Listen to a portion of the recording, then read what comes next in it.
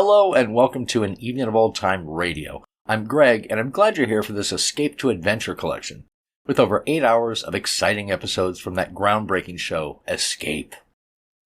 One of the things that made this show so unique was not only its high production, directing, acting, writing, and sound effects, but the fact that it didn't stick to a specific time slot, like so many shows did. For audiences to really fall for a show, you usually have to give it a predictable day and time. But Escape switched time slots 18 times over its 7-year run from 47 to 54, which is rather strange, and it didn't have any negative impact on its popularity. Sometimes it would even just disappear entirely for weeks and then just suddenly reappear. And it wasn't just about adventure stories. It did science fiction, suspense, westerns, and adaptations of classic literary works too, some of which were later reused by other shows like Suspense. It was narrated by Paul Frees and William Conrad, and it featured a large revolving cast of well-known actors and some lesser-known ones too. Of the 228 episodes produced, almost all of them survive today, most in excellent condition. Tonight I'm presenting you with 17 shows, ordered chronologically, so that you can see how the show kind of evolved over time. Here's our first one, The Fourth Man, about 3 escaped convicts on a raft in the ocean and their native guide who turns out to be a cannibal. It starred Paul Frees and Joseph Kearns, and it aired on August 18, 1947. Note how the introduction uses gongs, which was discontinued after a few episodes. Enjoy!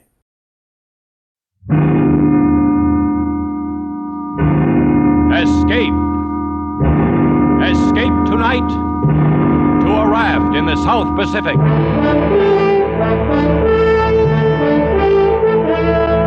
The Columbia Broadcasting System and its affiliated stations presents Escape, produced and directed by William N. Robeson. This, the last of the summer series, is The Fourth Man by John Russell.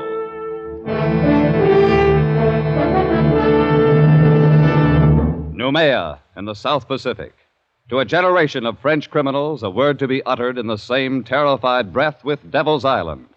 The penal colony at Noumea, where the cutthroats, garrotters, and sadists from the dregs of French society were sent to a living death. Tonight we invite you to escape from Noumea in John Russell's The Fourth Man. The raft stood to open sea.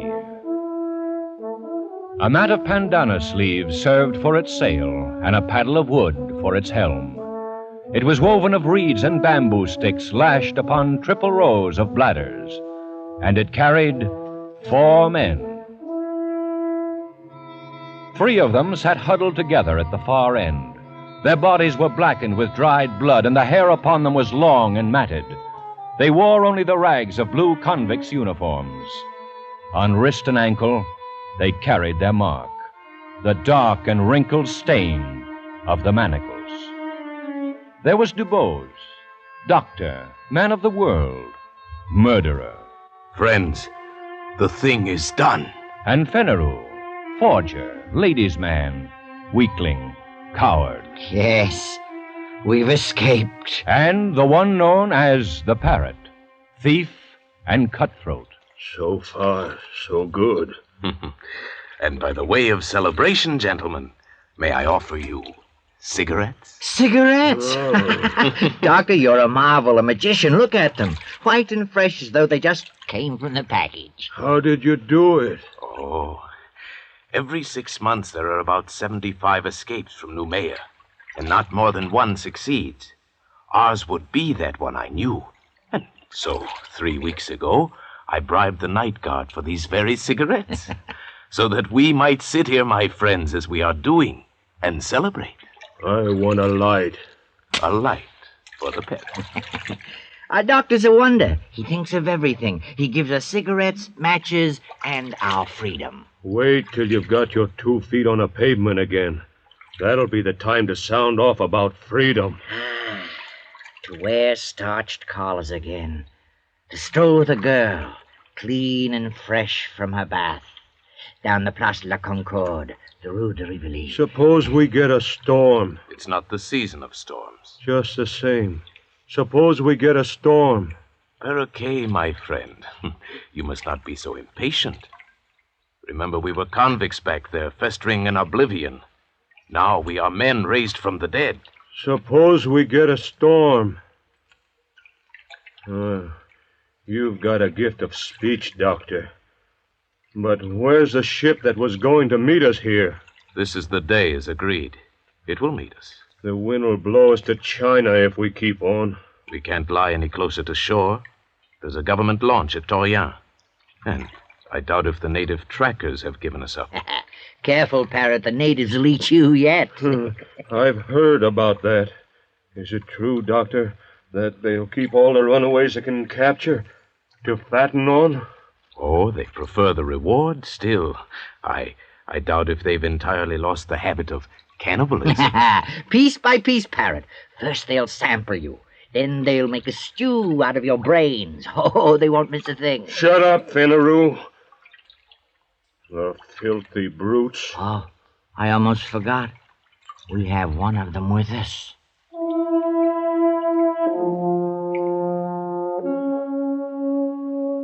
The fourth man was steering the raft. He sat crouched in the stern, his body glistening with spray. His huge dark hands held the steering paddle. He was motionless, like an idol, his eyes fixed on the course ahead. The fourth man on the raft. You are looking at a Canuck, my friends. You will see nothing superior. No line of beauty to redeem the low angle of the forehead, the knobby joints of the body. Nature has stamped him with the mark of inferiority, and he has set the final seal himself with that twist of bark about his middle, that prong of pig ivory through his nose. Yes, but nonetheless, he's a man, and there is a price on our heads. He could be taking us where he likes. Calm yourself, Finaroo. This is a very simple animal, an infant, really. Does that mean he couldn't double-cross us? It does. He is bound by his duty. I made my bargain with his chief up the river, and this one is sent to deliver us on board our ship. That's the only interest he has in us. And he'll do it? He will. That is the nature of the native. No, I don't trust him, not for a minute. The brute. The animal. You! It's you I'm talking about. You dirty brute. Save your breath, Parrot. He speaks no language, only a few noises, a few signs. I don't feel right on the same raft with that. Well, burn yourselves up in the sun if you like, but me, I'm going to crawl under a mat, get some sleep. Yes, we should all sleep a little, conserve ourselves. And when we awake, our ship will be here. Our saucy little topsail schooner, a mast standing out against the sky, and we'll be on our way to France. Yes, sleep, my friends. The two younger convicts dozed under the heat of the day, but not the doctor. He stood once again to sweep the skyline under his shaded hand. His plan had been so careful, so precise. He had counted absolutely on meeting the ship, a small schooner, one of those flitting half-piratical traders of the Copra Islands that can be hired, like cabs in a dark street, for any sinister enterprise. And there was no ship, and there was no crossroads where one might sit and wait.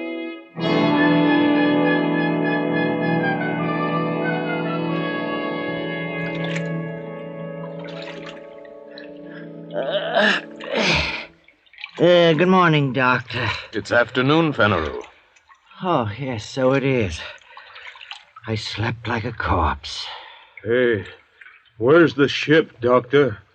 It was going to be here when we woke up. It will be. Oh, I'm thirsty. I'm dying with thirst. So we all, Finaroo. Where's the flask? I'm roasted in the sun. You'll just have to roast some more. This crew is put on rations. What are you talking about? Where's that water? I have it here. So you have. Do you think it's yours? No. It's ours, Parrot. I want a drink, Doctor. Think a little, Parrot. We have to guard our supplies like reasonable men. We don't know how long we may be floating here. Oh, so that's how you talk now. You don't know how long, but you were sure enough when we started. I am still sure. The ship will come. She cannot stay for us in one spot. She'll be cruising to and fro until she intercepts us. And we must wait. That's good. Wait. And in the meantime, what? Fry here in this heat, our tongues hanging out, while you deal us out water drop by drop? Perhaps. No. The man doesn't live who can feed me with a spoon. Unless you would die very speedily, we must guard our water. We can only do our best with what we have. All right, Doctor. Do your best. Give me a drink. You may have your share, of course. But be warned. When it's gone, don't come to us, to Fenero and me. Yes, what's fair is fair. My drink. Very well. Oh, a thimbleful. One thimble. This way we should have enough for 3 days, maybe more, with equal shares among the 3 of us. That's right. There are only 3 of us. You were thinking of him, Fenero, of our pilot? He looks somewhat like us, doesn't he? But his body has never known clothes, his feet shoes. His heart has never known the swelling that comes with feelings of love or beauty. His mind has never known a single thought. Look at us 3, gentlemen. You, Fenero, a forger. You, Parrot, a thief. And I, Dr. Dubose, of Paris and Marseille, a murderer. And yet, we are civilized men, and this is a savage animal. And our provisions are for civilized men only.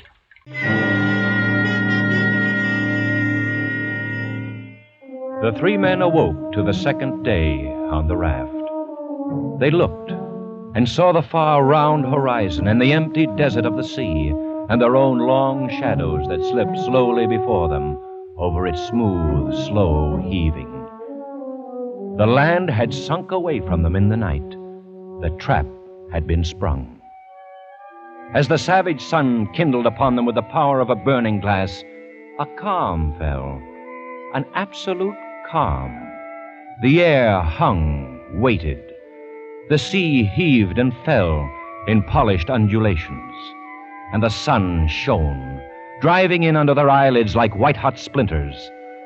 They crawled to the shelter of their mats, gasping, shriveling. And the water, the world of water, was slack and thick as oil. Oh, how lonely it is. Dr. Dubose. Yes, Parrot? Look around you. What do you mean? Go on, look around. What do you see? I see water, Parrot, and the horizon. What? Nothing else. Oh, don't you see a ship? A saucy little schooner? Those were your words.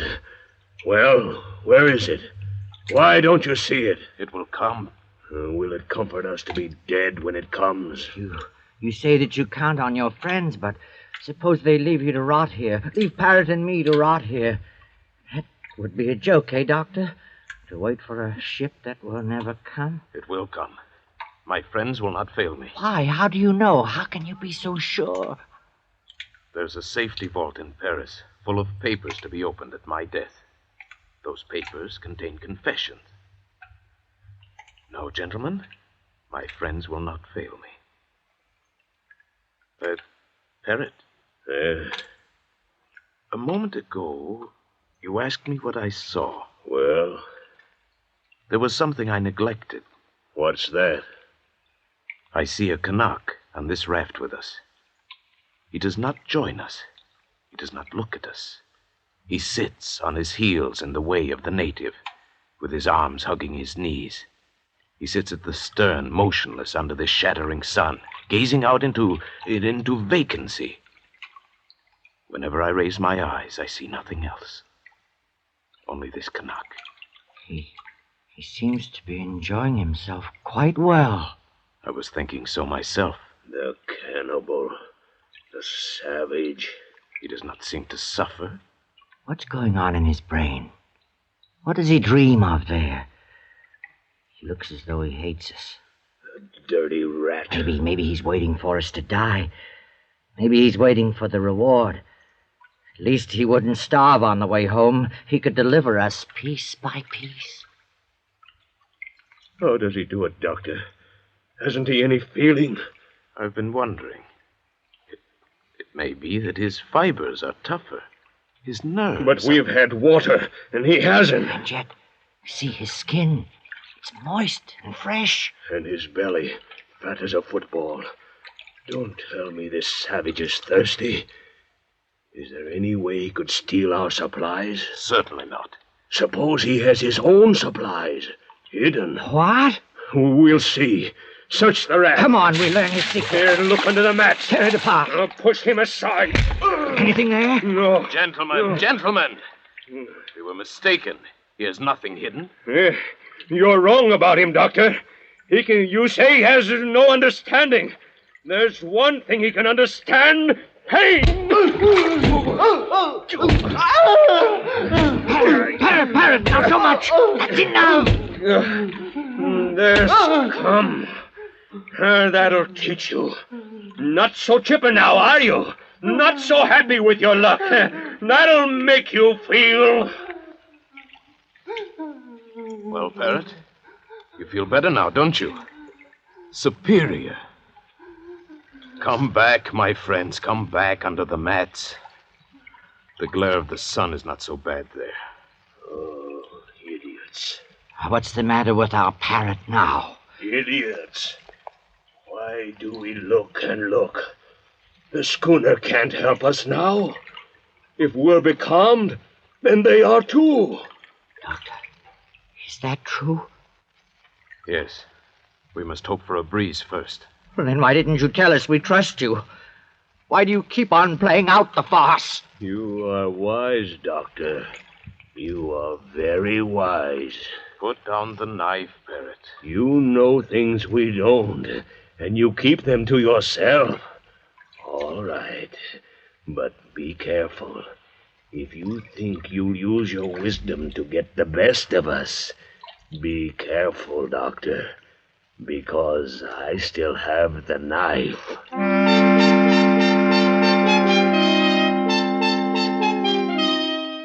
And so the days dragged by, the second, the third, and now it was the fourth day, and still there was no breeze, and still there was no ship. Oh, Doctor. Yes? What do you stare at? At him. At him, the native. The Canuck. Why? Look at him. And look at us. We are dying.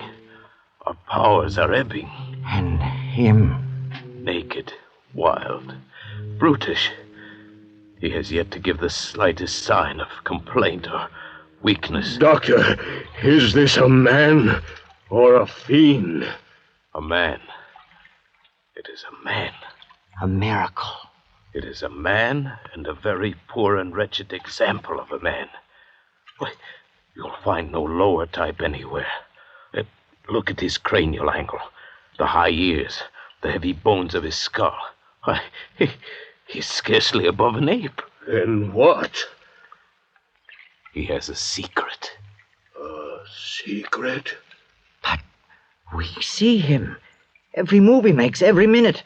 What chance has he for a secret? Absurd. Here are we three, children of the century, products of civilization. And here is this savage who belongs before the Stone Age. Is he to win this struggle? Absurd. What kind of secret? I can't say. Perhaps some method of breathing. Some strange posture he uses to cheat the sensations of the body.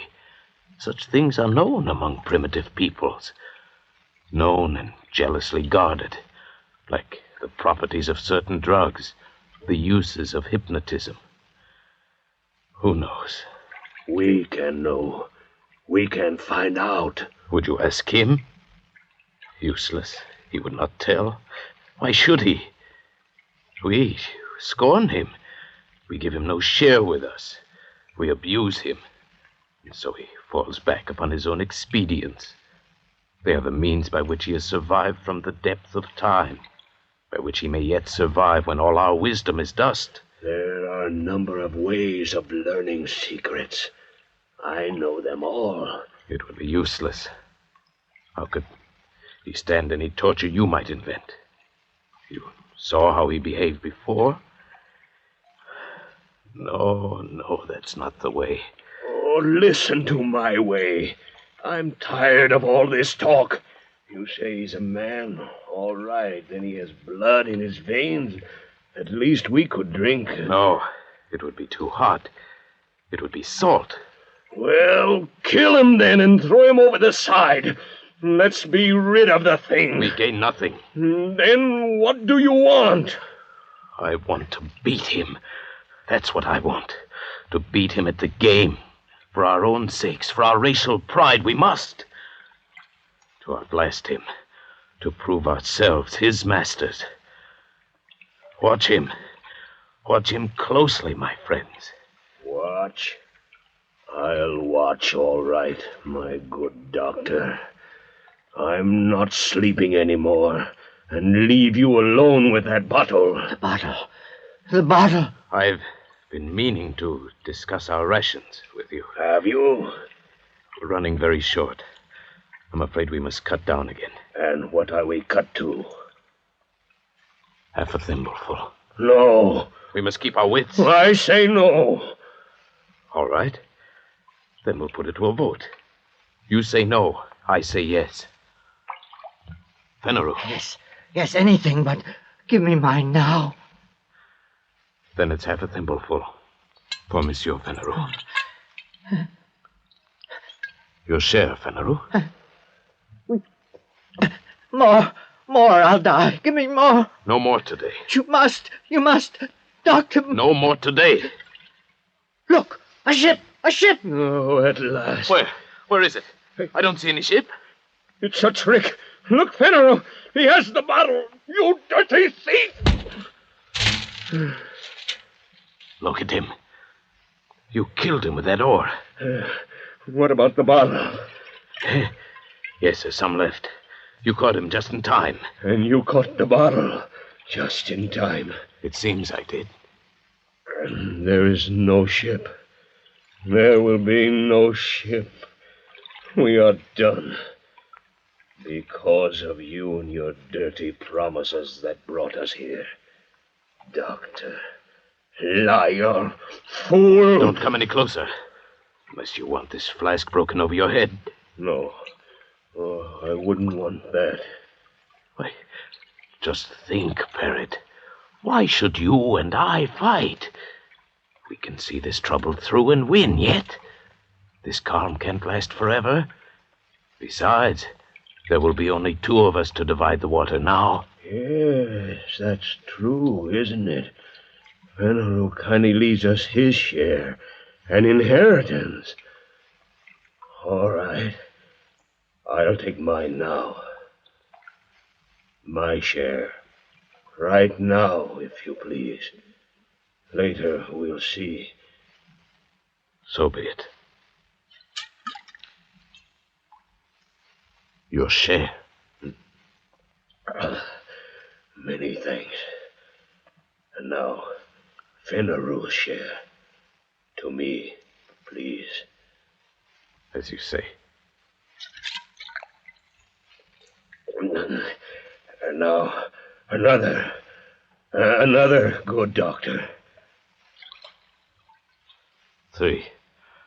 That's enough, Parrot. No, doctor. It's not enough. Now I'll take the rest. Parrot, stop my arm. I'll kill you if you don't let go. Thank you. You see, I have manners, haven't I? And I have wisdom, too, because I fooled a very wise man. I toast you, Doctor. The best man wins. That was a bright idea of yours. The best.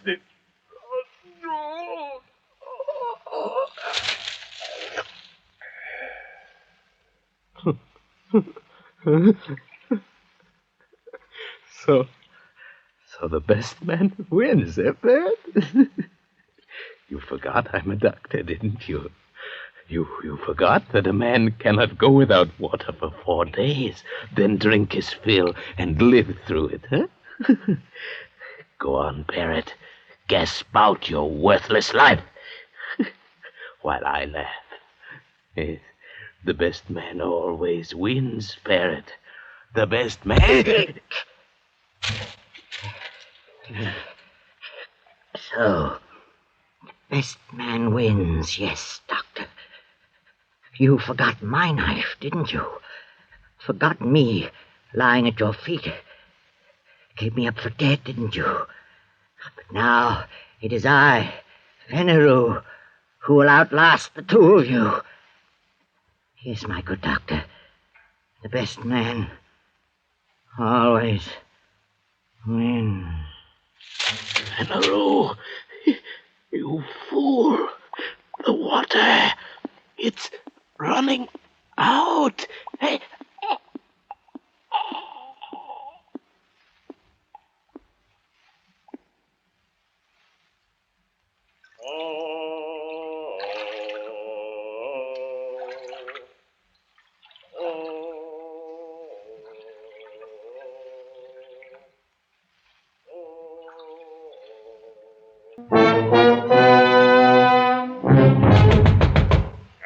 Come in.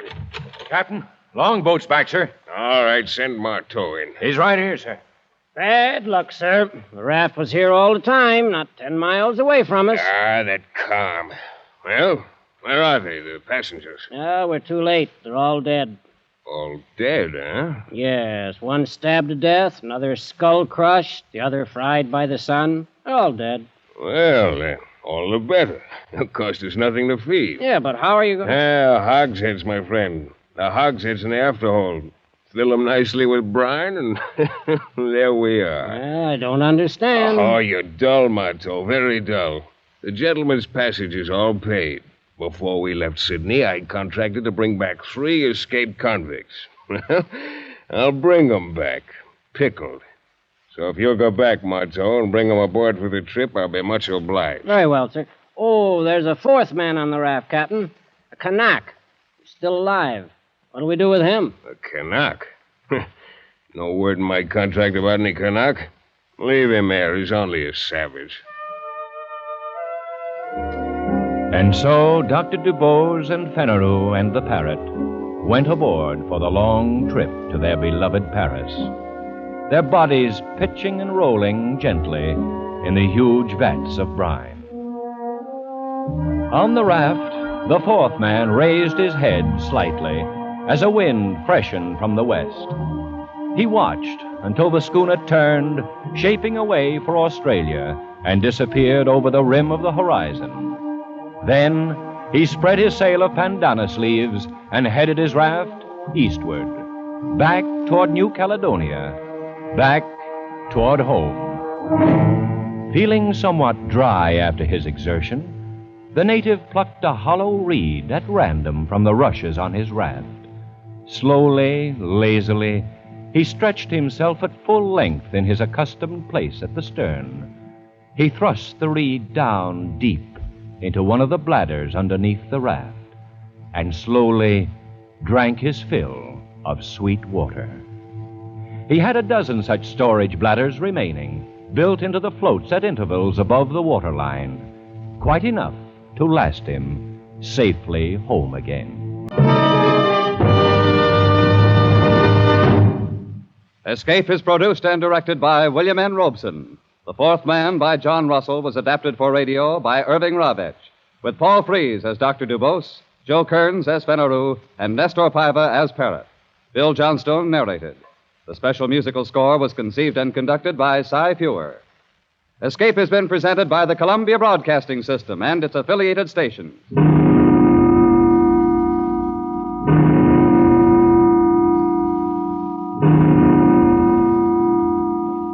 Be sure to be with us next Monday night when the Radio Theater returns to the air with Betty Davis and Glenn Ford starring in A Stolen Life. Remember, next Monday evening from 9 to 10 p.m. Eastern Daylight Time, the Lux Radio Theater starts its 14th year over CBS. The play, A Stolen Life. The stars, Betty Davis and Glenn Ford. This is CBS, the Columbia Broadcasting System.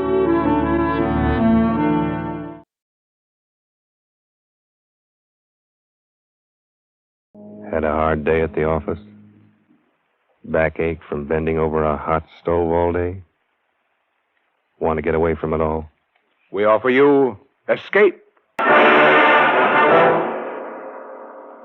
It is midnight, and you are alone. Suddenly the room is plunged into darkness. You sit frozen with terror, because something is there behind you.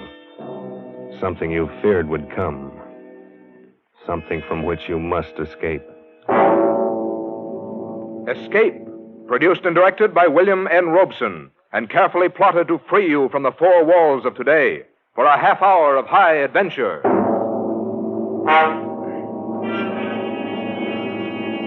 Tonight, we escape to London and a world made strange and terrifying by the workings of an ancient barbaric curse, as Montague R. James tells it in his weird story, Casting the Runes.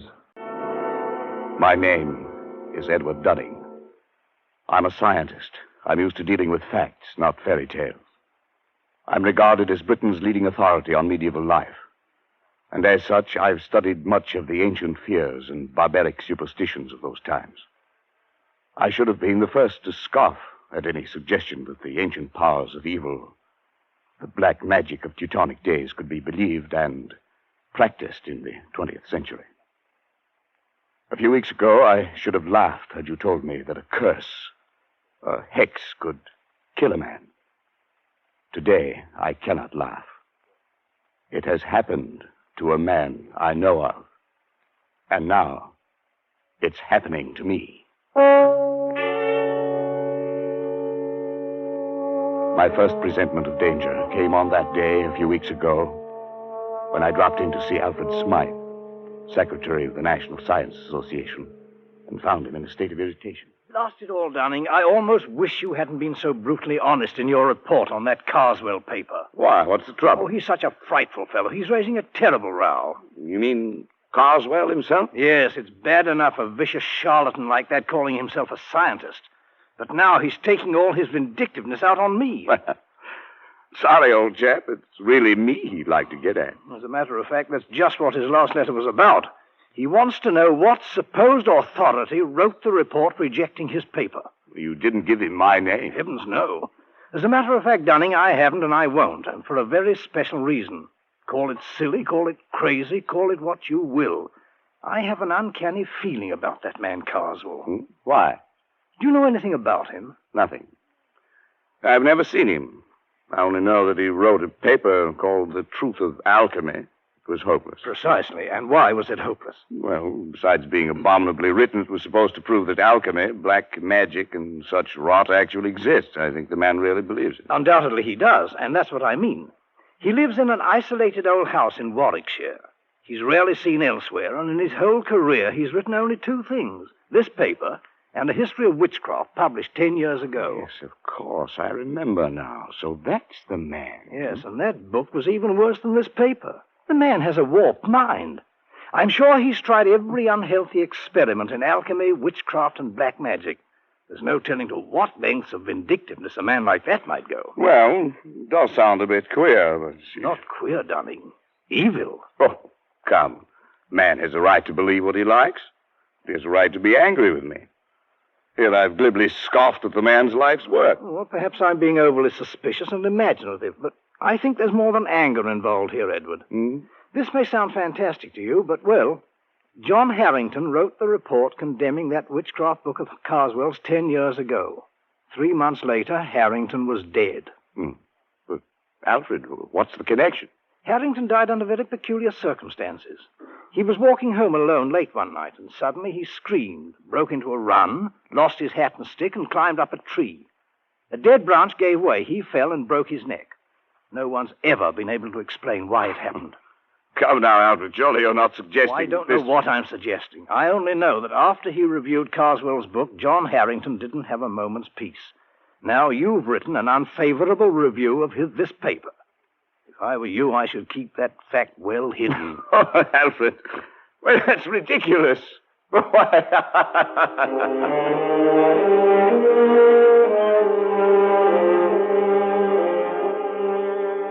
Yes, I laughed at Alfred Smythe's fears.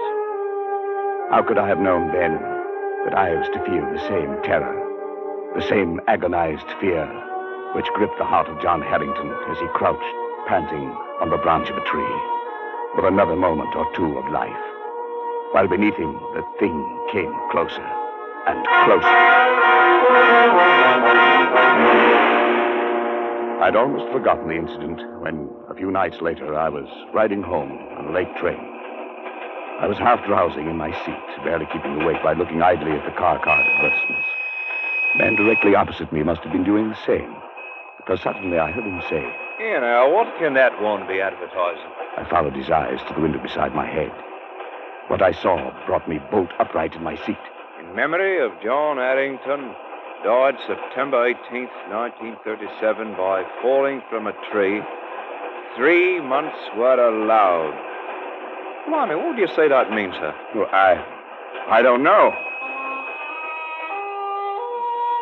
But I did know. Smythe had been right. The affair with Carswell was not over, but only begun. I asked the conductor about the card, but he was as puzzled as I was. He had never seen it before. The card must have been put there expressly for me. That meant that Carswell knew it was I who had reviewed his paper. How had he found out? I got the answer the next day. I was in the select manuscript department of the British Museum, doing some research in the quiet, almost deserted room. I'd been working steadily for an hour, oblivious to my surroundings, when suddenly, just at my shoulder, I heard a voice.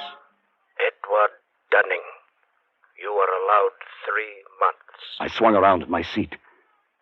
There was no one within 20 feet of me. I sat for a moment, shaken, and then I stooped to pick up the papers I had brushed to the floor. I straightened up to find a stout, elderly gentleman standing in front of me. Excuse me, sir. Yes? May I give you this paper? I think it should be yours. Oh, yes, so it is. I thought I had them all. This one seemed to have slid across the floor. Thank you very much. Not at all, sir. Good afternoon. He walked slowly away and out of the door. A kindly, stout old gentleman. But there was something about him that made me feel strange. I went over to the attendant. Yes, Mr. Dunning? Did you notice that gentleman I was just speaking to? Oh, yes, of course.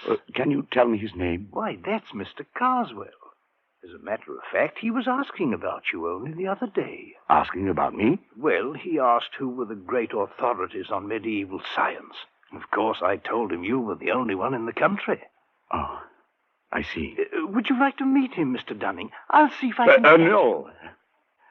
No, thank you.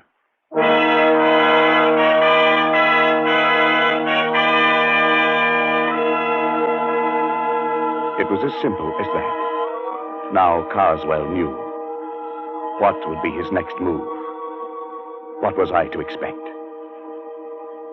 I reached home at dusk, and trouble stood on my doorstep in the long face and stooped form of my family doctor.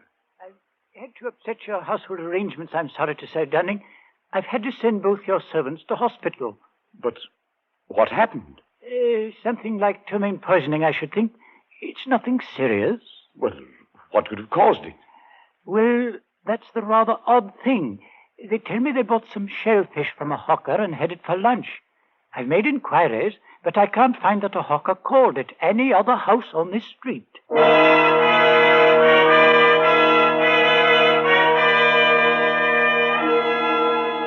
Was this the next move? If so, it had succeeded. I was alone in the house, and my nervousness increased as darkness closed in and the hours advanced toward midnight. I went to bed, but almost immediately I thought I heard something. my study door opening downstairs. I went out and leaned over the banister. There was nothing moving, nothing visible. There was only a sudden, surprising gust of warm air playing about my legs. I went back into my room and locked the door. Suddenly, the lights went out. No doubt it was only a blown fuse, but the chills were playing up and down my spine. I went over to the bed and reached for my watch under the pillow. I suppose I wanted to find out the time. I don't know why. But fumbling on the pillow, my hand touched something far different from a watch. It was like a mouth with sharp teeth and hair around it, not human at all. I fled from my bedroom and spent a long and miserable night locked in a spare room, my ear to the door. But nothing came. I was not disturbed again. In the morning, I searched the house and found nothing unusual. But the mark of fear must have been stamped on my face, for Smythe noticed it next day. Dunning, you look as if you hadn't slept for weeks. Is anything wrong? I don't know, Alfred. Yes, there is. Carswell knows. How? They told him at the museum. Of course, we should have thought of that. Has anything happened yet? I don't know. It's too fantastic. It's probably my mind, hypnotic suggestion or something, but like that man Harrington, I have 3 months left. Edward. Must have been hearing things. I'm all on edge. I don't know what to think. John Harrington had a brother, Henry. Perhaps I'd better get you in touch with him. He might know more about this man, Carswell. Yes, do it. And quickly. 3 months is not a lot of time.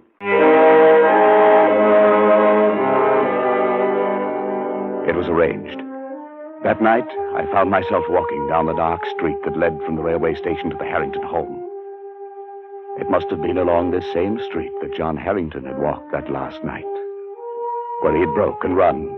It must have been one of these trees bordering the lonely road in which he had spent his last horrible moments. The way was dark, and there was no living soul in sight. And suddenly, complete terror gripped me. Somehow I knew that I was being followed. At first I only felt it, and then I heard it.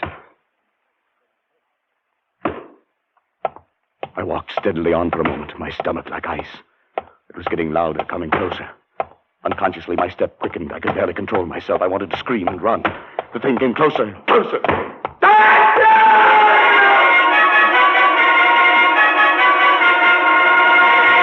I confess, I broke and ran madly for my life. I was at a little side street. I turned down it, doubling back toward the railway station. I thought I would never make it. But finally, bright lights loomed before my eyes, and I think that I never have been so grateful for human companionship. There's no need to run, sir. The 840 won't be along for another 5 minutes. I felt very foolish. I couldn't bring myself to walk back down that street to Harrington's. I could only take the train home furtively and call Harrington next morning to beg his forgiveness. He seemed very understanding and asked no questions. Undoubtedly, Smythe had told him something about me. At any rate, he agreed to visit me at a place 2 nights later. And when he arrived and was made welcome, he began to talk about his brother. Yes, Mr. Dunning. John was in a very bad state for weeks before the accident. If that's what it was. The principal thing seemed to be the notion that he was being followed. It became an obsession. Yes, I know. I don't think his death was an accident. Then perhaps you can explain it? No. But I have one clue. Your brother reviewed a book very severely not long before he died. Just lately, I happened to cross the path of the man who wrote that book. And his name, of course, is Carswell. That's right. Well, as far as I'm concerned, that does it. Before he died, John was beginning to feel, much against his will, that Carswell was at the bottom of his trouble. Why? Well, it doesn't make sense. None of this does. But tell me. My brother liked music. He went to all the concerts in town, and he made a hobby of collecting the programs. One night, about 3 months before his death, he brought one home and showed it to me. I nearly missed this one, he said. It seems he'd lost his and was hunting for it under his seat, when a neighbor, a rather stout elderly gentleman, offered to give John his. The kind gentleman was Mr. Carswell. Undoubtedly. I started to leaf through the program and noticed on the second page some rather curious letters, carefully written there in black and red ink. Neither of us could make much of it, except that the letters seemed to be runic. Runes. Runes, of course. Well, John thought it might be important, and debated whether he shouldn't try to return the program to the stout gentleman. But just then the door blew open, and a gust of air, of strangely warm air, blew into the room. In a flash, it took the program and blew it straight into the fire. Yes, your brother was right. He should have returned it. There was nothing to be done then. No, perhaps not. But do you know what runic letters mean? Well, they're old pre-Druid script, I believe. The kind of writing the barbaric tribes used long before the Romans invaded Britain. Yes, that's right. Casting the runes, they used to call it in the old days. Casting the runes. What do you mean? Well, it was a curse, a hex. In primitive England, people thought by casting the runes, that is, handing a person a piece of paper with certain runic letters on it, that you could put that person out of the way, destroy him. It's an old superstition. The only way to lift the curse was to return the paper to the one who gave it to you. To give it back without his knowing it. I don't believe that kind of nonsense. Neither do I. Then what was it that killed John? I don't know. Perhaps his fear of the runes, perhaps brooding about it, becoming neurotic, thinking he saw things and heard things and touched things that weren't there. Perhaps his own mind drove him to death. And what's the difference once you're dead? No difference at all. Casting the runes. Oh, it's rubbish. Yes, of course, but... Good heavens. What is it? I just remembered that day at the British Museum. He cast the runes on me. I went swiftly to the writing table, Harrington close behind me. My portfolio was there, full of the scribbled notes I'd been working on that day in the museum. And as I took it in my shaking hands and began leaping desperately through them, one strip of thin, light paper slipped and fluttered toward the open window with uncanny quickness. But Harrington was even quicker and slammed the window shut just in time. Got it? Oh, thank heavens. If it were lost or destroyed, like your brother's... Then you wouldn't be able to return it to Mr. Carswell. Yes.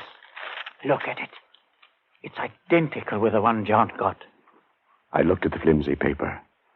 The characters, carefully traced in red and black, were runes, all right. That ancient language used by the Aborigines of prehistoric Britain. I couldn't decipher them. But as Harrington and I stood looking into each other's eyes, each of us could read the other's thoughts. Science or not, 20th century or not, this sheet of foolscap spells death for its possessor. It spells death for you. It must be returned.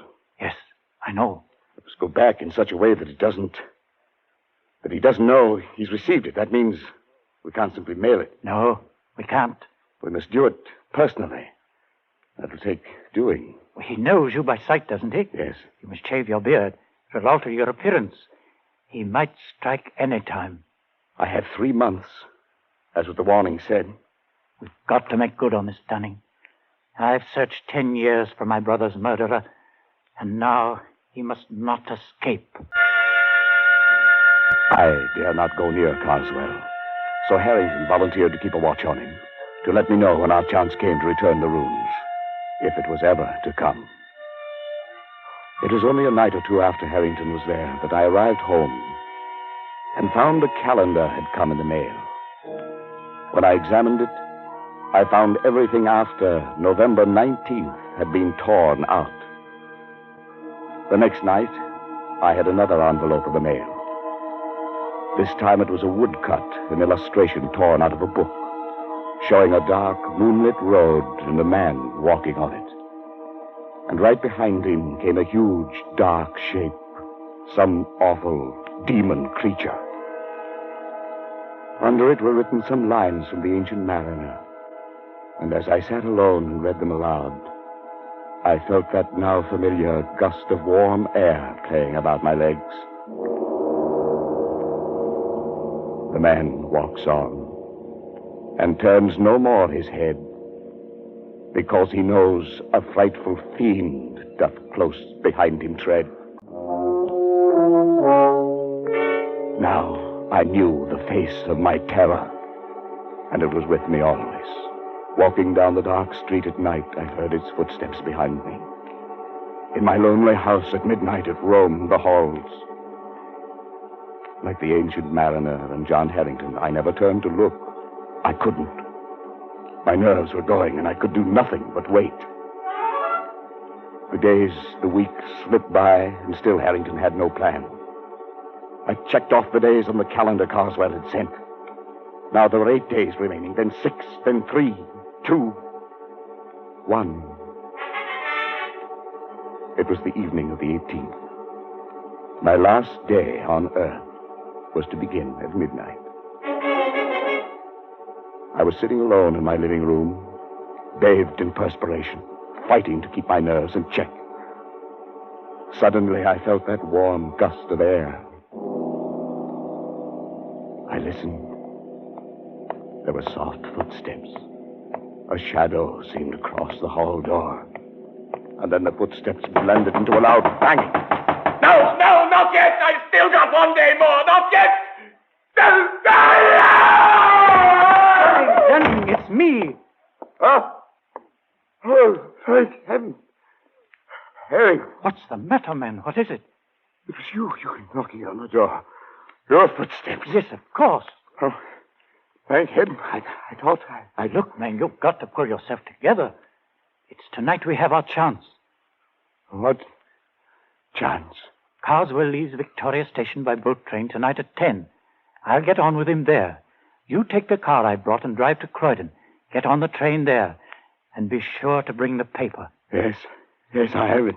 You've shaved already. Good. Everything depends on his not recognizing you. This Harrington. Suppose he changes his mind. Suppose he doesn't take that trip. My time runs out tomorrow. He'll be there, and you'll do it. You'll do it well. You've got to.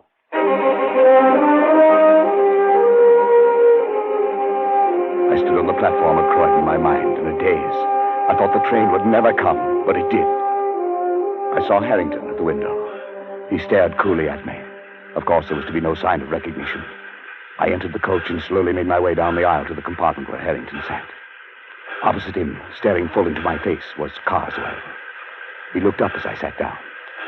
His eyes were heavy-lidded, his face bland. It was impossible to tell whether he knew.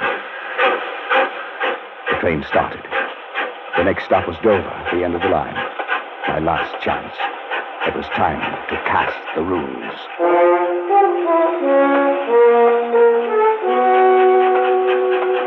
It was a strange ride.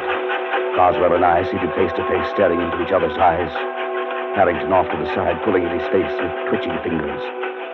If I could have only had a few whispered moments with him to plan our strategy, but that was impossible. Moments dragged tortuously. No one moved. Then, suddenly, Carswell leaned forward. I beg your pardon, sir. Haven't we met? Met? Well, I don't think so, sir. Not unless you're in the plumbing business. Plumbing? No, hardly. I hadn't planned it that way. The words, the accent, just seemed to come by themselves. And Carswell sat back, an enigmatic expression on his face. I wished desperately to know what he was thinking. Then suddenly he got up and went out into the corridor. Was this my chance? I was about to slip over to his bags to see if there were a way to secrete the rooms within them, when I caught Harrington's eye and read a warning in them. Carswell from the corridor was watching, waiting to see if we recognized each other. I muttered a prayer of thanks I hadn't moved. Carswell came back and took his seat. As he did so, wild, exultant hope surged up in my throat, for something slipped off his seat and dropped noiselessly to the floor. It was his ticket case, and he didn't see it. It was a small cardboard ticket case with a pocket on the cover.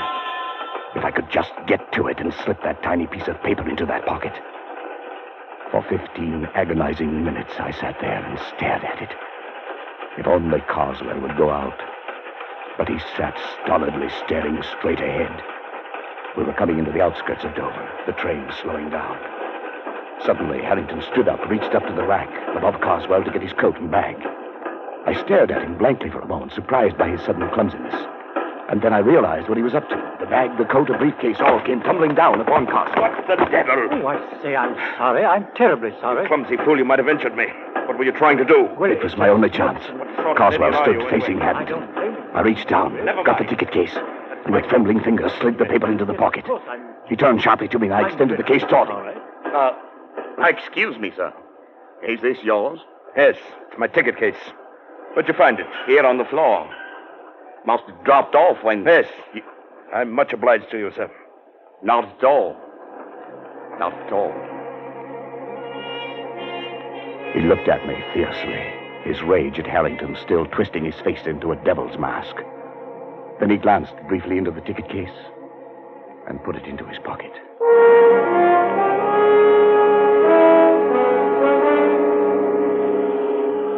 On the railway pier at Dover, Harrington and I followed a few steps behind Carswell.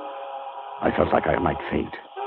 Carswell went straight to the gangway of the boat, and there the purser stopped him. Sir, does your friend have a ticket? My friend? What the devil do you mean? I'm traveling alone. Well, that's funny. I could have sworn there was another gentleman right there beside you, walking just at your elbow. Well, there isn't. And I suggest you see an oculist. Oh, I didn't see. I just felt. Sorry, sir. Must have been your rugs. My mistake. Come on, Dunning. Our job's done.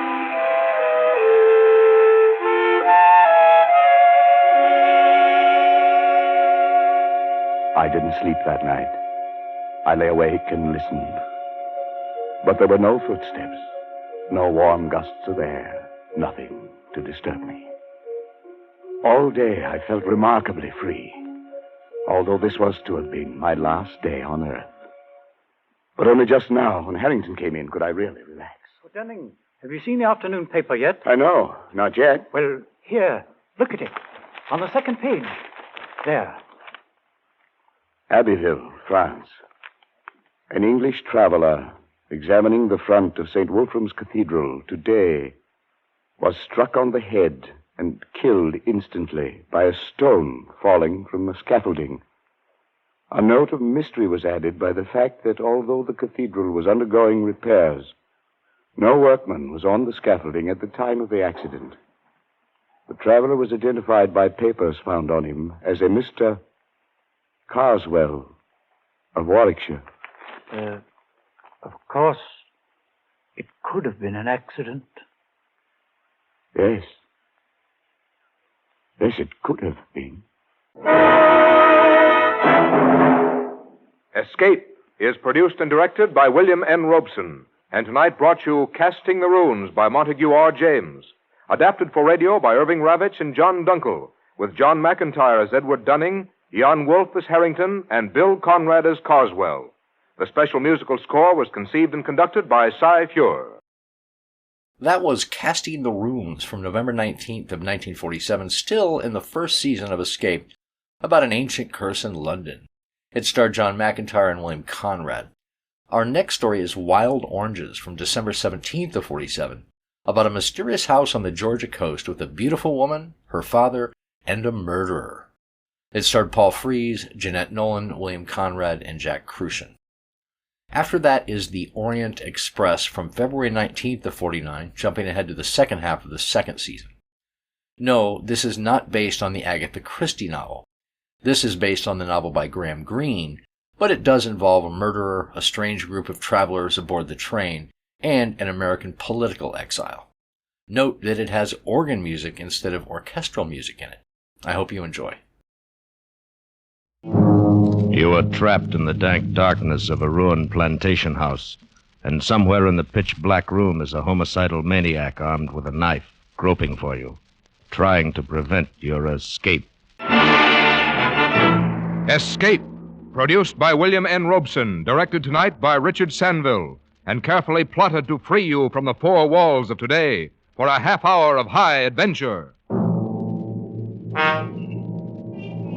Tonight we escape to a deserted sandpit off the coast of Georgia, where terror stalks under the Spanish moss, as Joseph Hergesheimer tells it in Wild Oranges.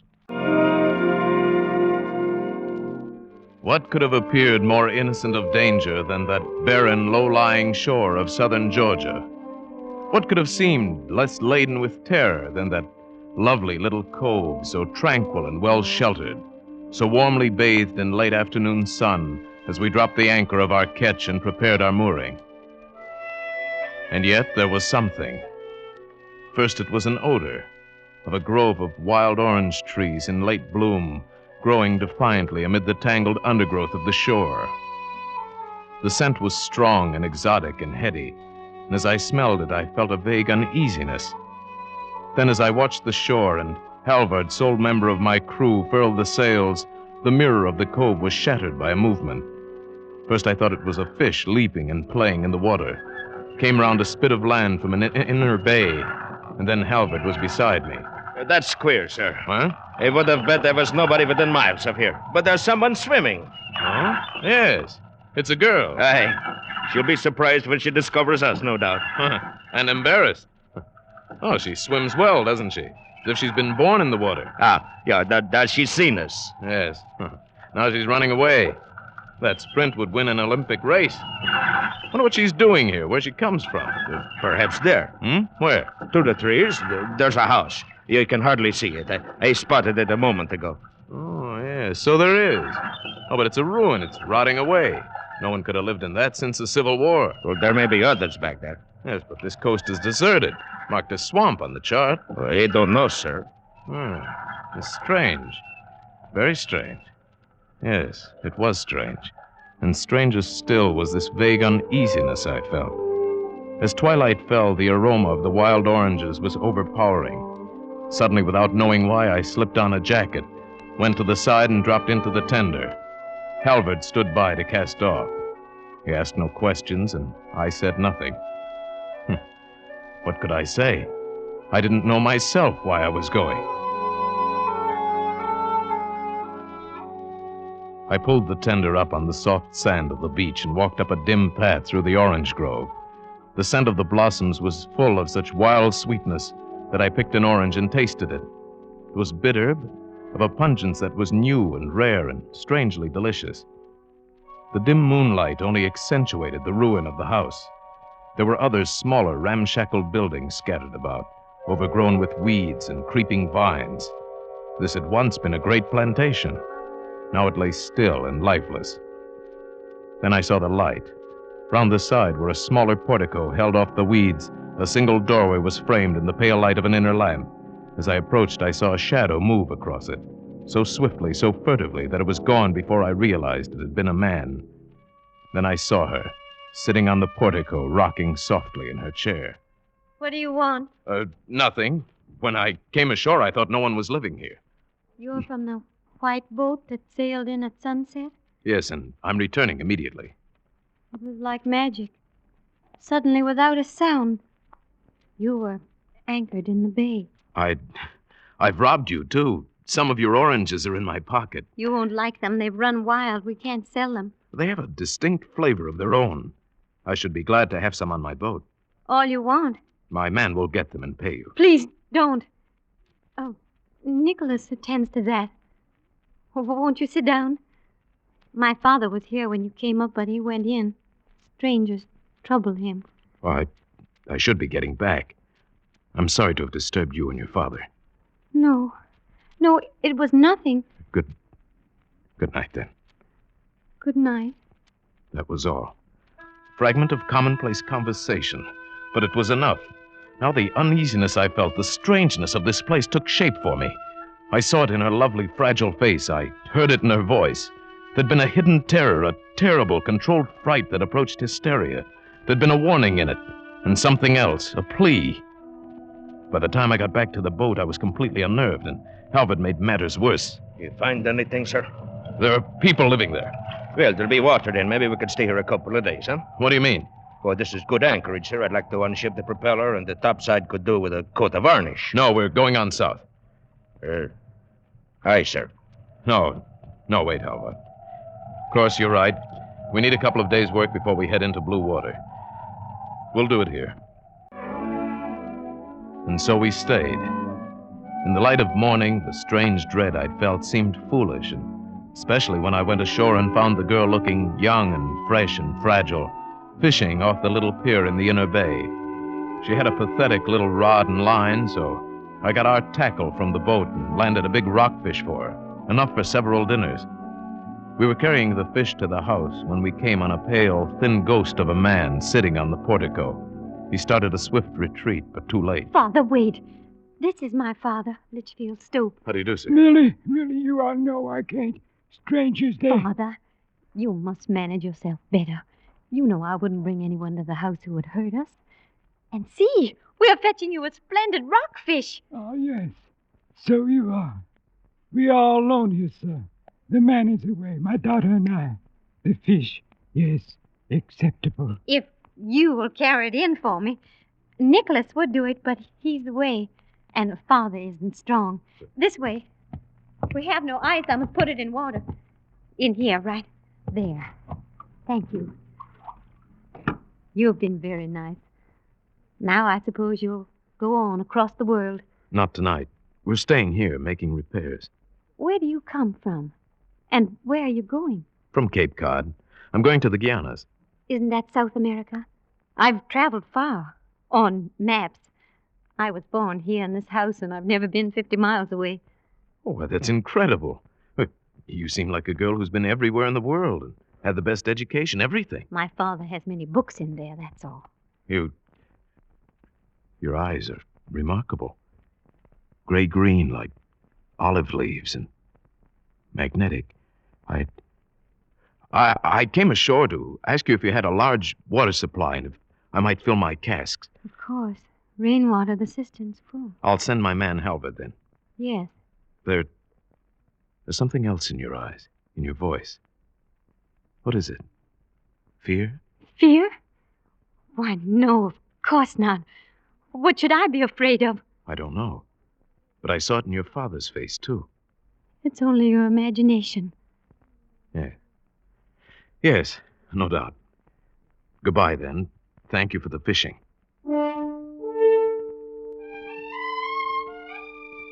Strange how this girl should upset me so. I tried to resist, but that evening I found myself going back to her. Tying the tender to the little pier, I watched as she came to meet me. I'm glad you came. The fish waited... Oh, don't tell me. I'd rather not know. I might be tempted to mention it in the future, and I'm sure it would sound like a fish story. But it was imposing. Nicholas waited. He's our man. He's back. Let's stay here, by the sea. It's so lovely in the moonlight. All right. Oh, it is nice here. I lied to you today about fear. I suppose I am afraid. I suppose my father has passed some of his fear on to me. Why is he afraid? Well, that's a long story, going back to the First War. Please tell me. Well, he was a young man then, and he didn't go to war. It wasn't that he was a coward exactly. He just couldn't adjust to it mentally. People mocked him, laughed at him, and threatened him. That's when a sort of perpetual fear started. He ran away. He met my mother and married her. They came here. None of us has ever left this lonely place. Never will, perhaps. Your mother? She's dead. Loneliness killed her. Perhaps it's no wonder that I sound timid or afraid. Perhaps I am. Aren't you lonely, too? I don't know anything else. But what about you? Who are you that you go sailing about the world with only your sailor for company? Oh, I'm nobody. My name is John Woolfolk. And you do nothing but sail about the world? Nothing. Why? Well, let's say I don't like modern society. Let's say I don't like entanglements. I see. Oh, I didn't mean... You needn't apologize. I envy you your freedom. I sit here a great deal and watch the ships far out there on their water roads. You are enviable. Sailing where you like. Safe and free. Safe and free. There is something more than you've told me. More behind this fear in your voice. No. But perhaps I can help. No, please. What's that? It's Nicholas! Blowing on the conch. I've got to go in. I'll come with you. No, please. No, don't come. You'll be going soon. Tomorrow, perhaps. Then, goodbye. Goodbye. Now I knew the terror I'd only sensed was real. This girl was possessed by fear. This house held some terrible secret. What could it be? Next morning, Halvard suggested we repaint the engines, and I agreed. We'd stay another day or two. Later, Halvard went in to fill a cask of water. He came back without the cask and livid with rage. There was an idiot in that house. Next time I'll take the pistol. What do you mean? Where's the cask? It was broken. How? He was filling it at the cistern, and this idiot, a huge hulking brute, came out of the house. He told me to get away. Well, I tried to explain that we had permission, but he came at me with a knife, gibbering. Well, I hit him, but it was like hitting an ox. He put his foot on the cask and crushed it. I'll see about this. You be careful, sir. The man's not right. He's dangerous. Plenty dangerous.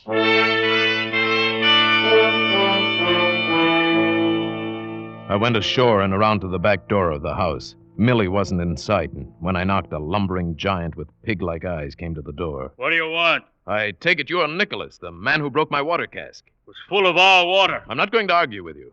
I came ashore to instruct you to keep your hands off my property and my sailor. Oh, let our water be. I told you I wouldn't discuss the matter. I don't have to justify myself to you. Just remember, keep your hands Don't off. get me started. What do you mean, started? Here, don't get me started. Mind, I warned you. Don't put get me down that started. knife. Go away now. Don't get me started. Stand Go back. away. Don't get me started. I'm telling you. Nicholas, stop. What is this? What's the matter? Nothing. Nicholas and I have had a little misunderstanding, that's all. It's nothing to worry about. Nothing to worry about, I said. But when I got back to the boat, I couldn't help asking myself why I'd left her with that brute. I just about made up my mind to go ashore again to check up when I saw her waving on the beach. She wanted to visit the boat. I went and got her.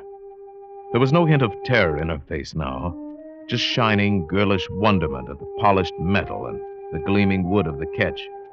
I offered to take her for a sail, and her face lighted up like a child's. But when we reached the heavy swells outside the reef, her face got white, and she froze. It's so big. Are you frightened? I'll turn back. I'd rather you didn't. I must learn. I'm not a child. No, we're going back.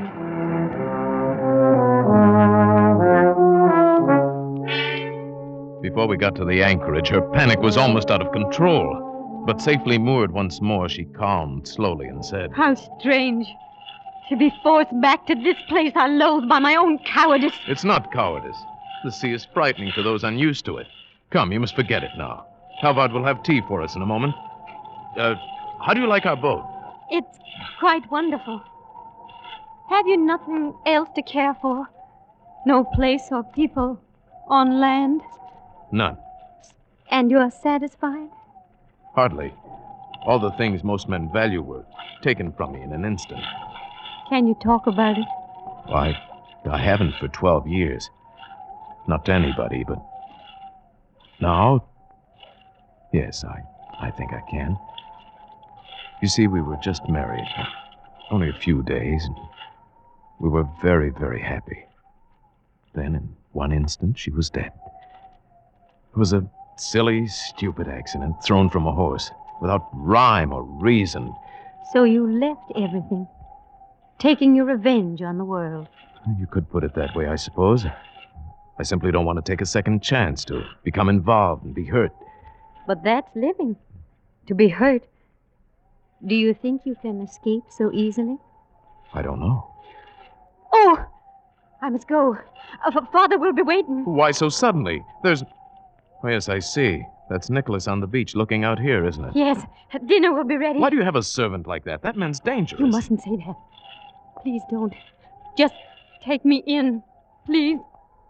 Now I knew that she, too, was afraid of Nicholas. I could see it in her eyes. Why, then, did I let her go to him? I don't know. I was confused, I guess. That night, a storm broke, a raging wind and rain, and to match my tortured mood. I hardly slept. Her face was always before my eyes, and by morning I knew that I must do something. I rode the tender in through a drizzling rain. I went up through the orange grove and stopped in the bushes by the house. Someone was coming out of the house, and I crouched down out of sight. It was Millie. I rose and called to her. Millie! Oh, it's you. I was just coming out to look. I was afraid you'd gone out. The sea is like a pack of wolves. I won't go alone, not without you. What are you saying? That's madness. No, I've got to talk to you, Millie. There's a lot that needs explaining. Things that I have a right to know. No, not here. Come. She led me into one of the smaller ruined buildings, what must have been a store in the days of the Great Plantation. We crouched far back in the dripping shadows of a corner. Now. Millie, I love you. For the first time in 12 years, I'm living again, and I love you. I know nothing of love. It's easily learned. Well, perhaps if things were different, someplace else, I might care very much. Then I'm going to take you away someplace else. Make things different. Give you the chance. No.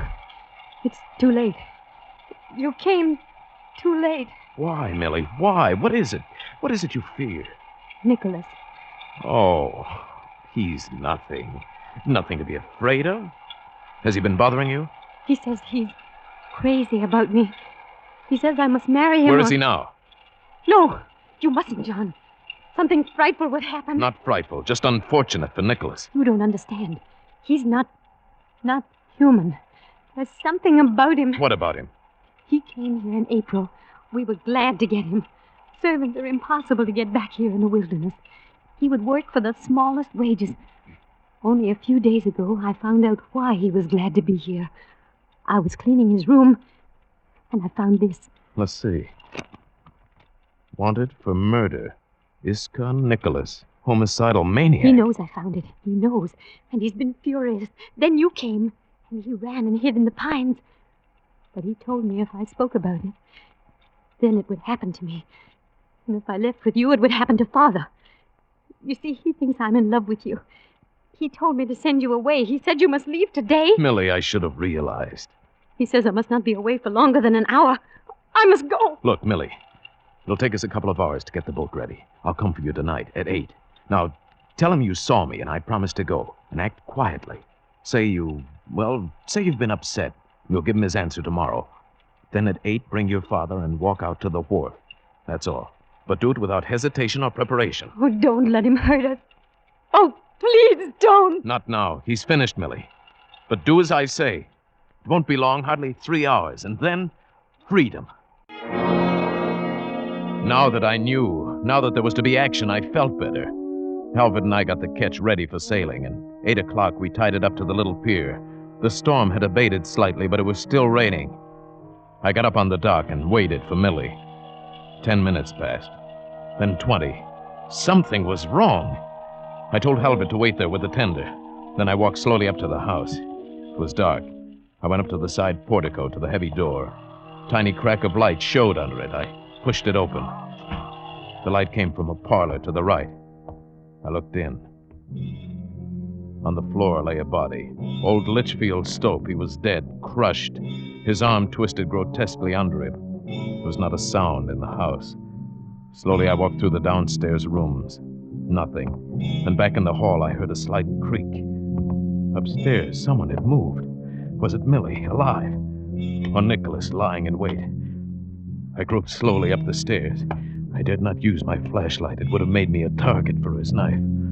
The upstairs hall was pitch black, and still there was no sound. I inched my way along the wall, slowly. Then I stumbled on a loose board. The pistol flew out of my hand, but the stumble saved my life. The same instant I felt Nicholas lunge. Heard the knife sing past my ear and thud into the wall. Felt his great bulk smashing on my shoulders. My gun was somewhere on the dark floor. His knife was embedded in the wall. Now we were grappling hand to hand, rolling on the floor, kicking, tearing, gouging, crushing. My strength and wit against the massive bulk of a maniacal killer. How many minutes did that unequal struggle last? I don't know. It seemed an hour.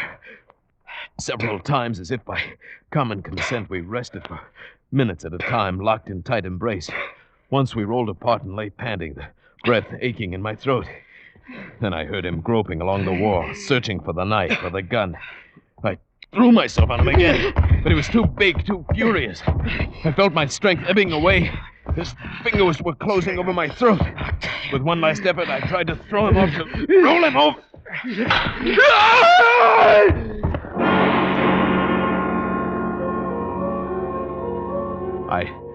I staggered dazedly to my feet and looked up. He'd fallen through the banister down the stairwell. Nicholas had landed on the bottom. He lay there on the stairs, sprawled, his head at a grotesque angle. But he was not dead, only stunned. I leaned against the wall, looked at him stupidly. There was something I was trying to remember. What was it? Then she came down the steps, and I remembered. Millie. I had to walk right past him. There was no other way. Right past his head and my skirt.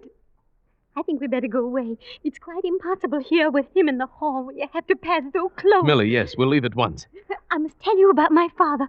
You know, in Virginia, the women tied an apron on the door because he would not go to war, and that preyed on his mind, and he was afraid of the slightest thing. Yes, I know, but we must go. Things upset him so. He had no strength. To hear her talk like this, like a sick child, was almost more than I could bear. But now I heard something. Nicholas had gotten up. He stood there and stared for a moment at us. Then he started slowly up the stairs. He was going for the knife. This little thing upset him. Millie, we've got to go. I was to meet a man. We were going away someplace where it'd be peaceful. He said at 8 o'clock. But Nicholas suspected, you see. He asked why Father had put on his heavy winter clothes. Then when I tried to go out, he pushed me. Millie. And do you know what Father did then? He came up and he said, "Don't do that. Take your hands off my daughter." His lips shook a little, but he said it. That's the important thing. Yes, of course. Your father was a brave man after all. Now come, that man is waiting for you. There's no time to lose. Father said, "Take your hands off my daughter." Nicholas killed him, of course. Crushed him like a little mosquito. But it was a brave thing to do. I couldn't wait any longer. I had to risk whatever injury it might do to her mind. I could hear Nicholas coming back. I swept her up in my arms and carried her out into the night, down the path to the little pier. Behind me, I could hear Nicholas crashing through the brush like a giant animal in pursuit. Are you all right, sir? Yes, about done in, but all right. Here, help me get her in the boat. Yes, sir. There. Somebody's coming. It's Nicholas. He's got a knife. Good. They wanted to get back at him. You get in, sir. I'll take care of him. Halvard went to intercept Nicholas on the path. I heard them meet and struggle for a moment. Then a stooped figure came walking slowly onto the pier. I prepared to shove the boat out into the water, and then... All right, sir. It's me. Oh, Halvard. Where's Nicholas? They stopped him. He was all pumped out. Are you hurt? No, just a scratch. I missed his knife at first in the dark. It's nothing. Good. Let's get away from here, then. I held Millie in my arms as Halvard rowed to the ketch erratically, I suppose, because of the storm. We were ready to cast off in 2 minutes. The last obstacle would be the narrow passing out of the cove. In this storm, it would be dangerous, very dangerous. I started to take Millie into the cabin. No! There's Nicholas! In the doorway! Nonsense. Nicholas is dead. You're on my boat, Millie. You're safe, Millie. Safe? With John Woolfolk? I am John Woolfolk. But he... You didn't come. Yes, I did, Millie. And you're safe. Come. I want to stay here. All right. You sit here beside Halvard. I'm going up front to take soundings. In this van, you won't be able to hear me if I call. No, but you can hear me.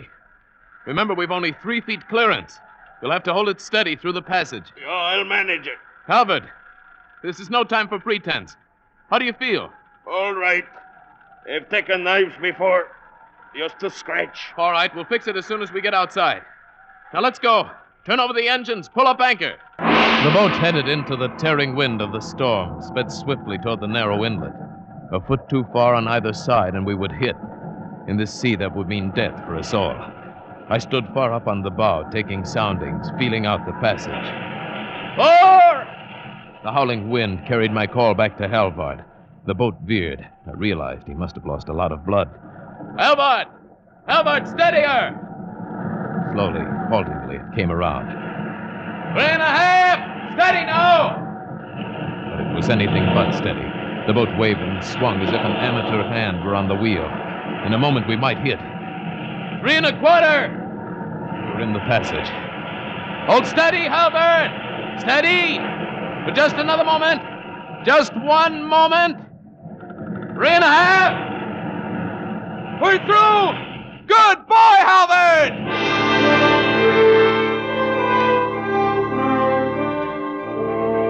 Good boy, Halvard, I called. But when I went back, it was not Halvard at the wheel. It was Millie. Millie, her hands steady, her eyes washed clear of any madness. Millie with a tight little smile on her face, but no fear. And Halvard lay rolling with the swells in the bottom of the cockpit. I'm afraid he's dead, John. He was wounded worse than you thought. Halvard dead? He told me to take the wheel. Said it was life or death. Then he slid down like that. When? When was this? Back there in the passage. Just when you said 3.5. I'm afraid I wasn't very good. But I held on. Oh, Millie, you were wonderful. No, not yet. But I'll learn, John. I'll learn.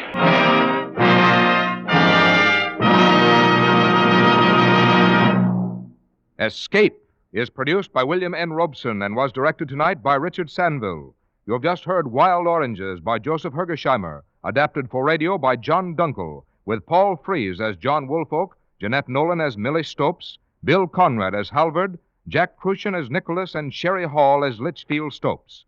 The special musical score was conceived and conducted by Cy Feuer. Next week... You've planned it very well. She's dead, and you feel no remorse. Your escape has worked out perfectly. There's nothing to worry about. Except, perhaps, an unexpected Christmas present. Fed up with the everyday grind? Tired out by the dull routine? You want to get away from it all.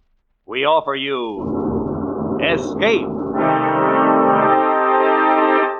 Escape, transcribed to free you from the four walls of today for a half hour of high adventure. You're aboard the Orient Express, rushing through the European night, bound for Istanbul. And in your compartment with you, a gun pointed at your head, a small, mysterious stranger is about to take your life.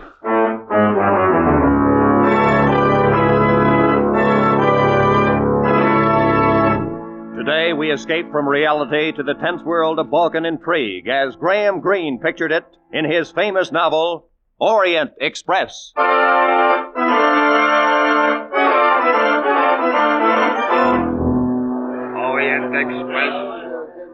Express, now leaving... My name is Gregory Myatt. In 1932, I had to go to Istanbul on business, and I decided to take the Orient Express. After an uneventful trip across the Channel, I found myself at the station in Ostend, Belgium, where the Orient Express began. The porter took my bags and overcoat to my first-class compartment while I lingered on the platform. And, inevitably, somebody bumped into me. Oh, I'm sorry. Oh, that's quite all right. I wonder which way are the second-class coaches, please? That way, I think. Your suitcase looks heavy. May I? Oh, no, thanks. I can manage all right. I always have. Yeah, she had a very nice figure, trim and erect. I wondered whether she was going as far as Istanbul. Orient Express, en voiture. I made my way down the platform to my coach.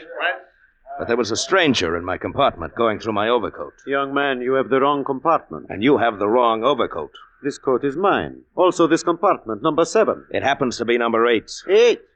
I have made a mistake. 1,000 apologies, sir. Oh, that's all right. Thank you. You are going to Belgrade, perhaps? No, I'm for Istanbul. So, allow me. My name is Richard John. How do you do? My name's Myatt, Gregory Myatt. I am grateful you are a fellow countryman. These little mistakes can be so difficult to explain. Fellow countryman? But I'm American. I also. I am a naturalized American all these many years, but the accent remains. Yes, I suppose it does. Well, we are underway. I will go to my compartment. A most pleasant journey, sir, and again 1,000 apologies.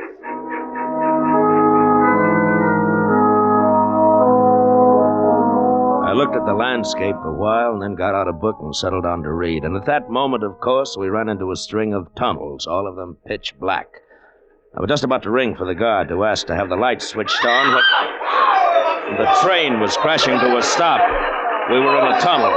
I got up and groped for the door. Went into the corridor just as the lights went on. And lying on the floor was the girl who had bumped into me. Excuse me, please. One side, please. Excuse me, please. The emergency cord at once. Madame as conductor, it is my duty to inform you it is not allowed for a passenger to stop the Orient Express. Mr. Myatt, if you will allow me, please. Oh, Mr. John. Hadn't we better get a doctor? I am a doctor, Mr. Myatt. Allow me. So, there is nothing wrong with this young lady. She has only fainted. Oh, good, good. Give me a hand, Mr. John. Let's get her into my compartment.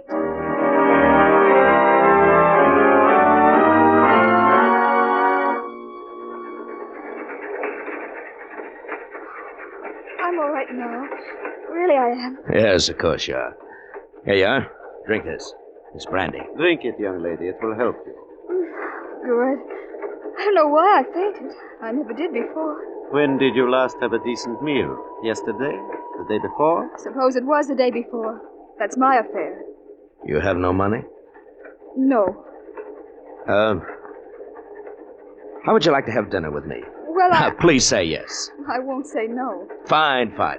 Will you join us, Mr. John? No, I prefer to remain in my compartment. As we dined, I learned her name was Carol Musker. She was a chorus girl, and she had a job waiting for her in Istanbul. I felt a bit sorry for her, but, well, more than that, I remembered how she felt in my arms when I carried her into my compartment. And I wanted to hold her again.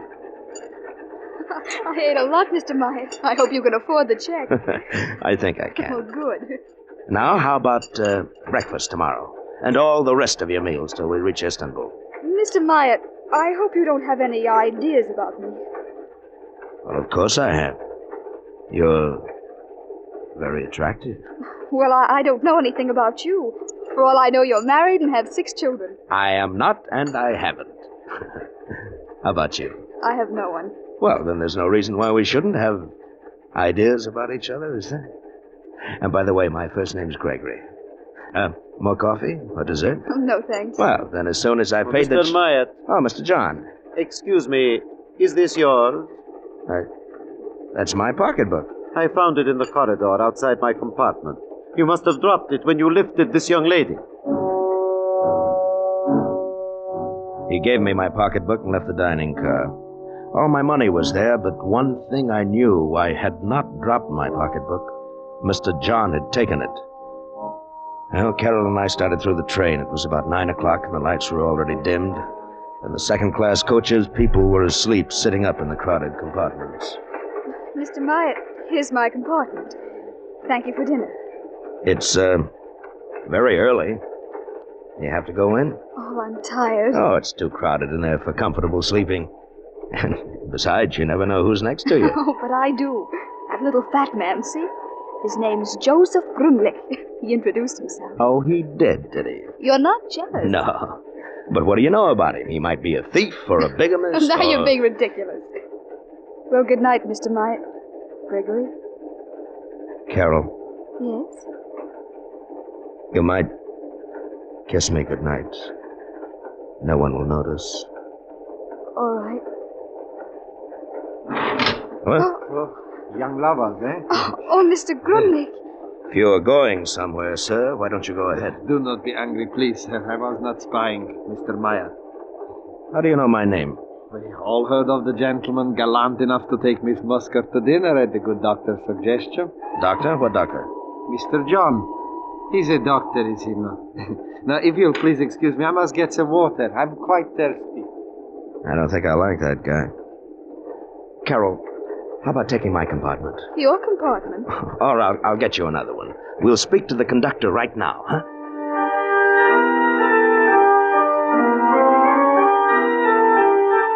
First-class compartment for the young lady, monsieur. You must wait until we arrive at Cologne. No tickets are sold aboard the Orient Express. We arrive in Cologne in, let me see, precisely 15 minutes.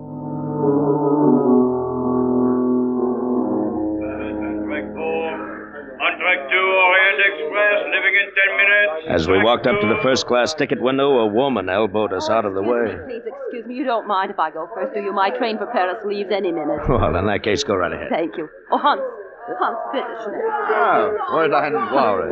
One to Paris, Hans. My editor's got me a She was a middle of the reporter, night apparently. story. While Some waiting for odd her exhibit change, or her eyes foreign went past me to the Orient Express, and I'll trade you suddenly they widened. I followed her glance. Mr. John was just stepping back into his compartment. One moment, Hans. Change this ticket for a sleeper on the Orient Express. Make it Belgrade. Oh, you are lucky, Miss Warren. There is only one accommodation on the Orient Express left. Just a moment there. We were here first. I thought you were going to Paris. Not miss. when I see Dr. Zinner on the Orient Express. Dr. Zinner. The man you were looking at was Richard John. Is that the name he's using now? Oh, Fräulein? thank you, Hans. Just a moment there. I'm taking that ticket. Mein Herr, I regret, but the lady asked for it before you did, and she is an old customer. Here's the ticket, Miss Warren.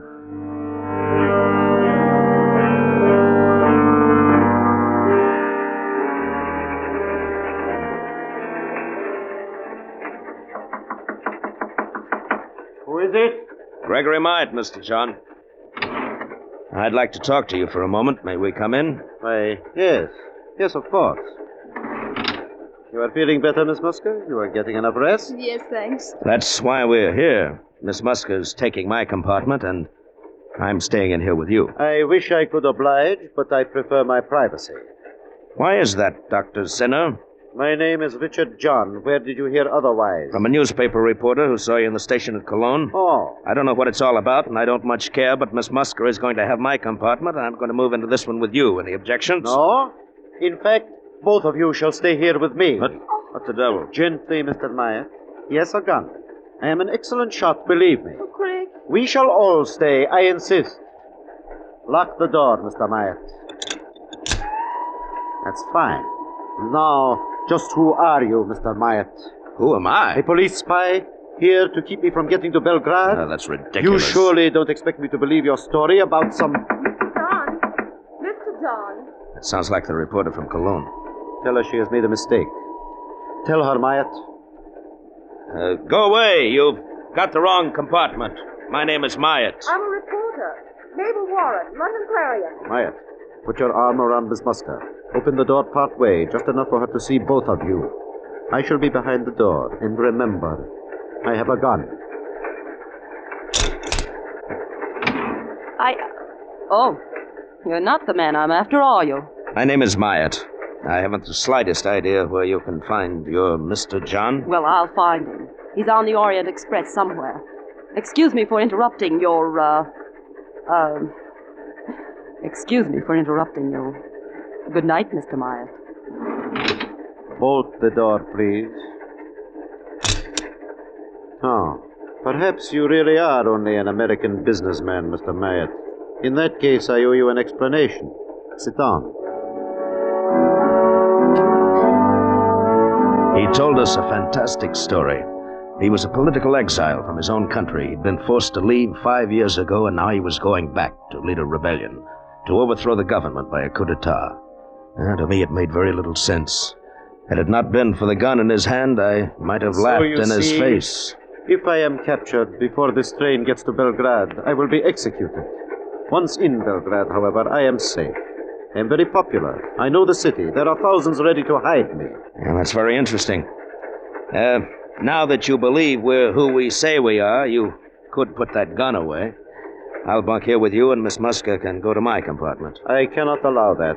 Among the passengers on this train are many of my countrymen. Some would be loyal if they knew about me, but others would not. Dr. Zinner will tell no one. I am sure you would not, intentionally, but it might slip out. No, I cannot permit you to leave this compartment. I'm warning you, if I can, I'm going to take that gun away from you. Don't try it, my friend. You're older than I am, Dr. Zinner. You're tired. Just how long can you stay awake?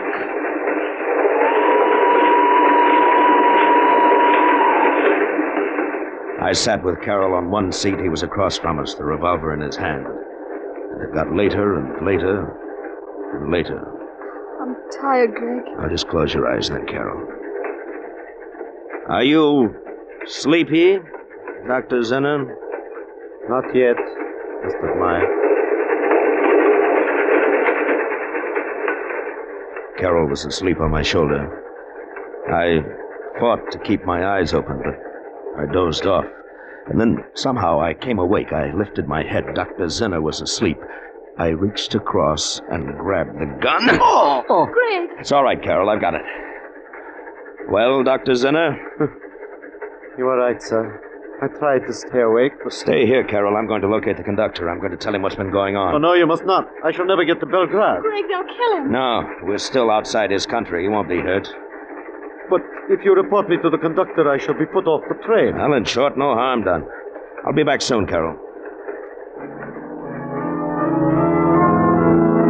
I left the compartment and started down the corridor. I heard a noise behind me, and as I turned, I caught a glimpse of a shadowy figure, one arm raised high above my head. Then the arm swung down, and something hard and heavy crashed against my skull. And I fell into a pool of blackness, and I knew nothing more.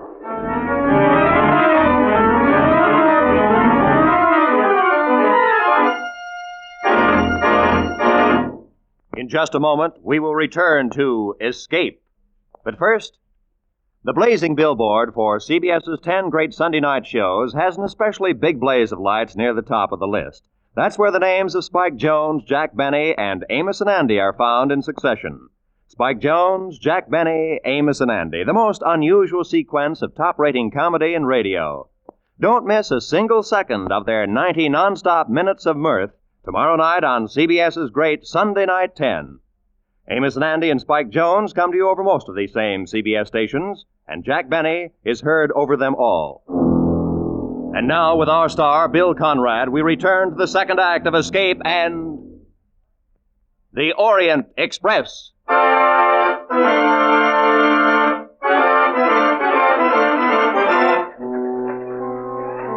How much later it was when I opened my eyes, I don't know.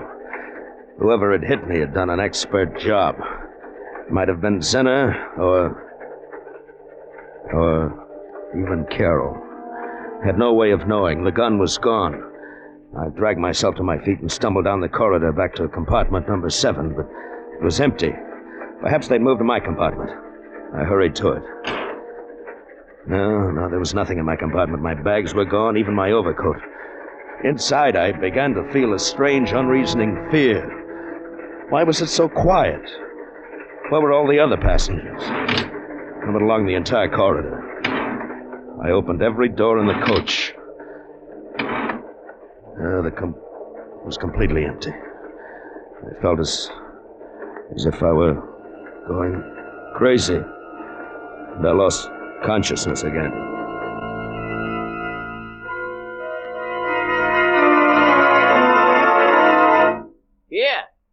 Here, you! What? Mister! What? Wake up! Wake up! What? Who are you? I, sir? I am the brakeman. No. Tell me, what happened to everyone? This coach was full. I got on at Austin. Dozens of people got on at Austin. Oh, no, sir. This coach is empty, and it comes only from Regensburg. Regensburg? Huh? No, it's from Austin, I tell you. Look, compartment 8. This was mine. My bags, my overcoat, they were here, and now they've disappeared. What was that? Oh, that is only the switch engine. We're on the yards outside Vienna. This coach is a deadhead. It was put on at the Orient Express at Regensburg, and now we take it off. Deadhead? You mean... No, it's not my coach at all. The regular coaches are... The Orient Express is in front of us, sir. If you do not want it to leave without you, you had better hurry, sir. Don't worry, I'll make it. The Orient Express was just getting underway when I dropped off the front of the deadhead. I had plenty of time to run up alongside and swing aboard. I made my way through the train to my coach and knocked on the door of Zinner's compartment. Open up in there. Who is it? Gregory Myatt, open the door. Come in, please. Lying on the berth, bound and gagged, was the reporter, Miss Warren. And standing beside her, gun in hand, was not Dr. Zinner, but Joseph Grunlich. You have a very tough skull, Mr. Myatt. I should have hit you a little harder, no? Where is Carol? Where is Dr. Zinner? Why have you tied up this reporter? No, please, not so fast. First, as to Miss Warren. I have tied her to prevent her from interfering with Dr. Zinner. Had I allowed her to file her newspaper story, Dr. Zinner would never get to Belgrade. I happen to be an ardent follower of Dr. Zinner. I was standing watch last night when you dashed into the corridor, Mr. Myatt. You had this very gun in your hand. You had obviously broken away from Dr. Zinner. Fortunately, I had a blackjack. Where is Carol and Dr. Zinner? Do you promise to do nothing to interfere with Dr. Zinner's plan? I promise nothing. No, be reasonable. The Orient Express will soon cross the border into my own country. It makes only one stop at the border for passport identification. After that, you are involved no longer. Why be stubborn? All right, Grundlich. I won't interfere. Mr. Myatt, I thank you. You may go now. Dr. Zinner and Miss Musker are next door in your compartment. Dr. Zinner was seated on one berth dozing, and Carol lay on the opposite berth fast asleep, traces of tears on her cheeks. She shivered. I covered her with my overcoat, and she woke up. Gregory, I didn't know where you were. Go back to sleep. Oh, I searched everywhere. I didn't know what to do. And I came back here. Oh, I was so tired. Dr. Zinner made me go to sleep. Everything's all right. In a few hours, everything will be fine. Now, close your eyes and go back to sleep.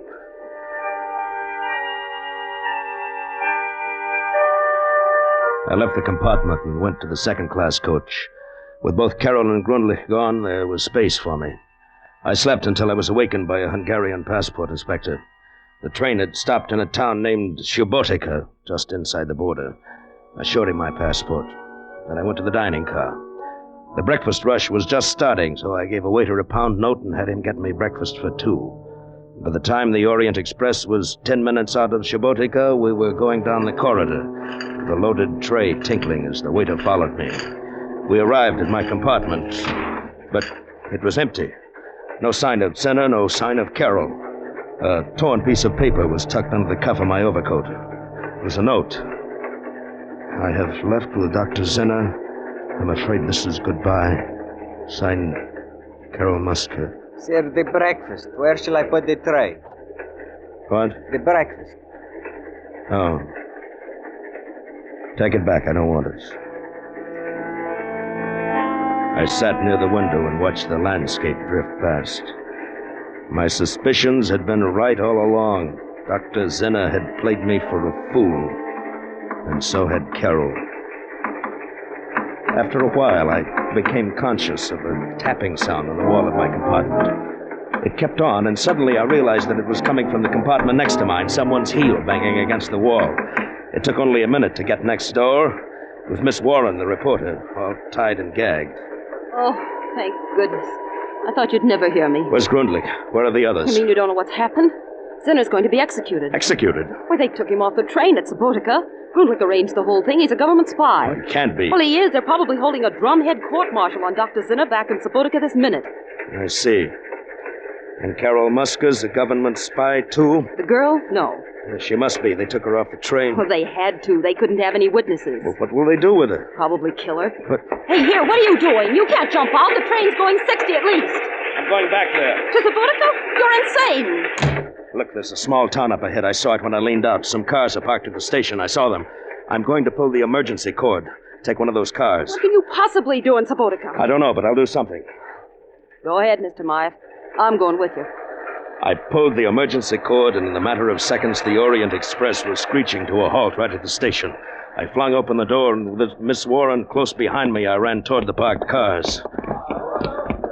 Here, you, come here.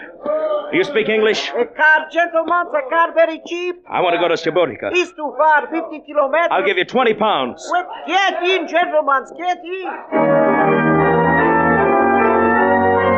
We were at Subotica inside of an hour. I had the driver stop just before we got into the center of town and told him to wait. Miss Warren and I started down the main street. Mr. Myatt, look. In the doorway of a small restaurant, his back to us, talking to a chef, was Joseph Grundlich. Just keep walking. All right. Try to hear what he's saying. Meal for two people. Have it sent to railway. Did you hear what he said? Something about a last meal for two people to be taken to the railroad station. Don't turn your head. Just keep walking. Okay. The railroad station platform was empty, so was the ticket office. But through the window we could see the waiting room, and beyond it was a closed door to a baggage room. There was a large, old-fashioned key in the lock, and standing beside the door was a soldier with a rifle. That's why they must be in the baggage room. You don't have a gun, I suppose? No. Oh, neither do I.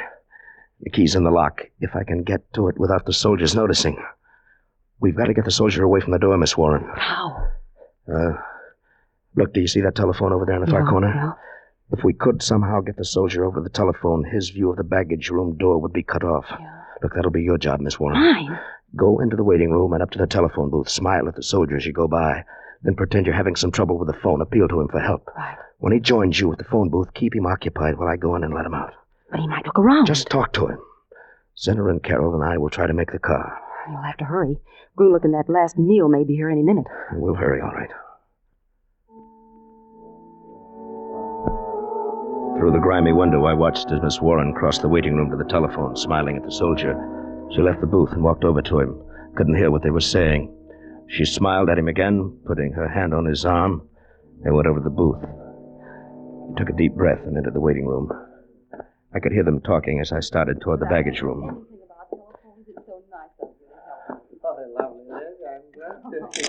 What number you is? Oh, yes. Carol. That's the number. Here, I have it right here in my... Carol. Gregory. Quiet. Shh. No noise. Dr. Zinner, Carol, go to the station platform.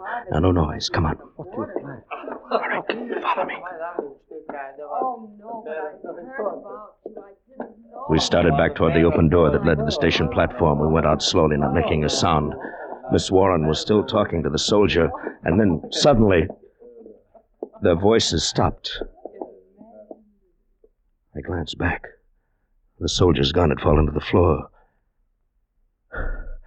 He was kissing Miss Warren. We got out to the platform, and I shut the door quietly.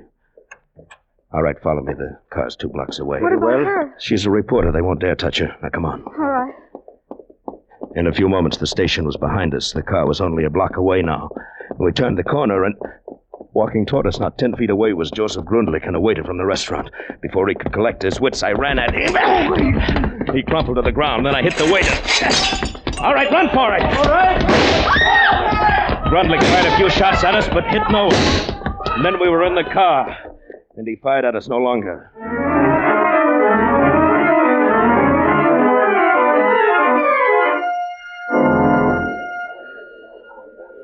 En voiture, Orient Express, all aboard.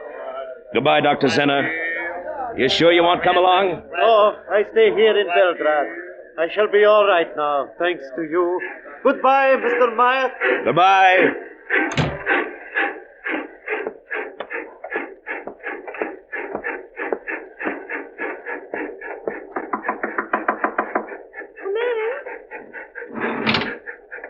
Hello.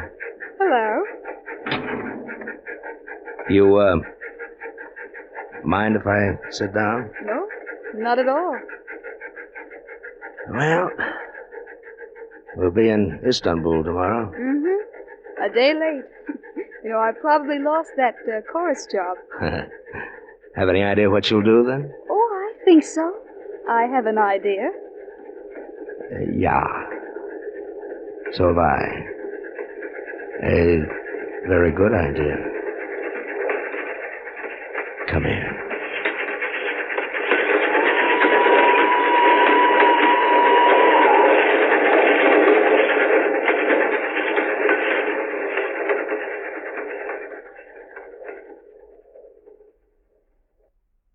Escape is produced and directed by Norman MacDonald. Today, we have presented transcribed Orient Express by Graham Greene, adapted for radio by Sheldon Stark and Walter Newman, with editorial supervision by John Dunkel. Starred as Gregory Myatt was Bill Conrad. Featured players were Edgar Barrier, Hans Conried, Gloria Grant, Harry Bartell, Ann Morrison, Jack Crucian, and John Daner. The special music was arranged and played by Ivan Ditmars. Next week, you are alone in the steaming jungle with 3 men. You know that one of them is a desperate criminal, a man you've come here to arrest, but you don't know which one. You'll have to find him before he can save himself by killing you.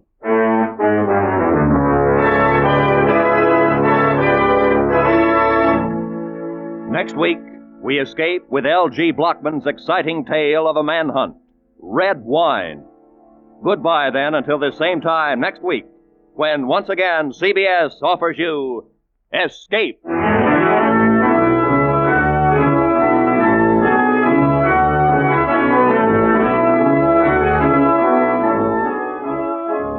Looking for more escape drama? There'll be more coming along on CBS tonight, when most of these same CBS stations will bring you The Adventures of Philip Marlowe and Gangbusters. They're both regular Saturday night features on CBS. Now, stay tuned for 5 minutes of the latest news, to be followed immediately by the Let's Pretend program over most of these same CBS network stations.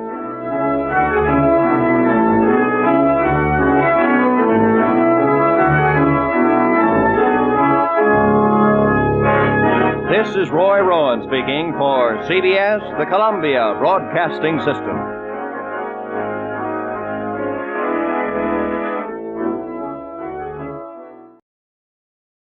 Tired of the everyday routine? Ever dream of a life of romantic adventure? Want to get away from it all? We offer you Escape. Escape, transcribed to free you from the four walls of today for a half hour of high adventure. You are searching frantically through the dark, empty rooms of an apartment, panic gripping your heart, terror at your heels. For the girl you love, who was with you a moment before, has disappeared, vanished, as if into thin air.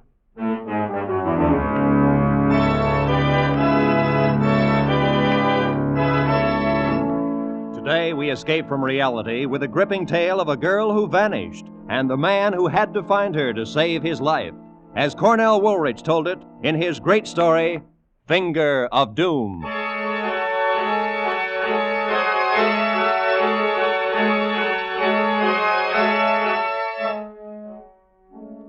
Nothing unusual ever happens to you, huh? In your comfortable American city, nothing ever could it? Let me tell you something. Right on the common, everyday streets of a big city, I had the strangest, most fantastic adventure anyone could dream of. And I've had my fill of adventure for the rest of my life.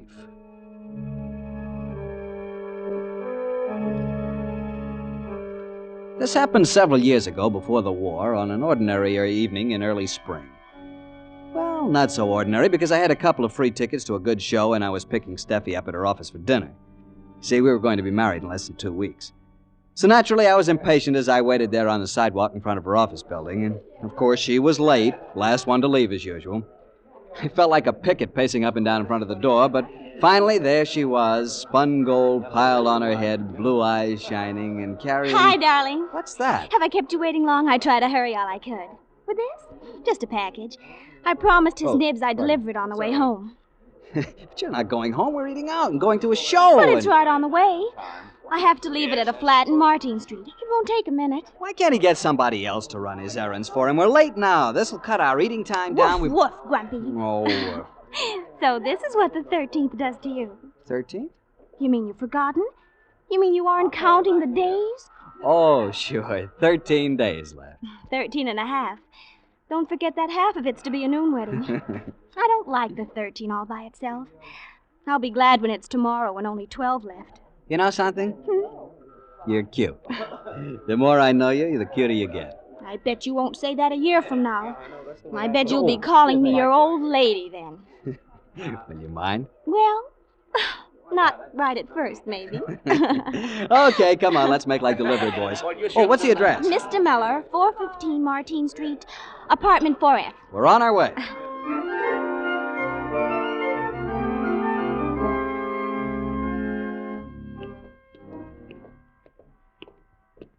Sure is a frowsy neighborhood. Everybody can't be rich, you know.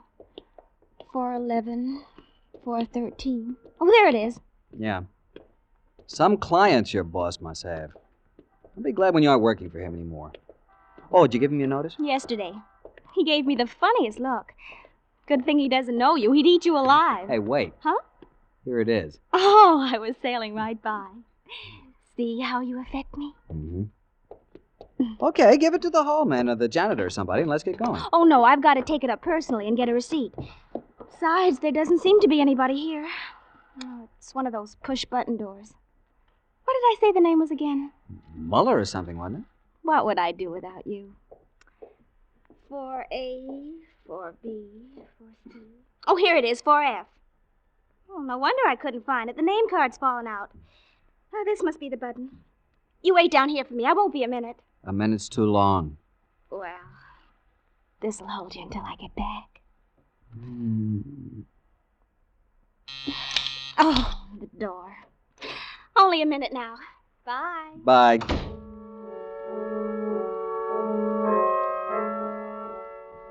For a minute, I watched her through the glass. She got into the little self-service elevator and closed the door.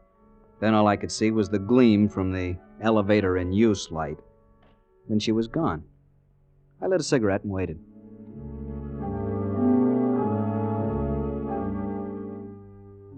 How long does it take to smoke a cigarette? 5 minutes? 10? Anyway, I finished it. Nothing happened. I stood around fidgeting, shifting from one foot to the other, from one shoulder leaning against the wall to the other. A woman came by with a squalling kid, gave me a haughty look, and went on in. I tried to figure out what could be taking so long. Maybe they didn't have a pencil to sign the receipt. Maybe they had to find one.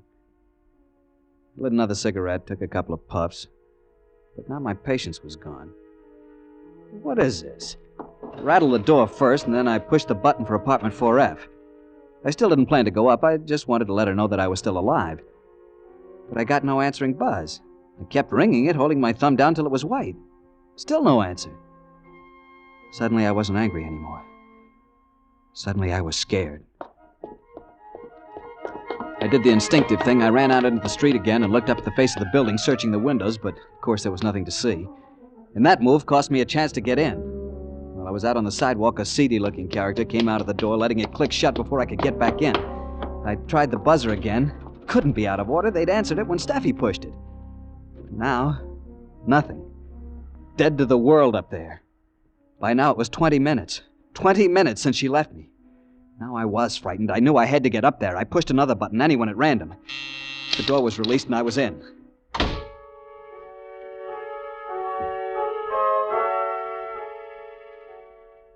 F was at the back of the building. I stood out in the dark hallway and listened. There wasn't a sound. At first, this was a relief. At least she wasn't in any difficulty, or she'd be screaming. But then, when I began to knock and kick the door, practically break it down, and still nobody made a sound, I began to get panicky. Heads poked out of doors all along the hall. Hey, cut out the racket! Where will I find the janitor? Down in the basement, I suppose. I raced down to the basement, found the janitor eating his supper. I barged right in. You looking for something? Come up with me, quick. Will you bring your pass key? I want to open one of the flats. What's the matter? What's wrong? I don't like the looks of it. My girl took a package up. I've been waiting for her for over 20 minutes, and she never came down again. Now they won't answer the bell. Come on, please, hurry. Oh, which apartment is it? On the 4th floor. Come on, I'll show you. What number? 4F, but... Wait a minute. Couldn't be 4F, not that one. Why not? Because there's nobody living there. Why, that apartment's been vacant for 6 months.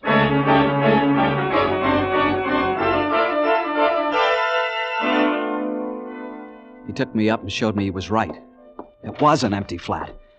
I went through its rooms calling Steffi's name, but she wasn't there. There was nobody there. It looked like there hadn't been anybody there for months. The dust was thick on the bare floor, on the sills of the locked windows. See, mister, she couldn't have come in here. But I saw her ring the bell and go in the door. In this door? The downstairs door. Oh, well, she could have gone to any apartment then. But she was coming here. She rang this bell and somebody answered. Nobody could have answered. Nobody's been here.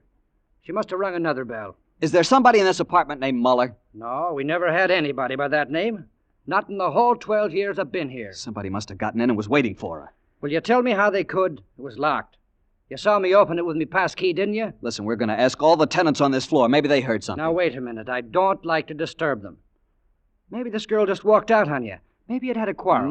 No, there was nothing like that. I know she wouldn't just walk out. Besides, how could she? Is there a back way? Yes, but only through the basement. She would have had to pass right by me. And you didn't see her, and I was waiting downstairs at the front door, and she didn't come out that way. Then obviously she's still in here. Well, maybe. Or maybe... What? Are you sure she ever come in? Of course. You mean, am I sure there ever was a girl? Well, now, don't get excited, mister. All right, we'll look, we'll ask. Take it easy, take it easy. Okay.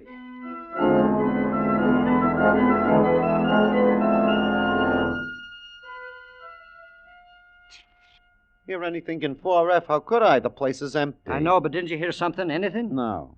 Yeah, the buzzer was going like crazy, like somebody was leaning on the button downstairs. But that was could have been me. anybody. Yeah. Then a little later, this guy banging on the door. He asked me where to find you. Never mind. Thank you. Sorry to have disturbed you. Okay. Well, that's all of them. No trace at all. Maybe now you'll let me get back to my supper. There's nothing more we can do. Maybe if you go where she lives or works, you might find her. Wait here. I'm going to call the police. First, I got a patrolman from the corner. He asked a lot of questions and then called his station. A few minutes later, a detective was dropped off, a fellow by the name of Gilman. I must admit he was thorough. He checked on every apartment in the building. The only thing he learned was about the false ring which let me in. But there was only one, not two. And that meant that whoever buzzed for Steffi was expecting her. Gilman checked apartment 4F thoroughly, the windows with their undisturbed layer of dust, the door, the keyhole, everything. And then he said, There's nothing to show that she or anyone else ever came in here, Bud. Look, don't do this to me. You make it sound like she didn't come here with me at all. That's what it does sound like. But don't you see? Look, I was going to take her to a show. Here are the tickets. Don't mean a thing. We're going to build this from the ground up and see what we've got. You say her name is Stephanie Riska. Address? 120 Farragut. What's she look like? She's blonde, and she came up to about here. I mean... Okay. Don't let it get you. I'm not scared because she's gone. It's because she's gone in such a fairy tale way. She just disappeared into thin air. All right, let's get about finding her then. You met her at 6:15 outside the Bailey Goodwin building with the packets to be delivered here. Who'd she work for? A press clipping service called the Green Star. It's a one-man organization operated by a man named Hessen. One dinky little room on the ground floor of the building. What do they do? I don't know much about it. They have a list of clients, and they go through the paper and clip out any story which mentions one of the clients. They get about a nickel a clipping. How is there any money in that? I don't know. Okay, we're going up there. We'll find out.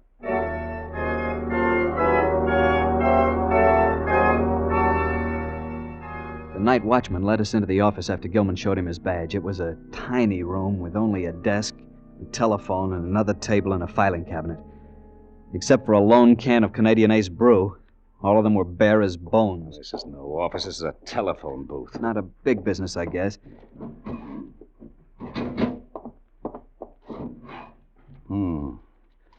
This is their list of clients. They can't be making very much money at those prices. Steffi got paid every week. There's nobody named Muller in the file. What do you think? I don't see anything here to indicate he even has a secretary. You could ask the night watchman. I already have. He's never seen her. Well, but that doesn't mean anything. He works at night and she works in the daytime. Okay, I only said he's never seen her. Doesn't know anything about her. Hessen, her boss. You can ask him. We're going there next, and I guess you'll have a chance. Wait a minute. Here's something. What? What kind of gum does your girl chew? She doesn't. Likes Lifesavers, hates gum. Well, whoever sits at this table chews gum. Lots of it. It's all over the bottom. Tutti frutti. Oh, that doesn't mean anything. Maybe somebody came in, put it there. Maybe it's all. Maybe Hessen. Okay, let's go. We'll see what he has to say.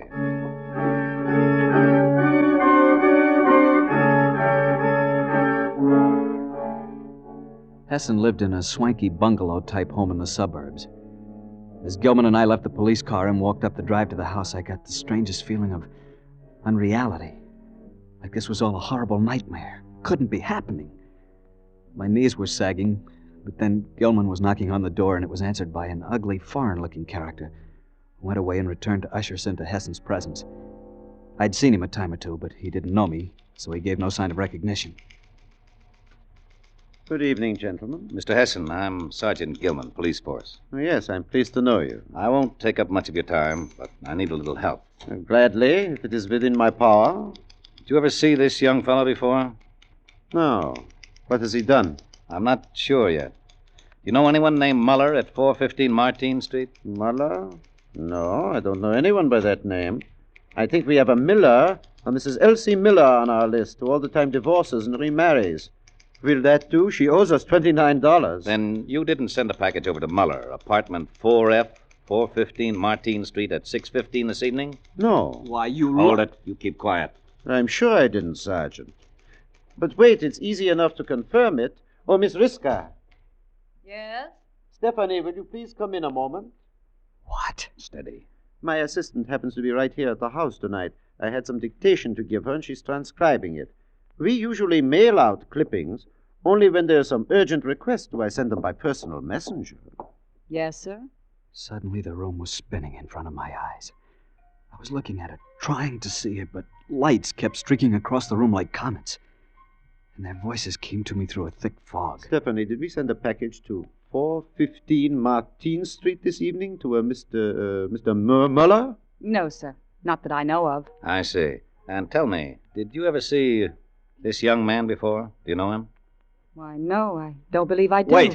Wait, this isn't Stephanie. He's calling somebody else by her name. This isn't Stephanie. I tell you that... My dear sir, this is the only young lady I have working for me.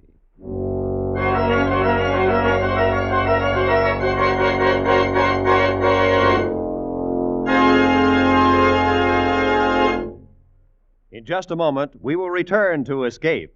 But first, Mr. and Mrs. X thought they were pretty smart, smarter than the Narcotics Bureau and the Bureau of Customs combined, but they overlooked a casual passenger aboard the luxury liner.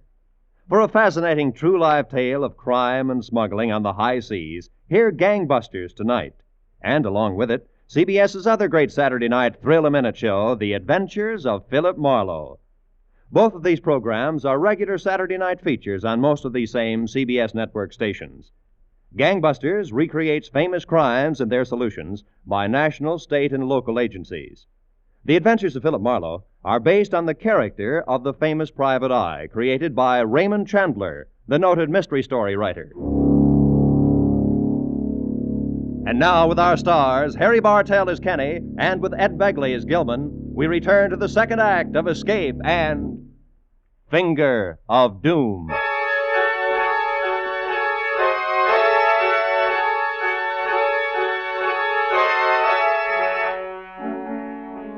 Hessen stood there and blandly said it.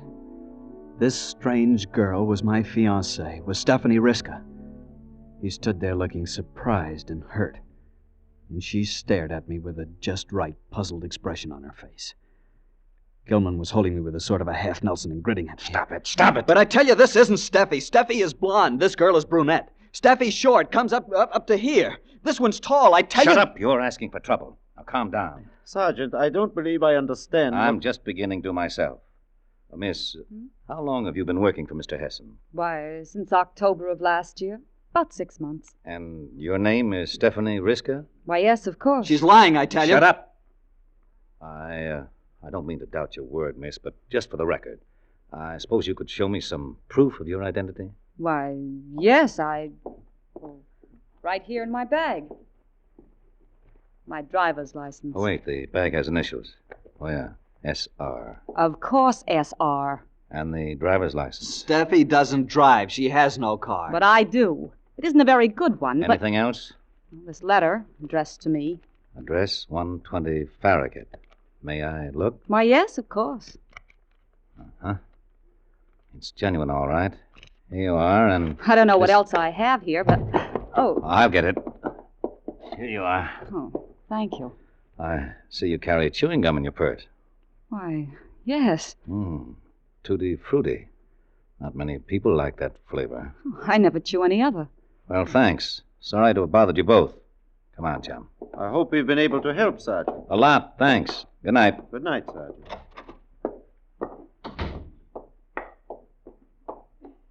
Okay, what's your racket, kid? Are you a pushover for the mental ward? Or are you working off a grudge against this guy? Or did you do something to some little blonde, blue-eyed number and you're trying to set up an alibi even before we find out about it? Things like this don't happen. They can't. 1 minute she's here and then she's gone. No one will believe me. Why should we? You haven't produced a single person all night who actually saw this blonde of yours. Where'd I get her name and address, then? That's one thing I'm not sure of. So I'll give you one more spin for your money. You stand or fall by the place she lived. 120 Farragut Street. Come on, let's go.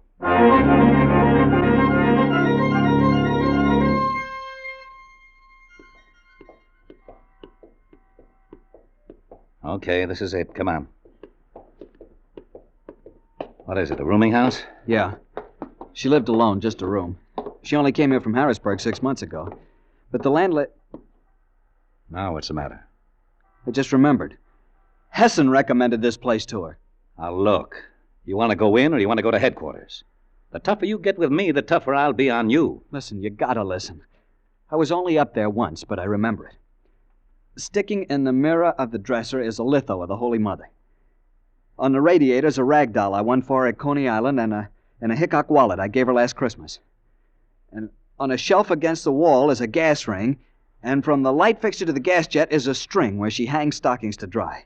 Will you remember those things? The bedspread's green, and there's a green and yellow upholstered chair. Don't you see? I couldn't make these things up. She must be real. You almost convinced me. Come on.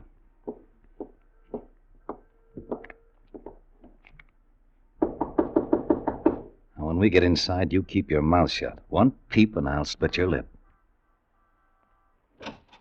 Yes? You got a girl named Stephanie Riska living here? Yep. 4th floor front. How long she been here? Riska? 6 months. What does she look like? Dark hair, dark skin. About as tall as this young fella. Talks kind of husky. Why? Police. I want to see her room. Sure. Come right in.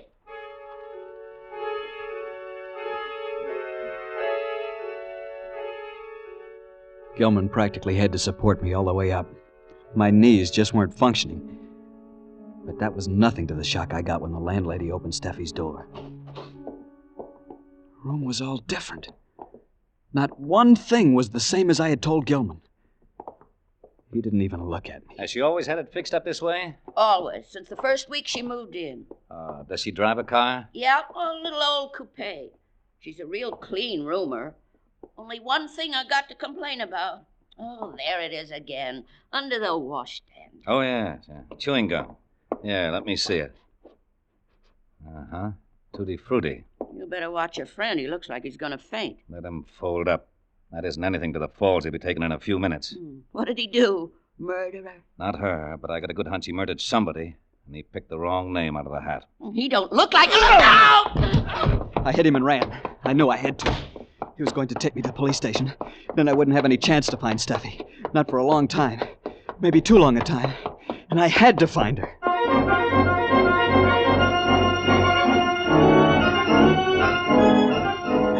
I went back to the Martine Street flat. It was the only place to go.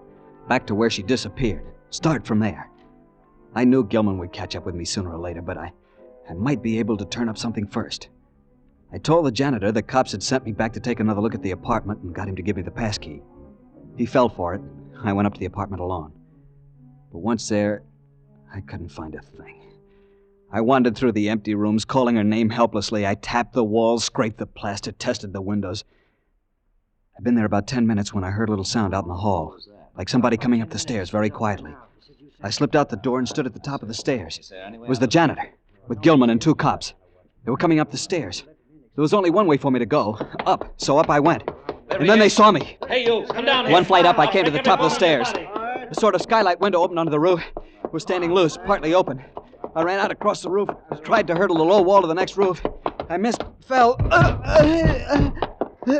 right, don't move. I got you, you lily-livered louse. And when I get you down to hell... All right, I'll go quietly.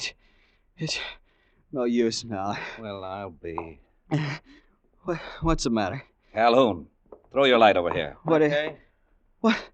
It's a package. Yeah, package lying here on the roof. Addressed to Muller, apartment 4F. That's it. Don't you see? That's what she brought. Holy smoke. Okay, kid. Somebody did bring a package here tonight. I'll give you that. And when I give you that, I guess I give you all of it. She's a blonde, never chews gum, doesn't drive, all of it. Somebody must have jumped her, brought her up this way across the roofs and down through some other house. They dropped the package on the way. Maybe didn't have time to come back and pick it up. What'll we do? Calhoun. Yeah.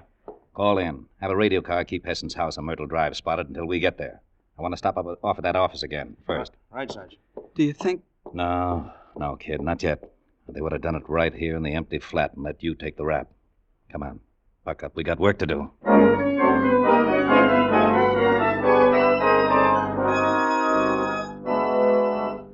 It At Hessen's office, we found two things. These files are funny. About every third name is a foreign one with a foreign mailing address. Why would those people want local press clippings? What do you mean? I mean, this looks like a job for the FBI. Spy stuff.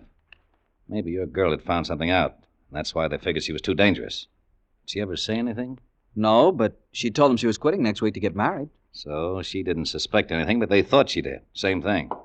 Come on, we'll stop off at that rooming house. I want that landlady picked up. Obviously, she's one of them. Changed the room all around. Stuck the gum into the washstand, everything. Hey, wait. Look. On the floor next to the baseboard. Yeah. Gilt hairpin. So she was blonde. Okay, let's go.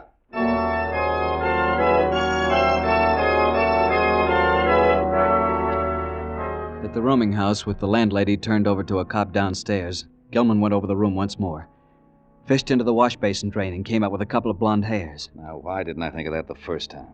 Girl shampoos her hair once in a while. Then we were on our way to Hessen's house on Myrtle Drive. All the way I was praying. When we arrived, it was dark. Deserted. Even the police car Gilman had ordered wasn't there. We went in, shooting the lock off the door. We searched the ground floor, then upstairs. In an attic room, we found a shortwave radio. But not Steffi. Just as we got back downstairs, Calhoun came in with a report from the radio car. They trailed him to Pier 07, North River. The three of them got on a tramp steamer that sailed immediately. And they're gone. It's too late. They won't get out of the harbor. We'll have them picked off at quarantine.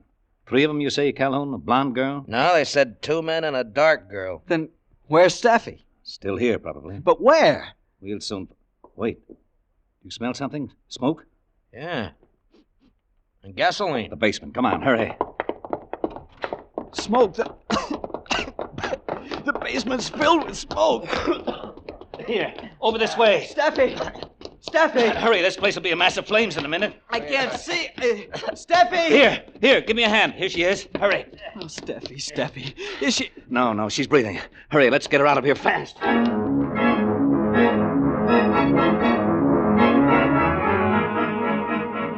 In the next few minutes, there was a lot of excitement around there. While the fire companies fought the fire, we cut the ropes off Steffi and revived her. She was all right, and I sat there in the police car with my arms around her as if I'd never let her go again. And that's just how I felt, too. Then a radio report came in. Well, they got him off the ship at quarantine. They'll be turned over to the FBI eventually, but first... Well, they better hadn't let me get my hands on him. You know, kid, she is pretty. Gee, thanks for everything. It's okay.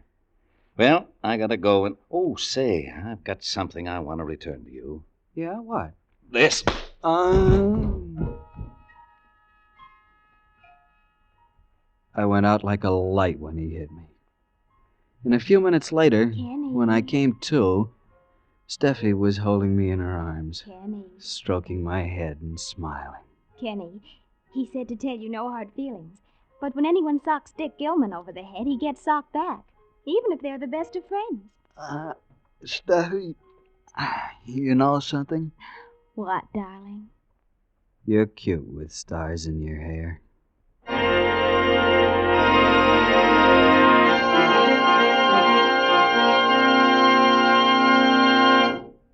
Escape is produced and directed by Norman MacDonald. Today we have presented transcribed Finger of Doom by Cornell Woolrich, adapted for radio by John Dunkel. Starred as Kenny was Harry Bartell, with Ed Begley as Gilman.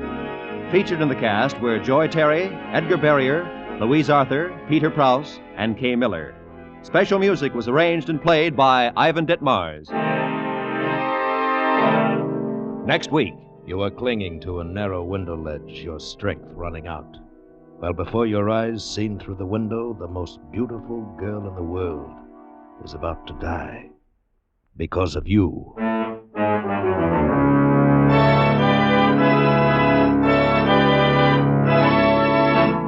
Next week, we escape with an unusual story, The Adaptive Ultimate by John Jessel. Be sure to tune in again at this same time next week, when once again we offer you Escape.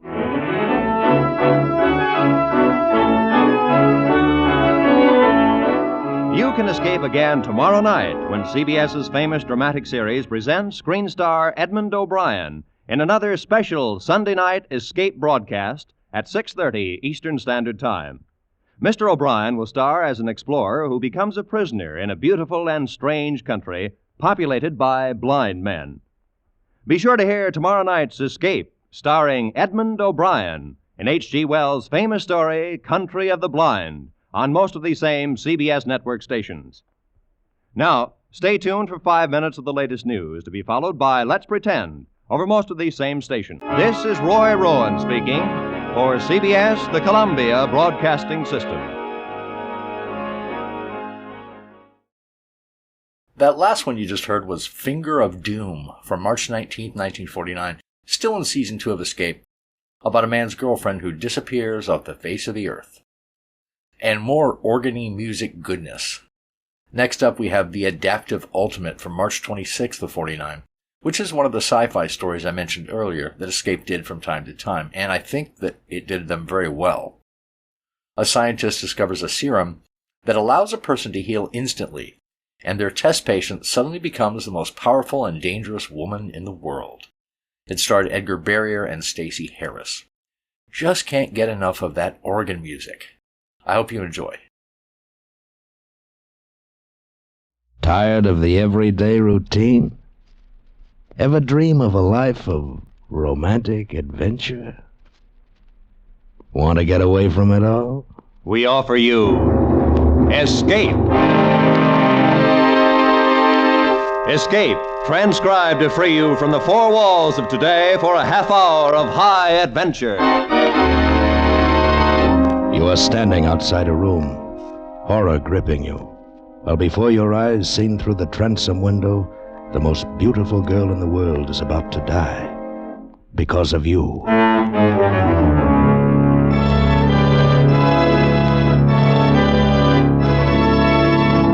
Today we escape from reality with a fascinating story of a girl who lived a weird second life, as John Jessel told it in his gripping story, The Adaptive Ultimate.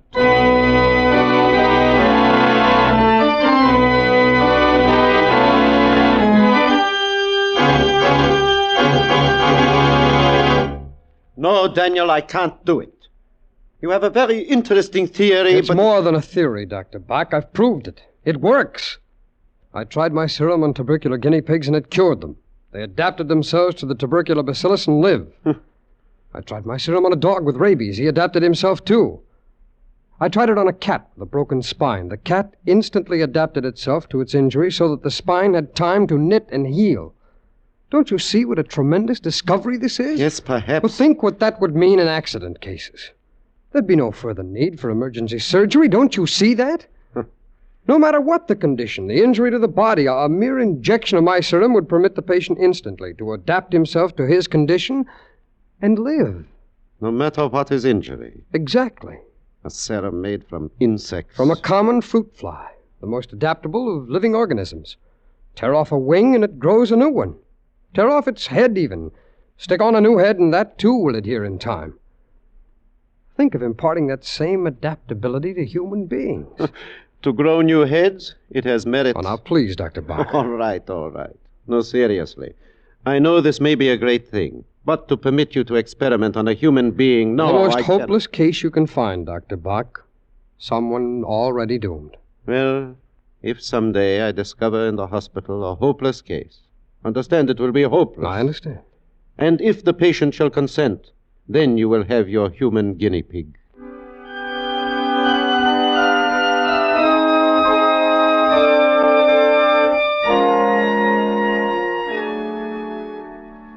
Well, Dr. Scott, you requisitioned for yourself a hopeless case? Permit me. Here is your guinea pig. What is it, Dr. Bach? TB? Yeah, final stage. A matter of hours at most. She might have been attractive once, but now, hair like string, skinny like a skeleton, and flesh like wax. Dr. Bach, you call this a fair test? I said hopeless, but I didn't say a corpse. The lady is returning to life, such as it is. Well, Dr. Scott, I regret I have not a more palatable subject for your experiment, but this is what I promised, a hopeless case. It's all right, I'll try it. Oh, what's her name? Let me see, it's on the chart here. Zelas. What was that? Her name is Kira Zelas. Oh. Young lady. Permit me, I am Dr. Hermann Bach, Chief of the Staff, and I would like to introduce one of our promising young doctors. He wants a date, I suppose. Miss Zalis. Hello, Brown Eyes. What? Your eyes are brown, aren't they? Miss Zalis, you see, I've perfected this serum. I like brown eyes. This serum might help you, but it has never been tried on a human being before. I thought if you have no objection... What are the odds? Odds? Well, actually, you've everything to gain. And nothing to lose. Well? How right you are. Okay. I'm all yours, Brown Eyes. Go ahead. Experiment away. Dr. Bach, prepare her arm.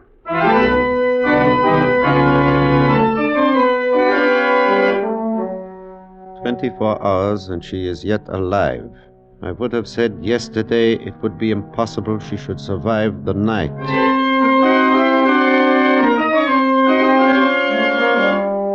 So it is now 48 hours, and she actually seems better. But miracles such as this have happened before, and without serums.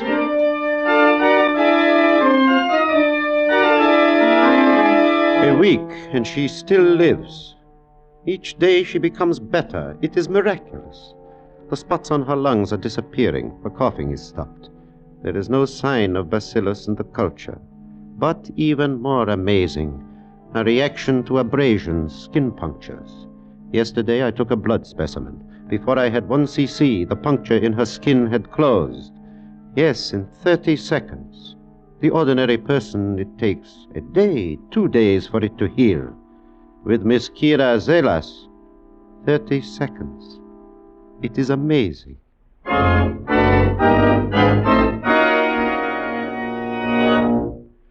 Then I will not dispute it. Your serum has worked a miracle. She is cured. And now I must just discharge her from the hospital. Oh, Dr. Bach, You had forgotten that time must come sometime, But you see, I must. She is cured, and we need the room. Well, yes, I know, but... Well, she should be under observation. We don't know what effects will show up. I think, Daniel, you have an extraordinary interest in Miss Zelas. So, I have asked her to come here. She is outside. Shall we invite her in? Why, yes, of course. Send in Miss Zelas, please. Now, observe well your miracle. Miss Zelas, come in, sit down. Thanks. Oh, hello, Brown Eyes. Hello, Kira. I have sent for you, Miss Zelas, because I have good news. Today I am discharging you from the hospital. Oh? Yeah? Today you are free to go. That pleases you? Madly. Kira, you have people, perhaps?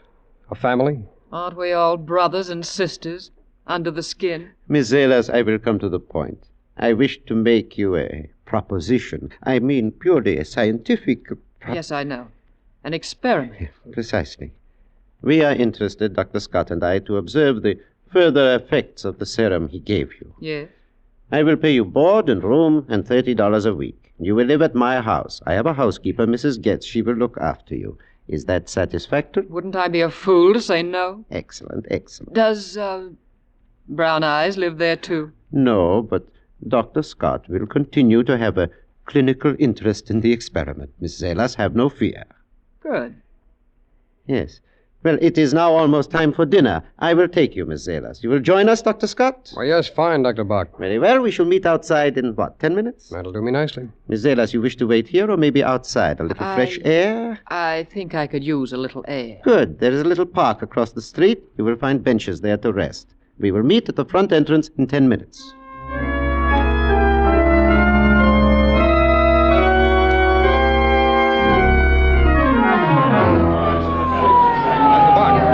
Dr. Bach, what is it? What's the matter? Some sort of commotion across the street in the park. Oh. Where is Kira? Well, I thought she'd be here with you. Perhaps she is still over there in the park. What do you suppose? Come on! Dr. Bach, it is Kira. Kira, let me through, please. Kira, let us through, please. Officer, what's happened? What is this? Why are you holding this lady? You know this woman? Yes, of course. What is it? What's the matter here? Plenty. Your lady friend here merely walks up to an old gent about 60 or so, picks up a nice hefty rock, and beats his brains out. Officer, there must be some awful mistake. Yeah, her mistake. Cold-blooded murder. Come on, sister. There's the wagon. But, officer, listen. You'd better come along, too, mister. Mona Lisa here don't seem to be much in the mood for talking. We'll need someone to tell the desk sergeant her name.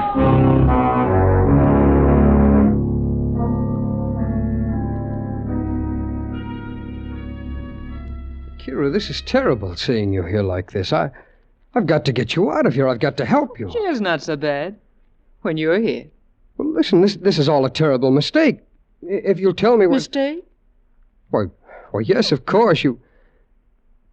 Kira, you didn't kill that man. If I said yes, what would you do? Why, I'd tell him you weren't responsible. I'd tell him about the serum. I'd tell him it was my fault, that somehow the serum I gave you caused your mind to snap, something that... Well, that would be the only explanation. You'd do this? Ruin your career, no doubt? Just to save me? Oh, yes, of course I would. And what would they do to me? I don't know exactly. Put you away, under observation, something. Kira, Then my answer's no, I did not kill the man. Oh, don't worry, I won't be convicted. I'll take care of myself very well. I'll, as you say, adapt myself to the situation.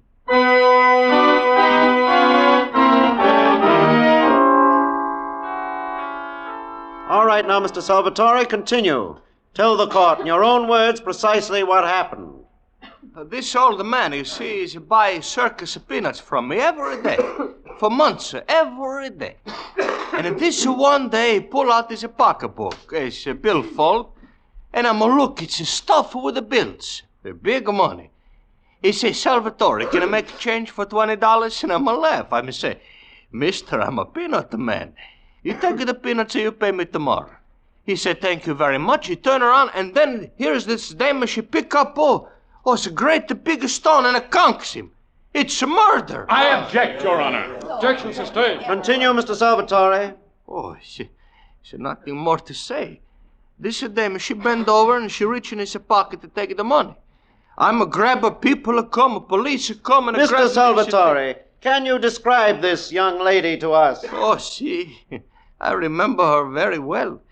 She's skinny. She's ain't no beauty, you know. Got the black suit, the brown hair, eyes, don't know, dark, you know, maybe brown or blue. Thank you, Mr. Salvatore. Your witness. Mr. Salvatore, you say that the young lady, the assailant, had brown hair and dark eyes? Brown hair, dark blue eyes. And do you see the young lady in the courtroom? Oh, she's a sit right to... What's the matter, Mr. Salvatore? Are you pointing at Mrs. Alis? May I ask the defendant to rise, please? Mrs. Alis, will you kindly remove your hat, please? Dr. Bach, look. Her hair, it's become the color of aluminum. Your Honor, I submit that this defendant does not possess dark hair, nor, if you will observe, dark eyes. I am prepared, therefore, to submit a lock of her hair to be tested by any chemist the court may appoint, to prove that the pigmentation is entirely natural. Now, Mr. Salvatore, do you still say that this is the young lady you saw in the park? I think she's... Is she? Mamma mia, no!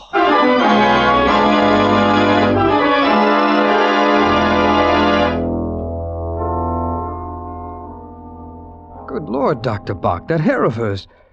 Did you see it? It was the color of aluminum. She was beautiful. Yeah, beautiful. And so she has been acquitted. They call her innocent. Daniel, I am a convert to your great principle of adaptability.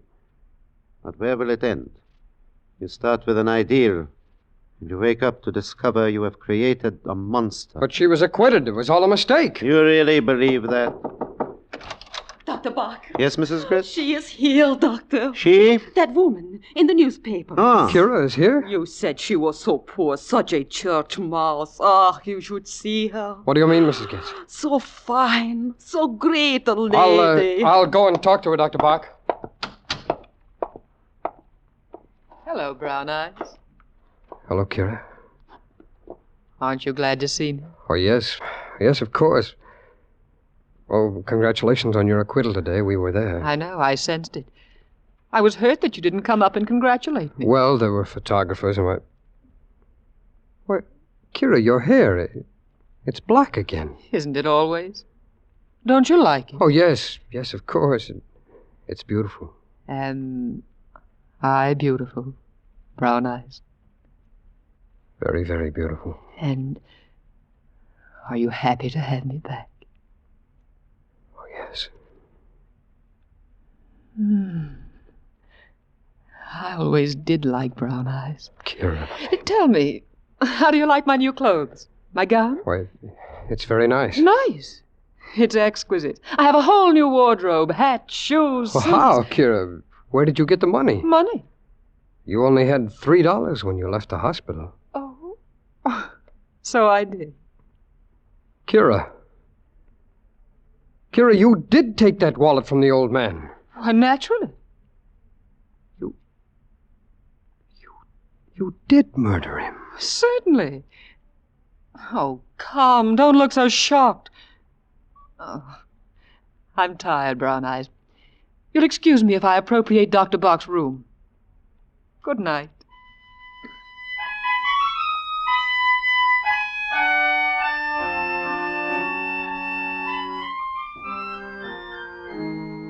Dr. Bach, we've got to do something. Yes, Daniel, we do. I haven't slept a wink all night trying to think of what we can do. I've been here in the laboratory all night. I think I know. What? This serum of yours, it has accomplished a miracle, yeah. It is the adaptive ultimate. Changes that take the ordinary person days or months, she accomplishes instantly. She walks into the sunlight, she is tan. She walks out, she is pale again. When she is in danger, she adapts. She could survive the electric chair, the hangman's noose. She was in danger in the courtroom. She adapted. She changed her whole appearance at will, so she could not be identified. Yes, I know. Oh, you must not blame yourself. You could not know what you were creating. Now, this morning, I operated on one of your guinea pigs. I found this. The pineal gland hypertrophied. That is what causes it. Well, then we could operate and maybe change her back. Yeah, but she can adapt to anything, anesthesia included. How can we operate? Unless we get her consent? Well, perhaps. Oh, you are dreaming, Daniel. Do you really think she will consent now? Now that she has power? Perhaps more power than any human being ever possessed before. Power for evil. And she has already killed one man, remember. But if we watched her, Doctor, kept her under guard... Yeah, again, Pygmalion falls in love with his Galatea. No, Daniel, no. She must be destroyed. We must perform surgery at once. Well, she'll die. She will go back to what she was, with but a few hours to live. It is best, Daniel. Yes, I suppose so. Yes? Yes, Mrs. Getz? Hmm? Danke. What is it, Dr. Bach? And so perhaps she is also telepathic. She sensed what we were about to do, and now it is too late. What do you mean? Miss Zelas is gone. Disappeared.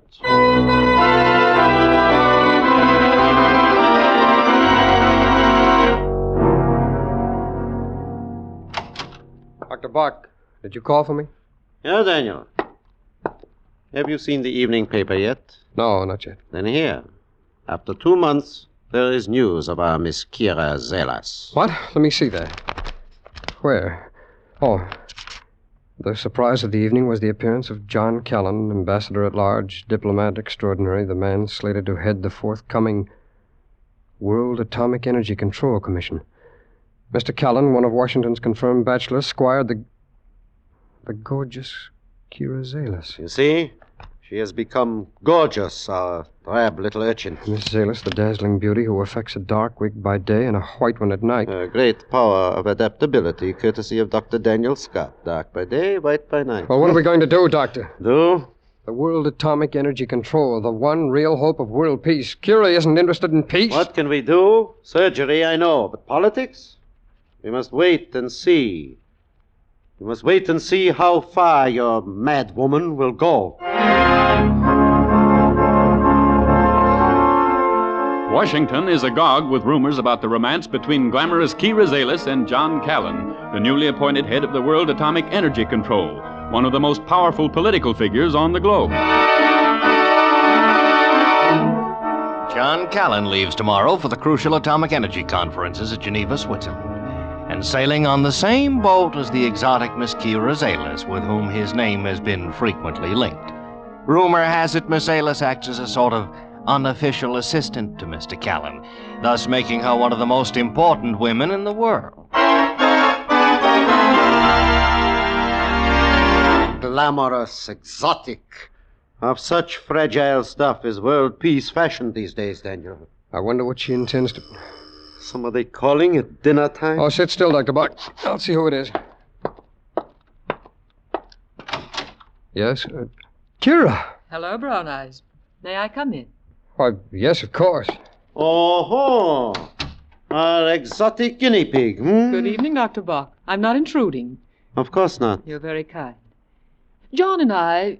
You've read about Mr. Callan? Oh, yes, yes. We're leaving for Europe tomorrow for the conferences in Switzerland. Yes. He had a series of meetings to attend tonight, so I told him I would stay here. You're staying here? I took the liberty of saying you were my uncle, Dr. Buck. Oh. John will call for me in the morning on his way to the airport. We're leaving at 8. I do hope I'm not too late for dinner. Not at all. In fact, we're very happy to have you here. Aren't we, Dr. Scott?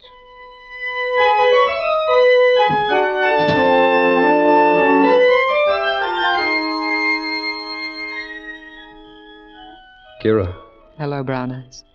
what are you doing out here in the garden? Waiting for you. You knew I'd follow you? Of course. Have you missed me? You know I have. Oh, Kira, listen to me. Do you love this John Callan? When I want love, I'll come to you, Brown Eyes. Well, then why? What is it, money? Money? I don't need money anymore. What does an empress need with money? Empress? That's what you've made me. The most powerful woman the world's ever known. John Callan. He's supposed to be important. But in my hands, he's clay, to be molded as I wish. Do you see what that means?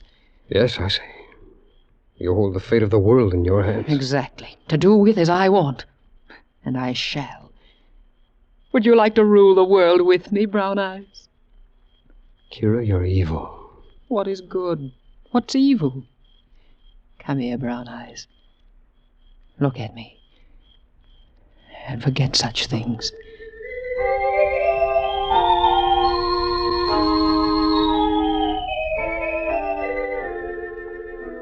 Are you asleep, Dr. Buck? Sleep? Who can sleep? Kira's insane, Doctor. Do you know what she's planning to do? I heard. Oh.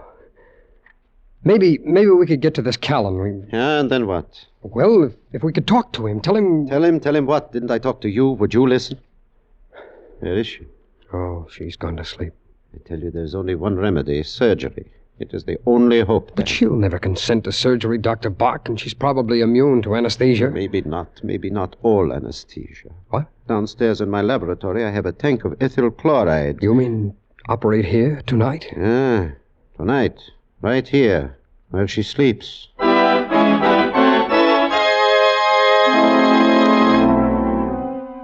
All right, then. Now stop staring down at her. Pour the anesthesia onto the cone. Hurry. That ought to be enough to anesthetize an elephant. Onto the face, quickly. All right. Stand tightly. Hold it I'm close. trying. She's forcing my hands. I can't hold her. She's too strong. Fools! Did you think you could make me unconscious? You were going to operate on me. Is that what you were planning? Or were you going to slit my throat with that scalpel? Look! Kira, don't! There! You see? I plunge your knife into my heart. I withdraw it. And the wound is healed. Now, go away, both of you. I want to sleep. John will be calling for me at 8.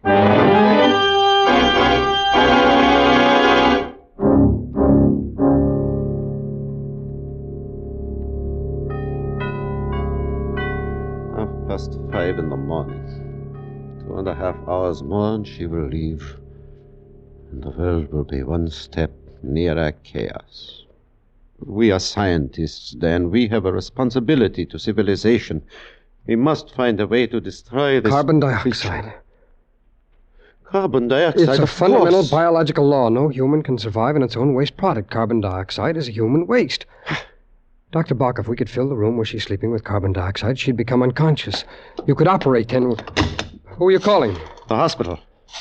I will have them send over 2 tanks of carbon dioxide. Do you think it should work then? We must try anything. Hello, this is Dr. Bach. Let me talk to surgery. Now hurry, it is an emergency.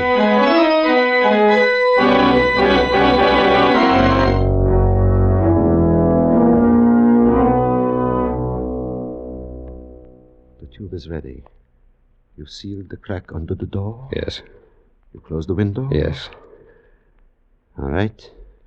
Let us start the gas.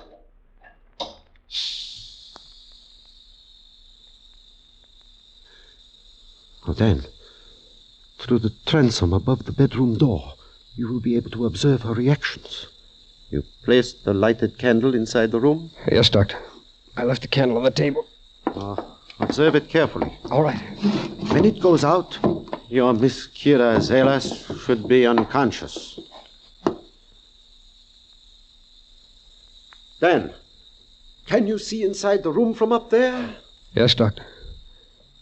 Candle is flickering, Doctor. Wait. No, it's still flickering. It's just gone out, Doctor. Excellent. It means there is now a concentration of 8 or 10% carbon dioxide. The average person would long since be dead. Doctor. Yeah, Dan, what? Oh, just a minute. Yes? She's breathing much more quickly now, convulsively. Chain stroke breathing. She's opening her eyes now. What? She's getting up. Getting up? She's staggering. Holding her throat, Doctor. She's gasping. She's moving toward the door. She's trying to unlock the... So. She's seen me. She's trying to... Well. What is it? She's collapsed.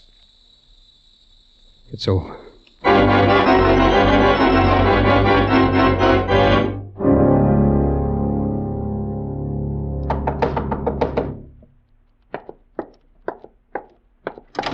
Yes? How do you do, Dr. Bach? I'm John Callan. Yes, of course. Come in. I haven't taken you away from anything. Oh, no. We were performing some surgery, my associate and I. I have a miniature surgery here for emergencies, and we have just finished. Is that the patient on the table? Yes. Is she... Yes, she is dead. Too bad. Seedy-looking creature, wasn't she? She was a charity case. Well, I won't keep you. Is Kira here? No, she changed her plans. She said there were some things she wished to do, and she would meet you at the airport. Well, that's a woman's prerogative, isn't it, changing plans? Yes. I'd better get a move on, then. Nice to see you, Doctor. I hope we'll meet again when I return from Europe. Yes, that will be nice, Mr. Callan, and good luck on your mission. Thank you, sir. Goodbye. Yeah, goodbye. Well, Daniel, maybe we will get some sleep now.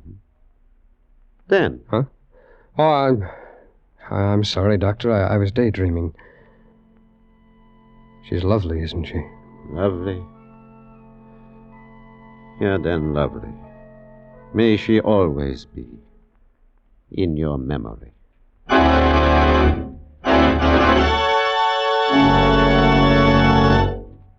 Escape is produced and directed by Norman MacDonald. Today we have presented transcribed The Adaptive Ultimate by John Jessel, adapted for radio by Chet Spurgeon and Herb Futran, with editorial supervision by John Dunkel, starring Edgar Barrier as Dr. Bach and Stacey Harris as Dan Scott. Featured in the cast were Elsie Holmes, Frank Gerstle, Larry Dobkin, Tom Charlesworth, and Ann Morrison. Special music was arranged and played by Ivan Ditmars. Next week, you are trapped in a dark, empty house. A girl lying dead at your feet. And surrounding you, closing in on you, are the band of killers, deadly enemies of your country and yourself. and they are intent on murdering you.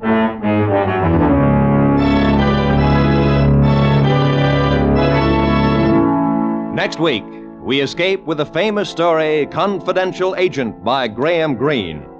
Be sure to tune in at this same time next week when once again we offer you Escape. This is Roy Rowan speaking for CBS, the Columbia Broadcasting System.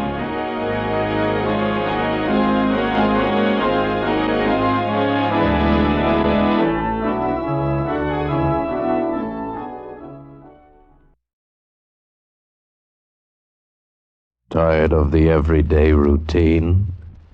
Ever dream of a life of romantic adventure? Want to get away from it all? We offer you Escape! Escape, designed to free you from the four walls of today for a half hour of high adventure.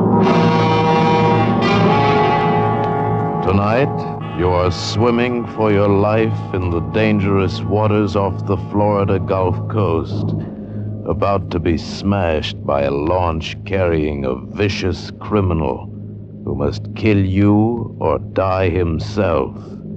And on shore, 500 yards away, the police are waiting to arrest you for murder, and there can be no escape.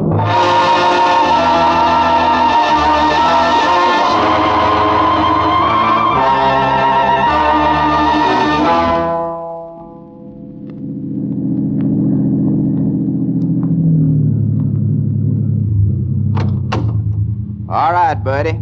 This is the end of the line. Thanks for the ride. Don't mention it. Compliments of Miami Police.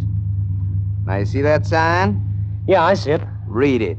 What's the matter? Don't they teach you cops to read? I said read it. Miami, city limits. Good. See that you stay on the other side of that sign. We don't take kindly to bums down here. I tell you, I'm not a bum. I came down here to take a job. Sure. You guys always have jobs. That's why you come down and sleep in our city parks as soon as it gets cold up north. Why not get going? And keep going. And don't come back. Don't come back, he says. Fat chance. One night on the streets and you're a vagrant. They give you a cot in the city jail and some coffee and spud nuts in the morning and escort you out of town. Every step I took was away from that place, and that was all right, too. They could have their sunshine and their orange juice. All I wanted was a ride north, anywhere north. But one after another cars passed me up until my thumb got tired. I walked almost all the way to Fort Lauderdale. I got a ride into Pompano, and then I hoofed it again. It was getting hot. Took off my jacket and carried it. It was near Delray Beach that the big new Nash sedan swooped down around the curve from the opposite direction, and suddenly it blew a tire. The car swerved, careened across the white line, and was coming straight at me. I jumped out of the way and ran, my heart pounding like crazy. And then the car stopped miraculously, right side up. It was some driving. I walked back to it. There was a red-headed girl in the driver's seat and a man beside her. The man's face was cut. Darling, you're bleeding. You're parted. It's nothing. I just hit the windshield. Can I help? Yes. You can change the tire. If you do it fast, there's $5 in it for you. You all right? It's just a cut. It's nothing. Look, we're in an awful hurry. Oh, sure. Where do you keep the tools? Oh, in the back. Here's the key. I'm sorry I scared you. I couldn't help it. The car got out of control. You sure know how to drive. Oh, look at that tire. It's a mess. Will it take long to change it? No, not very. Oh, it's certainly lucky for us that you were right here to help us. Where are you going? Well, I was trying to hitchhike. The only ride I got was on the back of a fish truck. Where are you hiking to? Any place but Miami. What's wrong with Miami? Oh, nothing. It's a great town. But the cops don't like you if you don't have a job. I should think a good-looking man like you could get a job. Seems to me that... I'm coming. Good-looking man like me. It's funny she should say a thing like that. And that was what I was thinking about her. Oh, she was beautiful. She was the most alive person I'd ever seen. And yet, she was controlled like a member. As I worked on the car, putting on the spare that cost more than the suit I had on my back, I got to wishing that I could afford a car like that and a girl like that. And I wondered about the guy it all belonged to. He was used to being waited on, you could see that.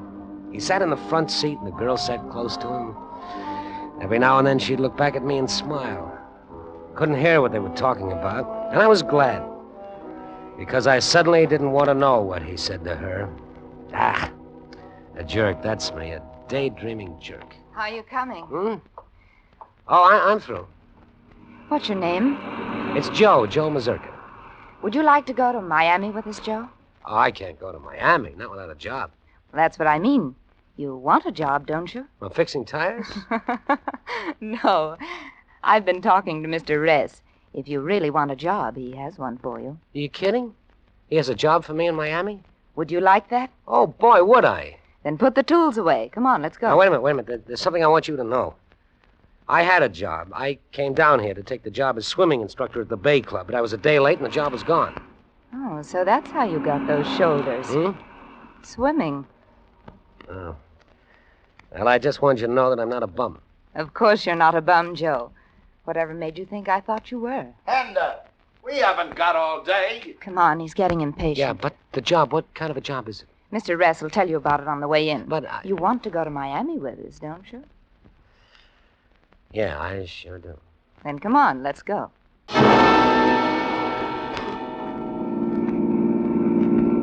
It's this way. I'm a writer. Oh, sure, Ress. William Ress. You're the guy who wrote Break It Open. Did you read it? No. I've been on the go, and I don't have much chance. But you've heard of me. Oh, everybody who can read English has heard of you. Your name's in every bookstore window. Yes, my name, but not my face. And that's the job. I don't understand. Well, you see, if they find out that Bill, Mr. Ress, is in Miami, they'll hound him to death. That's the way it is when a writer is successful. The public thinks they own him. They expect him to be clever at cocktail parties, and he's invited everywhere. He hasn't what's wrong with it? Well, nothing, but it doesn't leave him any time to write. Hender's trying to tell you that I hate people. All this social claptrap. I want to be left alone so I can work. I still don't see how I fit in. Well, you'll be me. That's how you'll fit in. You'll be Bill Ress. I'll be you? All right, let's put it this way. You'll be my alter ego. There'll be two of me. You'll handle the social end while I lock myself in someplace and write. Yeah, but I don't look like you, not a bit. What's the difference? Nobody knows me down here. Yeah, but... Look, do you want the job or don't you? I don't know. It's a pretty crazy job. It pays $100 a week in expenses. $100 a week? It wouldn't be hard, Joe. Not with me helping you. Yeah, that's right. Hender could help you. I could see you from time to time, and, well, I could tell you what to say, how to act. You would? You'll take it, won't you, Joe? That's a crazy job, all right, but I'm a crazy guy. Sure. I'll take it.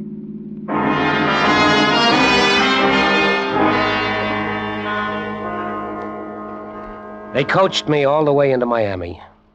I memorized facts about him. Where he went to college, what he ate for breakfast, how he felt politically. But there was one thing he didn't tell me, and it was the one thing I couldn't ask. What was his relationship with the girl? That's what I wanted to know more than anything else. We passed the city limits sign, went on into Miami on Biscayne Boulevard. Hender pulled the car up near a cab stand. Now, you're sure you got it all straight? I think so. All right, Hender, give him some money. Oh, yes. Here, Joe. Thank you. $500? Yes. I want you to buy some good clothes and a couple of good traveling bags. You're a successful writer, remember? You've got to look good. And check in at a good hotel. The Ronnie Plaza. Yes, that'll be fine. Ronnie Plaza. Aren't you coming with me? Oh, you'll want to get settled first, Joe. Get yourself a haircut and a manicure. I'll see you tonight. But what if I should have to get in touch with you before that? Why? Why would you want to get in touch with her? Oh, well, you know. Ask some questions about you in case something comes up all of a sudden. All right. If you need me sooner, you can call me. 99730. Give me your pen, Bill. But don't bother us unless you have to. No, I won't. And, Joe. Yeah? You'd better pick up a copy of Mr. Ress's book. It might be rather embarrassing if you didn't know what it was all about. They drove off, and they left me standing there with my head full of facts on the life and times of Bill Ress, but not one fact about her. I didn't even know what her last name was. Well, there'd be time for that. I did like they told me. I bought some clothes and a suitcase. I got a haircut and a manicure, and I bought the book. Funny. A few hours before, I'd been a vagrant. No job and no money. Now I was set up in the swankiest hotel in Miami. Come in. Mr. Rez? Oh, yes. I'm George Cole. I'm the public relations man for the hotel. This is Walters, our photographer. Glad to meet you, Mr. Rez. How are you? Well, come on in. Oh, thank you. Well, we're certainly excited having you here at the Roney Plaza. Well, thank you. We were frankly pretty surprised when you checked in. Is that so? We knew you were in Miami. You know how those things get around. Miami's really just a small town. But you have the reputation for being such a recluse. Well, you know how it is. I wonder if you'd let us release a little publicity on you. Well, we'd like to take some pictures. Well, all right, sure. Go right ahead. Take all you want. Now, let's see. How about over here by the window? This be all right? Oh, yeah, that's swell. Hold it a minute, will you? Oh, it's certainly nice of you to be so cooperative. I'm glad to. Got it. Now then, over this way, please. Walters, I think it would be good to get one of him autographing his book. I took the liberty, Mr. Ress, of bringing up a few copies. Would you autograph them for some of our guests? Yeah, all right. Have you got a pen? Oh, certainly. Here. There, now, that's just fine. Hold it. Oh, thank you very much. Would you autograph this one to Herman and Betty? To Herman and Betty? Mm-hmm. Yes. Oh, shall I get it for you? Oh, no, thanks. I'll answer. Yeah? Are you Bill Ress? That's right. I'm Arnold Springman. What can I do for you? Do for me? That's funny. I beg your pardon? So you don't even remember my name? Springman. Arnold Springman. Think hard. What do you want? You ruined my life, you destroyed my future, and now you don't even remember my name. It's all it meant to you, isn't it? Sensationalism, muckraking. What do you care if you break a man so long as your book sells? Now look, you've got the wrong idea. I guess we'd better be going, Mr. Ress. Come on along, Walters. No, you wait. I want witnesses. I want the world to know that I'm the one who got rid of Bill Ress. Now, wait a minute. I'm gonna kill you. Kill? Oh, no. Put that gun away. Oh, don't shoot, don't. Oh, Mr. Ress, are you all right? Oh, yes, I'm all right. Oh, my. It took a lot of courage wrenching that gun away from him like that. You ruined my life. When you get the house detective and get this guy out of here. Oh, yes, sir. And you get out, too. Oh, yes. Don't send anybody up to my room again. Understand? No, sir. Yes, nobody. No, sir. Oh, come along, you. Operator. This is the operator. This is Bill Ress in 416. Get me, let me see, 99730. Yes, sir. Thank you.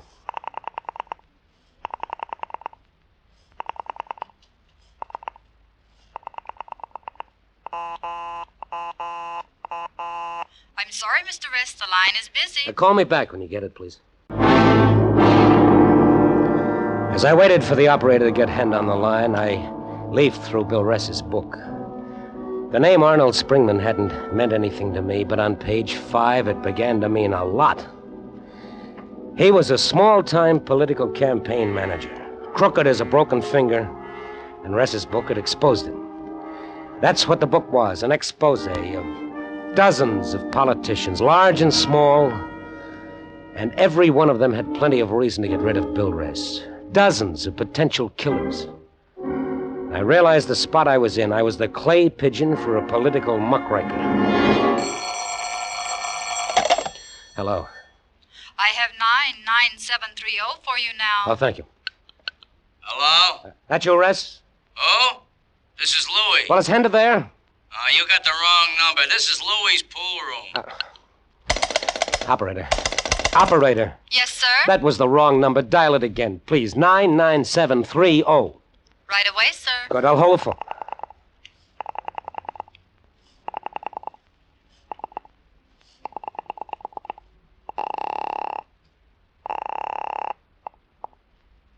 Louis's pool room. Louis talking. Is this 99730? Oh, it's you again. Yeah, this is 99730. Is Bill Ress there? Never heard of him. Are you sure there isn't a girl there by the name of Henda? Tall, slender, red hair? Look, buddy, the dames have invaded the bowling alleys, but the pool rooms they ain't touched yet. And for that, I'm thankful. But she gave me this number. Buddy, for my dough, she gave you the runaround. I couldn't believe it. But why not? If I was sucker enough to hope I had a chance with her, I deserved the mess I was in. Well, no law said that I had to stay in it.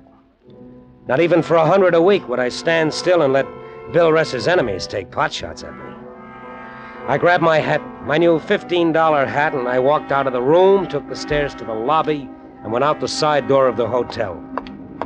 It was at the corner I heard the newsboy. Famous muckraking author killed Bill Ress dead. Dead? Paper missed the latest edition, just hit the street, all about the Ress murder. Yes, give Here, me y'all, paper. thank you. Extra, read all about it. Author killed Bill Ress. Bill Ress dead.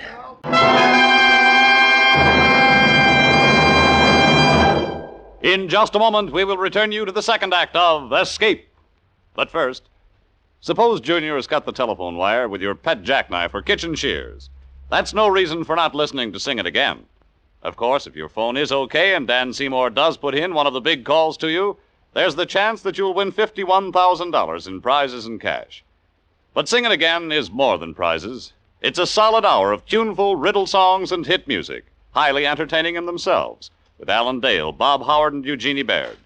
And it's heard on most of these same CBS stations. So be listening this Saturday, won't you? And now for the second act of Escape. I stood there holding the newspaper that said the man I was impersonating had been murdered. I was on the spot and I knew I had to do something fast. But suddenly it was done for me. Joe! Huh? Over here, Joe! Henda, Hurry up, get in. I'm blocking traffic. I tried to get you. That number you gave me, 99730, that's a pool room. 99730? Oh, Joe, no, it's 99703. Oh. Well, anyway, he's dead. The newsboy's yelling that he's been murdered. I didn't dream it'd work out like this. Who killed him? I don't know. A lot of people hated him. I know that. One of them took a shot at me. At you? Did you tell anyone you were Bill Ress? Did I tell him? Of course I told them. I signed the register, I autographed some books, they took my picture. Oh, that's terrible. But you told me to. I know. Well, what does it mean? I'm all mixed up. Well, they'll think you did it. You can't go back to the hotel. Where are we going? Matecumbe. They won't find you there. Matecumbe? What is that? It's an island, one of the keys. Well, wouldn't it be better if I went to the police? I haven't done anything wrong. You impersonated another man. You signed his name. And now he's dead, murdered. How will that look for you? Yeah, but that was my job. You were there. You heard him hire me. You can tell them that... Well, can't you? No, Joe. That's just the trouble. I can't tell them anything. I don't get it. Why not? Bill was married. Oh, he was going to get a divorce, but he was still technically married. He was going to marry you? Yes, but nobody knew about me. I never met any of his friends. Nobody ever saw us together. As far as the world is concerned, I don't even know Bill Ress. You see, Joe, I wouldn't be a very good alibi for you. I've got to keep out of this mess, too. I see.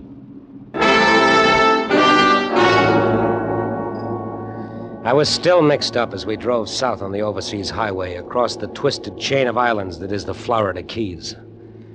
The air was fresh and sharp off the sea. The sun was just setting. Riding there beside this gorgeous girl, I couldn't honestly say that I was sorry Ress was dead. In a cockeyed sort of way, I was glad. It was at an isolated spot on one of the islands that she pulled off the highway into a deserted lane that ended in a dock. There was a corrugated sheet metal shack at the end of the lane. She pulled the car into a shed. This is Lower Matecumbe. Doesn't look like much. And there's the yacht out there. Yacht? Oh, didn't I tell you? We're going out in the yacht. But you said we were going to stay at Matecumbe. This is still Florida, all the way down to Key West. You'll be safer on the yacht. It belongs to a friend of mine, Ernie Castillo. He'll take good care of us. Yeah, but where is it going? Oh, it isn't going anywhere. Ernie gets seasick, so he just keeps it at anchor all season. Oh. And how are we going to get out to it? That's strange. The speedboat was supposed to be waiting here for me. Well, come on, let's go into the saloon. I'll phone them. The sheet metal shack was an honest-to-goodness saloon. Sawdust on the floor, pictures of boxers over the mirror, chipped beer mugs. The only actual modern note was the radio, and that was an old Atwater Kent. The saloon was presided over by a talkative Cuban. Cerveza? You want another glass, maybe? No, thank you. I'm just waiting for the lady to make a phone. Then better you have cerveza. When a lady goes into a phone booth, goodbye, you wait. I like radio music. I like fish fishing. What do you like? Well, Amberjack, they call me. Amberjack is good guys, good fish. But bonefish I like best. News bulletin. In connection with the murder of Bill Rest, the police Bonefish is a tough baby to built young man of about 26 or 28 who has been posing publicly as the author. He was last seen at the Romy Plaza Hotel, where he was wearing a gray flannel suit and a dark red tie. He is about 6 feet tall, muscular, with light wavy hair and dark eyes. The police are watching every avenue of escape out of Florida. If you have any information leading to his whereabouts, please notify your local police. The police all the time look for somebody. Gray suit, dark tie. Could be anybody. Could be you. Yeah. I like to be police. All the time ride the motorcycle, go fast like anything. Joe. Yeah, I'll be seeing you. Come again, young fellas. Always got plenty of service. Joe, come on, the motorboat's here. Henda, I'm going to go to the police. Joe, you can't do that. Why, Henda, why? Did you kill him? Did I? Of course I didn't. Why do you ask that? Well, then you've got to come with me. You got to make him believe me. But I can't. Oh, here comes the man Ernie sent in with the speedboat. Come on. Oh, no, Henda, you've got to help me. You ready to go, Hender? Yes, Chuck, we're ready. No, we're not. Go on back to the boat. I don't take orders from you. Oh, get lost. Don't be stubborn, Joe. He came to get us, and we're going with him. Well, maybe you are, but I'm going back to Miami. Oh, no, you're not. What? Show him what I mean, Chuck. Sure, glad to. Feel better, Joe? Oh. Would you like me to get you a drink? No. Come on, relax. Oh. Don't get up so fast. It'll make you dizzy. You can quit being charming. You made your point. We're on the yacht. Now, isn't this better than going to the police? It's so quiet out here. So peaceful. So you killed him? No, I killed him. What? I said I killed him. Oh, I must be losing my mind. You're supposed to be dead, Res. Not Res. My name is Cristillo, Ernie Cristillo. Cristillo? But you're the guy that hired me to double for Res. That's right. Maybe I better straighten you out. I killed Bill Rest this morning at Delray Beach. Reason? He was writing a new book exposing the narcotics syndicate. Matter of fact, it was to be my biography. Delray Beach, of course. That's where the newsboy said he was killed. That's where you were coming from when you picked me up this morning. Right again. I killed Rest and I disposed of his longhand notes on the new book. Why'd you drag me into it? Why'd you bring me here? Very simple. To give the police a definite suspect. Ress's impersonator, you. Henda was to pick you up later tonight, but they found Ress's body sooner than we counted on. She just made it in the nick of time, don't you think? So I was your red herring, huh? We got the idea while you were changing the tire. It worked fine. Oh, sure, it worked fine. Why'd you have to pick on me? Who is he anyway? A joker on the road, a guy without a job, a vag, huh? You're getting emotional, Joe. You think you can hold me? You're crazy. Are we? By now, some smart newspaper man has his byline on a story explaining why you did it. Oh? Suppose you tell me why I did it. Maybe you've been impersonating Ress for a long time. He caught up with you and you killed him. That won't stand up. What about that book of his? It's full of names of people who'll be happy to see him dead. That's true, but you've run away, Joe. That's the most damaging fact of all. You've run away and the police will keep looking for you. And they won't find you.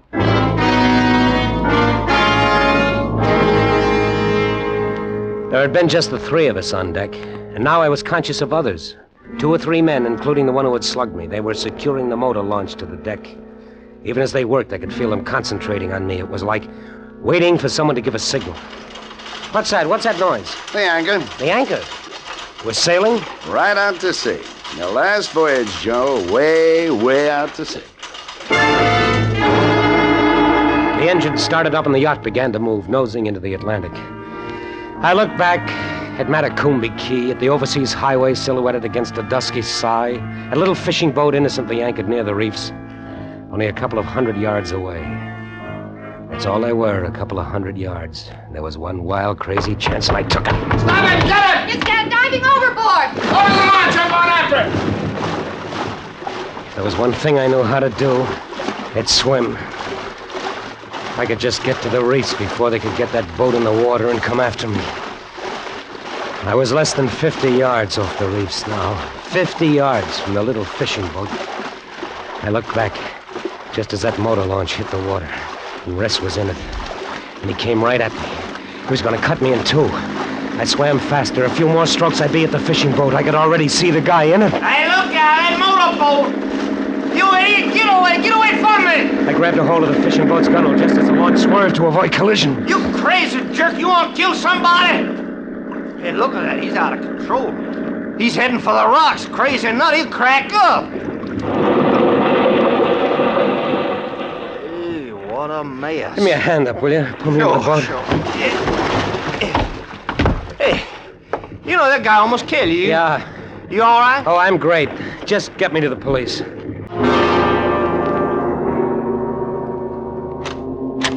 Here he is, Lieutenant. The mysterious Mr. X. Look, I tell you, I didn't do it. I didn't kill anybody. I was hired by Res. I mean Cristillo and that girl. They picked me up on the highway. They were both in her. Relax. Take it easy. What? Cristillo is dead, and the Coast Guard picked up the girl. Oh, did she tell you? Sure. She talked. They always talk. I was afraid you wouldn't believe me. Well, when they booked you, we thought you could have done it. That crazy cock and bull story you told about working for him. But when we checked the blotter, we knew you couldn't have killed Bill Rez at all. Oh, you knew? Well, sure. You know, when are you guys going to learn to come to the police when you get into trouble? We knew all along you couldn't have killed him because the murder was committed between 6 and 8 a.m. You were right here in the Miami jail until after 8:30. Oh, then I'm free? Why, sure. Like a bird. Thanks. Regan? Yes, sir? Okay. He's all yours. What do you mean? Come on, buddy. Let's go. Oh, no, hey, wait a minute. Come on, I said.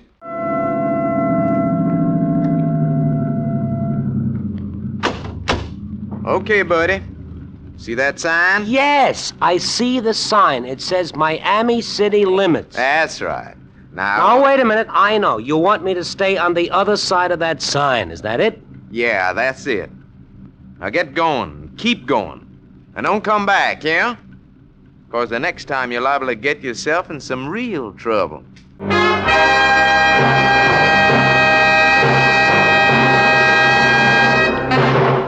Escape is produced and directed by William N. Robeson.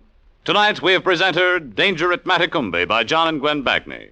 Featured in the cast were Frank Lovejoy as Joe, Marie Windsor as Henda, and Ted DeCourcy as Ress. Also heard were Rick Vallon, Robert Clark, Harry Bartell, Dee Tatum, Jerry Hausner, and Larry Dobkin. Special music was composed and conducted by Del Castillo. Next week... You are the prisoner of Mr. 3 from the land of 1. You're being driven like an animal toward the giant spaceship from which you know there can be no escape. Next week, we escape to the forbidding valley of the Infernal River high in the Peruvian Andes, a valley from which no traveler has ever returned, as T.S. Stribling tells it in his science fiction classic, Green Splotches. Goodbye, then, until the same time next week, when once again we offer you Escape. Whether your hair is long or whether it's short, musically speaking, that is, you'll get a kick out of that hour of music with Vaughn Monroe and Gene Autry, heard on most of these same CBS stations every Saturday night. Vaughn is here with the 5 top tunes of the week as chosen by Variety magazine. And Gene Autry comes riding with the best in Western music and song. CBS cordially invites you to join Vaughn Monroe and Gene Autry every Saturday night. This is CBS, the Columbia Broadcasting System. We're back. Glad you're here and enjoying the Escape shows so far. That last one was Danger at Matecumbe, one of the more famous Escape episodes about a drifter who gets a job impersonating a famous author and then winds up being framed for murder. Our next one is The Golden Snake from April 14th of 1950, in the last half of Season 3, starring Anthony Barrett, Jeanette Nolan, and John Hoyt. Trying to steal an ancient Mayan artifact is not a good idea. And then after that, Something for Nothing from April 28th of 50, about a former Hollywood actress, murder, and blackmail. It starred William Conrad, Ann Morrison, and Francis Cheney. Enjoy. Tired of the everyday routine?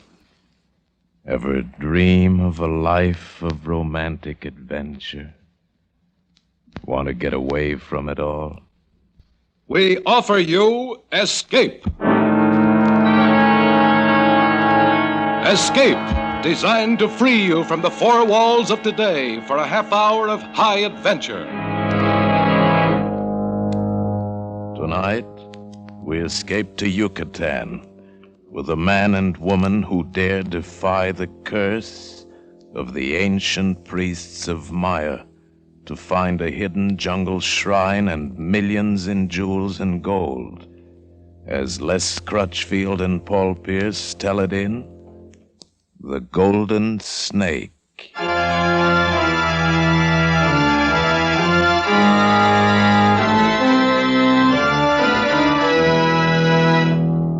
It was mid-morning of the fourth day south from New Orleans when the rusty little freighter Carib Lady dropped a hook a mile off the port of Progreso and the broad-beam tender warped alongside. The port itself and the jungle peninsula of Yucatan beyond lay in steamy lethargy beneath an early blazing tropic sun. I was in a hurry. I wanted customs clearance as quickly as possible for myself and the helicopter I brought with me. Then I wanted a few bottles of that subtly bitter beer that they brew in Monterey. My mysterious employer, Dr. Conrad, was waiting at the Itza Hotel in Merida, 24 miles inland. But in heat like this, he could wait a few hours longer. I beg your pardon. Well. I presume you're Stephen Lane. Yeah, good presumption, you're right. Well, I'm Gail Barry. Hello, Gail. I'm Dr. Conrad's secretary. Oh. I begin to see how the jungle might have certain compensations. Oh, you better slow down, Mr. Lane. You're going pretty fast, even for a pilot. Helicopter pilot. Not so much on speed, but I do a lot of hovering, especially around green-eyed girls and cold bottles of beer. Would the former like to join me over the ladder? I hope you can hang on to that sense of humor. You'll need it before this is over. Before what's over? A little late for curiosity, isn't it? You've already taken the job. Yeah, sure. I was flat broke. When that $1,500 check of Conrad's went through the Miami bank like greased lightning, I pulled out my curiosity and cut its throat. But now it's beginning to revive. Is that it? I'm sorry, baby. I didn't know this was a state secret. It isn't. You were hired to fly Dr. Conrad from Merida to a destination within a 200-mile radius and return for a fee of $5,000. What's secret about it? Purpose of this trip, for one thing. To visit ancient Mayan ruins buried in the jungle and only accessible by helicopter. Dr. Conrad is an archaeologist. Must be a fairly profitable racket. No, there's no profit in it at all. No? But, Steve, you said you were broke. Would a lot of money interest you? A lot more than $5,000? How much more? 100 times that much. Yeah? Yeah, I'd be interested. So? Check through customs. And let's have that bottle of beer. We had the beer, all right. But we didn't have any more conversation about money. Gail was beautiful, vivacious, and talkative, but on that subject, she clammed up tight. But at certain times and with certain people, money isn't everything. It was 5 o'clock in the afternoon before we took off in the helicopter and flew south to Merida and Dr. Conrad.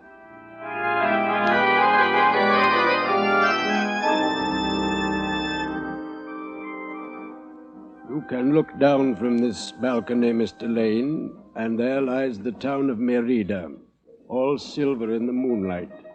And you think it is nothing unusual, perhaps, but the town is Spanish, and beyond it is the jungle. And the jungle is still pure Mayan. Unconquered, old, and wise. Yeah, I've heard that theory before, Dr. Conrad. And you disagree with it, perhaps? I don't know. I've been watching some of the natives around the hotel here this evening, and there is something about their expression or their eyes. I don't know. Well, I've spent my life studying them, and I do know, Mr. Lane. The Mayans are one of the oldest and strangest races on the face of the earth. The jungle out there swallowed up their pyramids and their temples long ago, and the Spanish conquerors destroyed their records and writings. But they still speak the language, and they still remember. I think it's something in their eyes, as you noticed. About the trip that we're going on, is it to one of these ruined temples or pyramids? Yes. Where? South and east, more or less, within 200 miles of here. We'll have to follow landmarks. You've been there before, then? Yes. There are no trails and no water. Snakes, army ants, fever. Average progress is 2 miles a day. And I assume that the purpose of the trip is archaeological exploration? Of course, Mr. Lane. I would have no... Dr. Conrad, I checked the invoices for the equipment. They're all correct. I left them in your room. Fine. Thank you, Miss Barry. I'll sign them later. All right, Dr. Conrad. I'll be in my room if you want me for anything. Good night, Mr. Lane. Oh, good night, Miss Barry. Look, Dr. Conrad, I think it's about time you told me the real purpose of this trip. But I did tell you. What makes you think that there Look, $5,000 is too much money for a 3-day flying trip to look over some ruins. So? Mr. Lane, can you keep your mouth shut? That depends. There'll be more in it than $5,000 if it goes all right. Illegal, I suppose? No, but dangerous. More dangerous than you can ever imagine. What kind of danger? From the Mayans. This involves a violation of the most sacred shrine in their history, the theft of their most sacred object, one they won't even admit exists. Oh, treasure hunt, huh? Not a hunt, Mr. Lane. I've seen the object. I know where it is. Is, Miss Barry in on this? She's merely the secretary of a scientific expedition. You and I are the only ones who know different. What about the men who were with you before? They were interested only in the ruins. They never saw the treasure. Yeah, but they do know the location of the place. No, Mr. Lane. Not anymore. Well, why not? Because all 4 of them are dead.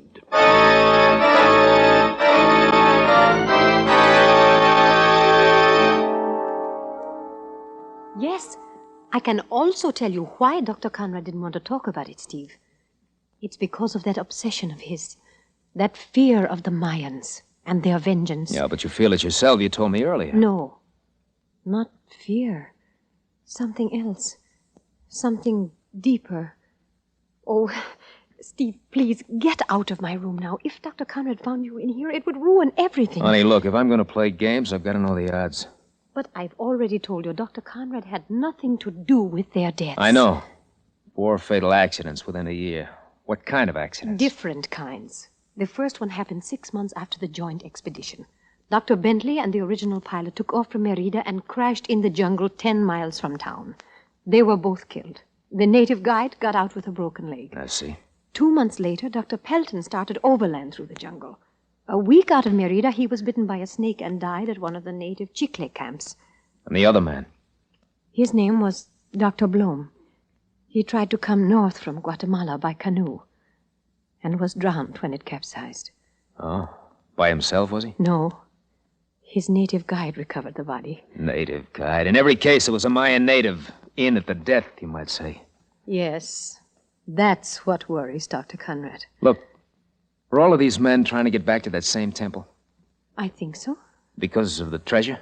Probably.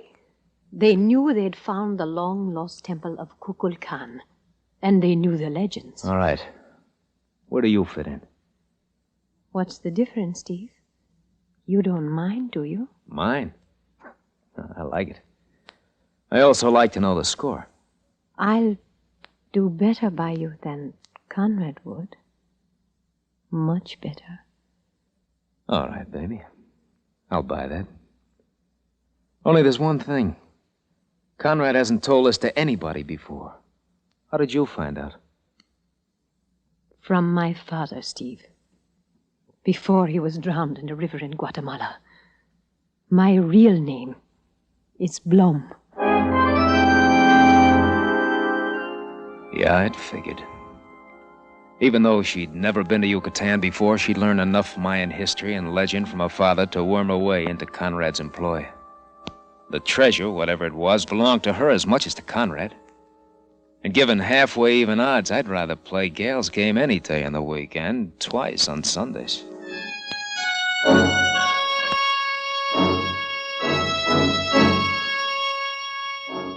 I lay on the hammock in my room for an hour, I guess.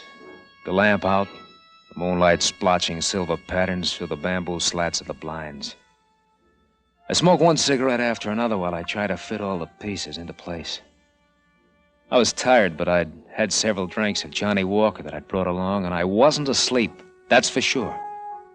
So I don't know why I didn't hear the door open. Please do not be alarmed, Senor Lane. Huh? Lie still, make no outcry, and listen. You will not be harmed. For some odd reason, I couldn't move.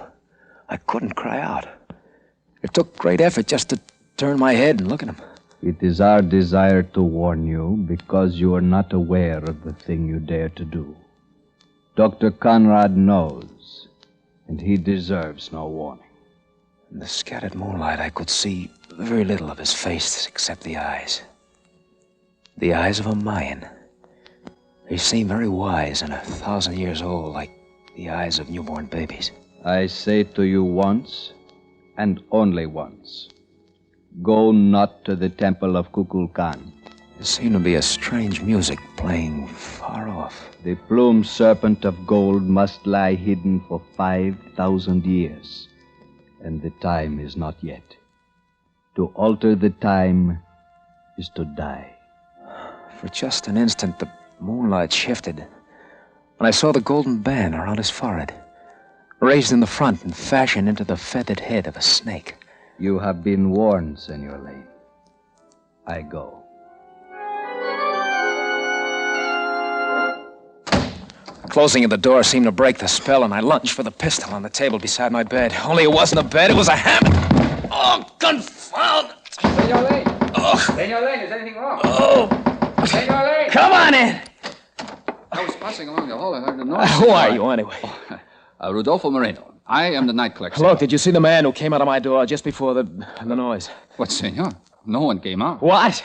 Well, I was only a few feet away. The hall is well lighted. But there was someone in here. I saw him. I heard him talking. He was a Mayan.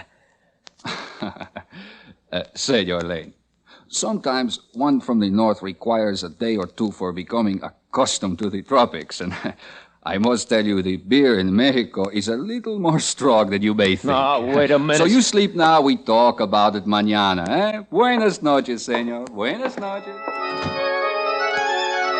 There wasn't much point in doing anything but follow the night clerk's advice. I couldn't very well go to Conrad and tell him a mysterious Mayan had come to my room to warn me, when the clerk had sworn he'd seen no one. I didn't see how Gail could help much. I didn't want to worry her without some definite reason. So, after a long time, I grew drowsy and fell asleep.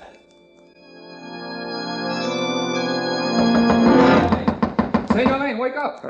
What? It is I, Moreno. Wake up, senor. All right, wait a minute. What is it, Moreno? What's wrong? Your friend, senor. El Dr. Conrad. His heart, I think. What? What do you mean? Well, I hear him cry out. I go for help, but it was too late, senor. He is dead.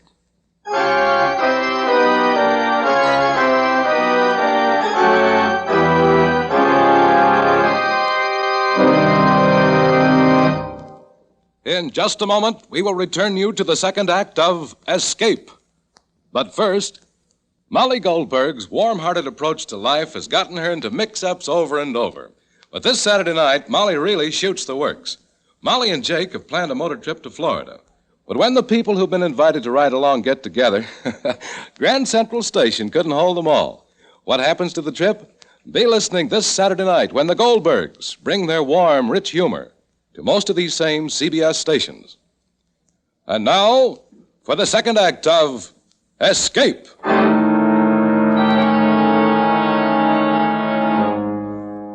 I went with the night clerk to Dr. Conrad's room. Met the local physician who had been called to the hotel. Told him to go ahead with whatever arrangements were necessary. There seemed nothing else to do. Dr. Conrad had died in his bed, apparently unmolested. His room was undisturbed, and Moreno, who from his desk had a clear view the length of the hall, said that no one had entered or left. Apparent cause of death, heart failure. But in a room a half hour later, Gail disagreed with such a simple verdict. There was nothing wrong with his heart, Steve. He died of fright. Sheer fright. I know he did. All right, honey, all right, but what caused the fright? The Mayans. Maybe the same one you said came to your room. No, I'm not sure whether anyone did or not. Maybe the night clerk was right. Maybe I imagined it. He is a native, you know. Another Mayan, huh? Well, I could have been dreaming, or drunk. I don't know. It won't work, Steve. How could you have dreamed up the gold band he wore on his head? The same band worn by the high priest of Kukulkan 1,000 years ago. I don't know. That's what gets me. Had you even heard of the plumed serpent of gold before? No. Or the 5,000 years of hiding? No, of course not. They're all a part of Mayan legend, Steve. You had to learn them somewhere. Gail, you said Conrad had an obsession. What about you? I don't know. Before I came to Yucatan, I had only one idea. To get my share of that treasure one way or another. Mayan legends were nothing more than that. But down here, it's different. Things touch you somehow. Inside. You mean you're scared, isn't that it? Not exactly. It's something deeper. I don't know. And against that something deeper, there are how many dollars? Around 2 million, I think, from things Dr. Conrad let slip. How did he plan to dispose of the thing? Oh, there's a buyer in Mexico City. No questions asked.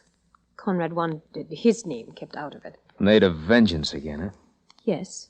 Look, will this buyer deal with us? Of course. Why should he care who brings it? Do you know the landmarks of the pyramid? This temple of Kukulkan? Yes, but... Steve, I am not sure, but... Look, honey, look. I've got a helicopter out there at the edge of town. Within 200 miles is a fortune for the taking. Baby, I've been broke too much of my life to back down from a few pipe dreams and a heart attack. How about it, baby, huh? Oh, it's no fun to be broke. Yeah, but it might be a lot of fun if we weren't. You're awfully hard to resist. Oh, I hope so, baby. Because I've got some other ideas, too, you know. What do you say? Oh, if I said no, I'd be a fool, I suppose. Oh, then don't say it. We'll both be over the jitters by morning. And one thing, we won't have to worry about accidents. Our expedition won't have any Mayans along. Oh, Steve. I told you Dr. Blom was my father. He met my mother in Mexico City. She died right after I was born. But she came originally from Yucatan. And she was a Mayan.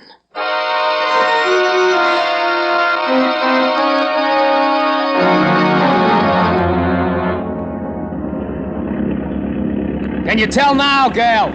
Are you sure this is it? We won't land if you're not. I think so. There's the old stone roadbed in the jungle to the south. The pyramid runs southeast-northwest. The temple ruins are at the north. The jungle has grown up over the west slope. All the landmarks check, Steve. This is it. All right, honey, hang on. We're going down. The Mayans didn't know it, but when they built these pyramids flat top, they were getting ready for the helicopters. We're down.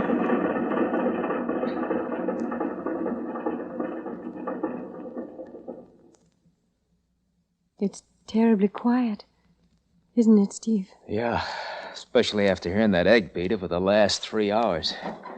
Well, may as well have a look. Come on, jump, baby. I'll give you a hand. Thanks. Well, they've certainly let the old place run down.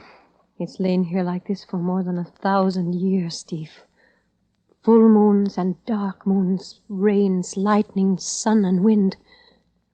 Nothing moving.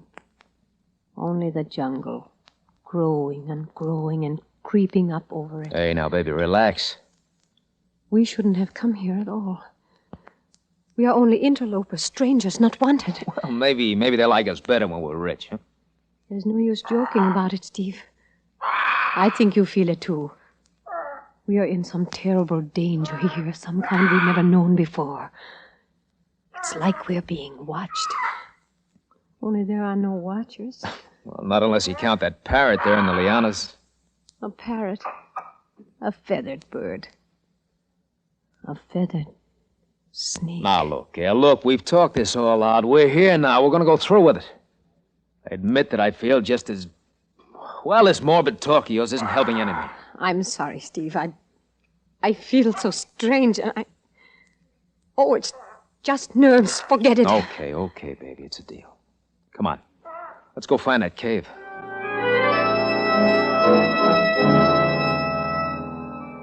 Gale had learned from Dr. Conrad that the treasure lay in a chamber inside the pyramid, reached by a tunnel which opened somewhere along the west face.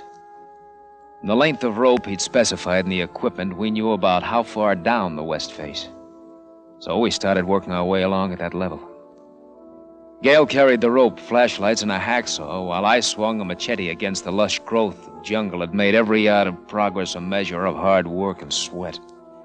It was late afternoon before I slashed through a green thicket of banana palms and saw it before me.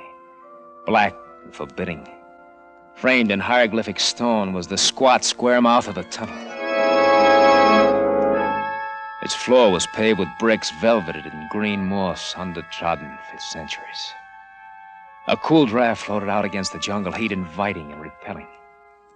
Gale and I looked at one another for a long moment, saying nothing. And then, flashlights in hand, we walked into the tunnel.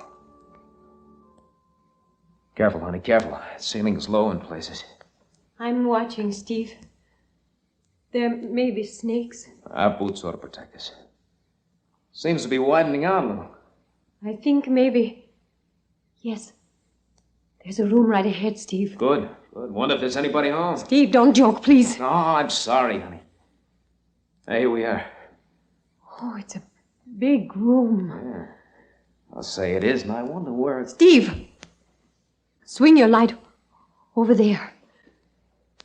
Look. On a raised stone dais in the center of the cave, gleaming and glittering in the blaze of our lights, was a great figure wrought in plates of pure gold. A massive golden snake studded and jeweled with feathers of cut emerald. Steve, it's Kukulkan, the plumed serpent of gold. $2 million, baby. $3 million is closer, maybe $4 million. Why, the gold alone and those emeralds. Let's go now. Now, Steve, before it's too late. That must weigh a ton. Now I see why Conrad included hacksaws in the equipment. Here, honey, you owe my light. What are you going to do? Old money bags has to be cut up before we can pack them out. May as well see how much of a job it'll be. Steve! No! Yeah, what's the matter? There's something here. Something old and wise and powerful. It's watching us. I can feel it. Oh, now wait, baby, don't... Anyway, it's really too late to do anything today. We've seen it now, Steve. Let's leave it just the way it is. Just until tomorrow. It's almost dark now. Please. Please, Steve. All right, Gale, all right. Come on, let's get out of here.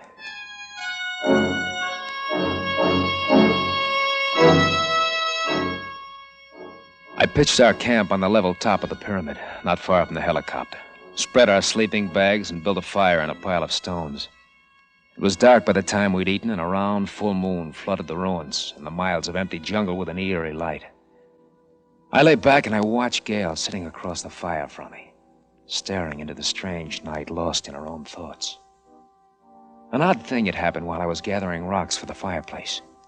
I'd lifted a large flat stone and found under it a golden band like the one worn by the Mayan who'd come to my room. Gale had put it on her head without a word, and it fit perfectly.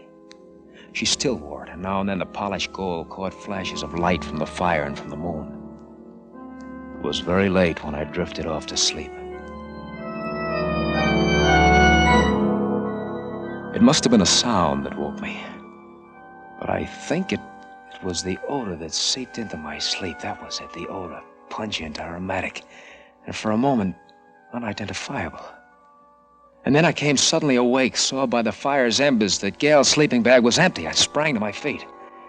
At the moment, I recognized the odor of raw gasoline, saw the dark surface of the helicopter glistening and wet in the moonlight, and saw Gale walking toward it with a flaming stalk of dry thatch in her hand. Gale! Gale, what are you doing?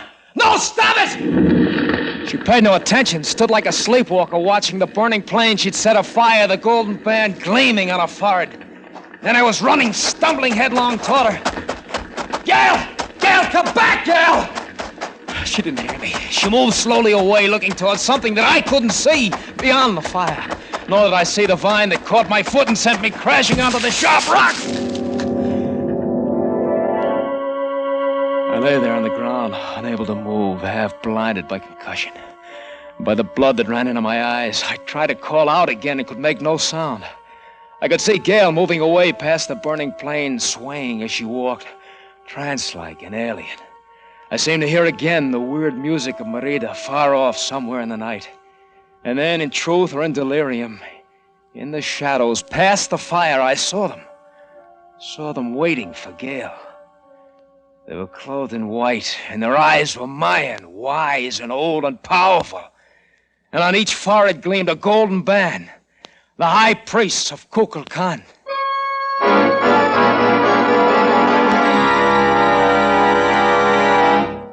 Senor, you feel better now, no? Better? I don't know. Who are you? Only a poor farmer, senor. Farmer? Where am I? In my casa, senor. You have been very ill from a bad wound to the head. But how did I get here? 3 days ago, you come from the jungle, fell at my door. I take care of you. Oh, thank you. Thank you very much. Sometimes you fight with me, say crazy words. But I know it is only the head is broken. I was running. I fell against a rock. I just can't remember much after that. No matter, senor. Tomorrow I take you to Merida. To Merida? But how can you? But so simple. In my cart with the burro. It is only 7 miles. 7 miles? But I was 200 miles from here. Quien sabe, senor. 3 days ago you come out from the jungle. Tell me something. Are you a Mexican? Pues, senor, I am a citizen of Mexico, but by birth, I am Mayan.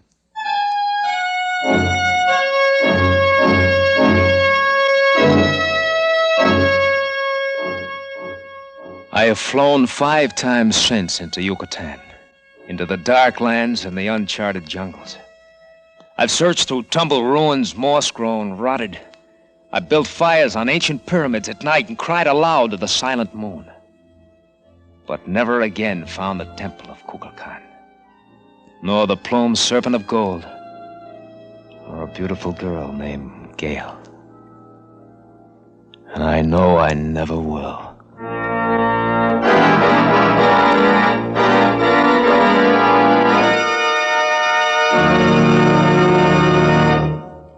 Escape is produced and directed by William N. Robson. Tonight we have presented The Golden Snake, adapted for radio by Les Crutchfield from an original story by Paul Pierce. Featured in the cast were Anthony Barrett as Steve Lane, Jeanette Nolan as Gail Barry, and John Hoyt as Dr. Conrad. Also heard were Rick Vallon, Harry Bartell, and Paul Freese. Special music arranged and played by Ivan Ditmars. Next week... You are stranded on the Yangtze River, 1,500 miles from Shanghai, and in the midst of all the displaced humanity of China, somehow you have been marked for destruction from which there is no escape. Next week, we escape with an exciting tale of fear, intrigue, and danger on one of the most colorful rivers of the world, as John and Gwen Bagney tell it in The Shanghai Document. CBS famous anti-crime series Gangbusters presents a real-life police story, The Case of the Wise Young Owl, this Saturday night. Remember to be tuned in to CBS, where Arthur Godfrey's digest of wit and humor is heard every Saturday night, the Columbia Broadcasting System.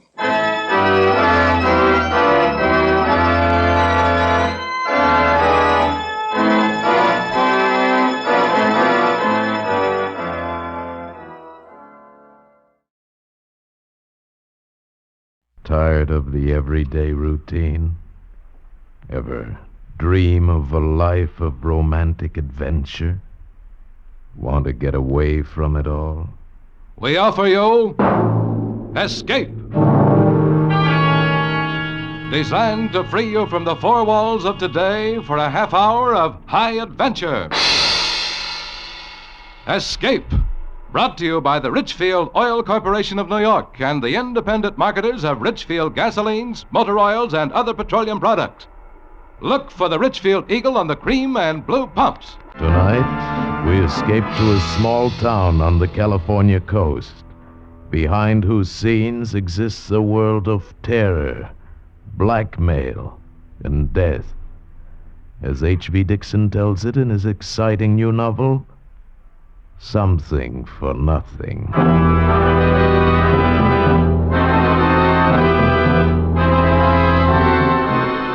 The moon wasn't up yet. It was after 9 and as dark as my pocket, and I was still 100 miles below San Francisco. The coast route is tricky driving, too. The road dips and curves like a squirming snake, smack up against the mountains on one side, and on the other, a sheer long drop to the sea. But I was driving north, and I had the inside lane, which wasn't so bad. And I kept bowling right along. And then about 3 miles below Bayside, I was going into a sharp curve to the right when beyond it, coming toward me, the lights of another car flared up, a big cream-colored sedan on the wrong side of the road bearing down on me. I slammed on my brakes and skidded sideways. The other car barely skinned past, and I saw a woman hanging halfway out the door on the driver's side looking scared to death. She didn't even try to make the turn. Our car went straight for the lip of the cliff, and just as it went over, the woman jumped. And the car went smashing down the face of the cliff, easy, a 200-foot drop all the way to the ocean. Hey! Hey, are you all right?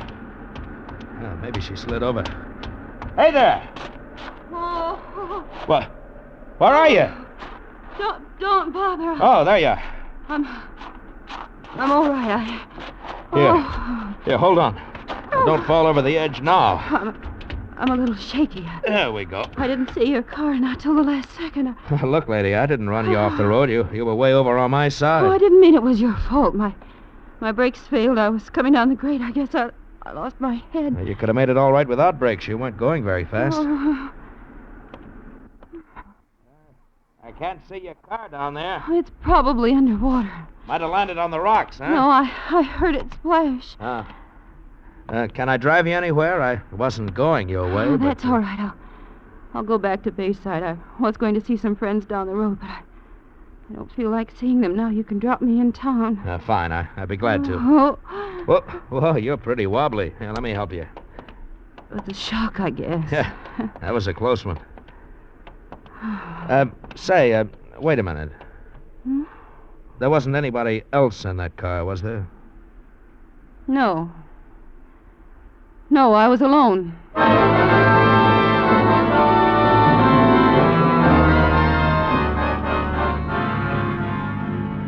You live in Bayside? Yes. I might stop off there tonight, overnight. Well, you couldn't possibly find a room tonight. The tourist season started. Well, I might find something in a motel. Oh, I'm sure everything's full up, and it's easy driving beyond Bayside. No more mountains if you're going to San Francisco. Yeah, that's where I'm going. Do you live in San Francisco? Oh, I did when I was a kid. Lately, I've been living in L.A. I've been working in pictures. Oh. For a while, I thought I'd be another Clark Gable or a Robert Taylor or something. Every agent in town was after me, but you know how it is. It didn't pan out. Why not? You're handsome. Oh, sure. Too handsome. I photographed too slick. I saw I'd never be anything but third rate, so I got out. Yes, I suppose that's sensible. Well, welcome Bayside city limits. Now, where do I take you? Straight ahead. Huh? This is Surf Avenue. It'll take you through to the main highway. Well, where do you live? Oh, you don't have to take me there. Stop here. Well, why here? I'm going to the police station to report the accident. Well, don't you want me to go along and be a witness? Oh, no, I'm sure that isn't necessary. Have a nice trip to San Francisco. Thanks. You are going right through, aren't you?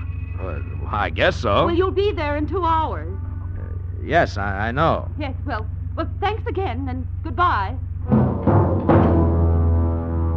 There was something funny about that dame. Something was worrying her besides that accident. The way she acted toward me, for instance.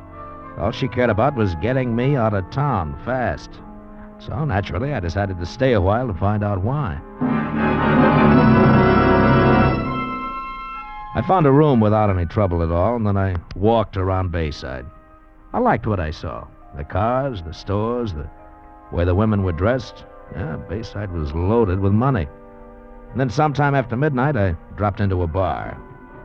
One of the customers was yawking away to the bartender. I ordered scotch over ice and listened in. She phoned the station about an hour ago and said Frank wasn't the type to go somewhere, not let her know. That was the customer, a big moon-faced man with a red neck who had cop written all over him. Didn't sooner or later bust loose. What do you know? Frank's going off on a bin. Well, I told her we'd check around. Hey, she say Frank was driving that cream-colored job of his? My heart jumped like a hooked trout. He sure can't disappear far in that car. It was hard to keep the excitement out of my voice. Pardon me, but what color car did you say? Huh? Well, I just drove in from L.A. and I passed a cream-colored sedan a few miles back. You couldn't miss this one. Darndest color you ever saw. Huh? The ornament on the hood is a big pair of dice. Well, the one I saw, a woman was driving. No, Frank never lets anyone drive his car. Well, Gassner doesn't know how to drive, does she? Oh, sure she does, Chief. She just got a new convertible, only, she doesn't go out much. Doesn't drink, doesn't wear makeup, doesn't do anything much, and she sure is a mousy woman. She went to bed tonight at 9 o'clock on a Saturday night. Tell me, who is this Gassner? Well, he owns this bar, a couple of restaurants, and he owns a Domino Cottage. He calls it a dude ranch, but it's really a gambling house. Oh, an important man, huh? Yeah, he is. And he isn't. He's got money, but a gambler doesn't rate with the local snobs. Oh, Bayside's one of those towns. Cream de la cream, mister. Some of the oldest families in California live here. So money doesn't count. Not without a pedigree, mister. It sure don't.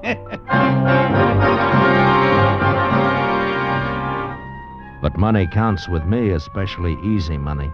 To get something for nothing, that's the sweetest thing in life. Well, I finished my drink and went to the phone booth. First, I looked up Frank Gassner's address, 16 Yucca Drive, and I wrote it down. Then I put through a long-distance call to my pal Danny in San Francisco. He said he'd meet me in Bayside in a couple of days. When I left the phone booth, the redneck cop had left, and the bartender was getting ready to close up. I decided not to wait till morning to drop in at 16 Yucca Drive, so I paid the bartender and was halfway through the door when... Mr. Devon! It jarred me having somebody know my name in that town that particular night. I turned around fast. Gil Devon. What? What's your hurry, Gil? Don't you want to buy me a drink? Well, I don't know you from Adam, baby. Well, I know you. I know your name, rank, and serial number. Oh, I dropped that identification bracelet again, huh? In the phone booth. I went in right after you. Here you are. Thank you. The catch keeps coming open all the time. You ought to have it fixed. Yeah, I guess so. But every time I lose it, it gets back to me somehow. Well, how about my reward? Oh? Like what? We could start with a drink. Well, I'm sorry. I'd love to, but I've got a date. That hardly comes as a surprise with shoulders like yours. Now, what does she have that I don't have? Only one thing, sweetheart, and it's not beauty. But what she has, there's no substitute for.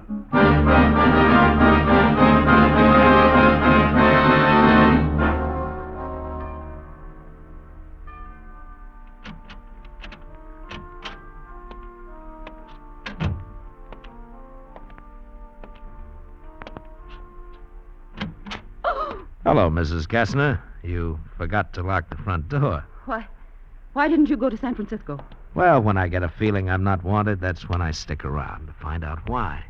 There was no reason for you to feel that way. Yeah, maybe. I don't know. Is there anybody else in the house? No, I sent the maid home for the night. Oh, that's good. That's real good. I just heard a couple of chatty men in a bar talking about a husband who hadn't come home and a wife who'd gone to bed at 9 o'clock. I don't see why you've come here to tell me that. Stop stalling. The husband's name was Frank Gassner, and you're the wife. And at 9:30, you were out on the highway driving his car over the cliff. I saw it go over, remember? If I give you $2,000, will you leave town? You don't think I'd let a thing like this go for $2,000? But I shouldn't pay you anything at all. I haven't done anything. So you'll pay me $2,000 for nothing? Well, the circumstances are peculiar. Yeah, I'll say they are. Your husband was in that car. You murdered him. Oh. How much money do you want? No, later. First, tell me about it. Everything. Well, come on, give. How did you kill him? I heard him drive into the garage, but he didn't come into the house. And I found him asleep in the car. He'd been drinking. Passed out cold? Yes, he often did that. I'd been waiting for a chance to kill him.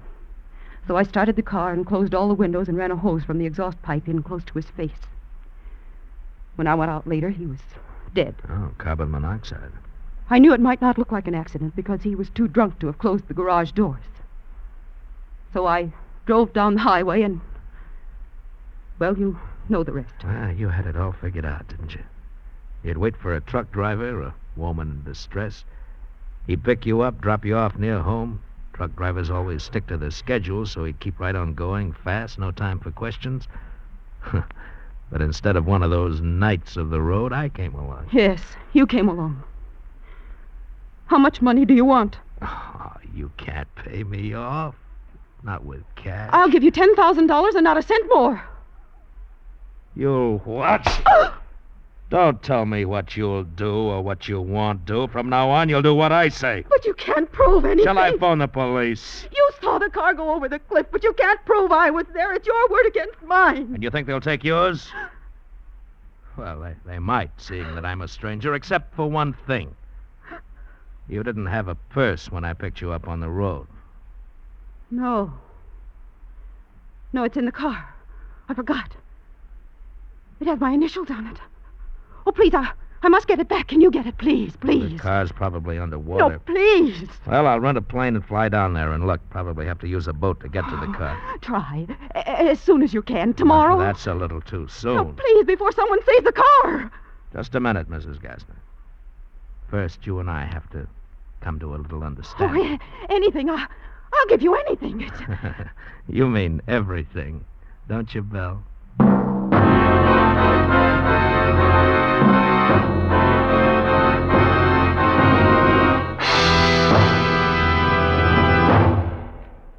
What is xylene? A petroleum chemist will tell you that xylene is one of the highest octane components of gasoline known to science. But here's what's important to you. Xylene is contained in every gallon of Richfield gasoline. Let me repeat that. Xylene, one of the highest octane components known to petroleum science, is contained in every gallon of Richfield gasoline. Xylene helps give Richfield gasoline that full power wallop that jumps you out ahead in traffic. That smooth, surging power that eats up the miles and levels off the hills. Furthermore, there's a Richfield gasoline to fit the power requirements of your motor. Select Richfield Ethyl for best results in the highest compression motors, or Richfield High Octane at regular price for the average motor. Each Richfield brand is tops in its class. Don't waste gasoline, don't waste money. Let the Richfield dealer help you select the right gasoline for your car. Remember, every gallon of Richfield gasoline contains xylene, one of the highest octane components known to petroleum science. And now we return you to Escape. That was going to be a gold mine. For a start, Belle Gassner went to the bank next day and got me $10,000 cash. Then she made out a power of attorney for me. The next afternoon, I flew down the coast on a rented plane and spotted the car wedged into the rocks, right side up, under 20 feet of water. The next day, Belle and I went down in a cabin cruiser and dropped anchor as close to the rocks as we dared. Let the anchor out all the way there. Well, it hit bottom. All right, now take a hitch in the line. Okay. That's it. There's no drag now. Oh, you can't even see the highway from here. No, but if somebody sees us, they'll think we're fishing. Well, how are you going to do it? Well, I'll tie a rope around myself. You hold on to the rope so the surf doesn't bang me into those rocks. All right. Wait a minute. Maybe we should swim over to that big rock there and try it from there. But I can't swim. No. Well, I'll swim over and pull you across. Oh, How's no, that? I'm terribly afraid of water. All right. I'll try it from here then. But you hang on to that rope, you understand? Yes. If anything happens to me, baby, then you're really in trouble. I fastened the rope around my waist, then I waited for a backwash of surf, took a deep breath, and dove. My dive carried me down to the top of the car, and I hooked my arm through the front window and held myself against the force of the current. And then I looked in. It was a world of greenish twilight, but I could see everything. Frank Gassner's body was floating against the ceiling of the car, his arms and legs waving in the current, his coat flapping as if it were in a breeze. I looked away from the body and tried to find the purse. I hung onto the steering wheel and finally saw it on the floor, held on by the weight of the flashlight. When I went after it, the body brushed against me in a kind of a caress. I grabbed the purse, shoved myself out of the car, and struggled to the surface and clambered aboard. You've got it. Oh, thank heaven. Of all the fool women, you would leave something like this in the car. Well, I guess we should start back. Yeah. You know, it's funny. Now that you got my purse back, there's no way to prove I was in Frank's car. Doesn't that worry you? Not a bit, baby. I might refuse to go through with our deal. I might revoke that power of attorney. No, you won't. I still hold some aces, Belle.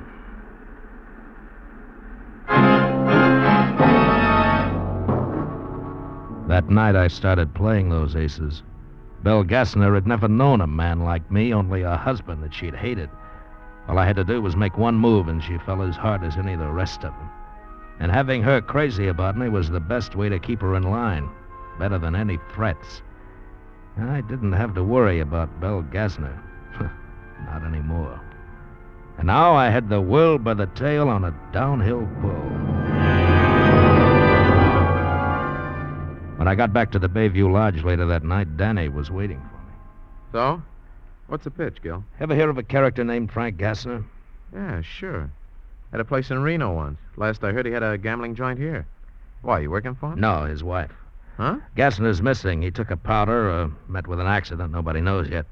So she's appointed me manager of the whole works with power of attorney. I want you to front for me, Danny. Why do you want to front? Well, I don't want to be known as a gambler. This is my big chance to live first class. I want everything that goes with it. Maybe I'll even join the racket club. Go social. Yeah, you always did have big ideas, Gil. How long is this going to last? Well, long enough. Well, suppose this Gassner shows up someday. He won't. Now, wait a minute, Danny. My hands are clean. I didn't do him, and I know what happened to him, but I'm the only one who knows. Yeah. Yeah, sure, Gil. Okay, I'll play along.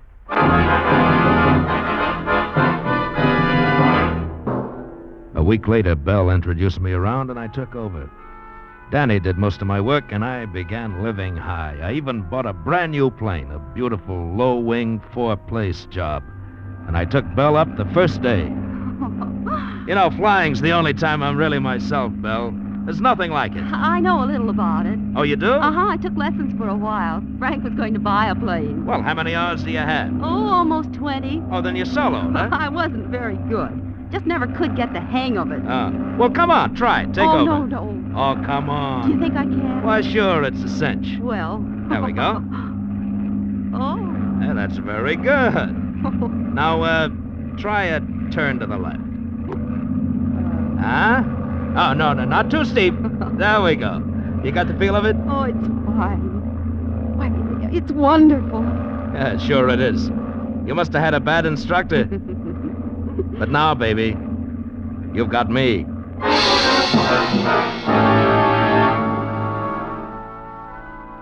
The money began rolling in. I bought a bachelor house on the beach. I joined the racket club. It seemed like there was no end to the good things I'd heard about and never known. Yet, slowly, little by little, a sour note crept in. Belle began to get on my nerves. She was so possessive, I began to hate the sight of her. Now, one night at the racket club, she was dancing with someone, and I was having a drink at the bar. Hello there, Gil Devon. What? Well, hello. I just knew those shoulders went with that handsome face. Are you tied up tonight, or can you buy me that drink? Sure I can. Tell me, why haven't I seen you around since the first time? I've been to Europe since then. I'll be here for a few weeks, though. Then I'm going to New York for the winter. Oh, I thought this was your home. It's one of them. Daddy's got 4 houses scattered around the country. Oh. Look, never mind the drink. Let's go outside. Sure. You've got an edge on me. I don't know your name. Allison Price. You know something? You're something I've always imagined would happen to me. Really? You didn't seem to think so that first night. No, well, I had something else on my mind, something that had to come first so that you could happen. And, what was that? Money. A girl like you can only come along when a man's got money to burn.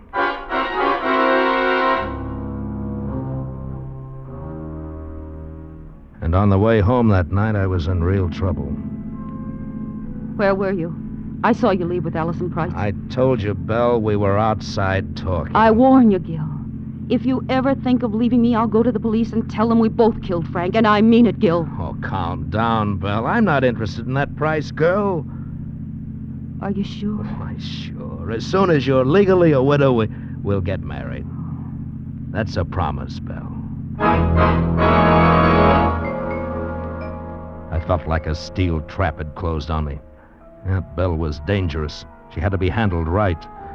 I planned everything down to the last detail and then waited until one night pretty late. Yeah, Gil, they found him. What are you talking about? Found who? Gassner. Gassner's body's been found. The car's down the road a ways at the bottom of a cliff. Somebody spotted it from the air. It must have been an accident. Yeah. Look, should I call Mrs. Gassner? Chief Arnold's not going to tell her till he's poked around. No, Danny. I'll call her. Thanks for letting me know.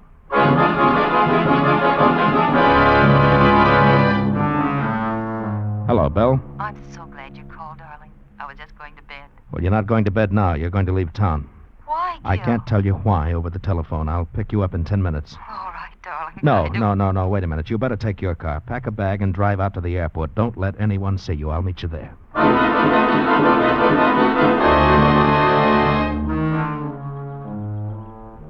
They found Frank last night. Danny called. Oh, is that all? Well, what a relief. I couldn't imagine Wait a why minute, you'd... Belle. Danny says that Arnold's already figured out from the wreckage that Gassner wasn't driving the car. That doesn't mean they'll suspect me. And the autopsy shows that he was dead a long time before the car went over the cliff. They know it was carbon monoxide. No. And somebody on your street saw you walking home that night. Then Chief Arnold knows I was lying. Oh, what'll I do? That's why I asked you to meet me out here. You can take my plane. But I'm no pilot, Gil. You can do it, dear. You can fly up the coast past Frisco across the state line to Medford, Oregon. Well, what shall I do there? Stay there. You'll be out of the state. Then when I straighten things out, you can come back. But I can't do... It's the only thing to do, Belle. Now, trust me, darling. It was barely dawn, and there wasn't a soul around. Belle stayed in her car while I got the plane ready. I rolled it out of the hangar and parked it just over a water drain, and then I opened the valves to the gasoline tanks and let almost all of it drain out, so she'd have only enough fuel for 15 minutes of flight. I rolled the plane out on the runway and got it warmed up, and then Belle ran across, and I helped her climb in. Now, just follow this course I've marked, dear. Yes? Stay over the ocean at least an hour. Why, Gil? Well, I don't want you spotted. It's safer that way. This engine runs like a wristwatch. All right, darling. Oh, Gil. Oh, you're okay, honey. Don't worry about it. Now, depend on me. Now, don't start crying, dear. You have to get out of here. Gil. Goodbye, darling.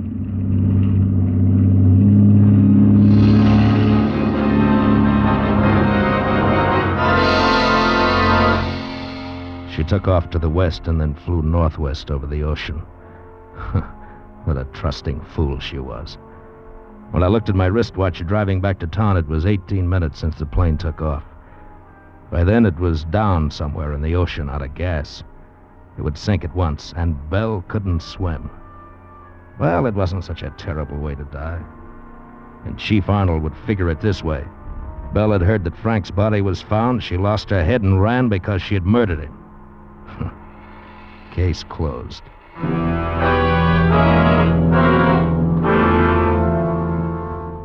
It was a nice day. Nice day to take Allison swimming, or for a drive up the beach. When I got to town, nothing was open yet except the drugstore, so I stopped and bought a paper. folded it under my arm, and started back to my car. And then I spotted Chief Arnold coming toward me, grinning like an ape. I wondered what was on the old fathead's mind. Hey, Mr. Devon. What? Whoa, there. Well, hello, Chief. You look happy about something. Gil Devon. I arrest you for the murder of Frank Gassner. What? Are you nuts? What gives you the idea that I had anything? Ever seen this before, Devon? Sure. That's my Army identification bracelet. I haven't seen it for weeks. I'm always losing it. Well, it's handy for us cops that you do. This time you lost it in Frank Gassner's car. Say, isn't that Allison Price? Well, I'll be darned. She's got under your skin, too. Shut up. Shut up, you flat-foot. Gil! Come here, I want to talk to you. Oh, beautiful girl. And so near.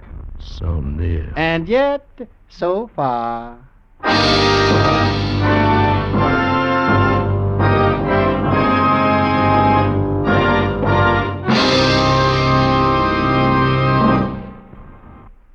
Say, here's a real spring tonic for baseball fans.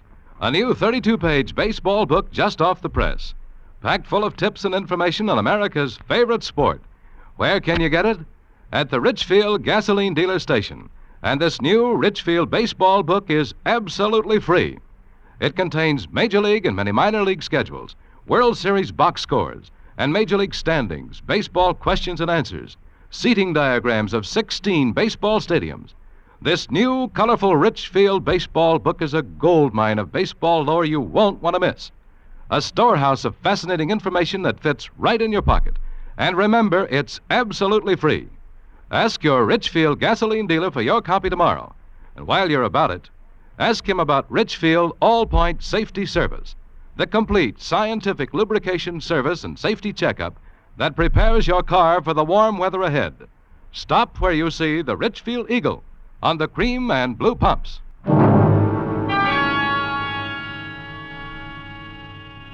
Escape is produced and directed by William N. Robeson and has tonight presented Something for Nothing by H.V. Dixon, adapted for radio by Sylvia Richards. Featured in the cast were Bill Conrad as Gil, Ann Morrison as Belle, Frances Cheney as Allison, Will Gear as Arnold, Rick Vallon as the bartender, and Paul Frees as Danny. Special music was arranged and played by Ivan Ditmars.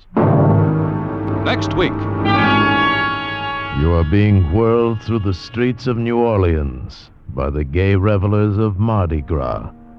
But somewhere in the crowd, dressed as a clown, is a murderer. Your murderer, from whom there is no escape. Tired of the everyday routine? Ever dream of a life of romantic adventure? Want to get away from it all? We offer you Escape. Escape, designed to free you from the four walls of today for a half hour of high adventure. Escape, brought to you by your Richfield gasoline dealer and the Richfield Oil Corporation of New York, marketers of Richfield gasolines, motor oils, and other petroleum products. Look for the Richfield Eagle on the cream and blue pumps. Tonight, we escape to the Old West in the story of a boy who never owned anything but a gun. As Joel Murcott tells it in his exciting tale, Sundown.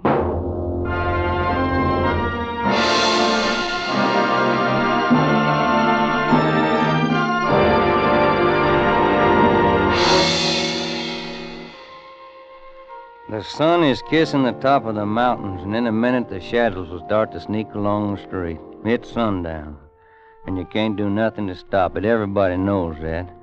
That's why the town looks like a ghost town. Not a horse nor a rider in sight, not even a tumbleweed. Oh, there's folks around, all right, looking out from door cracks and windows. And now the street ain't empty no more. Here's what they've been waiting for. There's Kirby Hunsaker coming out of the saloon at one end of the town, and there's Ben Ford coming from a liver stable at the other end. Both of them walking towards each other slow, right hands hanging like claws, an inch from the gun holsters. In a minute, one of them will be dead. Kirby Hunsaker or Ben Ford. Little Ben. Nothing but a baby when I picked him up off of the desert 15 years ago.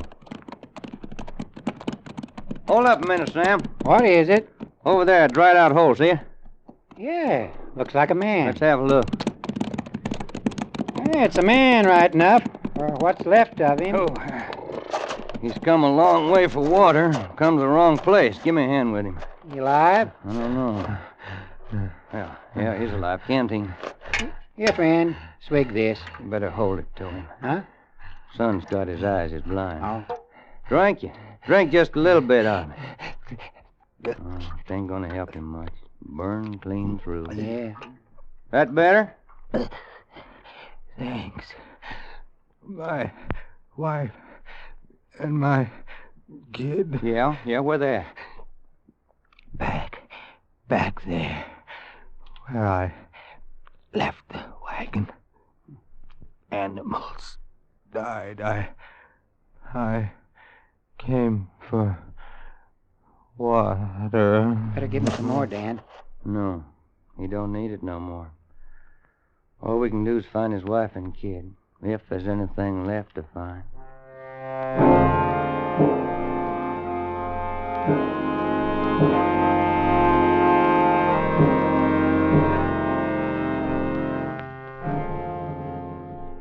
There was something left. A sun-baked wagon in the midst of that hellish inferno, a dead woman and a kid. 5-year-old boy. His face is burned, his lips is cracked with fever, but his eyes stared out across that desert like they was following some nightmare that nobody else could see. He didn't cry, he didn't whimper, he didn't talk. We gave him water and he took it. Wasn't no place to send him, and he just stood there watching us as we buried his mother. Well, what do we do about him? A kid? Take him with us, I reckon. Ain't much else we can do. Well, ain't nobody on the ranch to take care of him. No, ain't nobody here neither. He's like a little cactus, Sam. He'll grow or he'll die.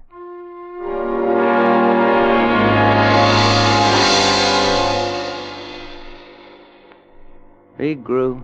Big, raw-boned kid, and by the time he was 12, he could handle a man's work. And I had a feeling for him, a feeling like he was my own. A feeling that could make me hurt when I looked at him.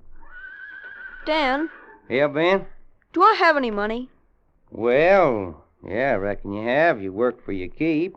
How much do I have, Dan? Well, now, I don't know. It takes some figuring. But this is your home, boy. Everything that's here is yours. Do I have enough to buy a horse? Why, I reckon so. Then I want my own horse. See. All right, boy. Take your pick. That 3-year-old black with a star on his face. I want him. All right. You just bought yourself a horse.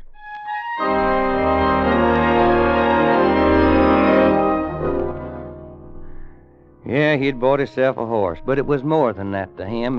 It meant he had something that was his, come flood or thunder, something in the world that belonged to him and not to nobody else. It gave him a reason for being alive, and he started to build his life around that black horse. No horse ever got care like that.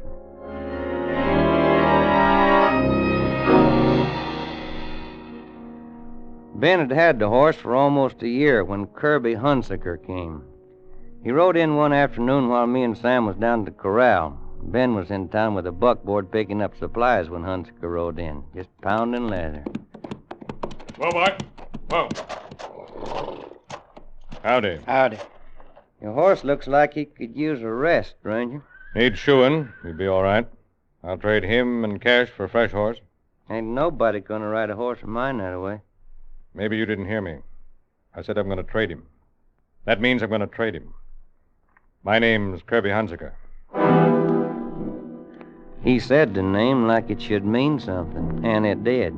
Kirby Hunsaker, a name that was drifting all over the West with a trail of blood behind it. Stagecoach drivers and travelers carried it on their tongues, and he knew it. He had a face like a woman, and eyes like a steel trap, and there wasn't no glove on his right hand. It was brown and weathered from sun and wind, and it hung close to his right side like a claw, never more than an inch from the butt of his gun. A gunfighter. If you're thinking it over, you're wasting my time. Better do it, Dan. All right, Hunsaker. I'll take the black with the star on his face. Put a rope on him. I said put a rope on him. Not that one. He ain't mine. I ain't asking whose he is. Put a rope on him. Any other horse, any one you want, even trade. Get that horse and keep your hand away from that gun. Dan, do what he says. You can give young Ben the Palomino. He's just a kid, and a horse is a horse. He'll forget about it. No, he won't, Sam. He won't never forget it. Pronto, friend. Put a rope on that black pronto.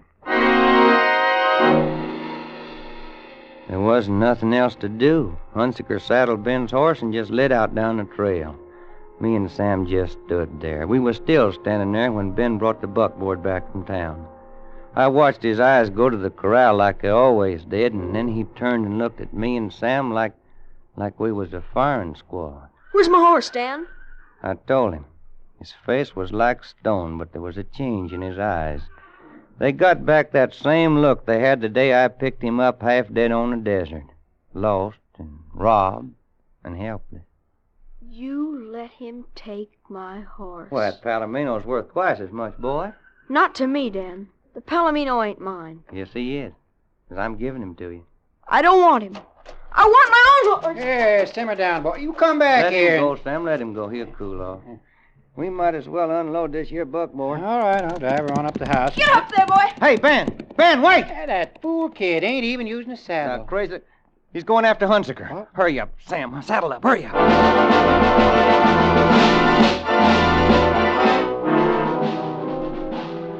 He was riding hard and light, and we was distance before we even got started. But we followed the cloud of dust that trailed after him. Then sundown hit, and he was lost somewheres in the night. There ain't much chance of finding him now, unless he stops and strikes fire. He won't stop. Yeah, be a moon pretty quick. Hey, wait. Listen. Yeah, it's a horse. Oh. Must be over at the edge of that ridge. Hey, let's take a look. Hey, it's a horse, all right. Looks like the roan the kid was riding. There's something else there, too, on the ground. We rode up. There was another horse on the ground.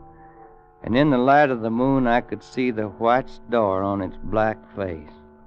Ben was sitting on the ground beside it. A few feet away was the body of a man. I rolled it over face up. It was an Indian. There was a bullet hole in his head. What happened, Ben? I don't know. This is the way I found him. What's wrong with Star, Ben? His leg's broken. Oh, or I must have stepped in a chuck hole. Yeah. Then the Indian come by and Hunsaker give him a bullet in exchange for his horse. Huh? Tracks in the dirt there. It's a good thing the boy didn't catch up with him. Yeah, it is. That's a bad break he's got there, boy. I know. Ain't nothing you can do for him. I know. Well, now, why don't you just ride on back to the ranch of Sam? Yeah. I'll stay here for a while and catch up with you later. You don't have to do that. Lend me your gun. Oh, now, look, boy, let's ride off, you and me. No. He's my horse, Dan, and I've got the right to shoot him. Yeah, Ben, I reckon you have. Here's my gun.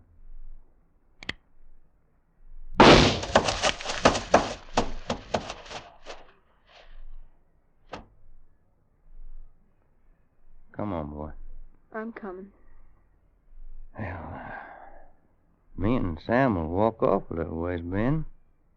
Give you a chance to just bawl if you want to. Get it off of your chest. I'm ready to ride with you. I ain't gonna cry, Dan.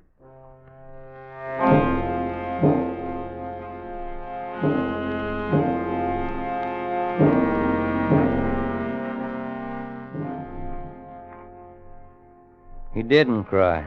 He hadn't cried when I picked him up off of the desert, and he didn't cry then. But the tears was inside of him someplace, where they couldn't get out. Never showed in his eyes, though. something else showed there instead. It was hate. A hate like a pure white flame. I could see it burning there when we got back to the ranch that night. What'd you say his name was, Dan? Who's that? Whose name? The man who took Star. Hannigan, I think. Yeah, Jim Hannigan. That isn't what you said before, Dan. I want to know. Hunziker. Kirby Hunziker. You better go in and get some sleep, boy. Ben, you can have your pick of anything in the corral. I don't want another horse.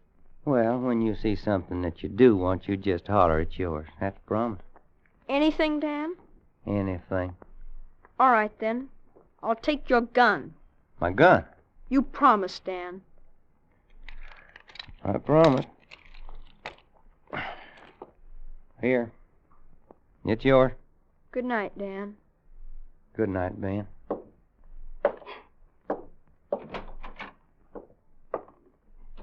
Why, in all my days, I never heard of such a lame brain thing as giving a kid like that a gun. Now, he'd have got one somewhere sooner or later.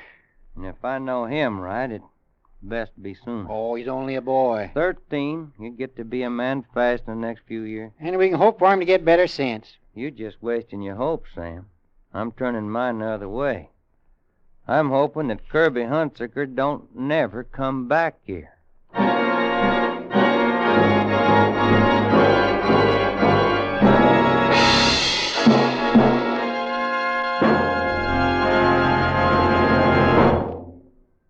Sometimes, after years of scientific research, there comes a discovery that benefits everyone. Xylene is that kind of discovery. Xylene is a super gasoline component with one of the highest anti-knock ratings known to science. And today, Xylene benefits you whenever you use Richfield gasoline. Your car comes alive with new flashing power when you use Richfield gasoline with Xylene. For faster getaway in traffic, for new sustained power, for higher-than-ever anti-knock qualities, Richfield gasoline with Xylene is made to order. Get Richfield High Octane at regular price for the average motor. Or Richfield Ethyl.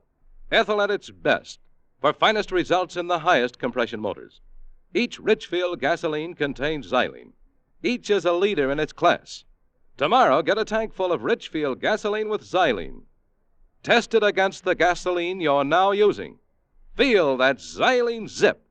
Stop where you see the Richfield Eagle and the cream and blue pumps for Richfield gasoline with Xylene. And now we return you to Escape.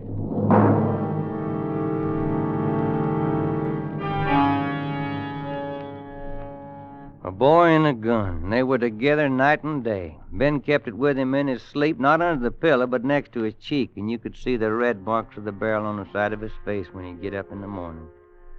The rest of the time was belted around him. And when he wasn't working, he'd go off alone into the hills for target practice, and the target he used was an Express Company reward poster for Kirby Hunziker. After the shots were all hitting the target, hitting close and fast, he stopped firing and was off on something else, a draw. I'd catch him at it in the house or the barn, wherever he thought he was alone. He started to wear his belt different, too, with the gun holster tied low on his right hip and his right hand hung by his side like a claw.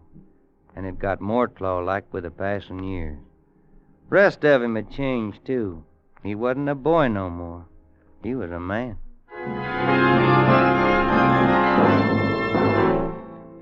We heard about Kirby Hunziker. More and more we heard about him. His name had gotten big since he took a kid's horse. Got to be one of the three names mentioned most when the talk in the saloons turned to gunslingers. Jim Dunn, Boaz Watson, and Kirby Hunziker. Killers for hire for any dirty job outside of the law. But all jealous of each other, all bound to meet someday and find out who'd be just a flick faster on the draw. And Ben had to be there the night a stray cowpuncher stopped in to rest his horse. More coffee, stranger? Yeah, thanks. Reckon I will. Watered your horse. Sure needed it. You must have come a long way. Yeah, from Goldfield. Been riding lucky, though. I come through Flagstaff just in time to see the fight. What fight? You mean you ain't heard about it? I must have been riding faster than I thought. You ought to have seen it. Never was a gunfight like it. Who was in it? Two of the best, Big Jim Dunn and Kirby Hunsaker. Ben grabbed the edge of the table and his face got as white as borax, like a lead bullet had hit him in the guts. Which one of them got it? I prayed for the right answer. The answer that would have been right for me, not the one that Ben wanted. Oh, Hunsaker beat him. Dunn never cleared his holster. Color come back into Ben's face, and that pure white flame I hate burned in his eyes again. Hunsaker got the draw on Big Jim Dunn? Oh, yeah. I wish I could have stayed in Flagstaff. Boaz Watson's someplace in the territory, too, and as soon as he gets wind of it, he'll be on Hunsaker's trail for a showdown. Well, if Dunn never cleared his holster, then the man ain't born that can outdraw Hunsaker. Boaz Watson thinks he can. He's been itching for the chance. It's a chance he ain't gonna get. Ben, where are you going to? Just thought I'd take a little ride, Dan. Flagstaff? Flagstaff, Dan. And don't try to stop me.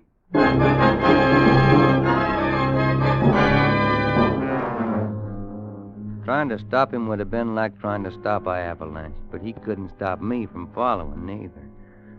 He rode day and night, trading mounts on the way, and I was an hour behind him when he reached Flagstaff on the third morning of his ride and started his hunt. He tried the hotel, the express office, and one by one the saloons, asking the questions and seeing faces go blank. He was easy to find when I got to town. He left a trail of questions behind him, and I found him in the last saloon on the street, still asking. Did you hear what I asked you, bartender? Yeah, I heard. How should I know? Does he ever come in here? Well, I just serve drinks. I don't watch who comes and goes. I'm tired of walking and I'm tired of talking. I want an answer. Well, I reckon he comes in sometimes. When? Usually about an hour from now. Good. I'll wait. Gonna buy me a drink, Ben? If that's what you came for, Dan. Been rough trailing you, boy. Men and horses ain't meant to be pushed that hard. I was in a hurry. Well, maybe we can take it easier going back. Maybe if we left right now, we could camp out someplace tonight like we used to. Ask me later, Dan. This is something I gotta do first. He wouldn't drink, and he wouldn't leave. He just stood there waiting, looking at nothing. He might have been carved out of rock. There wasn't a nerve in him. And then I heard the door swing, the way it had a couple of times before, only this time it was different. The talk around the table's cut out, the bartender's hands tightened around the glass he'd been wiping. Every head in the place turned towards the door. It was Kirby Hunsaker. I knew that face. It'd grown heavier and crueler, but I knew it. He stood there in the doorway while them bear-trap eyes of his searched the room, moving first from gun belt to gun belt, flicking an extra beat on the ones that hung low, looking for the hands without gloves. Then his glance come up to face level, like a assayer examining ore. Well, him and Ben hadn't never seen each other before, but somehow they knew each other. Their eyes caught and held, like two longhorns locked together. I hear somebody's looking for me. In case anybody don't know me, name's Kirby Hunsaker. I'm looking for you. Speak your piece. A long time ago, when I couldn't do anything about it, you stole a horse from me. You calling me a horse thief? You ran him into a chuck hole and you left him with a broken leg. I had to shoot him. You got nerve. Name your price. I might pay it. You'll pay it. My price is the life of the man who stole that horse. You got a gun. Dig for it. You move first, Hunsaker. I'm giving you an edge. Better take it. No. I want to give you a little time, Hunsaker. If I draw first, then you gotta move without thinking. But I want you to think. I want you to think and decide and worry. You're talking big. A little too big. I want to give you time, like you gave it to a horse with a broken leg. Because you won't draw fast enough, Hunsaker, not even if you move first. I'm going down to the livery stable to take a nap. It's sundown. I'm coming back up the street, and I don't want anybody on it. You better shoot me in the back while I'm going out that door, because if you don't, I'm going to kill you, Hunsaker.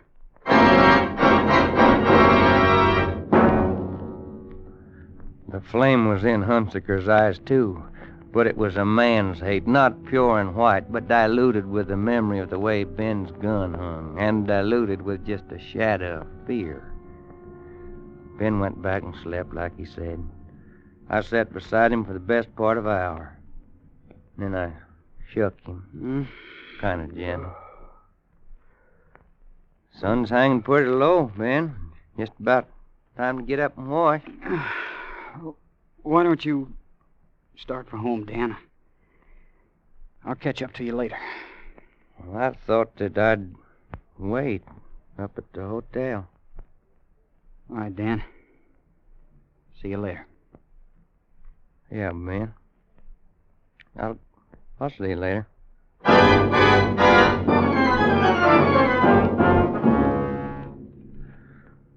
So here I am, in the window of the hotel, and yonder he is in the street, him and Kirby Hunsaker, walking towards each other. And the town is so quiet you can hear their steps on the boardwalk.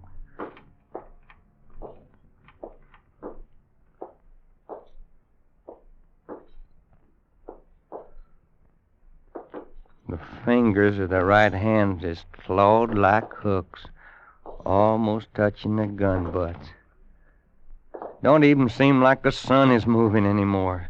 Like even the shadows is glued there on the ground waiting for one of them hands to move. 'Cause when it comes, it'll come fast.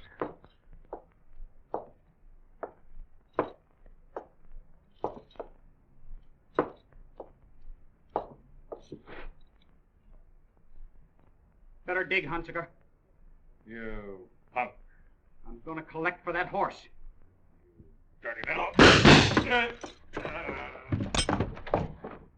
That's your receipt, Hunsaker. Ben! Ben! Ben, are you all right, boy? I'm all right. Let's walk. Well, it's all over now, boy. Let's saddle up and go on home. Hey, wait. It's a blacksmith. Guess the horses are ready. Express rider came in just after you left before. Boaz Watson is riding in. He met him on the trail. You gonna stay and meet him? Me?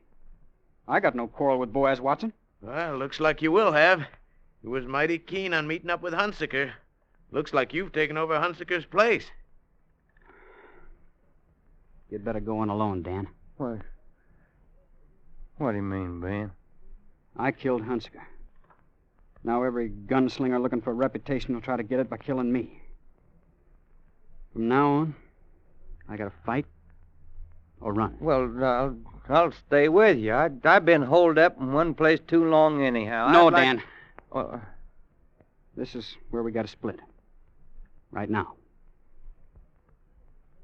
Thanks for everything. I'll never forget you.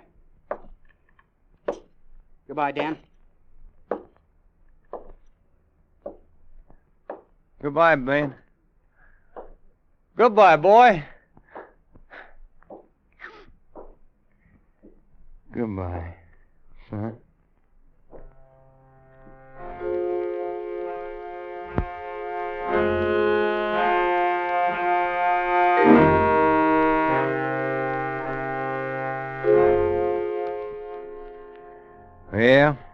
Yeah, he's a gunfighter now. The gunslinging madman will see to that. But he won't never be an outlaw like Kirby Hunsaker or Boaz Watson or Jim Dunn. He kill if they force him to it. But ain't nobody never gonna buy his gun for killing. 'Cause he's got to own something. The desert took his family. I couldn't make up for him. Kirby Hunsaker took his horse, and he'll never really own another one. But there's one thing he's got in this world. That gun. That gun is his. He owns it.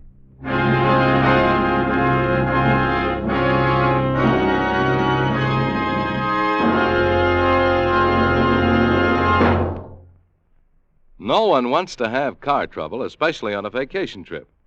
But sometimes we forget that faulty or neglected lubrication can cause wear and breakdown in any car. To keep trouble away, see the Richfield gasoline dealer tomorrow. Get all-point protection against summer wear and breakdown with Richfield All-Point Safety Service. This service gives your car the extra protection of new Rich Lube lithium lubricant, the premium lubricant that's better always. And Richfield All-Point Safety Service also includes all-point lubrication of your chassis, transmission, differential, and wheel bearings. And to protect your motor in hot summer driving, the Richfield dealer puts in fresh, clean, Rich Lube all-weather motor oil, the Pennsylvania premium grade oil that cleans as it lubricates. But that's not all. As a final precaution, the Richfield dealer makes a safety check of your battery, tires, spark plugs, and radiator. So tomorrow, stop where you see the Richfield Eagle and the cream and blue pumps. Protect your car with Richfield All-Point Safety Service. Escape is produced and directed by William N. Robeson, and tonight has presented Sundown by Joel Murcott. Featured in the cast were Barton Yarbrough as Dan, Sam Edwards as Ben, Will Gear as Sam, Ted Osborne as Hunsaker, John Ramsey Hill as young Ben, and also heard were Paul Preece and John Daner. Special music arranged and played by Ivan Ditmars. Next week.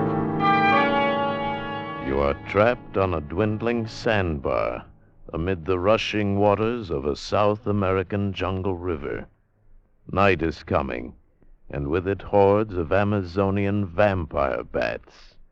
The river surrounding you teems with ferocious piranha, the cannibal fish, from whom there is no escape.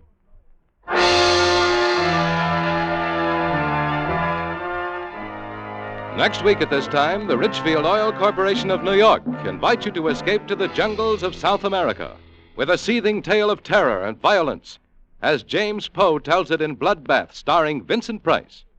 Goodbye, then, until this same time next week, when once again we offer you Escape. Tom Hanlon speaking.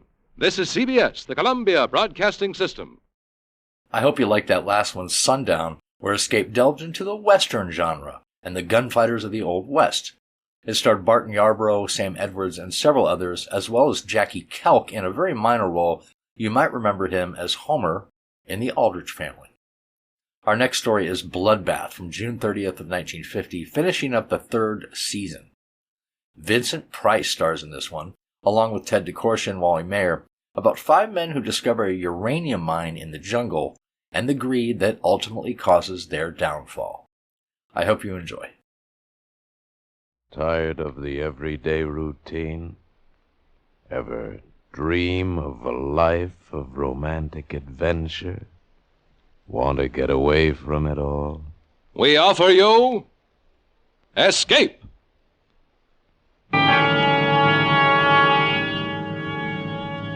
Escape, designed to free you from the four walls of today for a half hour of high adventure.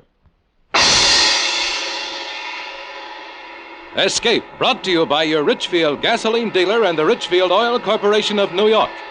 Marketers of Richfield gasolines with Xylene, Rich Lube, all-weather motor oil, and other famous petroleum products. Look for the Richfield Eagle on the cream and blue pumps.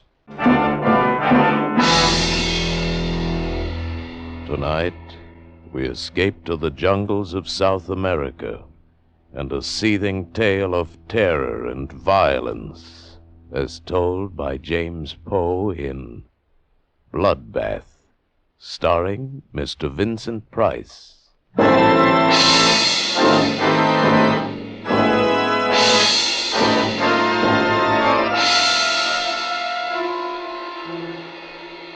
By portaging the rapids and walking the mules in the shallower stretches, we'd managed to get our supplies and equipment more than 1,700 miles up the river.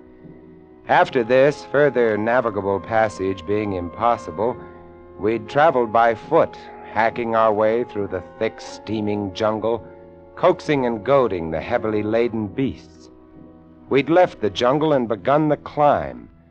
11 days later, high in the Andes, we found our objective, and we set to work, hard work. And then, on a hazy afternoon in late May, we found it. I shall never forget the scene. Below us, the mountains swung down to the jungle which stretched eastward, far as the eye could see. The peaks above us had cut off the setting sun, and the light had a curious violet quality. The dank, chill wind, whispering and gusting, set the sparse timber scrubs to trembling and shuddering, and the mules, disdainful of their 5 strange masters, foraged the cacti and dwarf pine. The instruments were set up and the specimens were at hand, and now, crouched and tense, we leaned forward. How about it, Hess? Wait. The tube's got to warm up. Come on, come on. Wait, will you? I've waited 5 years for this moment. 500, you mean? 5 million. Come on, Hesse. How about it, Hess? Mm-hmm.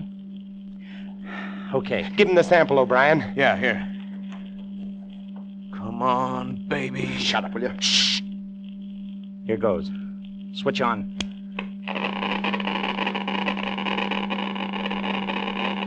Holy cow. Good. Good. It's fantastic. Fantastic. Yeah? Come on, Hesse. What's the word? Yeah, Hesse, give. Gentlemen. Unless this machine is busted, unless this Geiger counter has forgotten its multiplication table, we have discovered the richest lode of uranium ore known to man.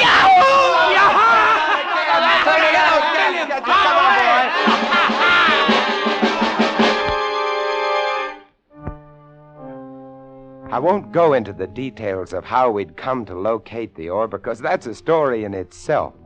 Suffice it to say that late in the afternoon of that hazy May day, the 5 of us, gamblers all, came to the end of our rainbow, found our pot of gold. The vein runs all the way up the side of the mountain. Must be worth $1 million. $1 million, $1 billion. $1 trillion. Do you boys realize what we've got here? Sure we do. We've got the world at our feet. Why, the man who gets the strike registered in his name can be a king. Every country in the world is going to come running up to him with trunks full of money and power. You tell him, Hesse. Power? Yeah, we'll make the United States the most powerful nation on earth. Why the United States? Oh, you wouldn't sell to anybody else, would you? I'm a businessman, Harris. You're a fool. No. I'm a businessman. $1 trillion. Oh, gents, we've got the world at our feet. Split 5 ways.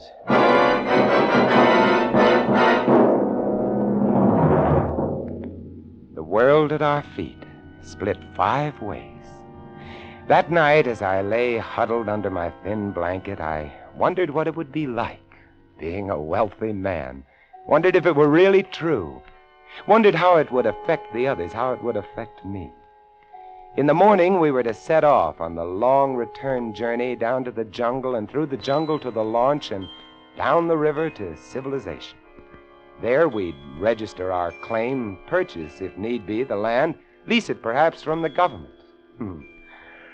Oh, millionaires, world at our feet. Uranium, enough to blow up the whole universe. Power.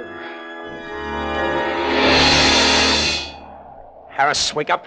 What's wake the up, time? Harris, wake up. Oh, good morning, millionaire. Weems, wake up. The sun's coming up. Hey, where are the others? They've gone. Gone? Yes, Dumont and O'Brien. They took the mules and most of the food and cut out. When? How do I know when? Sometime during the night. But why? Why? $1 trillion, that's why. Oh, no. Once they get down to the jungle, they'll have to travel on foot. There's 10 days' march to the river. If they beat us to the boat, we're stuck with 1,500 miles of jungle between us and safety. 50? Impossible. We'd never make 100. That's right. We've got to catch 'em, or we're dead. We traveled as lightly as possible. It was a risky business, doubly so because O'Brien and Dumont had taken our guns with them. The only weapons we had between us were 1 long machete and 2 pocket knives.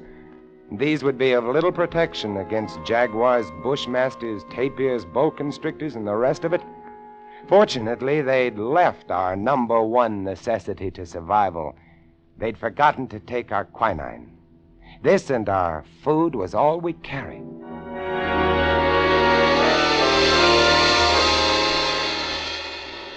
long descent to the jungle was slow going on foot.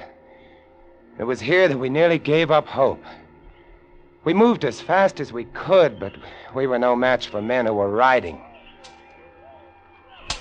But we reached the jungle. Then things took a better turn. Here the thick vines and heavy undergrowth was, we knew, almost an impossible hazard for a riding man.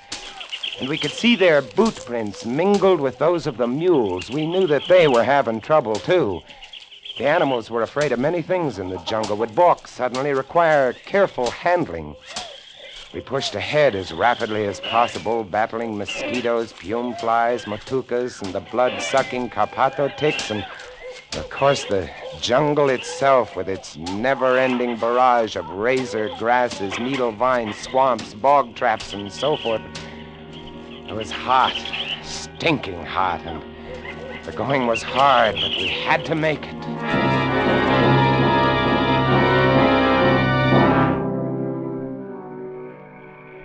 We couldn't travel at night. They'd taken our flashlights. We'd bundle up as best we could, protecting ourselves not from the cold. It was hot and muggy even at dawn, but from the mosquitoes. And as we progressed towards the river area, from the bats. Vampire bats. Ever seen them? They're small, rather fragile-looking little things. By day they hang, heads down from the trees, wings folded like clusters of rotten fruit. By night, they hunt.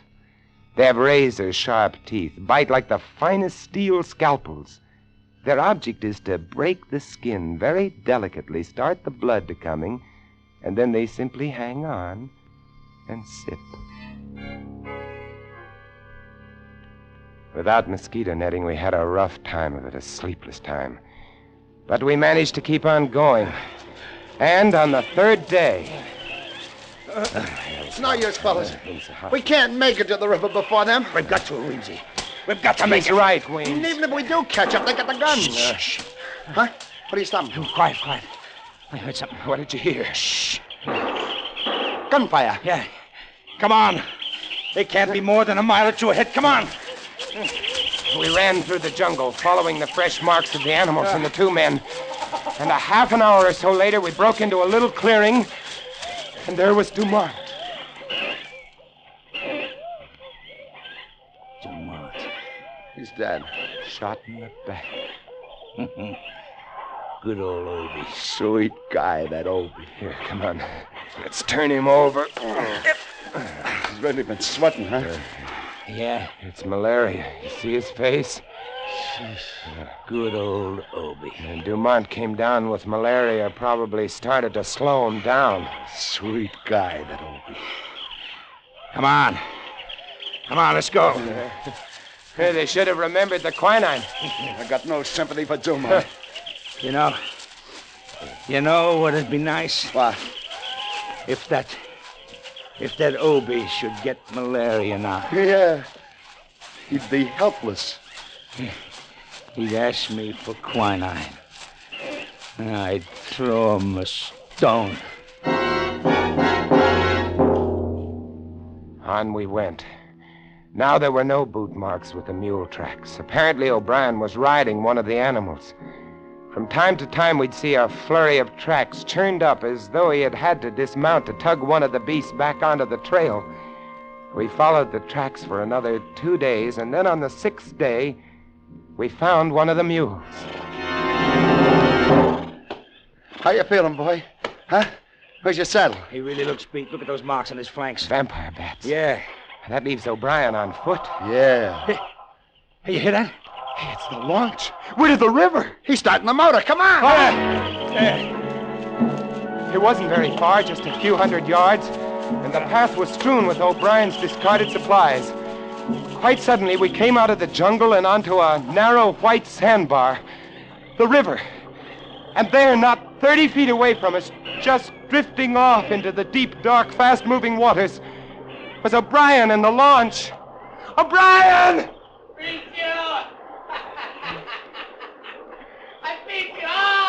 Look at him. He's like a skeleton. Obie! Wait for us, Obie!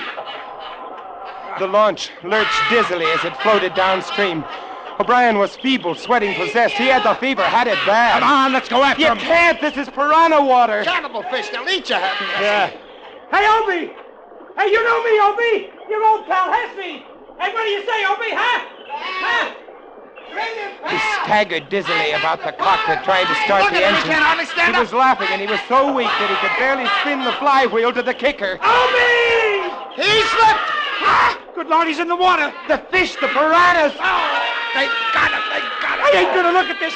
One moment we saw him swimming weakly, his large, fever-ridden eyes turned imploringly toward us, and the next moment he was gone, leaving only a large red churning patch on the water. The piranhas are small, rarely more than 12 or 14 inches long, small fish with large, powerful jaws, teeth like broken glass, and an insatiable, maniacal appetite for flesh. The launch, caught by the deep, fast-moving waters, rocked softly this way and that and moved on downstream. Away.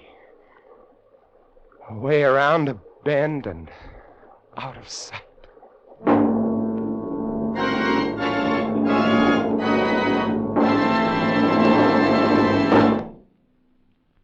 The march of science over the years has produced better than ever gasoline for your car. But now science adds one of the greatest gasoline components of all.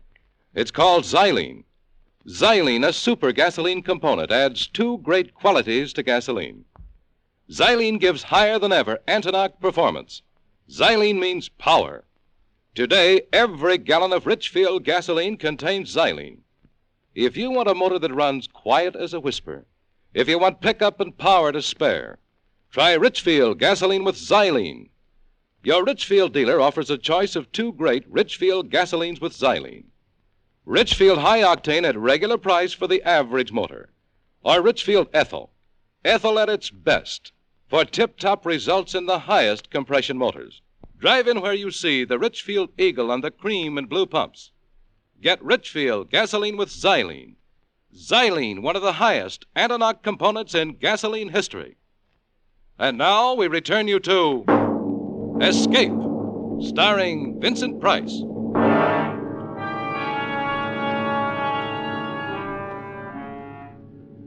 We picked over the supplies O'Brien had left on the shore.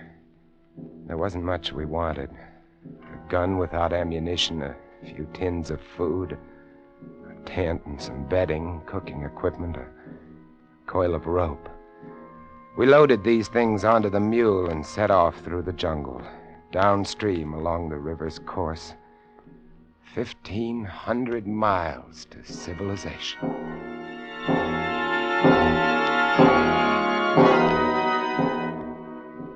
We had it tough. The jungle was thick along the river's bank, and we made little progress. Not more than 5 miles that day, but the next day, we rounded a bend, keeping close to the shore, and there, about a quarter-mile below us and nuzzling the opposite shore, grounded on the sand, lay the launch. Looks shallow enough here. Yeah, it does. Yeah, but what about the fish? How deep does it look to you, Harris, at the deepest spot, I mean? Oh, I don't know, maybe 2.5 feet, maybe 3. Most of it's less than that. I got an idea. Shoot. We got to get across the launch, see? So here's what we do. We throw away everything. There'll be food and water in the launch, see? Yeah? Now, you see that little patch of sand in the middle of the river where the bar shows? Yeah. We go that way. That's bound to be the shallowest way, see? How do we go? On the mule, the three of us. Ah, you're nuts. This mule ain't in such bad condition it can't get the three of us across 70 feet of shallow water. What do you say, Harris? Why not? All right, I'll get aboard first. Come on. Get farther up, Weemsy. You're the lightest. Yeah.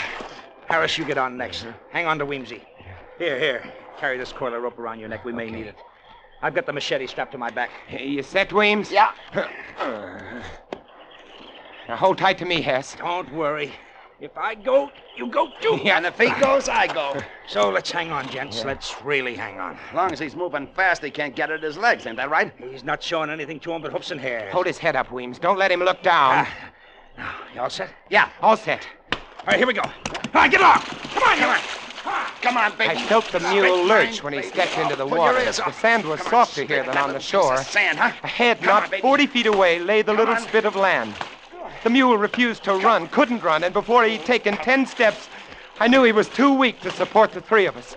From every direction in the swirling water about us came small, shadowy, dark shapes. The piranhas. Don't stop! Come on, baby. Keep moving, baby. Come on. Move along, baby. He can't do it. You gotta do it, baby. Come on. Sweet mother. What are those? The piranhas were churning the water about us, and coming in from beyond them were 4 or 5 long, dark shapes, 6 and 7 feet long, thick and wriggling. Eels, electric eels. They'll sting him. Get along to the bar. Get him to the sandbar. Faster, faster. Come on.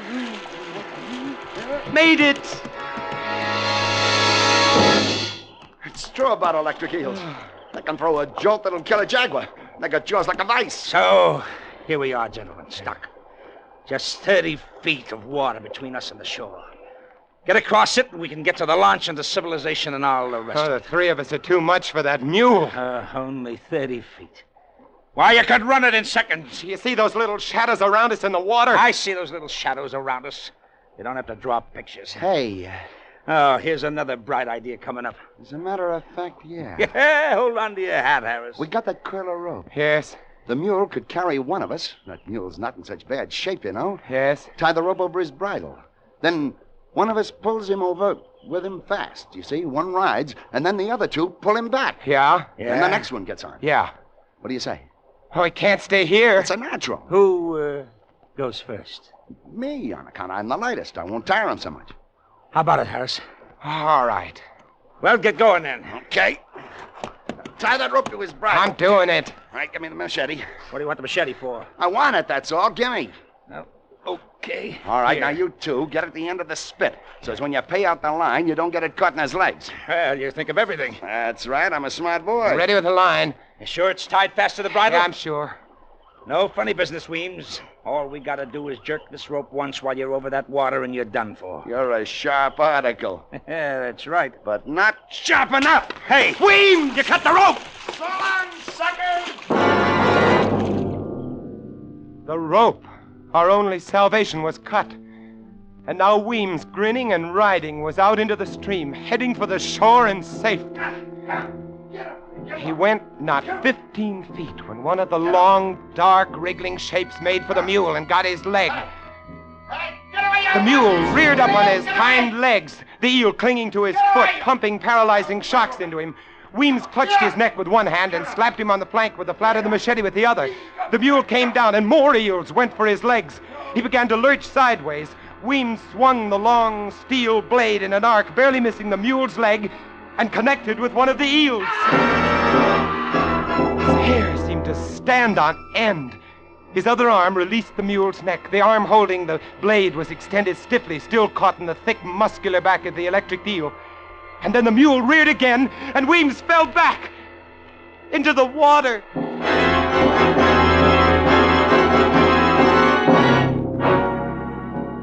The mule, freed of Weems, made the shore and vanished into the jungle. We turned away. No man could watch what was happening to Weems and retain his sanity. And so, there we were. Hess and I on that sand spit which the river was slowly washing away. Night coming, vampire bats coming, and all about us, the electric eels and the little cannibal fish waiting.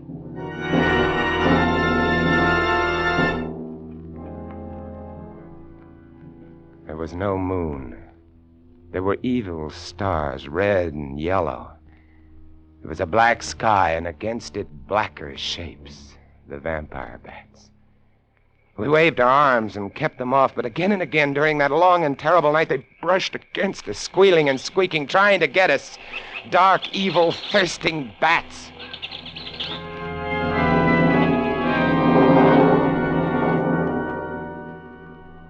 A 1,000 years later came the dawn.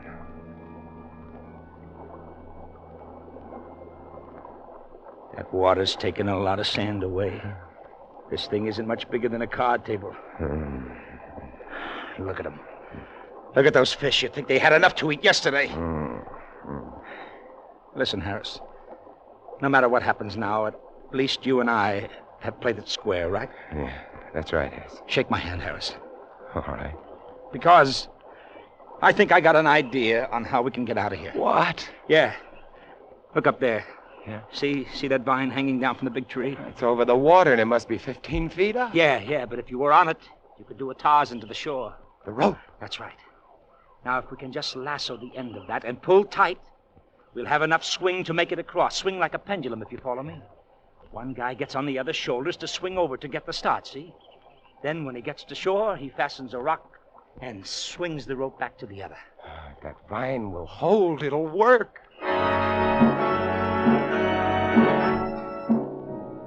It took us 2 hours before we managed to lasso the end of that vine. And then we tested it again and again until we were positive it would hold a man's weight. And then we were ready. You stand good and steady now, pal. I'm going to go easy on you, but don't shake. Because if you spill me in that water, I'm a gone guy. I'm ready. I'm ready. Good luck. Here.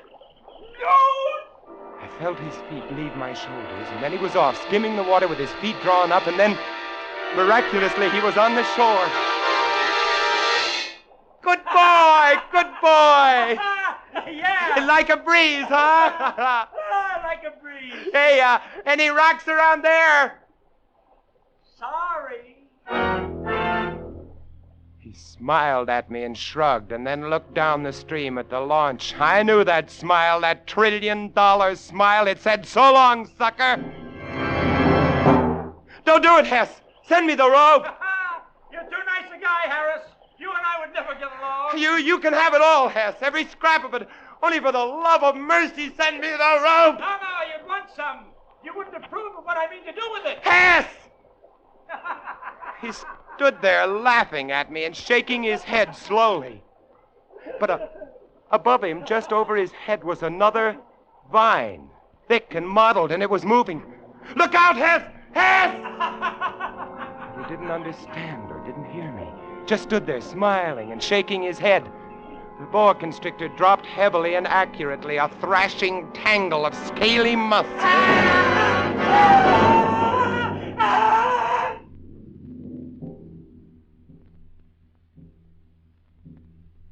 The sun was hot, blistering hot.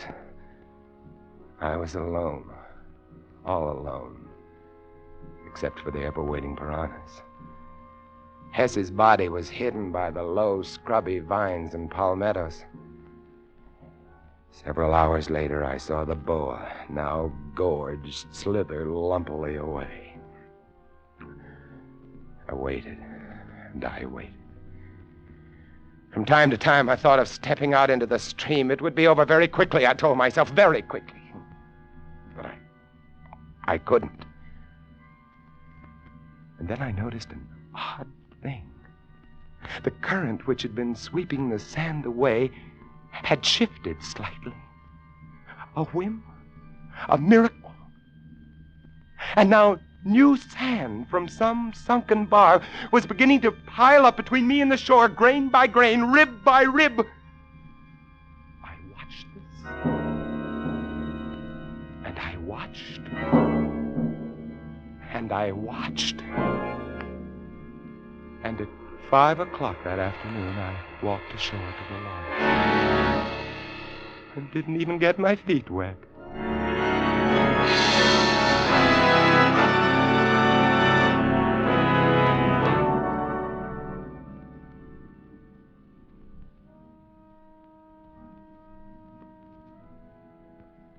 It's nice where I live. Quiet little streets, nice people, nice kids, nice country. Peaceful, nice peace. I know where there's enough uranium to blow it all to hell. Want it? Just go up the river. Up the river, it's for the taking. Ask Dumont and Obie and Weems and Hess. $1 trillion worth. Enough to give the whole world a bloodbath.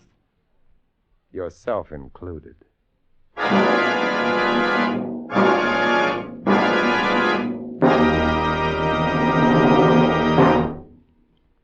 Warm summer weather makes you think of baseball games, picnics, and holiday driving. But be sure your car's ready when you are.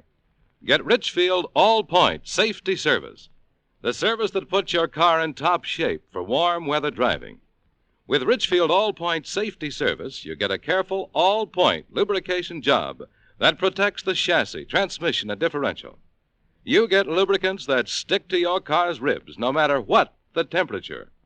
You get the protection of Rich Lube, all-weather motor oil, the Pennsylvania premium-grade oil that cleans as it lubricates. You also get a safety check of batteries, spark plugs, tires, and radiator, and expert service if your car has automatic transmission. The Richfield gasoline dealer is specially trained to protect your car against wear and breakdown. So get Richfield All-Point Safety Service tomorrow. Look for the Richfield Eagle on the cream and blue pumps. Escape is produced and directed by William N. Robeson, and tonight starred Mr. Vincent Price. Bloodbath was written by James Poe. Others in the cast were Wally Mayer, Ted DeCorsia, Paul Frees, and Tony Barrett. Special music arranged and played by Ivan Ditmars. Next week. You are groping your way slowly through the dark hold of a ship at sea, moving carefully, step by step, dreading to find what you know is there. Death in the form of a deadly bushmaster from which there is no escape. Next week at this time, the Richfield Oil Corporation of New York invite you to escape to the Caribbean and a grim voyage of impending death, as Martin Storm tells it in his exciting tale, A Shipment of Mute Fate.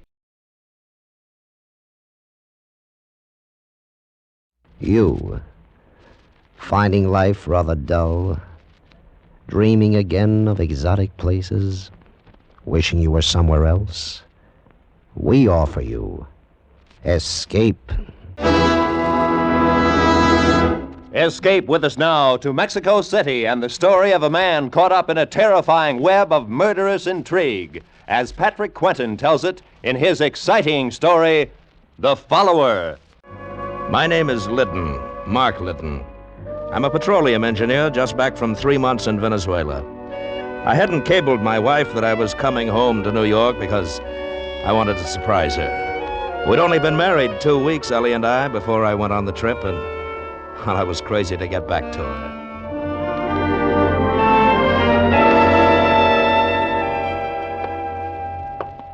3 long, empty months. And now, in a matter of seconds, we'll be together again.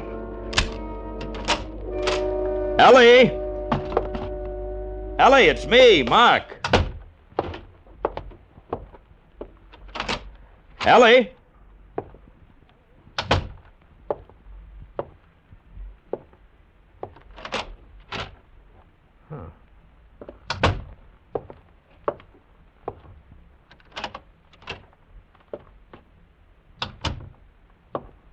Ellie, are you here? Oh, let's cut out the comedy. Hey, who are you? What's the matter? What's wrong with you, anyway? Corey. Good Lord. It was the guy Ellie had thrown over to marry me, Corey Lathrop. And he was dead. I saw the 2 bullet holes in his chest. Turned sick. He'd been dead quite a while, maybe a day or 2, and he didn't look much like the socialite man about the clubs, member of the State Parole Board Society lawyer. He just looked dead. I recognized that torn piece of negligee in Corey's hand. I ought to. I'd seen it often enough. On Ellie. First thing to do was locate her fast. No. No, not the police. Not yet. Not without knowing what it's all about. Who else, then? Certainly not her society friends. They wouldn't tell me if they knew. I was an outsider, big prospects, but no money, the dark horse who'd rushed Ellie off her feet. No chance there. Maybe some of her other friends, though, she'd messed around with just for thrills because she was rich and bored. Maybe the gambler, Victor Vittorio. Yeah, that was it. If anybody knew what had happened to Ellie, Victor would be the guy.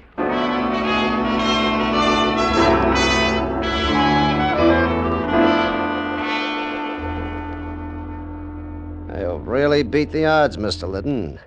Very few people I'd let come back here to my private office. Oh, thanks, Victor. Of course, you're different, though. You're married to little Ellie.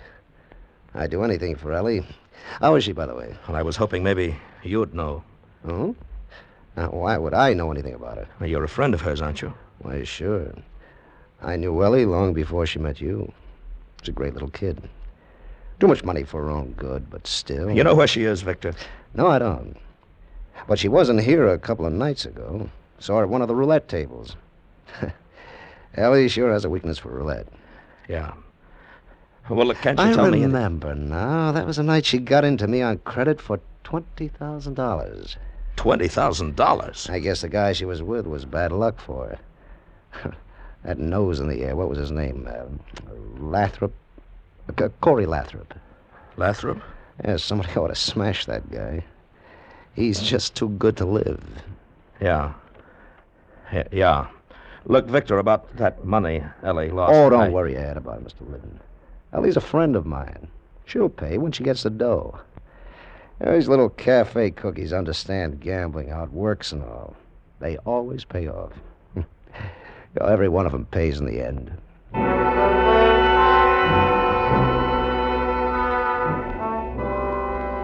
Back at the apartment again, I sat in the den, smoking one cigarette after another. Tried to think it out. Started to get dark, and I still sat there, not knowing where to turn. Stopped cold.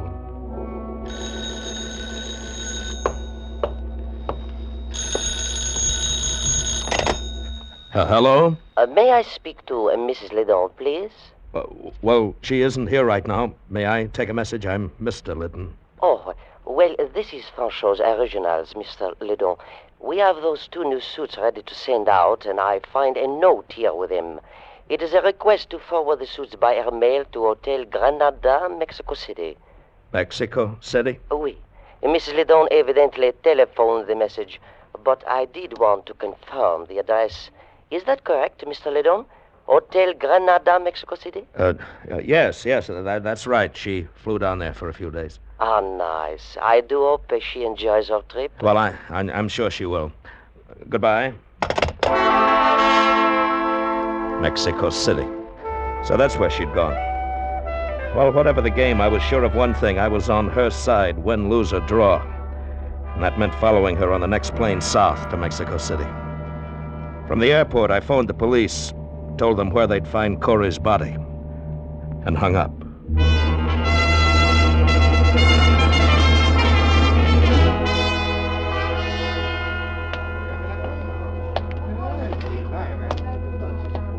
I beg your pardon, is the desk clerk around? Pues sí, senor. I am the desk clerk. Can I help you, senor? Yes, I believe my wife is registered here, Mrs. Mark Liddon. Liddon? That is not a very common name, senor. No, I guess it isn't. Well? That is a very nice jacket you are wearing, senor. Soft and warm like the breath of a senorita. Thank you. It must take many pesos to buy a jacket like that. I really don't remember now, if you'll be kind enough to... It must be very nice to have many pesos. Look, what are you after, a tip? Senor! How much? Pues, when a pobrecito has 5 sisters to support and only one very small job, 20 pesos? 10. 15. It is only pesos, senor, not like dollars. All right, here. Gracias. Now we are friends. The senorita is registered in room 522. 522. Okay, thanks. But wait, senor. What? She is not there now. Oh? Well, where is she? The senorita is go to the bullfights, I think. But no matter, senor. You are her husband. You are my very good friend. So I let you wait in her room for only 10 pesos more. Look, if you like golden eggs, don't kill the goose. But, senor, you do not look at things the right way. For only 25 pesos, you now have Oscar for your very good friend. Oscar sent a bellboy up to let me into 522. When he'd gone, I opened the 2 traveling cases in the closet and searched through a mess of clothes and the usual feminine whatnots. I don't know what I'd expected to find in Ellie's luggage. Blood stains, a gun, I don't know. And then I heard the key in the lock. I didn't move. I didn't say anything.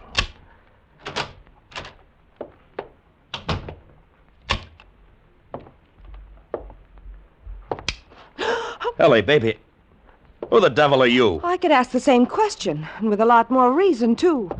Will you get out now, or shall I call the manager? Now, look, there must be some mistake here. There certainly is. This is room 522, and my wife's clothes are in those bags You've there. been going through my things? Your things.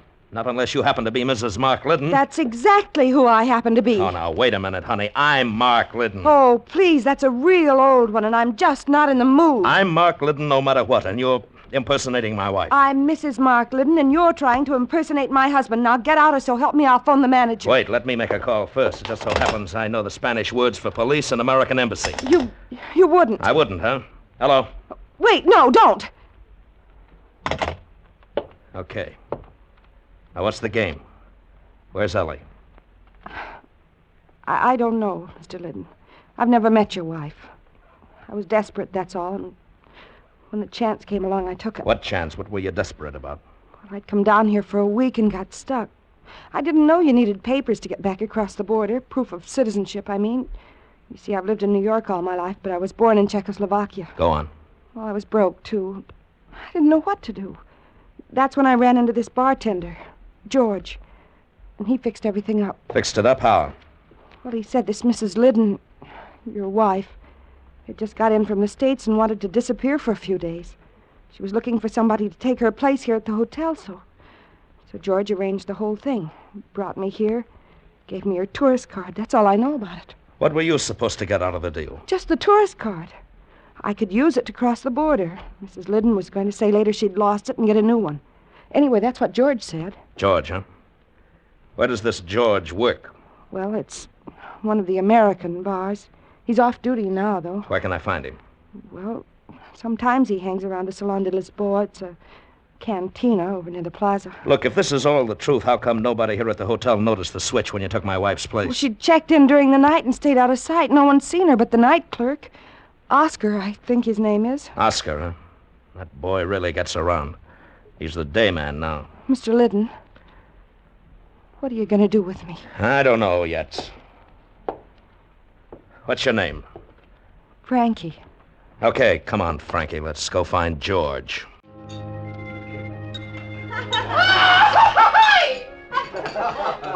There he is, Mr. Liddon. He just came in. The short blonde guy. Looks like a Benham rooster. Yes. George! Over here, George! Cocky and tough. I know the type. George, we've been waiting here for you. Huh? I was beginning to think maybe you'd been called back to work at the bar. No, I'm off duty. This is Mr. Liddon, George.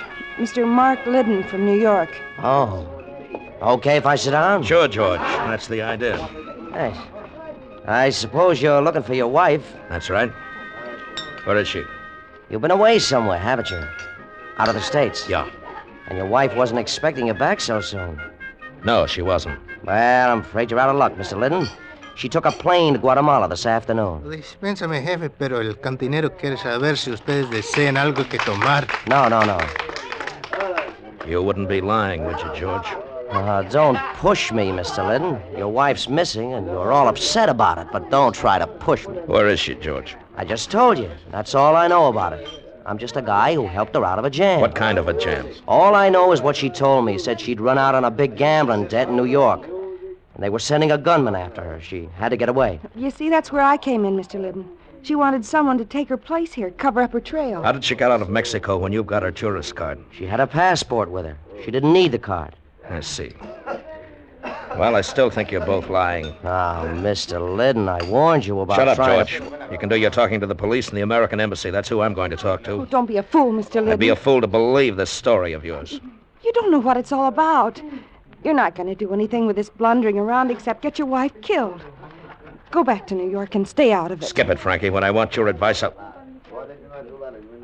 What's the idea of the gun, George? The idea, Mr. Liddon? That all three of us get up from this table quietly and walk out of the cantina. I see. You're not going to the police, Mr. Liddon, nor to the American Embassy. You're coming with us. Suppose I don't? You will. Shall we go? Sure. Why not? Quietly, Mr. Liddon. Just like three friends, eh? Sure, George. I'll go quietly. Now, George! All right, now give me that gun. Give it to me. All right, now get up on your feet. Nice going, Frankie. Come on, George, let's get out of here. Wait. Give me that bottle. He's still conscious. George, you didn't have to hit him again. Shut up, Frankie. We're in it too far to turn soft-hearted now. Come on, let's go.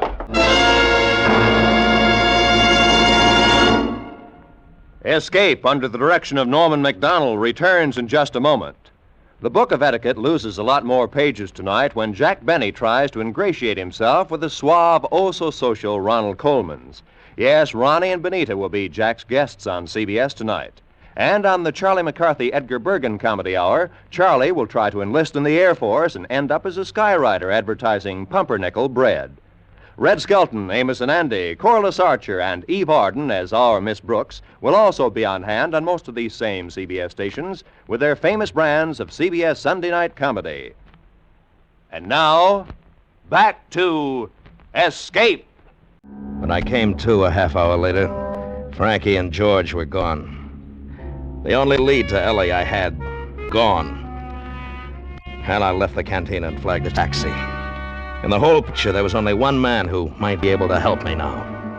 I headed for the Hotel Granada and Oscar.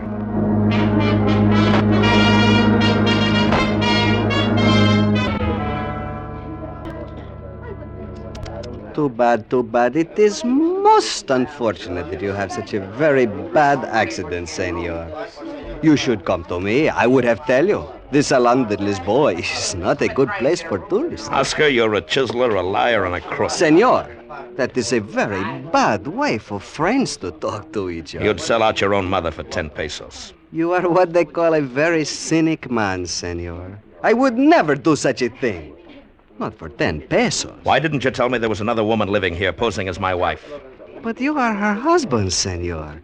And one must be very careful with husbands. Oscar, I've played along with you as far as I'm going to. I think it's time you talked the whole thing over with the police. The police? Senor, now you are not speaking like a friend. And just when I was going to tell you about something for free. Tell me about what? About the lady who is pretend to be your wife. She has come here while you are gone. What? She reads a telegram which is come for Mrs. Liddon.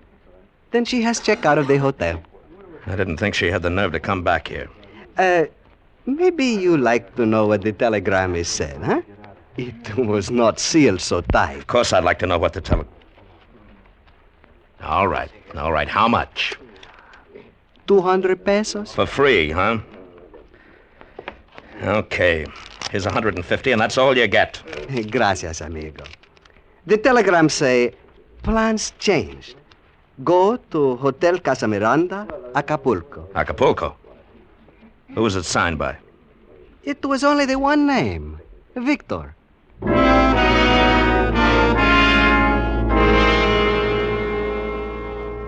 I hit my first lucky break in Acapulco. I came in from the airport and went to the Casa Miranda Hotel. And halfway across the lobby, I ran into Frankie. Mr. Liddon, what are you doing here? Looking for you. How did you find out? Easy. I'm one of Oscar's very good friends. All right, now tell me, where's George? In Mexico City. Oh, please, Mr. Liddon. Don't try to interfere. Leave, right now. You're going to ruin everything. I hope so. Where's Ellie? She's not here. She's in Mexico City. Oh, please, I know you're trying to help her, but you don't understand. You're only making things worse. You mean worse for you? Worse for everybody. Ellie, too. You don't even know what it's all about, and you're going to get yourself killed. Where's Ellie? I promise you, in a week, everything will be fine. Where's Ellie? You've got to believe me. You have to... There you are, Mrs. Liddon. Are we ready to go? Yes. Yes, I'm ready anytime, Senor Gallus. Very well. Aren't you going to introduce me, darling?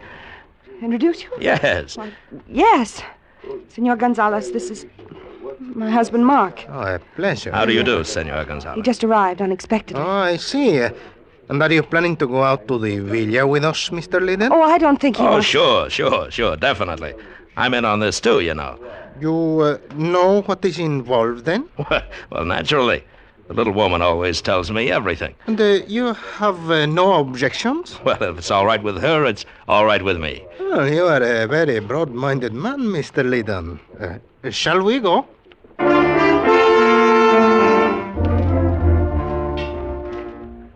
Senor Gonzalez made a brief phone call at the hotel desk, then we got into a black chauffeur-driven limousine. Headed out along the shore highway, skirting the sea.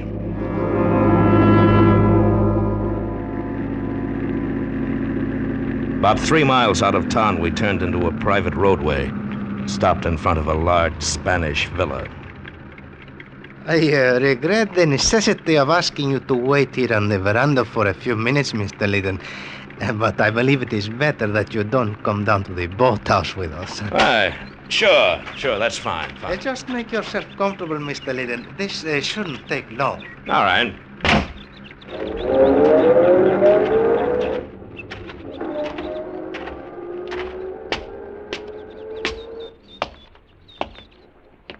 Mark. What? Mark, over here. Ellie. Oh, Ellie, baby. What are you doing here? Mark, it's wonderful you're here. Oh, darling. But you shouldn't have come. What have they done to you, baby? Nothing, Mark. I'm all right. But you're not, darling. They'll kill you. You've got to get out of here. We'll both get out. We've got time. Frankie and Gonzalez have gone on down to the boathouse. Yes, I know. You know? Yes, Gonzalez phoned from town.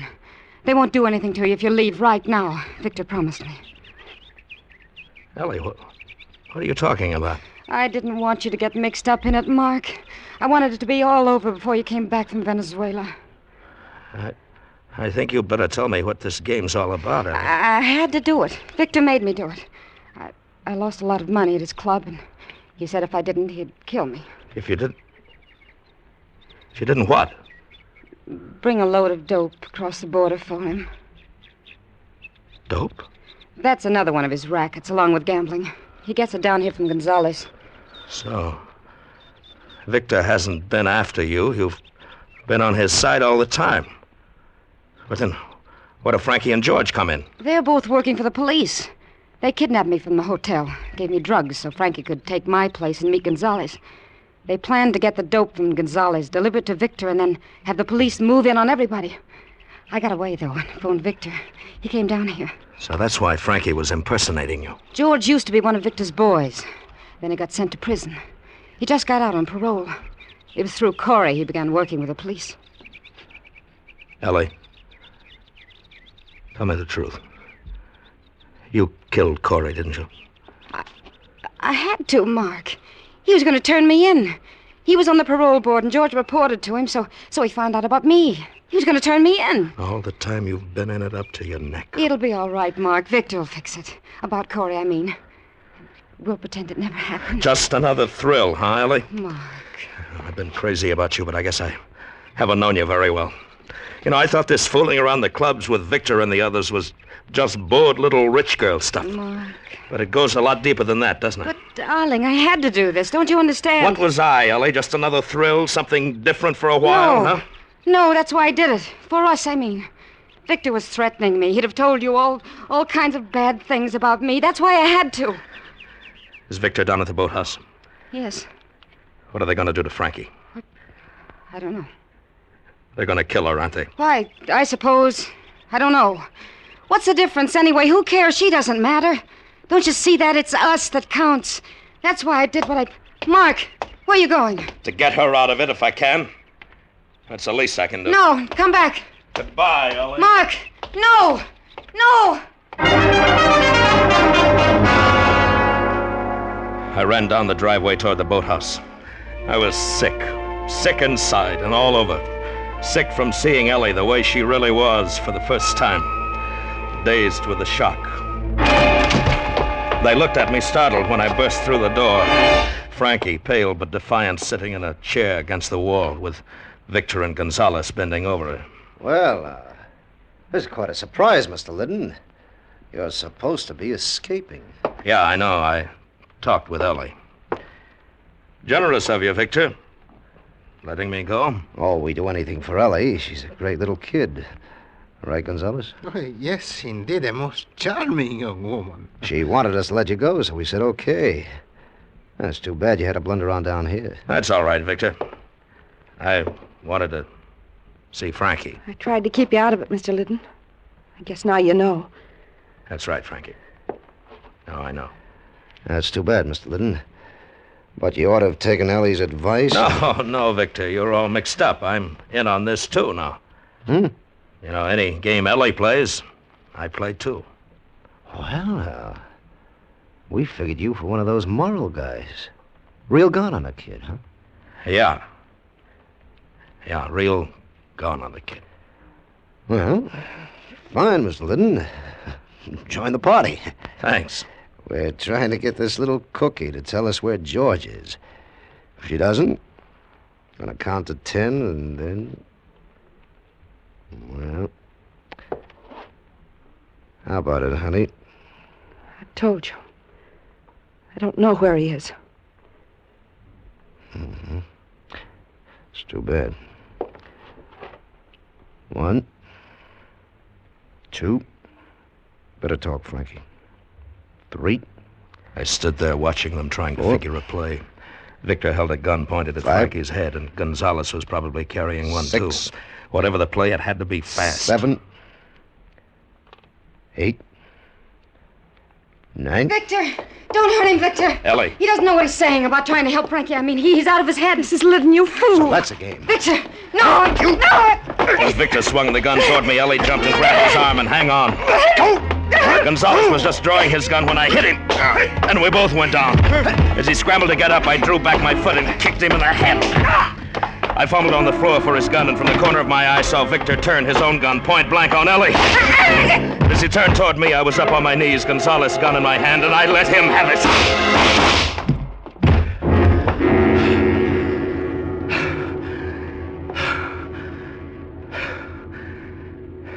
Are you all right, Mr. Liddon? Yes, Frankie. I'm all right. Mike.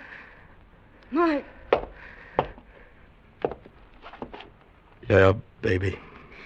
Mark, it would have worked out all right. No, it would. Sure, Ellie. Of course it would, Ellie. We'd better get her to a doctor, Mr. Liddon. I wanted it to. Please believe me. I've done bad things, Mark, but I could have changed. With you. Sure, honey. I know.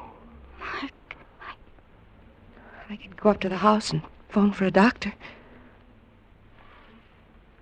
No, Frankie. She doesn't need a doctor. She's dead.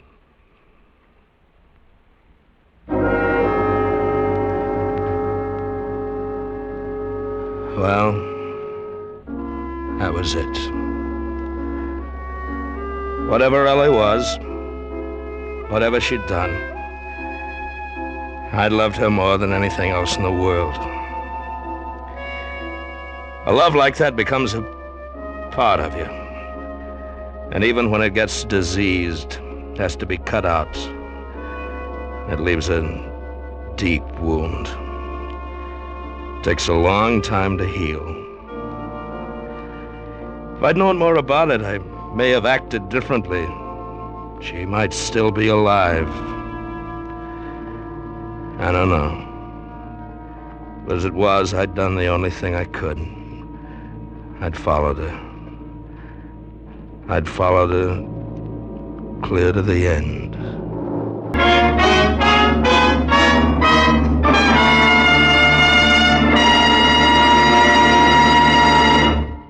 Under the direction of Norman MacDonald, Escape has brought you The Follower by Patrick Quentin, especially adapted for Escape by Les Crutchfield. Bill Conrad was starred as Mark Liddon. Featured in the cast were Georgia Ellis, Harry Bartell, Virginia Gregg, Lou Krugman, Sidney Miller, and Don Diamond.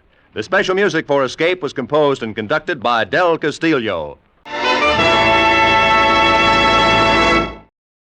That was The Follower from February 18th of 51, in the middle of season number 4, about a man trying to find his missing wife in Mexico, after finding a romantic rival of his dead in his home. Great story.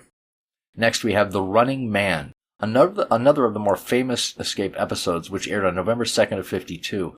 Now, if you've seen the 1987 movie starring Arnold Schwarzenegger, or the 2025 remake, then you're going to be disappointed because this is not related to that. This one is about voodoo, a plantation in Honduras, jealousy, and murder. It starred Gene Bates and Michael Ann Barrett. Tired of the everyday grind? Ever dream of a life of romantic adventure? Want to get away from it all? We offer you Escape. Escape, designed to free you from the four walls of today for a half hour of high adventure. You are making your way, tearful and alone, through the dark Caribbean night, while ahead of you, arms held out to you, stands the most beautiful girl you've ever seen, and the most evil. Listen now as Escape brings you Herb Purdam's terrifying story, The Running Man.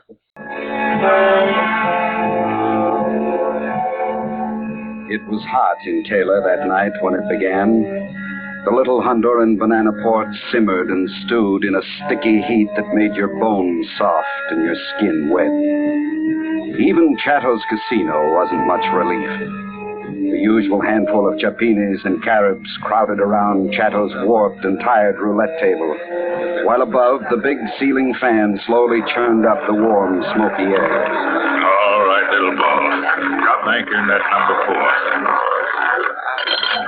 Número 4, señores. Rojo. You win again, Captain Markham. That's the way I like it. You've got it, Markham, all of it. My lucky night, lad. Yours will come. Not me. I don't have lucky nights. That's Tomas. Es verdad, señor Owen. Lo siento mucho. Yeah. I'm sorry, too.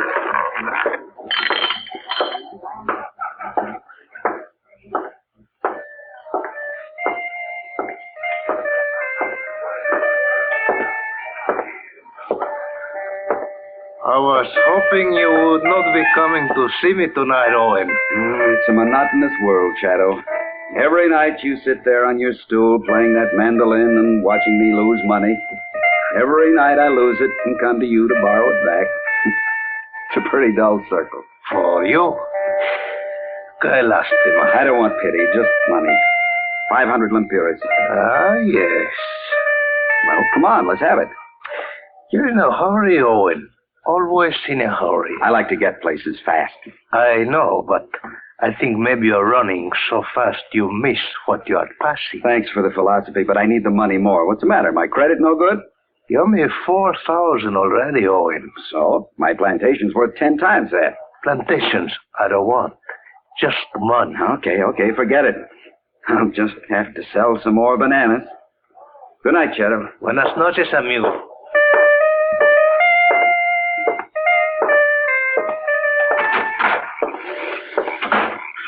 Good evening, Owen. Hello, Mr. Loomis. Mind if I sit down? Hey, you lose again tonight, Owen? Chato ought to oil this swing. We've been asking him to do that for 15 years. Yeah, always the same answer. Mañana. Tomorrow he'll do it. He's a Carib. He's happy. And the swing still squeaks. Mm-hmm. Hey, look, Owen. Your socks are nearly half finished. They'll be ready by Christmas. Christmas? It's slow work. You spend months knitting me a pair of socks you could buy for $5. I like to knit. Gives me time to meditate. Is that the same reason you stay in this hole? You've been a big man for the American Fruit Company 20 years. You must have enough to get out of Honduras. Yes, Owen, I have enough money to retire. More than enough, I guess. But it's not just a job. Taylor's my home, as it will become yours. Oh, no. Somehow I'm going to make enough money to pull out of here. You change your mind. You're young and impatient with life. At least I get things done. It's true. In 3 years, you've built up a fine plantation. You work hard, Owen. But you also throw a great deal away on Chato's wheel trying to get rich in a hurry. Well, if you don't mind, sir, no lectures tonight. When can I start shipping? Well, what's your deadline? I've got an order for 3,000 stems of Baltimore cut, due there in 60 days. Company boat will be here in 3 weeks. I'll make space for your load. Thanks. Owen. You went broke inside? Yeah. Borrow? Yeah. You need some money to pay your field hands. Tell him to see my paymaster. He'll advance it. Mr. Loomis, I don't know what to say. It just seems you're always helping me when I... It's my pleasure, Owen. Perhaps someday you'll take over my place with the company. That would make an old man very happy. It'd make a young man happy, too. Good night, sir. One thing more. Yes? A word of advice, Owen, about Selena. Stay away from her. Why? Because of all the talk about her? She's a bad one, Owen. A devil. Even her own people are afraid of her. But I'm not a carib. And speaking of the devil, I've got a date with her down at the beach. Look, sir, you don't believe in voodoo, do you? Not exactly, but I respect it. But I don't, sir. And Selena's the prettiest girl around here. Yeah, she's beautiful, yes. But sooner or later you'll find out we really are speaking of the devil.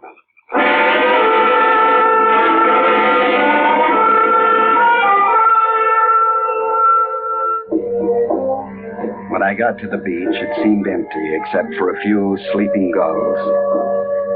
Then I saw her coming towards me in the brilliant moonlight. Selena walked like a cat on parade, her body swaying in unconscious rhythm, her long black hair flowing loose and glistening over her bare shoulders.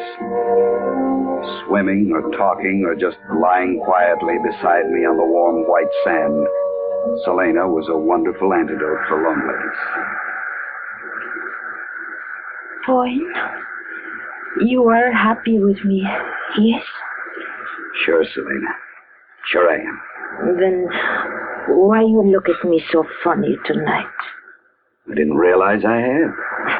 But Senor Loomis, he tell you bad things about me, no? Forget it. You know I am not wicked like they say. Sure, I know. But others don't. I'm tired of defending you. You've just got to stop playing around with voodoo, Selena, that's all. I understand. I will let nothing come between us, Owen. Nothing. Selena. Owen. Now you'll not pay attention to what stupid people say about me, will you? No, Selena. Of course not.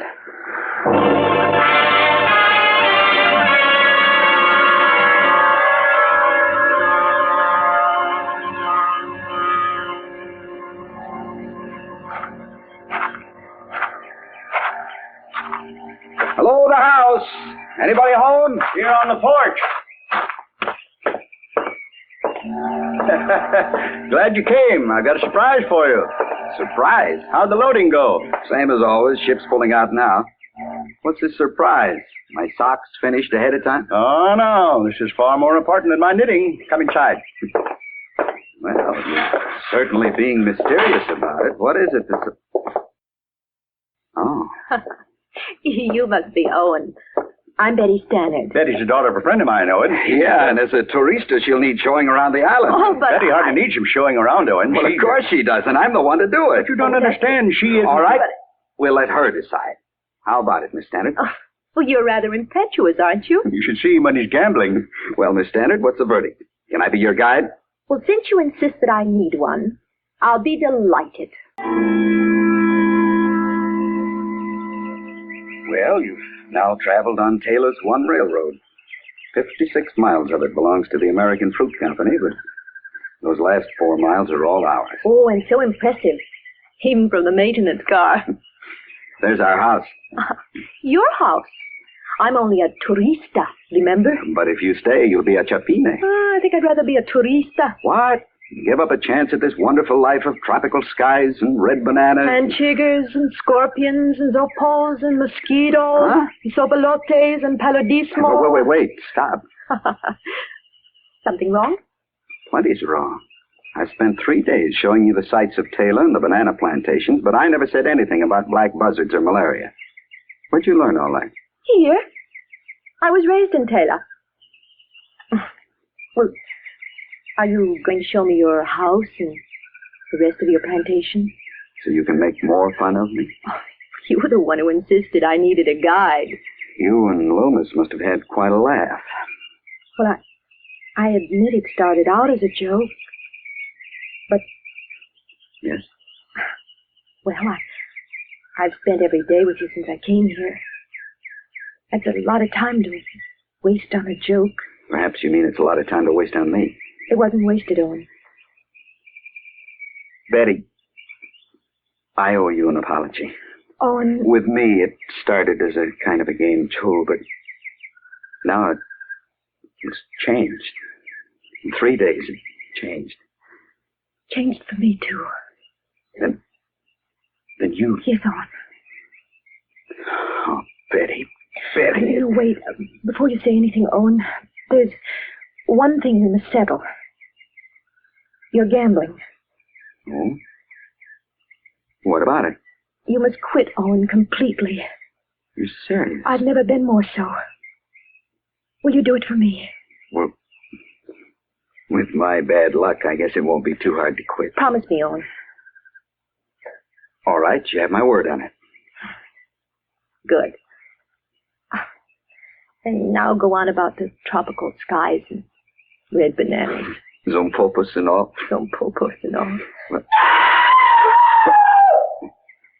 Oh, no. What was that? I don't know. It came from those trees there, near my house. Sounded vicious somehow. Probably just a wild cat. I think I'd better take you home, Betty. Owen, that wasn't a wild cat. Let's not talk about it. There's nothing to worry about, Betty. Nothing.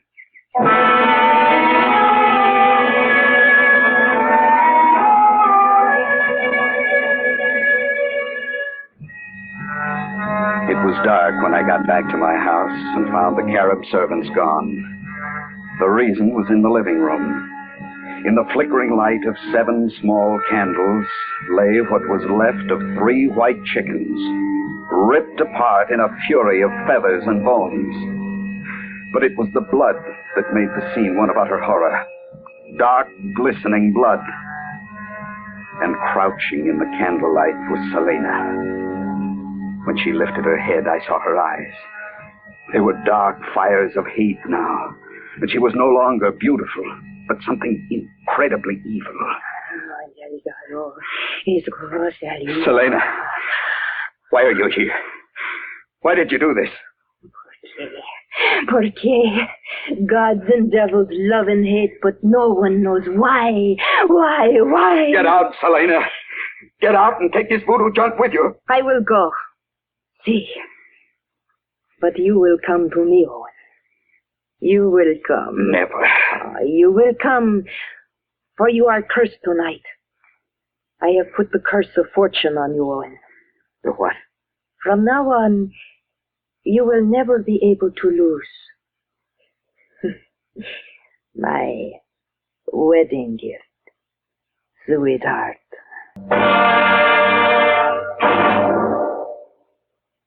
We will return to Escape and tonight's story, The Running Man, in just a moment. Univac, the magic electronic computer that adds up figures faster than people can think, will be on the job election night along with CBS Radio's top newsmen. Don't miss the special election returns broadcast at 6:15 p.m. New York time. And make CBS Radio your election headquarters on election night starting at 8 p.m. New York time. And now, back to Escape. You will never be able to lose a bet. Believe it? No, of course I didn't believe it. A voodoo curse by a hysterical Carib girl? Who would? But I found myself thinking about it, wondering what it would be like never to lose a bet. And I kept thinking about it. About all the wealth it could bring, the freedom, the chance to get out of Taylor. And finally, I decided to test it. At least then I could forget the whole ridiculous business. Oh, my. This last batch of yarn is certainly inferior. This time today it's broken. Mr. Loomis, Do you have a deck of cards here? Yes, I think I do. Where are they? Well, let's see. Oh, yes, in that drawer there. I don't see. Oh, yes, here they are. Oh, good. You going to play some rummy with Betty? I always like that game. Would you cut cards with me, sir? What's that? Oh, now, Owen, you know that I don't gamble. For a penny. That's all, just a penny. Go ahead. Oh, very well. There. Queen of clubs. Now, my turn. King. I win. Try again. 9. Jack. Again. Keep cutting. 6 of hearts. 8 of hearts. Again. Oh, and isn't this a little bit silly? No, please. All right. King. Yeah, try and beat that. Ace. Well, you are in luck today. I can't lose. Do you understand? I can't lose. The curse is working. Curse? Oh, darling, that sounds like voodoo. Voodoo? Maybe. I just don't know, but I just won 4 times in a row. Oh, and what are you talking about? Is something the matter? I don't know, but I'm going to find out right now. Owen!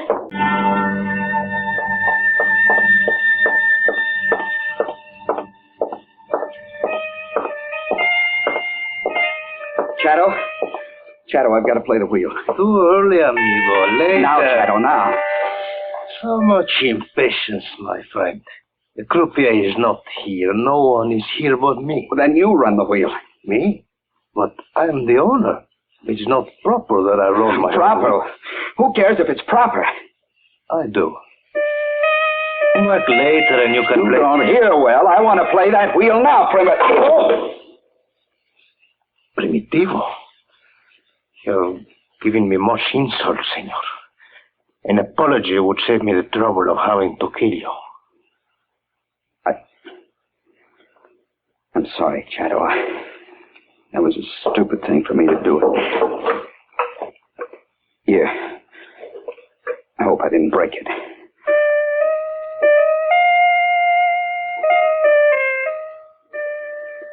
Well, it is all right. I lost my head. You lost a friend. I said I was sorry.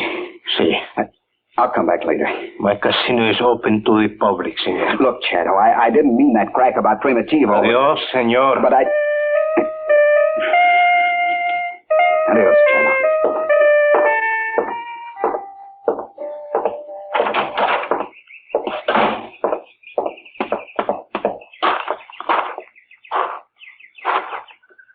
Owen? Betty? I followed you here, Owen. What? Aren't you forgetting something? I don't understand, Betty. A promise you made to me. Oh, of course, but this won't be gambling, Betty. No, then what will it be? You don't understand. I've got a curse on me. I've got to find out if it works. And if it does? Then I'll be rich. I can't lose. You can lose me, Owen. And if you break your promise about gambling, you will. Betty, wait. Betty, please try and understand what... Oh, for the Lord. Owen, you're a fool. Captain Markham. You're taking a big risk with that girl. She means what she says. No, she'll get over it. She's just worried that I'll gamble away the plantation or something. She doesn't understand about... About the voodoo curse of Selena? How did you know about that? If I told you all I know about Selena, it would turn your stomach inside out. She's pure evil, lad. I learned that 10 years ago. Her curse will destroy you. The curse of winning? That's a nice way to be destroyed. There's no nice way to lose your soul.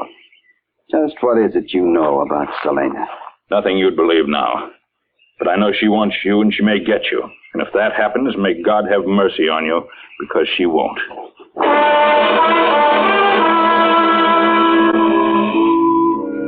Well, I was warned, but it didn't matter then. All I could think about was the way I'd won cutting cards with Mr. Loomis. The curse seemed to be working. Maybe I was a man who couldn't lose. And that night in Chattels Casino, I found out. Numero 7, señores. Rojo. You win again, señor Owen. 10 times. 20 times. I won. In half an hour, I had won nearly 4,000 lempiras. Numero 16. You cannot lose tonight, Senor Owen. Oh, not just tonight, Tomas. I can't lose, period. And to prove it, I'm going to break the bank right now. The whole works. On number one. You're pressing your fortune, senor. At 35 to 1, I'm pressing your fortune, Chato. When that ball drops, I'll own this place. I've got Selena's curse on me, Chato. I can't lose. Alto. Hey, what's the idea of stopping the wheel? The game is close, senor. Well, you can't do that. I've done it, senor. Afraid it's Selena's curse? You call me primitivo. That gives me the right to have a savage's superstition. Chato, please. Please, give me a chance. This is the only place in Taylor to gamble. And I have Senor, you are unwelcome here. My game is close to you permanently. Leave the chips on the table and your debt to me is cancelled. But... All right. All right, I'll get out of here. I'll get out of Taylor. There are plenty of places in the world where I can play, and not for Lempiras either. So, Owen is gambling at the casino. And winning. Selena has him bewitched right enough. Isn't there a way we can stop this? Well, lass, it depends on Owen. If he has the will to stop gambling, yes. But if he doesn't... Owen! Mr. Loomis, will you buy my plantation? Why? Oh, and you don't mean that? You can have it at a bargain. It's worth $20,000. I'll sell it to you for 10. No. Owen, you worked for 3 years. Betty, I can run that 10,000 into millions. Don't you understand? But not here. I've got to go where the money is. Monte Carlo, Deauville. No, I will not let you do this. You won't. Well, you're taking a lot on yourself, Mr. Loomis. Haven't I always, Owen? You're like my own son. You know that. I can't let you throw away your life on this crazy... I'm tired of having everyone tell me what to do. All I want to know is what you'll give me for my plantation. Name your price. Nothing. Nothing? Betty, talk to him. This is our chance to be rich. I can make enough for all of us, but I need a stake. You have enough money now, Owen. If you don't throw it away... Throw it away? I'm going to turn it into a fortune. You call that throwing it away? You don't get anything for nothing, Owen. But I tell you, I can't lose. The curse works. I've tried it. Even if it works and you can't lose, it's still a curse, lad. There's no happiness Shut up, in it. shut up. I won't listen to any more of this sanctimonious drivel. Mr. Loomis, give me 5,000. No, not 5 cents, Owen. But you've got to. There's no one else. All right, now, listen to me. I'll give you 20,000 for your plantation. Well, that's more like it. On the condition that you stay here in Taylor for 6 months to think it over. 6 months? Yes. And if you still want to leave, You're out of your mind. I'm leaving on the next boat, and you can't stop me. I can. I'm a big man in Taylor, remember? Before you get your clearances from all the ministries and the national police, I can have you wrapped up in so much red tape you'll never get away. It won't work. It will work. And for your sake, I'm going to make arrangements tonight. Now. No, you can't do this to me. I'm doing it for you, Owen. That's the difference. No, I won't let you do it. Now let me pass. I said no, get back. Mr. Loomis. I'm sorry. No. Lass, what is it? Oh. What's the matter? Is he hurt? He's dead.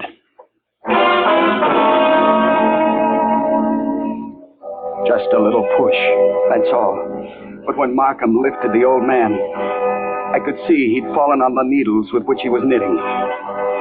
The needles were buried in his back, and now blood was dripping from them onto the socks he'd been knitting for me. You killed him. He was trying to help you, and you killed him. No, it was an accident. I didn't mean... Didn't you? I only pushed him. I think I'd better get the police. Markham, wait. Betty, you know I didn't mean to hurt him. You know that, Betty. Don't touch me. But please, listen. I love you. Get away from me. I don't want your love. Just leave me alone. Won't you even let me explain? Explain to the police, Owen. Police? No. Markham, I've got to stop him.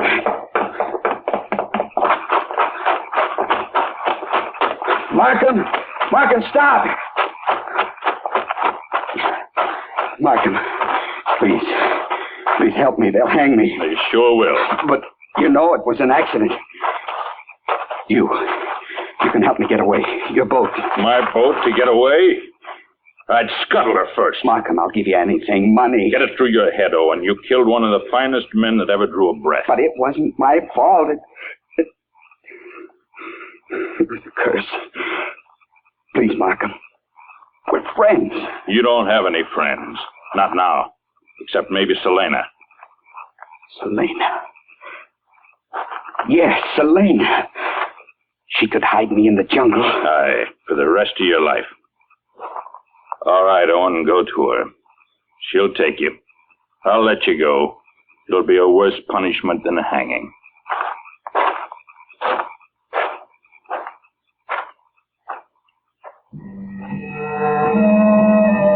I was lost. One moment I was a man with friends, a sweetheart, a future, a man who couldn't lose. But now I was alone in a world of hate, with nothing to hope for, not even my life, unless... Yes. I turned and I saw her, Selena. She was standing at the edge of the jungle, smiling, evil.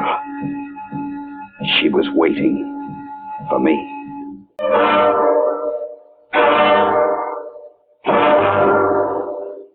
Under the direction of Norman MacDonald, Escape has brought you The Running Man by Herb Purdom, starring Vic Perrin. Featured in the cast were Michael Ann Barrett and Gene Bates, with Ralph Moody, Don Diamond, Barney Phillips, and Byron Kane. Editorial supervision is by John Meston, and the special music for Escape is composed and conducted by Leith Stevens. Next week. You are standing at the entrance of a walled Arab town, while behind you, coming slowly through the night, are the shuffling footsteps of a blind beggar who will lead you into a harrowing world of darkness and terror. So listen next week when Escape brings you Kathleen Height's strange tale of adventure in North Africa, The Return. Tomorrow night, hear Herbert Marshall as Frankenstein on CBS Radio Suspense and Viva Zapata on Lux Radio Theater. Remember, Suspense and Lux Radio Theater tomorrow evening on most of these same CBS radio stations. Stay tuned now for Robert Trout with the news, which follows immediately over most of these same stations. Roy Rowan speaking. This is Peggy Lee. Your vote counts. Hear the election results on the CBS Radio Network. Tired of the everyday grind? Ever dream of a life of romantic adventure? Want to get away from it all? We offer you Escape. Escape, designed to free you from the four walls of today for a half hour of high adventure. You are crouched in the center of a barren room, the heat of the tropics numbing your brain, your bare hands bleeding and torn. While facing you, his giant hands reaching for you, is the brute of a man whose life depends upon his killing you. Listen now as Escape brings you John Russell's unusual story, Jetsam. The pub known as the Crown and Anchor was much like any of its fellow establishments along the Sydney waterfront. It was noisy and ill-lit, and always crowded with a clientele that worked hard at being boisterously happy. The liquor was cheap and potent, and quickly available. At the Crown and Anchor, there was a little something for everyone. New acquaintances, male or female, old friends to be met, and, of course, arguments. Those wonderful, time-consuming, liquor-bred arguments. What was that again? I said and I say again, you bloody English think you won the war yourselves. Well, that's a filthy thing to say. Or maybe you won it yourself in your pretty little Spitfire. Well, at least I didn't spend my time mucking about in the desert with Montgomery. No, you don't. You big lumbering clown.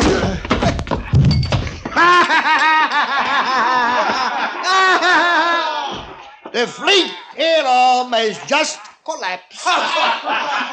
Here, give me a hand, Alf. We'll chuck him out in the street.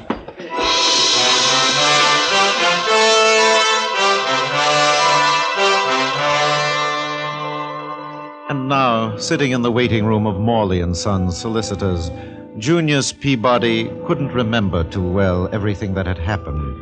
He remembered the Crown and Anchor, and the man with the scarred face, and waking at dawn on the cobbled street face down in the gutter, but he wasn't too clear on the reasons for it all. John will see you now, Mr. Peabody.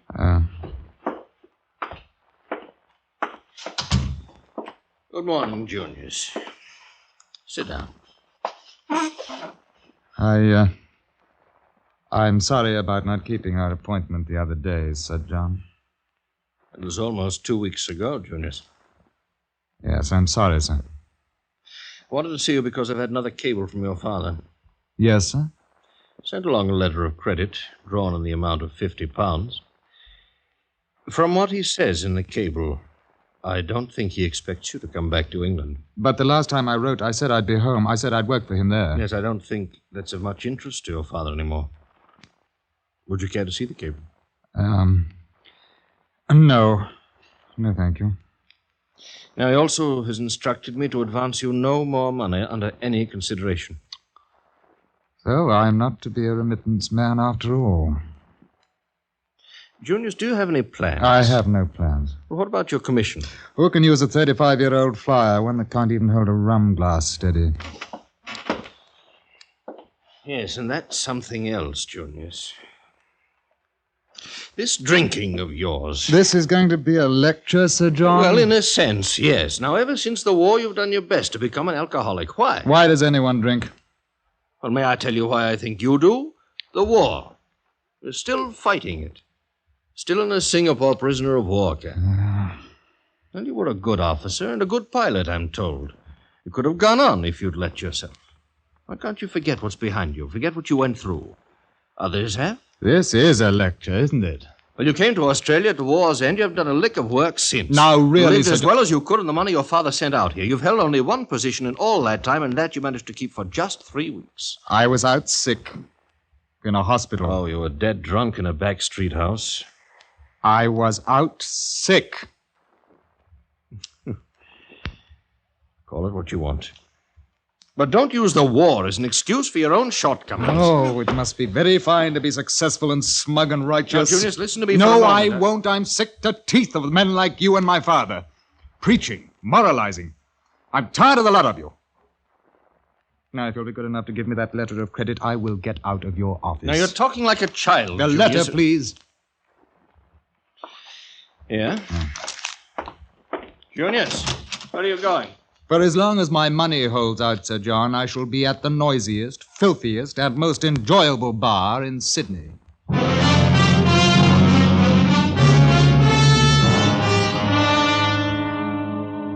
And that was the start of a most colossal binge for Junius Peabody. The entries were badly blurred, but he could trace himself up through Brisbane, Port Moresby, Macau. There were assorted voyages and counter-voyages, women's faces, and the cloying aroma of heavy perfumes. There was a hectic session when he and a Norwegian schooner captain hit the bank at Fantan and swore eternal friendship amid champagne baskets. And it was this same captain who landed him finally, the champagne baskets having been emptied, on a small island.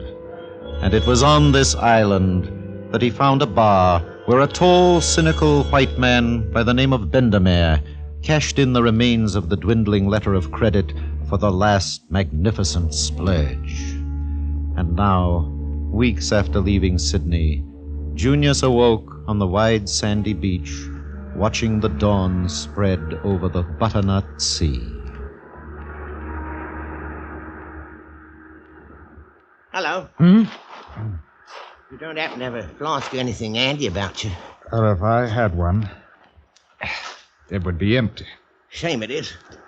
I've a notion I'm about to have the fantods. The what? Fantods, you know, the creepers. Oh. Yeah.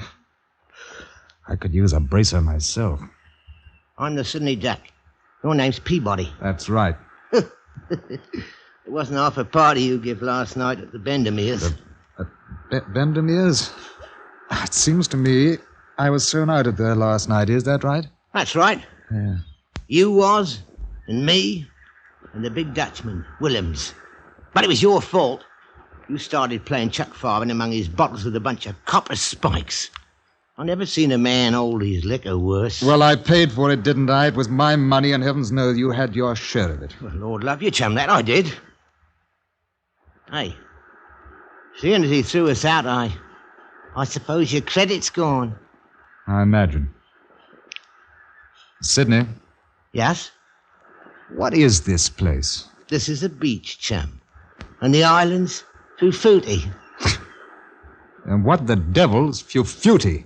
3,000 miles from the nearest pub. I did have some cufflinks and things. I wonder what became of them. Hey, you got any smokes left? Oh. Here. Thanks. Well, you're on the beach now, matey, that's for certain. And you won't like it, you won't. Do you? Me, I'm used to it. But look at your hands. I'll lay you never did a day's work in your life with them soft hands. You was probably a gentleman. But you're a beachcomber now, matey, a lousy beachcomber. And you needn't expect me to do no begging for you, for I won't no fear. Junius turned and examined the features of the Sydney duck, who was hunched on the sand beside him. The prominence of the nose and upper lip, the thin pink ears, the jutting teeth that gave him the feeble ferocity of a rat. And at the same time he was conscious of himself, only in a different way. Here was Junius Peabody, washed up on the beach at the far edge of the world, like any other bit of useless jetsam, to stay and to rot. Pretty low. Oh, it ain't so bad. Nobody starves here, that's one thing. You can always fall in with a wedding or a birthday or something. Or maybe you come across a new chum with a bit of brass. Some flat who's willing to stand the drinks. Like me? Oh, there's plenty like you. The pearl fishing brings them in, you see. When they're stony like you, they usually take the job till they get a chance to get away again. That is, if they're able to do anything at all. What can you do?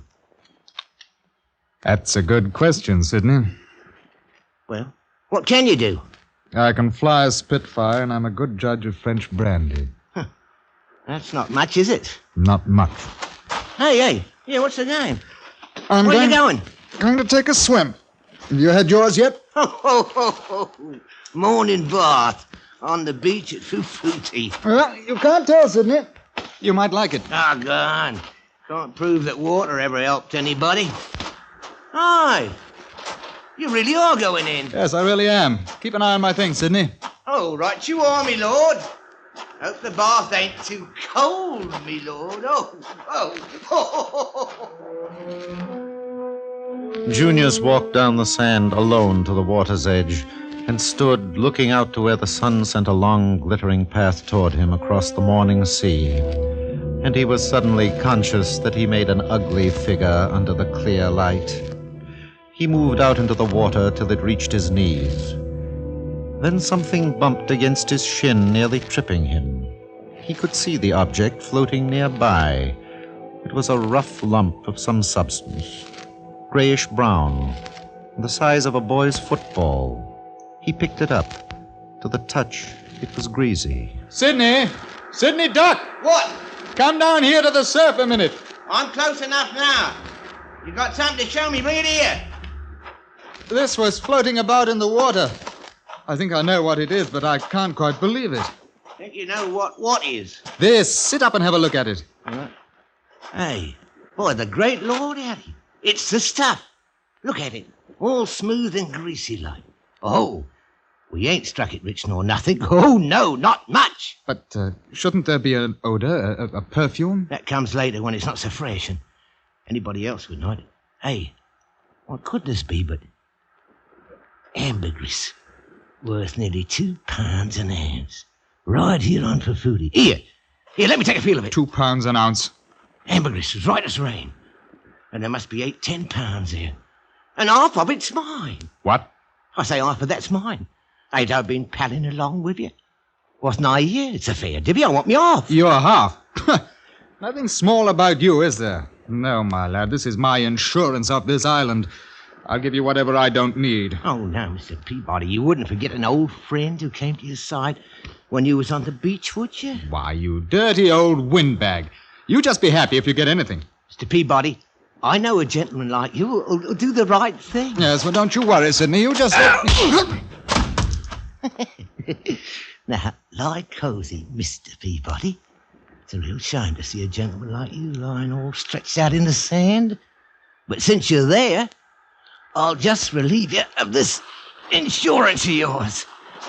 And now, I bid you a respectful good day, Mr. Peabody.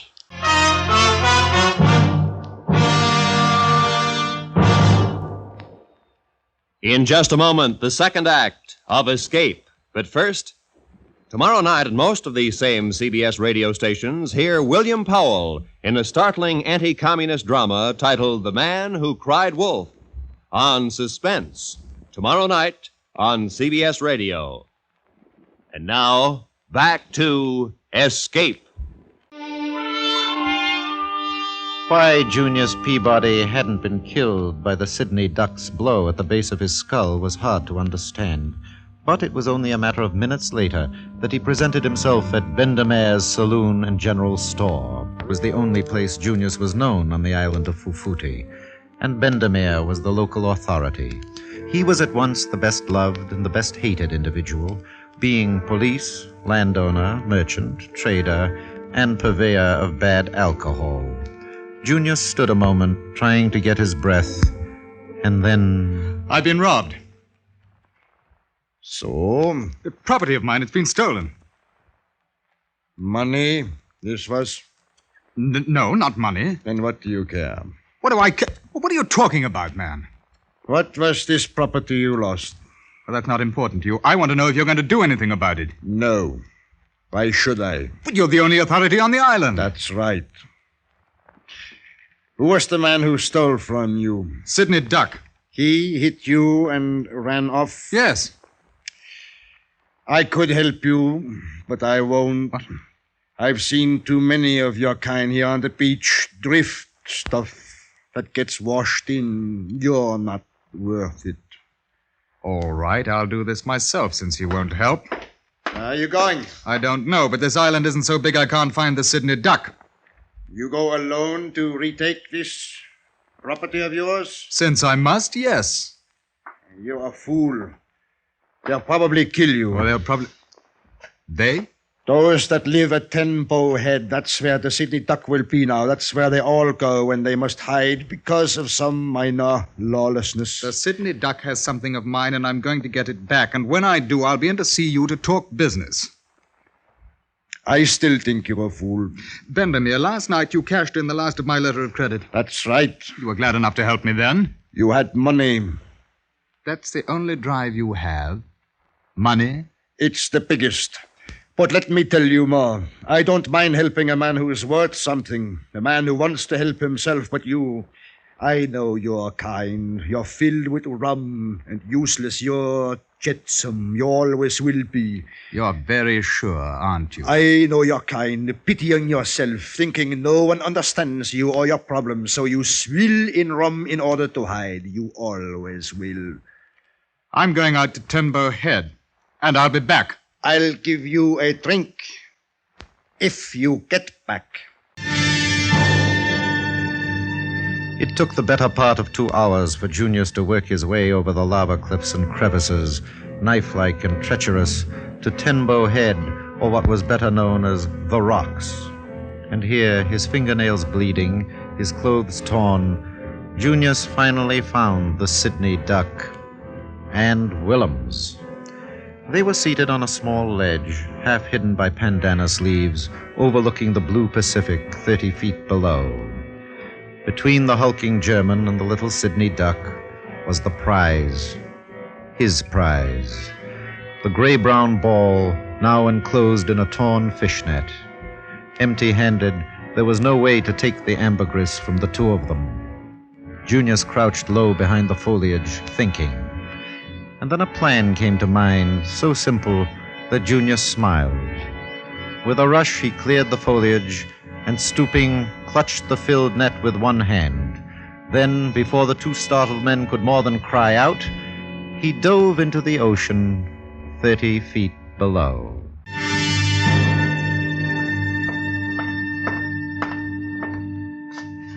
Benjamin! Coming. I was out in the storeroom and Peabody. That's right. I'm back. So I see. But not in good condition. It'll do. You needn't stare. I'm a paying customer now. As how? Ambergris. My property. Over 10 pounds of it. What? Was it this the Sydney Duck robbed you of? That's right. And you went out to the rocks to get it back from him yourself? From them. Willems, the German, was with him. By yourself? You did this? Look, there's the stuff. Now about that business proposition. Concerning this? Right. How much do you want for it? 1,000 silver dollars or 2,000 shillings. I don't have that much about me. Suppose we say a standing credit for 1,000 drinks instead. I want money, not liquor. It amounts to the same thing. By the time you drunk yourself to death, I'd simply have the money back again. No, it doesn't, because I'm going to leave this island. And to do that, I need money. So let's talk business, Bendemeer. Not yours to sell, you ruddy thief. What? Mr. Benjamin, this man here, this Peabody robbed me and my partner Williams of that what's lying on your counter there. And if you want to do business, it should be with Williams and me. Yeah, that's right. That's ours. Now, what do you give us? I've been told it's not yours. Sydney, you're a lying little cheat. You know that's mine. I found it. That belongs to the Sydney Duck. That's a lie. Don't tell me. Now, quiet! All of you. Oh, Mr. Benjamin, after all, it's our word against his, and they're two of us. But what if two of you are lying? How do you suggest it be settled? Fight for it. Yeah, fine. We'll go outside, the three of us, and whoever comes back in, it's rightly theirs. Yeah, good. The minute I set foot outside that door, you'd have a knife in my back. Oh, you don't sound as brave as you did before, Mr. Peabody. Not against the two of them. I'm not a fool, that's all. Against one, perhaps? Villains? Why not? After all, you could kill Sydney with one blow. You must hate people. Just weaklings. All right, I'll fight. And if I win? I'll buy from you. Sydney, sit down in that chair where I can keep an eye on you. Yes, all right. Now give it to him proper, Williams. There are no rules. Go ahead. You're big and stupid, Willems. So. Now that's enough for you, no? Huh?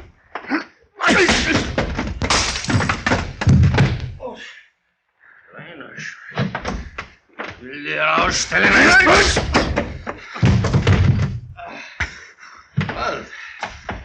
einmal mehr, Kleinchen, einmal mehr. Nein! Genug!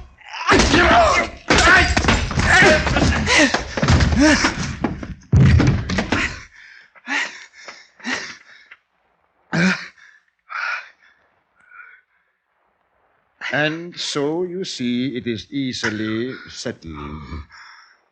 Sydney Duck. Yes? Get your friend out of here. I have business to discuss with Mr. Peabody. You feel better now that you are bathed and whole again, huh? Now, let's get on with it.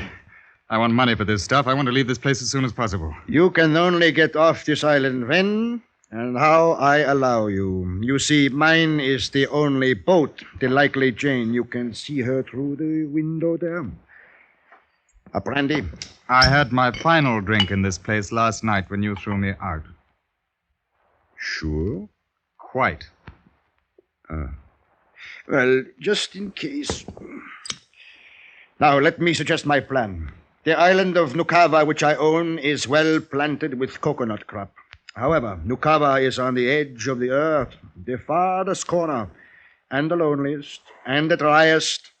There are 12 Kanaka boys there, but I need an agent, someone I can trust. Why do you tell me? A white man could live there if he wanted to, and if he were fit to live at all. Of course, once he was there, he'd be stuck for a year on a coral gridiron. There's not a drop of anything to drink, save water, and that is brackish. Look, Bendemeer, what about this ambergris? I've got more than 10 pounds of it. Will you buy it? You can't very well take it anywhere else if I wouldn't buy it. Can you? Now, I'll make you an offer. I'll buy this lump of stuff from you, and I'll buy it either 2 ways. I'll give you a half interest in Nukaba, and you go there at once to take charge as agent, or else here is the first of your brandy, and I'll keep you perpetually drunk as long as you last. Nukaba. Once you're there, Peabody, there's no escape. You'll sit and fry. What for? Why do you offer me a choice like this? Because it amuses me. Because I please. Because... I know what you'll do. Yes? I've been watching men of your sort all my life. And I know just what they're worth. Drift on beaches, scraps, trash, jetsam, regeneration, rot and drivel. You can't save yourself any more than you could lift yourself by your own bootstraps. It suits me to prove you this way. There's your stinking brandy on the floor to say that you're wrong, Bendemeer. You'll lose. Oh, so? Yes. I'll go to Nukaba. As my agent? Yes. You'll stay and run the island for a year? Yes, if only to prove there are some scraps thrown on the beach that are worth something. So I see. The Likely Jane will sail within an hour. Yes, I'll be aboard.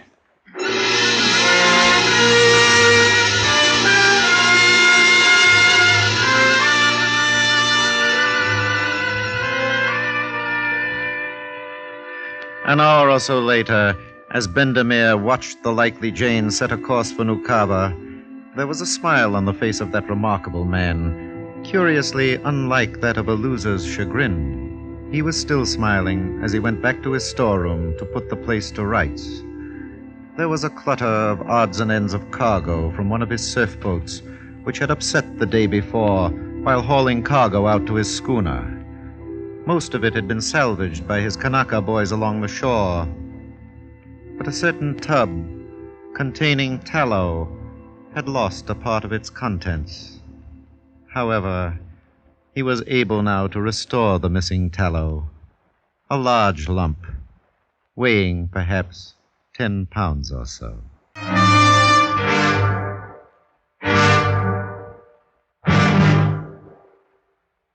Under the direction of Norman MacDonald, Escape has brought you Jetsam by John Russell, adapted by Norman MacDonald and starring Ben Wright. Featured in the cast were John Daner as Bendemeer, Lawrence Dobkin as Sir John, and Charlie Lung as the Sydney Duck. The narrator was Edgar Barrier. Editorial supervision is by John Meston, and the special music for Escape is composed and conducted by Leith Stevens. Next week.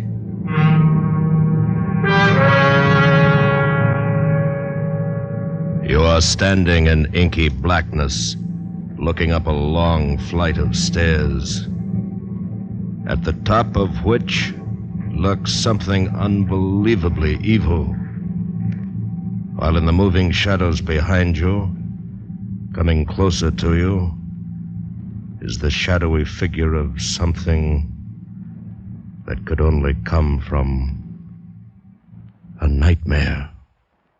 So listen next week when Escape brings you Anthony Ellis's terrifying story, I Saw Myself Running. Tomorrow on CBS Radio, hear Robert Q. Lewis filling in for Arthur Godfrey, who's off on an Air Force mission.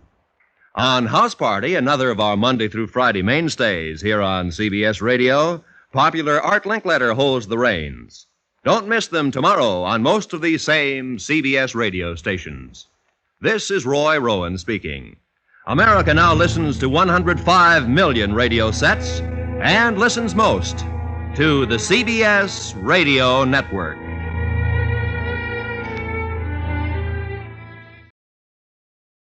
We are not far from 7 hours into this Escape to Adventure collection.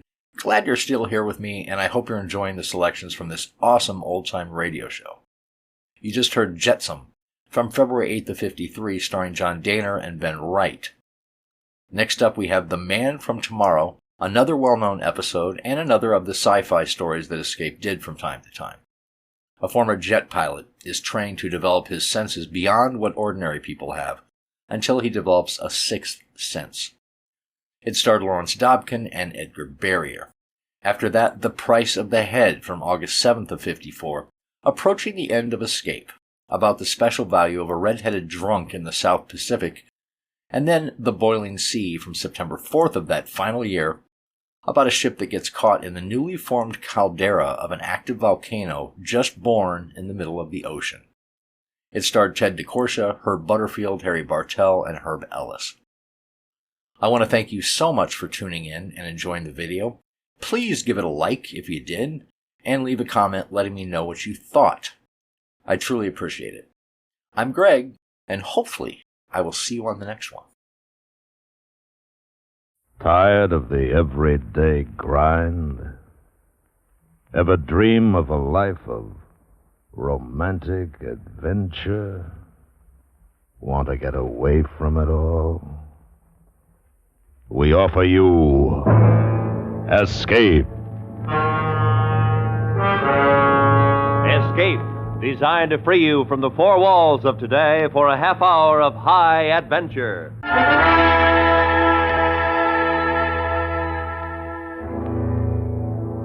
You are the subject of an experiment to make you the most powerful man on earth.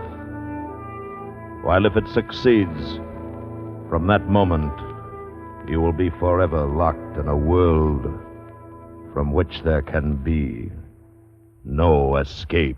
So listen now as Escape brings you Irving Reese's extraordinary story, The Man from Tomorrow. It started with a want ad in the daily paper. Wanted ex-fighter pilot must be in perfect health and prepared for rigid tests. Successful candidate will receive good pay and will be given opportunity to contribute to daring experiment and world betterment. Science Associates, 126 West Street. 126 West Street turned out to be one of those ultra-modern, super-scientific buildings. No windows, and air-conditioned as cool as a north wind off an iceberg. About 60 guys had answered the ad. Hi, Major. Hi, Randy. Been a long time. Yeah. Some of the faces were familiar, guys that had been in my fighter wing. We sat there, 60 of us, and waited. An hour. 2 hours. Nothing happened. I don't know about you guys, but I'm getting out of here. This place gives me claustrophobia. Hey, it's locked. We're locked in here. And even before this had a chance to sink in, another door opened on the far side of the room. A guy with a white mask on his face came in carrying a Thompson submachine gun. Hey, hit the deck! They all flattened on the floor except me. I made a dash for the man in the mask, but he disappeared as quickly as he'd come. Hey, how come you didn't hit the floor, Dick? You tired of living? He was shooting blanks. Couldn't you see? Weren't any bullets chipping anything? That was a gag. I don't like this. Come on, let's crash the door and get out of this rat trap. Save it, Randy. It won't do any good. They can keep us bottled up till they're good and ready to let us go. And then something else. Thick, black, acrid smoke pouring out of the air conditioning vents. And a sound from somewhere, an airplane diving. Every pilot remembers with horror the smell of burning oil from a plane out of control. It hit us way back and deep down. Some of the guys got panicky. I pushed Randy down to the floor. You get more air down here. Now relax.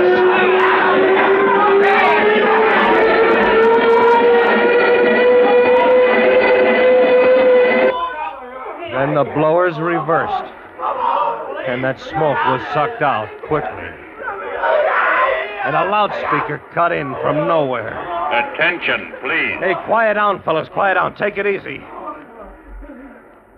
For the past 2 hours, you have been under close observation as a necessary part of this test.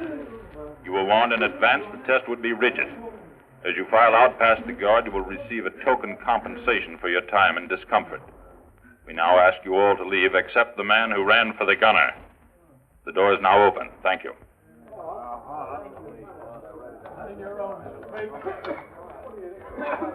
Looks like you got the job, Major. Looks like I'm going to shove it right back in their faces, Randy. Well, so long. Yeah.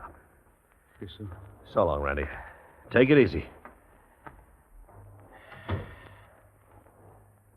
Oh. Your name, please? Well, I hardly expected to find a blonde at the bottom of this. You will come with me, please. Don't give me orders, Blondie. I just want to see the guy responsible for this. Then I'm getting out of here. I take it you have lost interest in contributing to the world benefit. That what it said in the ad? Well, whatever your lofty purpose, I don't like cold-blooded cruelty. Unfortunately, personal feelings cannot enter into these steps toward our objectives. Then your objectives are wrong. You will be better able to judge that when you know what they are. I don't think I'm interested. And if I may have a personal feeling, callousness is unattractive enough in a man. Neither your feelings nor mine will matter in this project. Major, I understand that it was? Mr. Kenman, the war is over. Miss? Dr. Frost. Poetic. I beg your pardon? Nothing. I sometimes mutter to myself. If it is possible for you to unlock your quite superior intellect from emotional reactions common to schoolgirls and fishwives, my senior colleague, Professor Baird, and I will attempt to convince you on the only basis that it should appeal to a mature mind. Facts.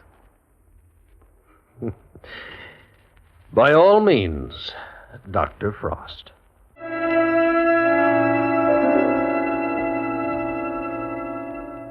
Oh, but Professor Baird, where'd you get the notion of asking for fighter pilots? Simple. Only one man in 10,000 was able to qualify mentally and physical for fighter training. Additional eliminations due to flunkouts, mortality in training and combat brings the total to 1 in 20,000. The standards we applied during the 2 hours in which we observed your every action and reaction raises the mathematical incidence of your sensory acuity to approximately 1 in 100,000. I'm flattered. You'll have greater reason to be if our experiment proves successful. You will be the only man on Earth possessed of your powers. You will be the man from tomorrow. How do you propose to go about that? We will first show you how we've trained other individuals. Dr. Frost, will you proceed with the demonstration? Come in, Mr. Logan. Mr. Logan, have you ever been in this part of the laboratories before? No. Would you describe it, please? It is a rectangular room, 40 by 20. The ceiling is 18 and a half feet high. There's a desk 12 feet from me, slightly to my right. There are 2 people seated at it. One has just risen. That will be all. Thank you, Mr. Logan.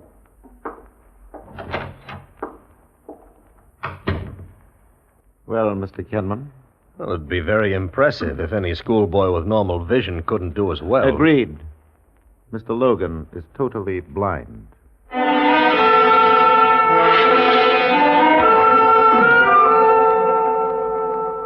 Looking back now, I can hardly believe my own impressions.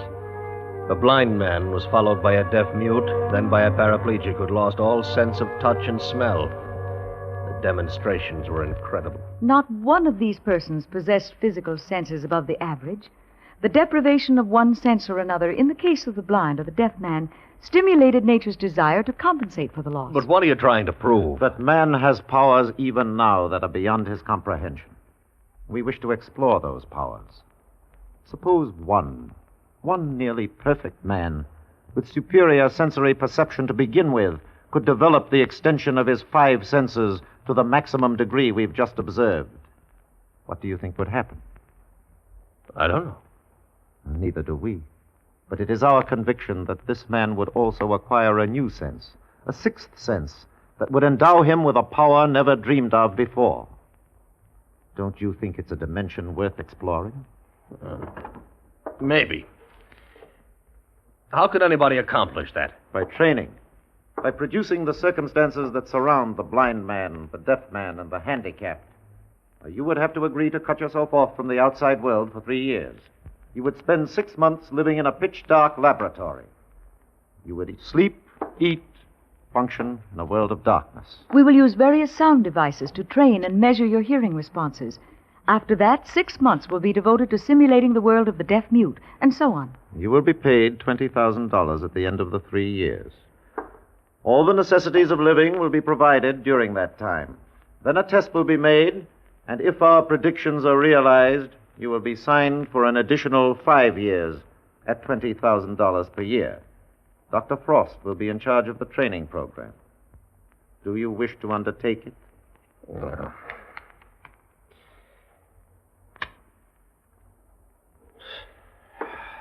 that's a pretty serious move. I'd like to think about it. You have all the facts clearly, Mr. Kenman. We would like a decision now. You think feeling might enter into my considerations, Doctor? That what you're afraid of? Afraid? Fear is merely an emotion, Mr. Kenman. I have learned to control all my emotions. I wonder. I beg your pardon? I was muttering again. What I meant to say is I agree to undertake your experiment. We will return to Escape in just a moment, but first, forest fires, 9 out of every 10, are made by man. So redouble your efforts to eliminate forest fires. Crush out every cigarette. Break matches in two and grind them with your fingers. Douse down campfires and turn them over until no ember remains. Save a fortune in property and save human lives. And now, back to Escape. I was given 2 days to settle my affairs, such as they were. It meant saying goodbye to my landlady and packing a bag. And then I reported back to Scientific Associates, to Dr. Frost of the beautiful face and figure, all ice, and Professor Baird, tall, quiet, and clinical. I was led into a pitch-dark room, blacker than the blackest night. That was to be my home for 6 months. It had a bed, bathroom, closets. All I had to do was find them. I won't waste time telling you what that was like. Just close your eyes tight and try to find your way around a room that's familiar to you, and you'll get the idea. I was still stumbling around 3 weeks later when I reported for my daily training with Dr. Frost in the adjoining laboratory, which was even blacker if possible.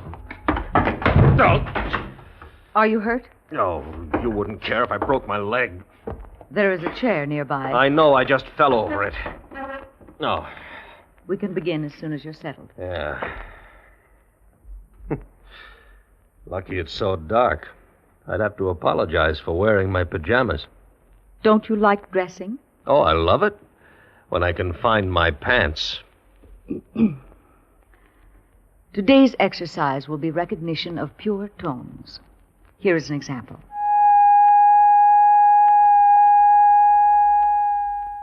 That is 1,000 cycles, or 1,000 vibrations per second, stripped of all harmonics.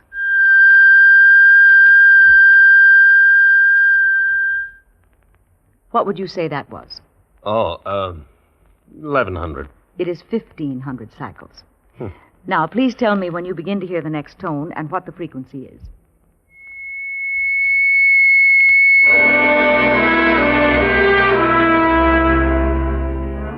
I couldn't make the slightest dent in that glacial reserve. Tried to match her at her own game for a while, but she loved it, and I'm human. Anyway, at the end of the 6th month, I could ramble through the whole place and never stub my toe. It was amazing how you learned to sense things in the dark and what your ears could do.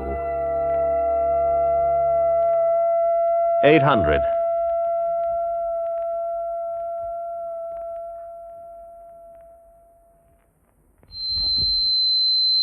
Oh, 4,000.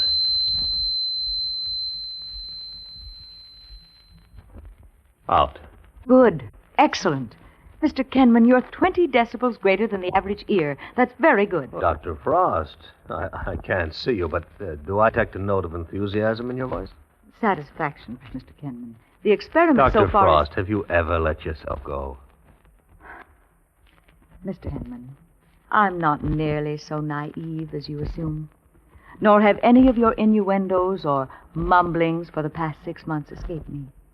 I told you in the beginning that neither your feelings nor mine would have any bearing on You this haven't project. answered my question. I am fully aware of the nature of biological stresses. In a scientific way, of course. What distinguishes man from the animal is his understanding of these stresses, but mostly his control. Control is a traffic cop with a stop sign, Doctor, but eventually the traffic has to go somewhere.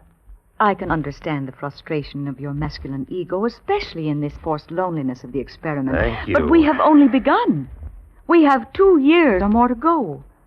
The first phase is highly successful. As a scientist, I am very pleased. Strange, my hearing is so good that I have yet to hear your heartbeat. Then there was light again, but no hearing. They devised some newfangled earplugs, and I began 6 months of silence. 6 months of being deaf as a doorknob. Deaf, but not quite deaf, because I began to see sounds, to feel sounds, like waves against my skin. I began to hear with my body, with my pores. Have you ever touched a sound? Ever seen thunder? You get so you can look at sounds, almost see the waves they make, trembling in the air. And have you ever tried silence?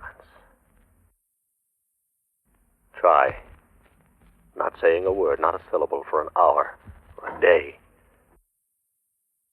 I tried it for 6 months, until all the unsaid words piled up inside my head clung like unborn sounds at the back of my throat. Whoever said silence is golden never felt the lump of lead that accumulates inside you. Silence. Then the 6 months ended, and I felt the vibrations of her footsteps down the long hall.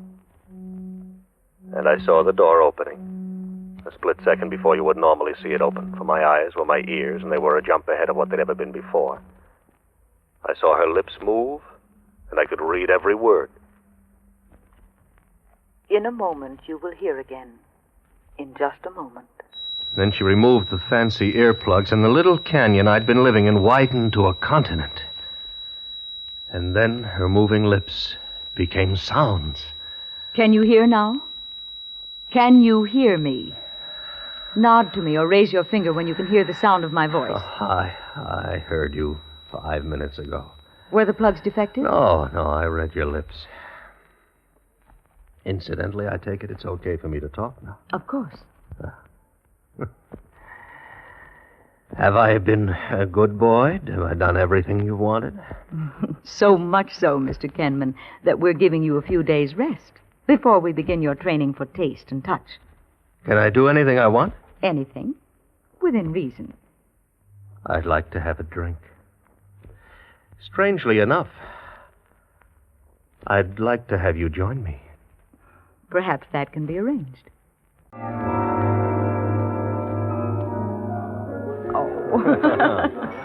By the way, do you have a first name, or are you only a title followed by Frost, huh? Followed by a long string of degrees? Oh, my first name is Jessica. Jessica? Oh, that's more like it. Jessica. After all that silence, it's good just to say a woman's name.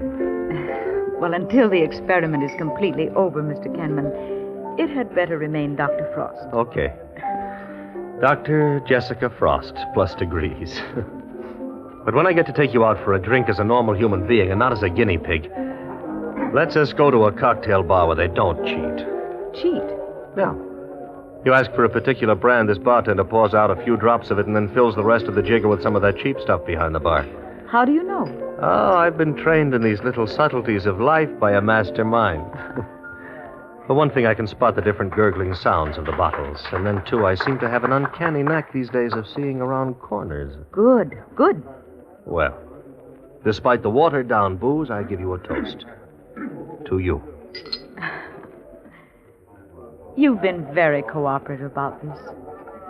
Mr. Kenman, I want you to know that I like you very much. Well, now I'm sure the experiment is a success because I've developed a sixth sense.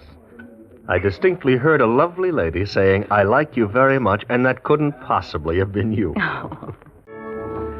I rather enjoyed the touch tests. It was one area I'd never realized held such hidden powers.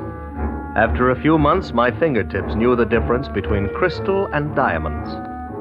I could tell if you had a suntan merely by touching your cheek. And as for the taste test, food suddenly became a symphony concert. Sourness had many degrees. Sweetness had a range as wide as the spectrum of a rainbow. And then all of my highly developed senses brought on a new perception, something over and beyond, something added to the rest, more than a summation of all the senses. Did you ever swerve the steering wheel of your car suddenly without knowing why, and then you realized the move saved your life?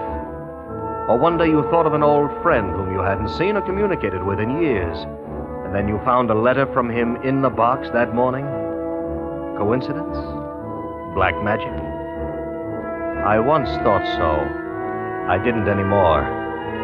I had a knowledge beyond knowledge.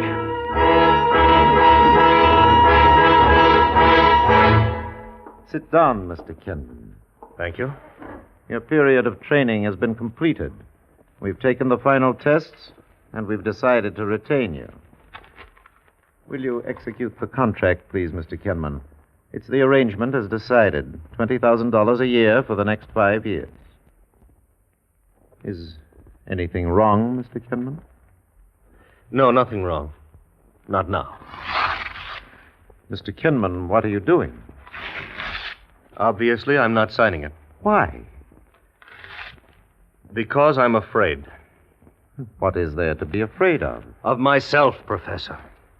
Of what I know now, what I'm going to know in the future.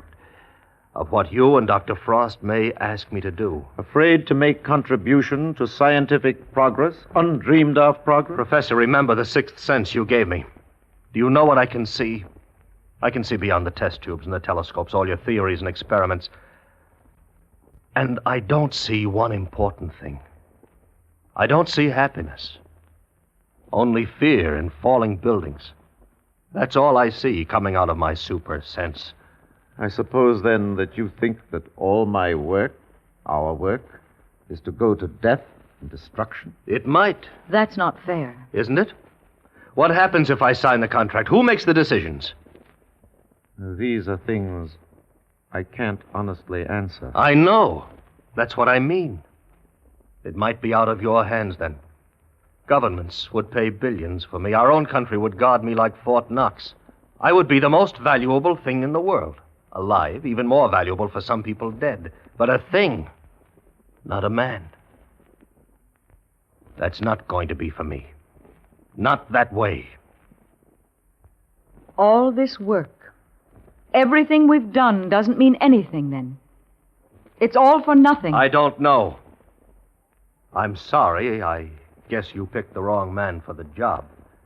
What are you going to do now? Pack my things, go away. I don't know where. It doesn't really matter. Jessica, I probably won't see you again before I go. Thanks for everything. And I'm sorry you feel that I've let you down. So long.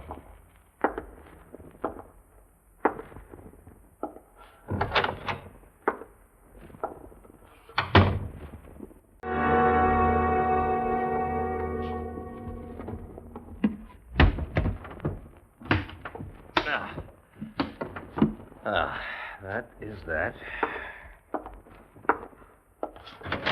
Oh, I was just going to... Try to talk me out of it. No. Yes, I was, but not anymore. Oh. I'm very glad you changed your mind. What are you going to do? I don't know. Not yet. It's kind of funny. Going out of here almost the way I came. One suitcase, hat and coat. Only difference, I've got all the knowledge of the world up here. I don't know what I'll do with it. I haven't been able to think. Not clearly. I know one thing, though. There are a lot of things I can try. What? cancer, heart disease, a dozen other things. Yes. Might not be bad for a start. Oh, that's not bad for a start. Ah.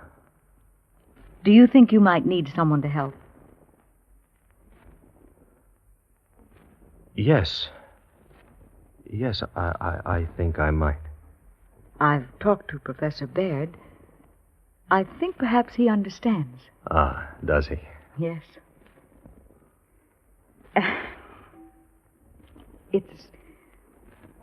It's a little uncomfortable for a woman. I'm not supposed to say anything until you do.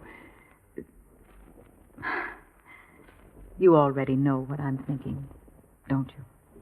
Let's be old-fashioned. I love you. Will you come with me? Yes. I love you, too. I know. Now, come on, let's go.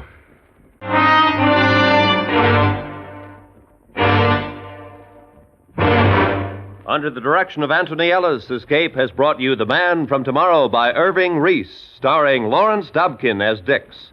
Featured in the cast were Vivi Janis, Edgar Barrier, Kurt Martell, Jack Carroll, and Barney Phillips. The special music for Escape was composed and conducted by Leith Stevens.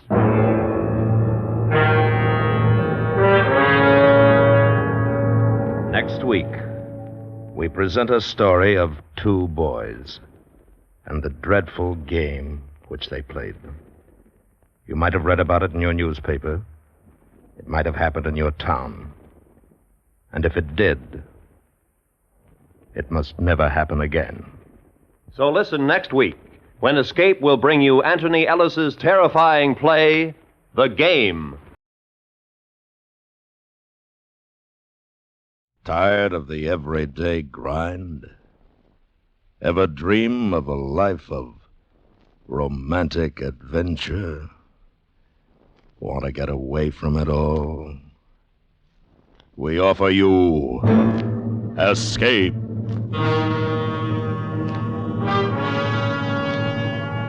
Escape, designed to free you from the four walls of today for a half hour of high adventure.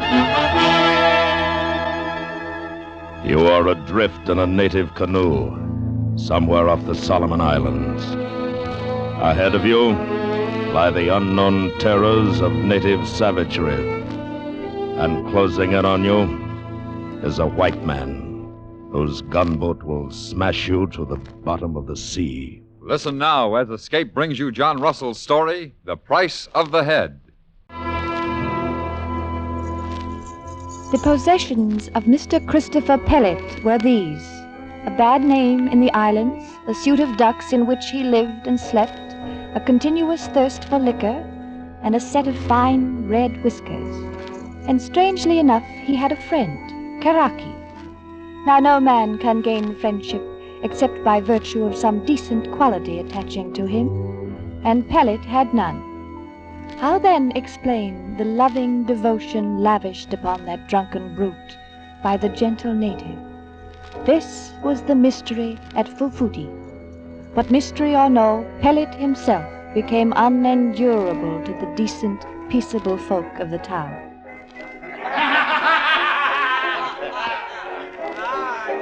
Yo!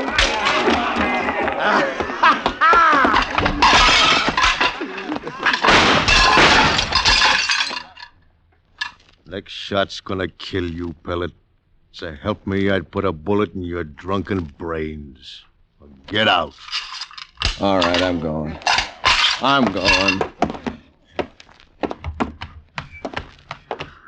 In the Silver Isles there lived a wench whose eyes were blue and nose was...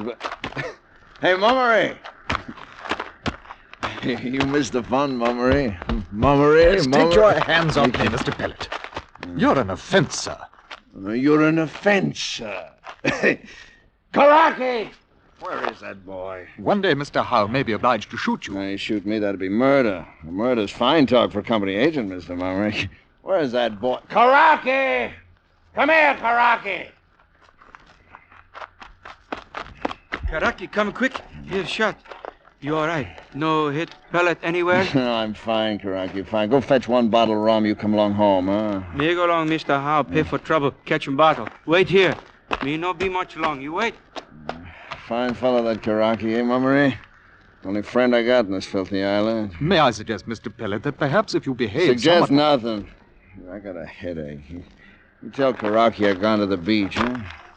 In the Silver Isles there lived a wench whose eyes were blue.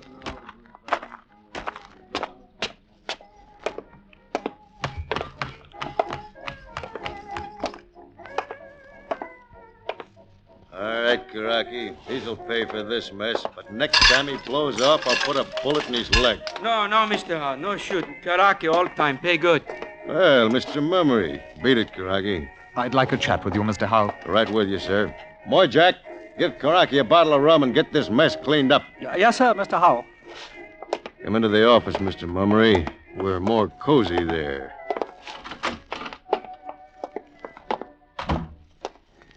Yeah. That pellet ought to be in jail. The man's a mad beast. He is, and particularly so on your rum, Mr. Howe. Oh, come now, Mr. Mummery. You can't lay Pellet's sins on my doorstep.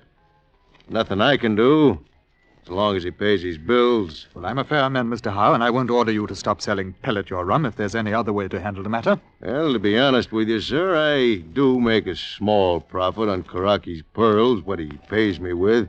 Though nothing enormous, mind you. Still, I'd do without it not to have Pellet about. When I walk down the street, I have a feeling the natives are laughing at me just because I'm a white man, too. By heavens, it's true. And something must be done at once. Mr. Howe, I'll try talking to him like a gentleman, but I'll be firm with him. Now, if you'll send Moy Jack with a message that I'd like to have him for tea tomorrow... Tea? You don't mind my saying so, Mr. Mummery, tea isn't... All right, then. Tell him there'll be whiskey. That'll do it, sir. And good luck with him. Thank you, Mr. Howe.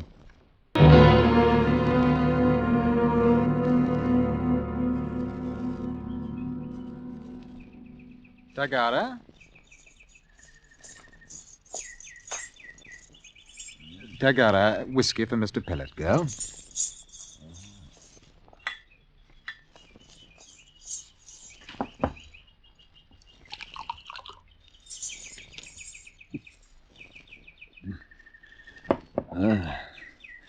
It's been years since my throat's been wet by good Scotch whiskey, Mummery. Yes, I'm sure. You live well here. Fine house, good liquor, servants. I work hard, Mr. Pellet, and I stay sober. Should have been a preacher, Mummery. You missed your line in Copra. Now, if you please, Mr. Pellet, we are not discussing my career. No, well, go on, Mummery. As long as I'm drinking your whiskey, I'll listen to your chatter. Girl? You make it difficult, Mr. Pellet. I mean to. Yes, I suppose you do. I didn't expect you'd invited me here out of friendliness, Mummery. Well, you could have friends, Mr. Pellet, if you lived decently. I live the way I want, and I've got a friend.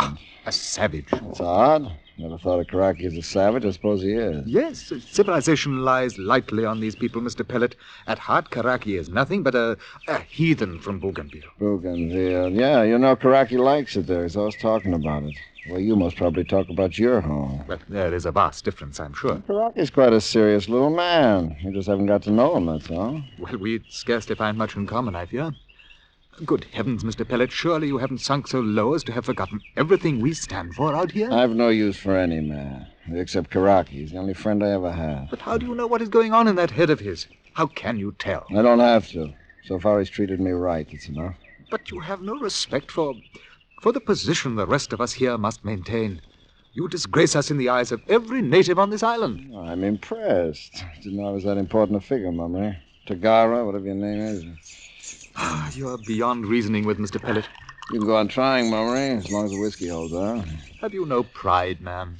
I cleaned out a bar in Sydney once, alone, against 9 sailors. No, that's not exactly... I engineered a mutiny aboard an Arab dhow in the Gulf of Oman some years back. I sold a cargo at Bahrain for pretty figure, Mummery, pretty figure. Well, that's certainly compounding a crime. That cargo was illegal in the first place, Mummery. Slaves it was. Little boys and girls from India. But, Mr. Pellet, I must ask you once and for all... This bottle's almost finished, Mummery. What do you want?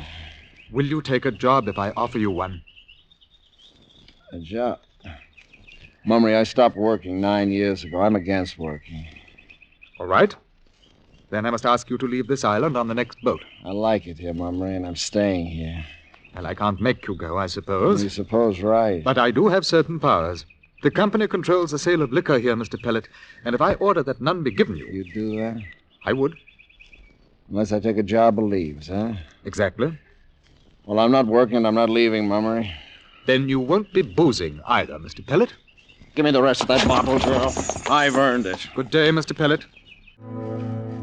That night, the order went out to serve Pellet no more rum. However, the alcohol he had taken on at the agent's house saw him through until noon the next day. He awoke then with a terrible thirst, and by evening he was raging. You cannot cut off alcohol from a man who has been continuously drunk for 9 years without results more or less violent. Karaki, with the patience of a saint, bore the brunt of it all. Karaki, the little heathen from Bougainville, a place where some people were smoked and others eaten. It took 2 days of awful torture to break Pellet's spirit, and on the morning of the 3rd, the man was shattered. Feel much better today, no? No, Karaki, it gets worse. Karaki pulled him boss from ocean last night. You want him fight big fella shark. Drink blood, you say. It was out of my head, clean out of my head. 2-3 weeks. You'll be fine once more, my word. I can't wait 2-3 weeks. I gotta have a drink, Karaki. I'll die if I don't get a drink. Wait a few days. All fine. You don't understand, Karaki. I can't make it. Go tell Mummery I can't make it. Tell him I'll leave on the next ship. No, can't leave. We plenty much all the time. Good friend, Karaki and Pellet. Yeah, I know, but I'm no good dead, Karaki. You go tell him now. No, can't leave. Wait. You tell him or I'll tell him, Karaki, but I'll have a bottle if I have to kill to get it. Not now. Sleep a long couple hour. Then go, maybe. No, now. No, I'll go myself. No, please. Karaki, let go of me. I'll smash her. I'll have my rum and no man will stop me. No, can't leave. Not now.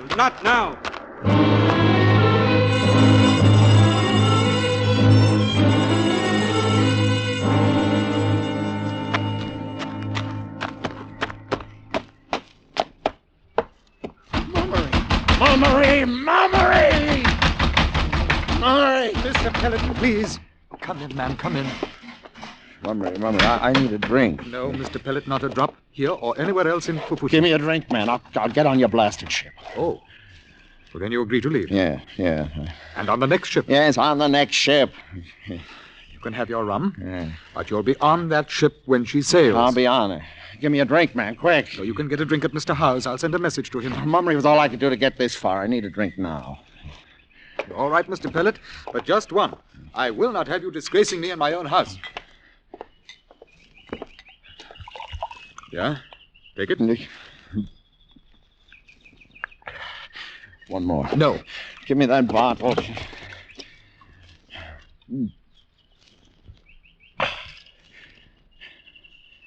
Now, Mummery, if you come to Michael Howe's with me, I'll buy you a drink. No, thank you, Mr. Pellet. I'd rather not be seen in your company. Write a note to Howe. Tell him to sell me rum. I'll take it with me. Do you have to get drunk now, Mr. Pellet? Now. You back out of this and I'll kill you, Mummery. Now. All right, Mr. Pellet. But it will be a happy day for all of us when you're aboard that ship. I'll find me another island, Mummery. Maybe you'll be transferred there one day. God forbid. I'll write you your note, and I want to see no more of you till the day you leave. That's good enough for me. You're dull company, Mummery. At least I'm a gentleman, Mr. Pellet. And I have enough respect for myself not to become a walking insult to me and my race. The note, Mummery, the note. You can come to Howe's and preach to me. I don't mind it there. Hurry, man. Hurry.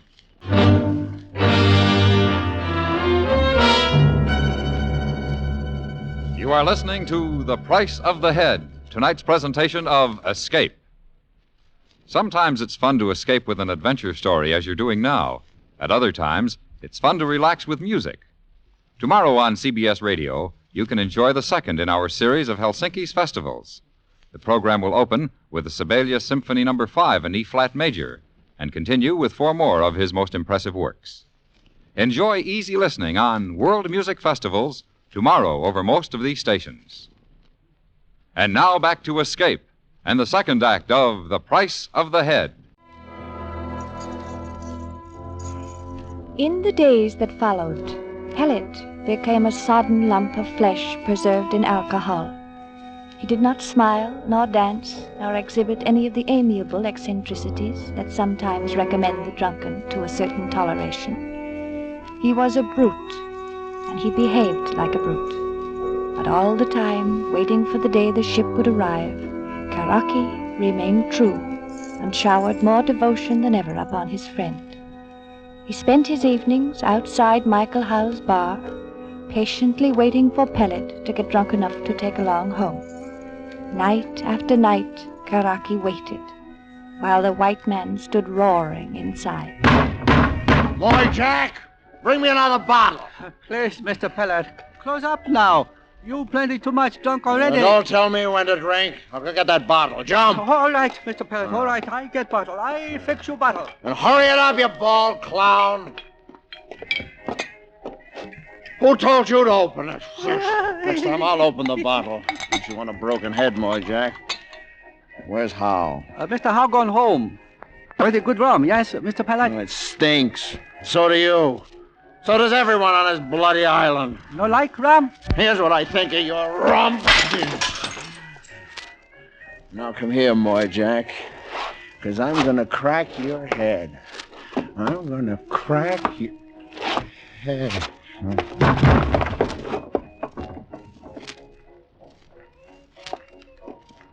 Karaki! Karaki!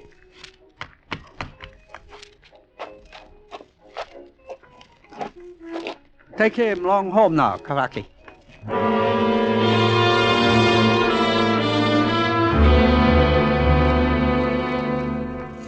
A few minutes later, the wiry little Karaki had the white man across his shoulder and bore him down the beach to the miserable shelter of pandanus leaves they called home. There he eased Pellet to a mat, bathed him with cool water, and carefully brushed the dirt from his bright red hair and whiskers. Then he sat by with a fan and kept the mosquitoes from the drunkard's bloated face. He sat there all night while Pellet slept. It was midday before Pellet awoke and groaned his way out of a painful fog of alcohol. Rum, Crocky, rum. Coconut more better. Here, drink milk. Feel fine soon. You'll find sooner if I had some rum, Karaki. Haven't you got a bottle around here, son? No rum. You drink along too much rum last night. Too much Moy Jack rum. Huh? What do you mean, too much Moy Jack rum? Moy Jack put white powder in bottle. Make you sleep. White powder? So that's it. Oh, that little rat. Moy Jack him all the time laugh. I'll tear his throat out. Be careful. Moy Jack him all the time carry knife. Cut face all up. Oh, that little wax man. I'll murder him. Come on, Karaki. You watch out for knife. Moy Jack him plenty fast. I'll kill him. Watch him fella close. Pellet no get face cut. I'll handle him, Karaki. Don't you worry. Half in anger and half in anticipation of the pleasure of beating a man, Pellet staggered down the beach towards Howe's bar. It was the noon hour of repose, and all Fufuti was asleep. Pellet reached the bar and found Moy Jack dozing peacefully among the bottles. He woke him with a savage kick. Get up, you dirty scum! Get up so I can bust holes in you. No, hurt me, Mr. Pellet. Let go! Leave me a lick, will you? Not again, you won't.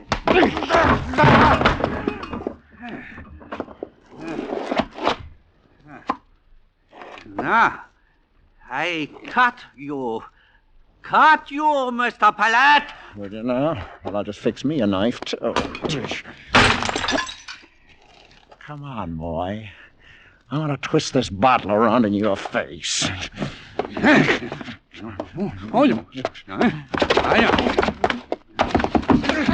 There! That'll learn you to fight with a red-headed man. That'll learn you!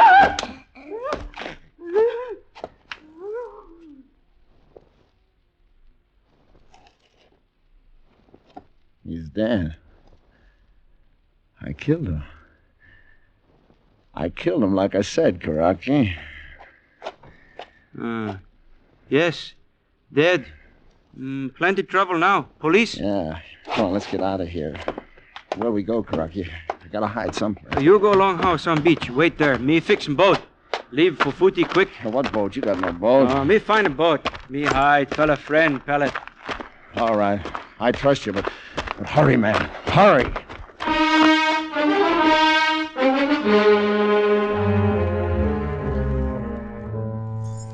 Pellet waited in terror in the shack on the beach while Karaki broke into the boat sheds and with an axe smashed the bottoms out of the 3 craft sheltered there. Then he opened the trade room and quickly gathered together a bundle of supplies, including a rifle and a box of cartridges. Next, he carried everything out onto the beach and loaded it into a stout outrigger canoe that belonged to Mr. Mummery. Finally, he fetched Pellet from the shack, and together they hurriedly launched the canoe in the lagoon. Karaki rigged the big mat sail and then paddled out into the breeze just beyond the harbor entrance. We made it, Karaki. We're safe. Yes. Hey, look, where are we headed for anyway? What island we go, Karaki? Bougainville.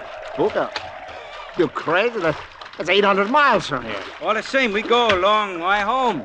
800 miles? We go. All fine. Always one bring you along my home. All right, Karaki. I don't know why you're doing it for me, but I'll see you through.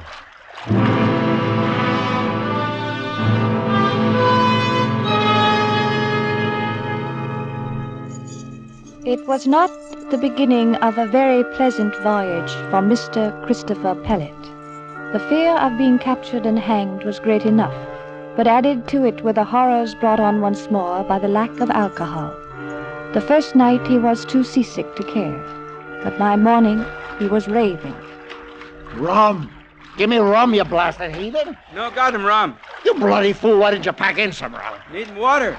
No need rum. Got plenty water. Curse you, Karaki, I don't drink water. Better you drink water. Well, I won't. Turn back. I'll take hanging to this. Turn back, I tell you.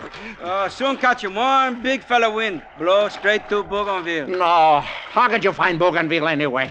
No. We're going back, I tell you.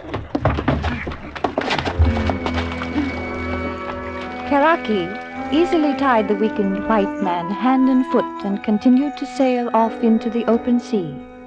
Now and then he threw a dipperful of seawater over the white man and occasionally fed him with coconut milk. Karaki was an excellent nurse. He even combed Pellet's red hair and whiskers twice every day. By the time they reached the Santa Cruz region, Pellet's condition had improved and Karaki released him. They were now in an area peppered with tiny islets, and Karaki decided to land on the lee of one in order to replenish their water supply. He had dropped sail and was paddling slowly into the beach when suddenly, from out of nowhere, a cutter carrying 2 white men appeared behind them. Ahoy! Heave to! No catching Karaki and Pellet! We go away!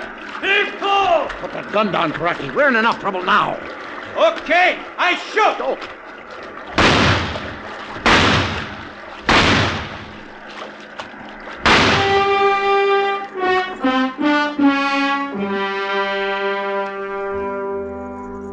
For some foolish reason, the 2 white men did not believe a native would dare resist them, and for their mistake, they were both killed. Karaki, however, wasted no time sailing back into the open sea without his precious water, and 29 days later, he was doling out the few remaining drops to Pellet, taking none for himself. His every gesture was one of sacrifice, that his white companion might survive. Finally, on the 36th day, they sighted Choiseul, and by noon they came ashore. There they stayed for a week, fattening themselves on the unlimited supply of coconut. So you think Bougainville is just under the horizon, eh, Karaki? Yes. Mighty good thing, too. You know this is the limit of British authority, my boy? Big fella British master stop him here. No can go that side, eh? Yes. No can punish Karaki for anything he do Bougainville side. My word. No catch Pellet. Never. What makes you so sure of that? Me savvy. Well, all right, old chap. You got me this far. I trust you. You know you're quite a fella, Karaki. Yes. Sure don't talk much, though. By heaven, maybe Mummery was right. I'd sure like to know what goes on under that topknot of yours, my boy. I'd like to tell you how grateful I am. Wish I could show you.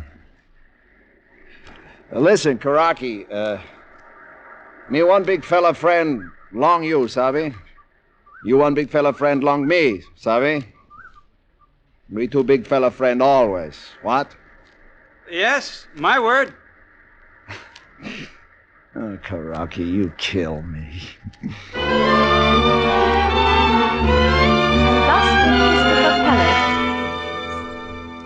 And thus did Christopher Pellet express his gratitude to the quiet savage who had with rarest self-sacrifice saved his life again and again. And now that he was thoroughly sober, he could understand it no more than Mummery had back in Fufuti. 2 days later, under a beautiful dawn, they sailed into Bougainville, into a bay that was crystal blue, and right up onto a dazzling white beach. Pellet was the first ashore, and he ran up to a rocky point to see all the charm of the place for himself. Karaki, in his simple and efficient way, proceeded about his own affairs. He landed what was left of the supplies stolen at Fufuti. A few minutes after, Pellet heard a gentle footstep behind him, and turned to find Karaki standing there with the rifle at his hip and the axe in his hand. Me like. Me like, too. Great place you've got here, Karaki. Me like him head. Huh? What? Oh, me like him you too, Karaki. We big fella friend, right? Me like him too much. One fella head belong along you. What do you mean? I don't understand. Red hair. Fine red whiskers. Big prize here. Smoke him head. Make him Karaki, big man on island. You mean you got my head? Fine head. Very fine head. Cut him off now.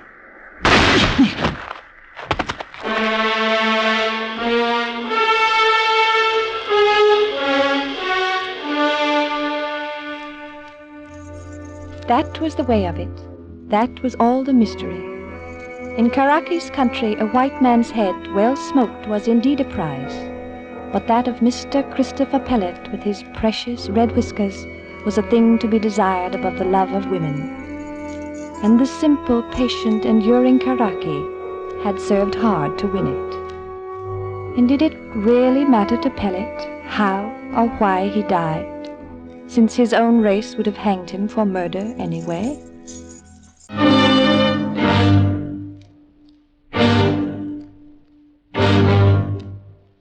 Escape, produced and directed by David Friedkin and Morton Frine, has brought you The Price of the Head, a story by John Russell and adapted for radio by John Meston.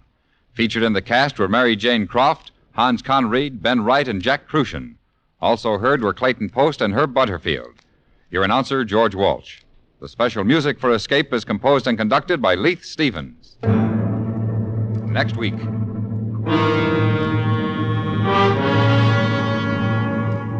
There's a fortune in the cabin of an airplane crashed on an island somewhere in the Caribbean. And only you know where it is. By your side, sailing the treacherous channels, a smiling killer with a knife, from whom there is no escape. So listen next week when Escape brings you E. Jack Newman's story, The Coward. Tired of the everyday grind? Ever dream of a life of romantic adventure? Want to get away from it all? We offer you Escape.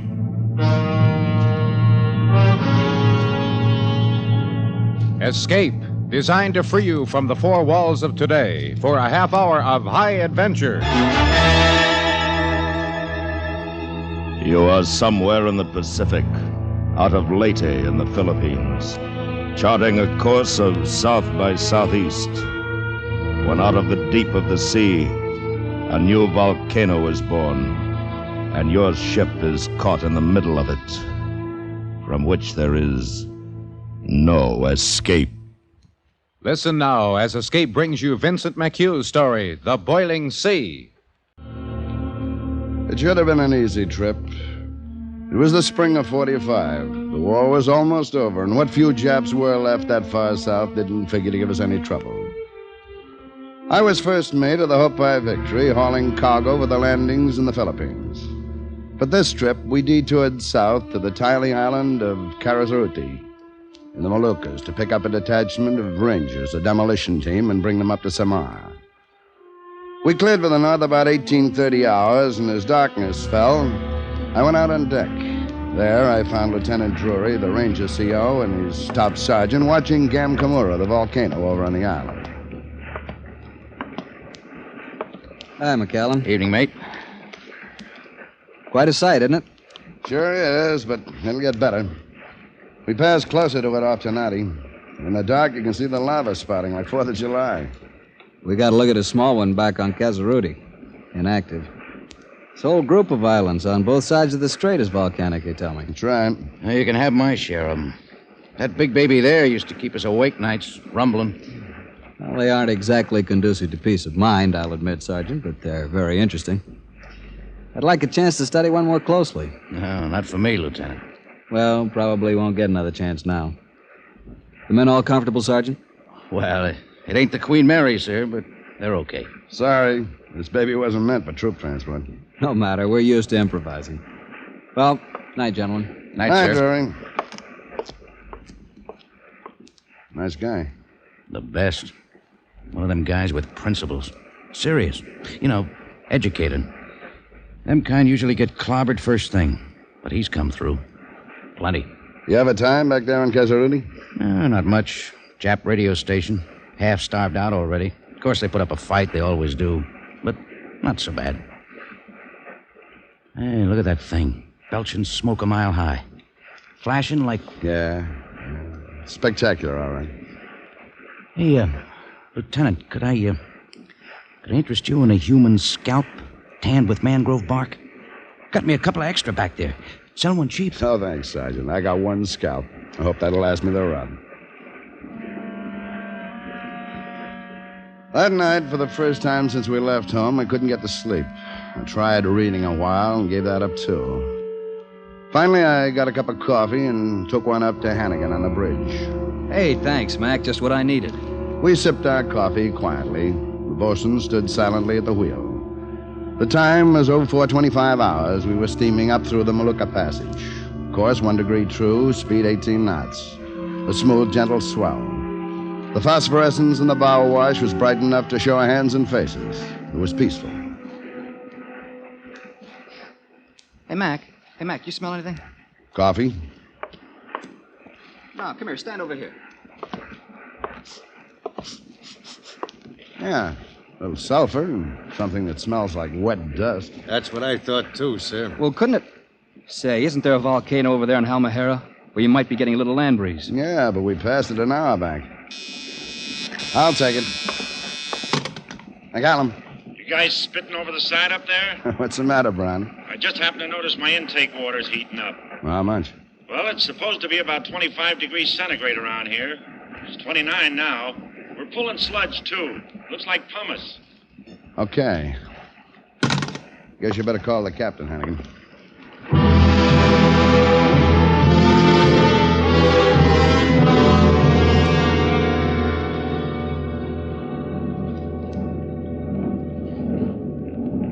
Smell that, Captain? Yes. You checked the ship, Mr. McCallum? Yes, sir. Boyd and Foreman went over it, too. Nothing wrong. Yes. Well, stop the engines. Yes, sir.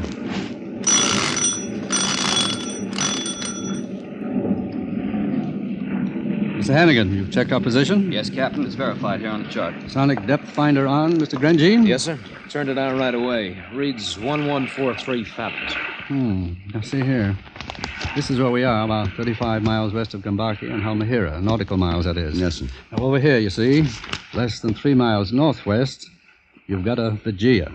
Somebody reported a shoal there once. Hasn't been found again since. Might be anywhere in the general vicinity. You see here, it's marked 18 fathoms. ED, existence doubtful.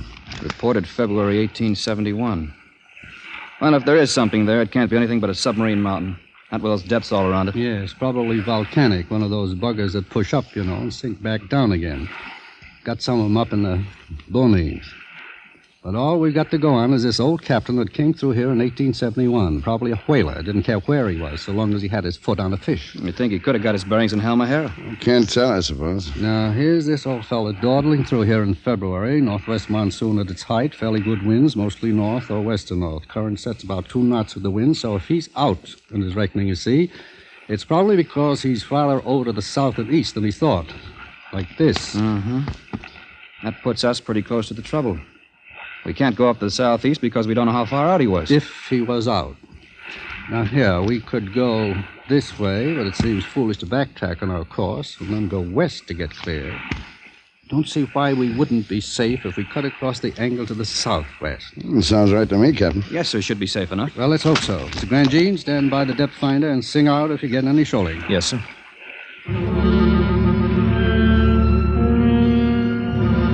The ship was at dawn GQ where the engine stopped.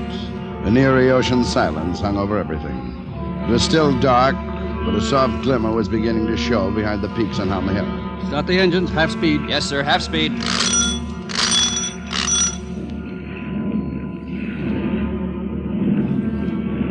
The returning pulse of the engines, like a reviving heartbeat, seemed to bring the ship back to life. You're about 225. 225. Up high Victory began to gather way, turning. The bosun got her around, met her, and settled on course. Hannigan stood by the bridge farm. For minutes, we stood quietly, watching, waiting. Now there was a rosy smear in the east behind us, a gloaming on the sea. I could just make out the bow and a man silhouetted in the crow's nest above it. Hannigan. Right, Brownie. Engine room says 32 degrees centigrade, Captain. Up 3 degrees. Yeah. Stay on the phone, Mr. Hannigan. Report any change. In another few minutes, we'll be able to see a little more. Captain, man in the crow's nest. He's waving. Captain, thermometer reads 38 fathoms. Rock dead ahead. Full left rudder. Full left rudder.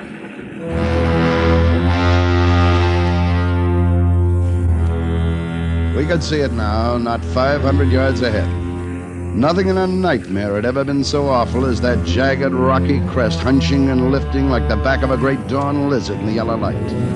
It came fuming out of the sea, slimy with the first mud of creation. The slow swell pitched up on it. We could feel its deep, grumbling roar through the noise of the engines. The ship was turning now. No one spoke. We stared with slow understanding of the horror that began to form in all our minds. The monster was not a single peak. The ridge we'd seen coming up in the southwest was extending itself in a long curve of points and benches all across the south. Keep her turning. Keep her turning. But it was already too late. Clear across the red-pink wash of dawn, a black spur joined onto the east. And when we looked north, the swell was slipping up on a jag of new rock that thickened to the west and hooked on down into the southwest. The Hopi Victory was completely encircled. We were trapped in the middle of an emerging volcano.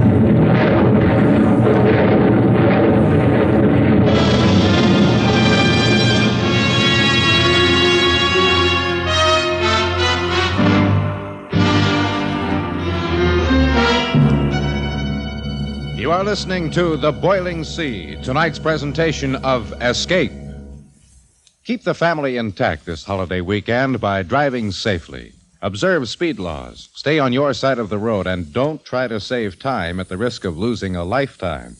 Driving's more relaxed, more fun that way, and safer, too. And now back to Escape and the second act of The Boiling Sea. It took a few seconds for the full impact of the situation to hit us. Encircled. Trapped in a crater of jagged, rising peaks on every quarter of the compass. Still, nobody said anything until Captain Hazard spoke in a quiet voice. All right. Stop the engine. Then we all noted. The wash dropped away and the Hopi Victory settled, floating dead in a fuming, black-brown lake that bubbles like mud coming to a boil. The terrible, stony rumbling jarred up through the soles of our shoes.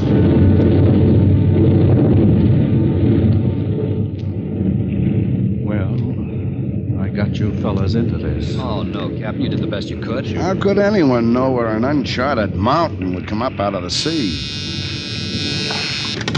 Hannigan. I don't want to get you fellas too excited up there, but you better quit smoking. We're getting 68 degrees centigrade on this thing. Got any eggs you want boiled? What is going on up there?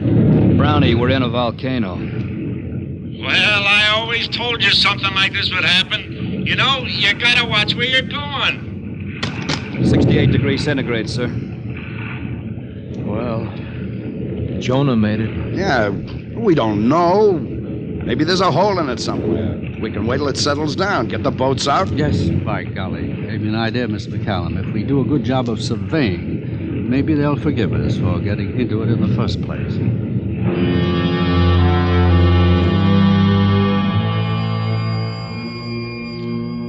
No one mentioned the chance that we might never get out. We lived in the crater of a mountain in eruption. It was still working and thrusting, but its force had begun to die down. In the west and southwest, its highest peaks were maybe 50, 60 feet above the sea. In the north and northwest, much lower, we could see the swell breaking over it in places. Mr. Hannigan, you will check and recheck the position? Yes, Captain. Mr. Grandjean, you will take bearings and measurements of the rim, starting at 0 degrees and working all around the compass. Yes, sir. Mr. McCallum, you will pass the word that we're going to try getting out of here just as soon as the first shock is over. Don't want them to think we're not doing anything. Yes, sir. Might let the people down in the engine room know, and the gun crew, and tell Lieutenant Drury and his rangers. Yes, sir. All right? Thank you, gentlemen.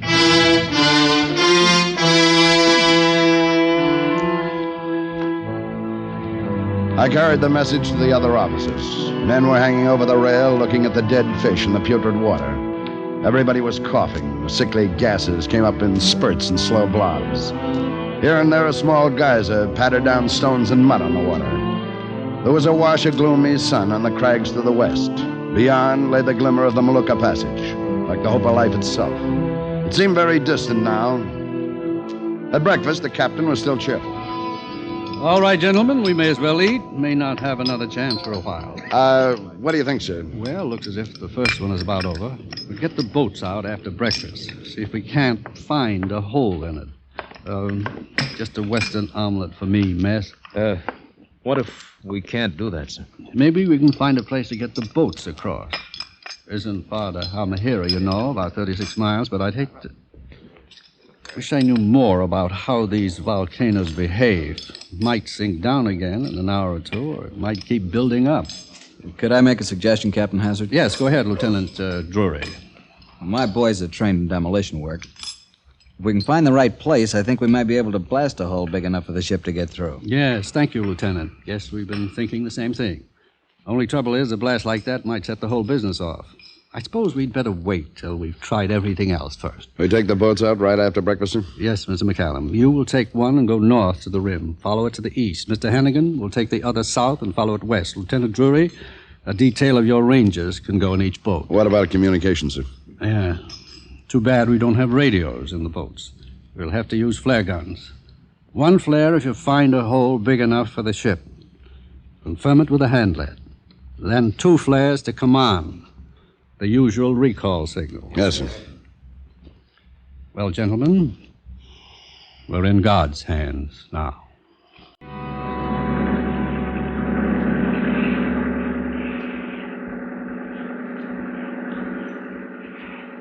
"50 yards, sir." Ease her in slowly, bosun, right into the rocks. Yes, sir.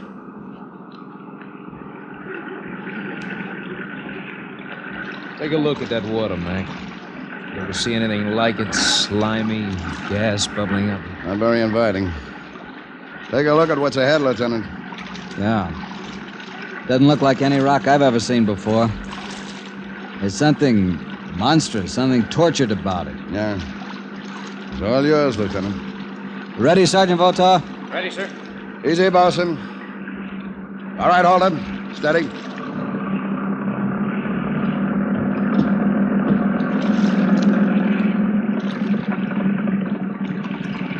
All right, you guys. Go!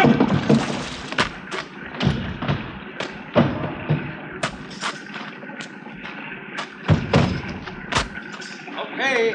Good. Now hand over the picks. Get specimens of the rock. Votaw, you going up the top and check. Yes, sir.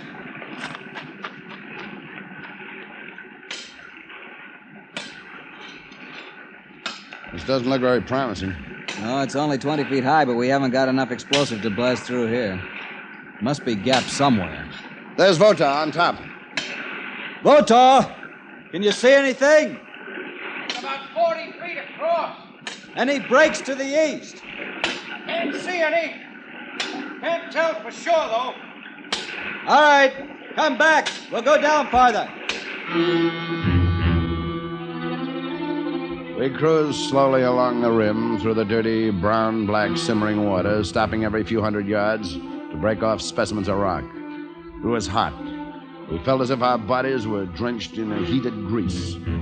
The crater had a general downhill trend to the eastward. In the northeast sector, it came to what appeared to its lowest point. Here, the swell broke clear across the shallow peaks. This is the best place for blasting we've seen yet. Yeah, it doesn't look bad. Might be possible. Let me take 4 of my men on those rocks and try to find some likely openings for charges, just in case. Okay. Move in close again, Bosun. Listen, Drury. Those rocks are wet and that swell has plenty of power. Watch yourselves. Don't worry about us, matey. We don't mind wet feet. Uh-huh. Set her easy, Bosun. Okay, boys, over we go. Come on, get the lead out. All right, men. String out. Look for cracks. I'll hold her off, Bosun. You stand by with the line secured, ready to toss them just in case. How about this, mate? You think we'll have to try it? Last resort. I don't know, Walt. Looks like maybe, unless Hannigan found something we shouldn't. I don't know. Blasting in this stuff is like lighting a firecracker in a dynamite factory. Well, we may have to take the chance. Yeah, look back there toward the ship. That dirty yellow guck. We ought to break out the gas masks if we had gas masks.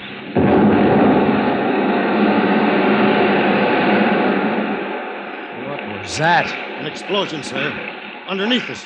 The whole thing's going up. No, it's sinking. Look, the men, they're sinking. Throw that line, Bosun. Hurry, heave. Drury, grab the line. Get your men on it. We'll pull you in. That's it. Pass it on, all of you. Hurry. All right. They're all on. Heave. Bring them in. Heave. Fast as you can. Heave. Okay, here's Drury. Heave. Get them in. Hurry. Come on, Drury. Come on. What's happening? The whole thing's moving. Keep heaving. Votar.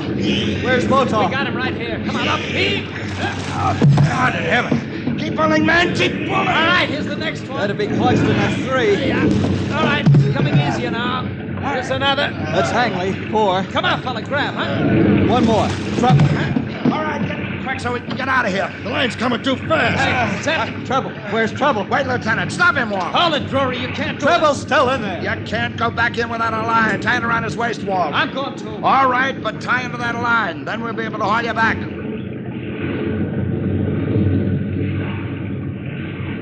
They went over the side, disappearing into the murk on the sludgy water. The shocks were increasing in violence now. They jarred the teeth in our heads. We looked toward the ship and saw the western rim of the crater thrusting up in a great wall behind her. Then Walt's head appeared close to the boat, his face black, and he shook a hopeless no. He dived again 2 or 3 times and then let us pull him in. But Drury wouldn't give up. Come on, pull him in. He's fighting us. Well, fight him back and get him into this boat. Yes, sir. Here, I'll give you a hand. Heave. Let me go. We gotta get Trouble. Let me go. You can't waste any more time. Get in. It's no use, Drury. But he's in there somewhere. We can't just let him stay there. Him in. No. Come on. Come on. All right, Bosun, take her out. McCullum. I'm sorry about trouble, Lieutenant, but he is one man. There are 100 men back there in the hope by victory. Yeah. Sorry. It's getting worse every minute. If we're going to do anything, we got to do it fast. Hey, look! Over there where the rock sank. That gap's big enough for the ship? Yeah, maybe. But is it deep enough? It's got to be. The whole thing may go up any minute like a Roman camp. All right. Bosun, fire one flare. Walt, get the hand lead. I've got it. All coiled. Don't heave it, drag it. 10 fathoms. We'll quarter across the gap. Sing out if you feel anything.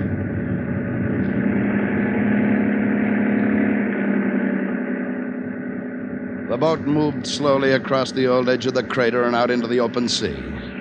Walt, holding the lead line, shook his head at me. He felt nothing. I turned carefully in the swell and quartered back into the crater. I could see the Hope by Victory creeping toward us. She'd recalled Hannigan's boat and was dragging ahead of her in a narrow S-curve. They were like vessels under shell fire. The whole center of the crater was writhing with smoke and erupting geysers of mud and stone. We could see rocks falling on the deck. Behind the ship, the western crags now jutted 300 feet high, lifting and working in black agony. The ship was coming on fast. We were the last chance. Did you feel anything, Walt? Nothing. Can they make it, sir? They've got to. Fire 2 flares. And we'll stand out to sea and make a target for them. They better hurry. This thing's about to blow its top.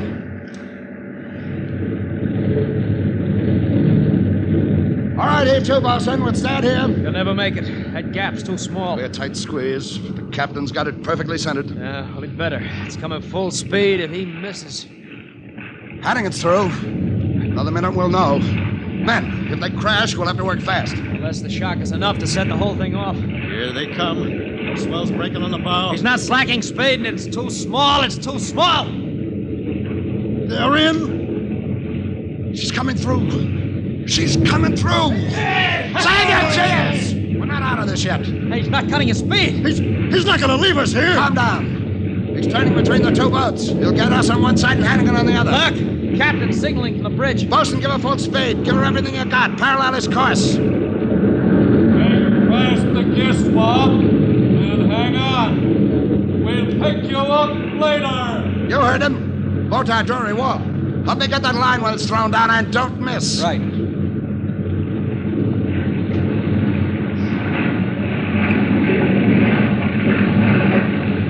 Here they are. Hold steady against the bow wash, bosun. Hold it alongside. All right, here comes the line. Got it. Make fast. Hurry before we lose the slack. And make it good and fast. Give her the works, bosun. Hold her in. We're fast. Brother, just in time.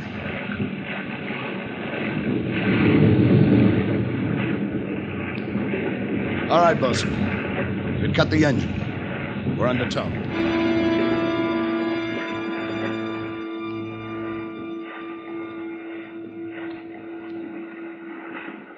Man. So we ain't gonna sleep on a bed of coals tonight. Brother, I ain't never felt anything so good as the pull on that line. 20 knots, full speed. Pulling us away fast. Maybe 2 miles already. It can't be too fast for me. Just look at that thing, will you? It's an inferno. Yeah, it's sure. Look. Look!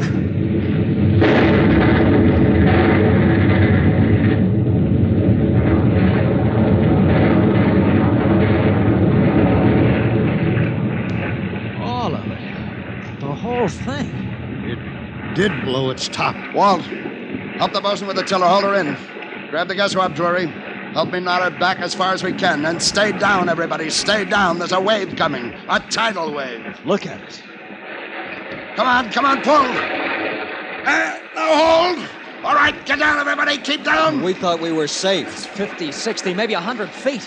We'll take the whole ship. Everything. Keep down and hang on, then. Here it comes. Here it comes. Look out!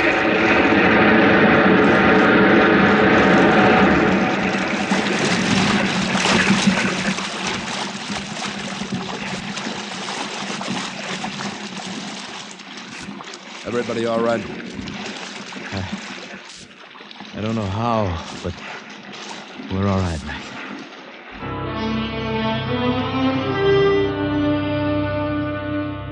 That wave had lifted us to the level of the rail of the Hopi Victory. But a seismic wave does not crest an open sea, so it came as one great smooth swell that lifted us high and passed and let us swoop back down again. A few minutes later, the ship picked us up, and we all paused to look back at the emblem of fire we left behind us. Well, I guess maybe the captain was right. We must have been in the hands of God. All except trouble. Yeah. All except trouble. Well, Lieutenant, you wanted to study a volcano close to? Did I? Well, remind me, Votor, to cross that study off my list.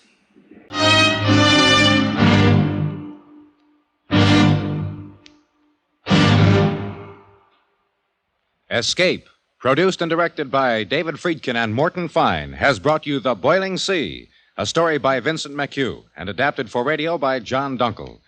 Featured in the cast were Ted DeCorsia, Herb Butterfield, Harry Bartell, Herb Ellis, and Tony Barrett. Also heard were Jack Moyles, Clayton Post, and Jim Hayward. Your announcer, Bill Anders. The special music for Escape is composed and conducted by Leith Stevens. Next week.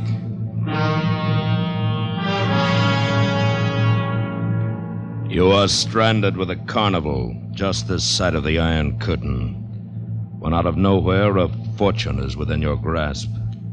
Riding a number on a roulette wheel hundreds of feet high. While at your shoulder, laughing at you, a killer clown from whom there is no escape.